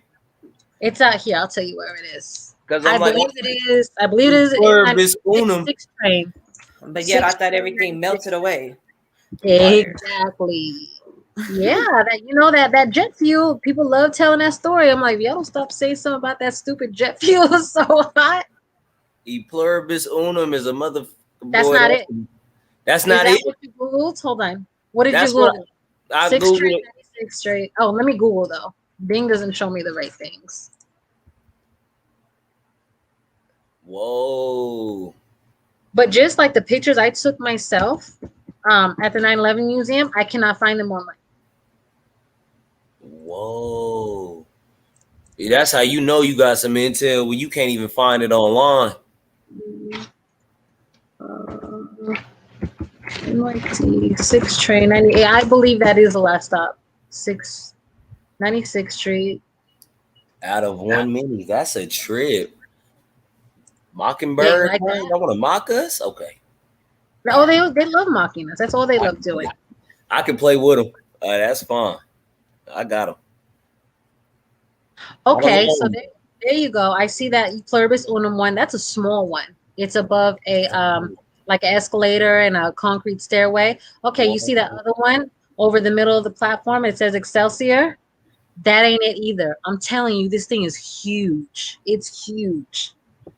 Wow. Yeah, none of these are it. None of these are it. It's huge, and that's all it says is Excelsior. Because I said it struck me so odd. I'm like, why would they need to put that there? Oh, you know, that's a motto. Yeah, okay, great. That's a motto, and everybody knows it. But why would that need to be here in the subway tunnel? There and you go. The sign is big? It's huge, but you see how these concrete beams are, right? Here, actually, hold on. I can show you on my phone. I can just show you on my phone. Duh. An Excelsior Hotel, too? Yeah, what's going on in New York? That's a trip. But that's what I'm saying, though, is what came down the pipeline. Excelsior, as an Excelsior pass, isn't to remind everybody, you know, that subliminal, constantly in your face thing. Because I tell people like all this stuff all the time. This is a constant hardcore marketing campaign. This is what they teach you how to do in marketing, is really get into your brain and soak their brand into your brain, so you'll just automatically think of it or buy it. Or like I hear my daughter, for instance, all the time, like even when she was little, like toddler, like if we were sitting in the car, I was driving, all of a sudden she starts singing a jingle. It's a damn commercial jingle. I'm like, what the hell? Why is my 3-year-old singing this? It's a damn insurance commercial. Like just random stuff like that. But this is what I'm saying. That's what they really teach in marketing. This COVID thing, I'm like, imagine something so damn deadly and dangerous. They gotta broadcast it and really jam it into your psyche all day long, every day, on the radio, on TV, online, just everywhere, to remind you it even exists. Because Red made it first time. Don't spam my mind. Country, right? They are spamming everybody's mind. That's a good way to put it. He was talking about, you know, in like country places, rural places, life is pretty much the same for them, because they don't get bombarded by this all day, every day. Oh my God, I have so many photo albums. Because even when I tried to look it up, I couldn't find nothing. I knew you was looking it up, and you. Look, that's what I'm always doing. I'd be digging in there. Right? Yeah, because I don't ever want to or mislead somebody, and that's what we should all be checking each other, or not even just like to check each other, but to support each other's information. You might find something else, or you might not know something else I know, and then we could build off of it and just enhance it. Learning and building. So right. That's what I'm always doing. Anytime that I get quiet, I'm either observing or I'm sitting here researching, because I'm gonna end up saying something if I find That's why I said, I'm like, don't quote me, because I don't want to misspeak it, or I don't want to get it wrong. I don't like, you know, misleading people. Here we go. Okay. Yeah, I gotta put it sideways. Ooh, I might need to spark up something for this one. This is getting trippy. So you see all those other ones, the ones that, like I said, when you see it on the platform and you see those little different colored bubbles over it, that's square on. Okay, so you see that yellow line on either side? That means you're right on the middle of the platform. So one yellow side, that's just telling you, hey, don't walk right on the edge of the platform, because people get clipped sometimes, or there have been people like when the train is going by, it'll snatch onto like a part of their backpack or jacket. They end up getting dragged down the train and dying that way. I'm gonna have to pull it up like this. Like hold those. On. Where are you? Yes. Okay. So back up a little bit. Yes. Okay. That one. That's not. Oh gosh. Come on. Whoa. And it's the Albuquerque Journal. So check it out. See how big this one is? See how it's bigger than those that you're pulling up? Like this one? No, look. See, mine doesn't have all that around it. See, look. It doesn't. Whoa. This is what I'm saying. This is a different. See, and that's just copyright.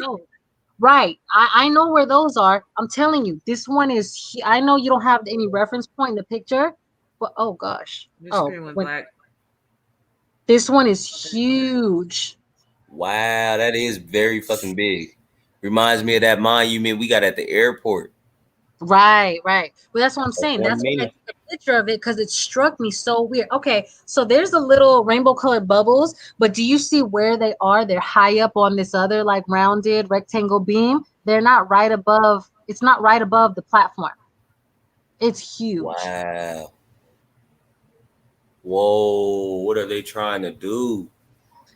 Again, what was coming online? Excelsior Pass. They gotta like really shut what you said, spam your mind. Oh gosh, yes. I've been How spammed. weird, right? Because like I said, this was maybe a year and a half before COVID. Because literally, that's the only picture I took in that subway station.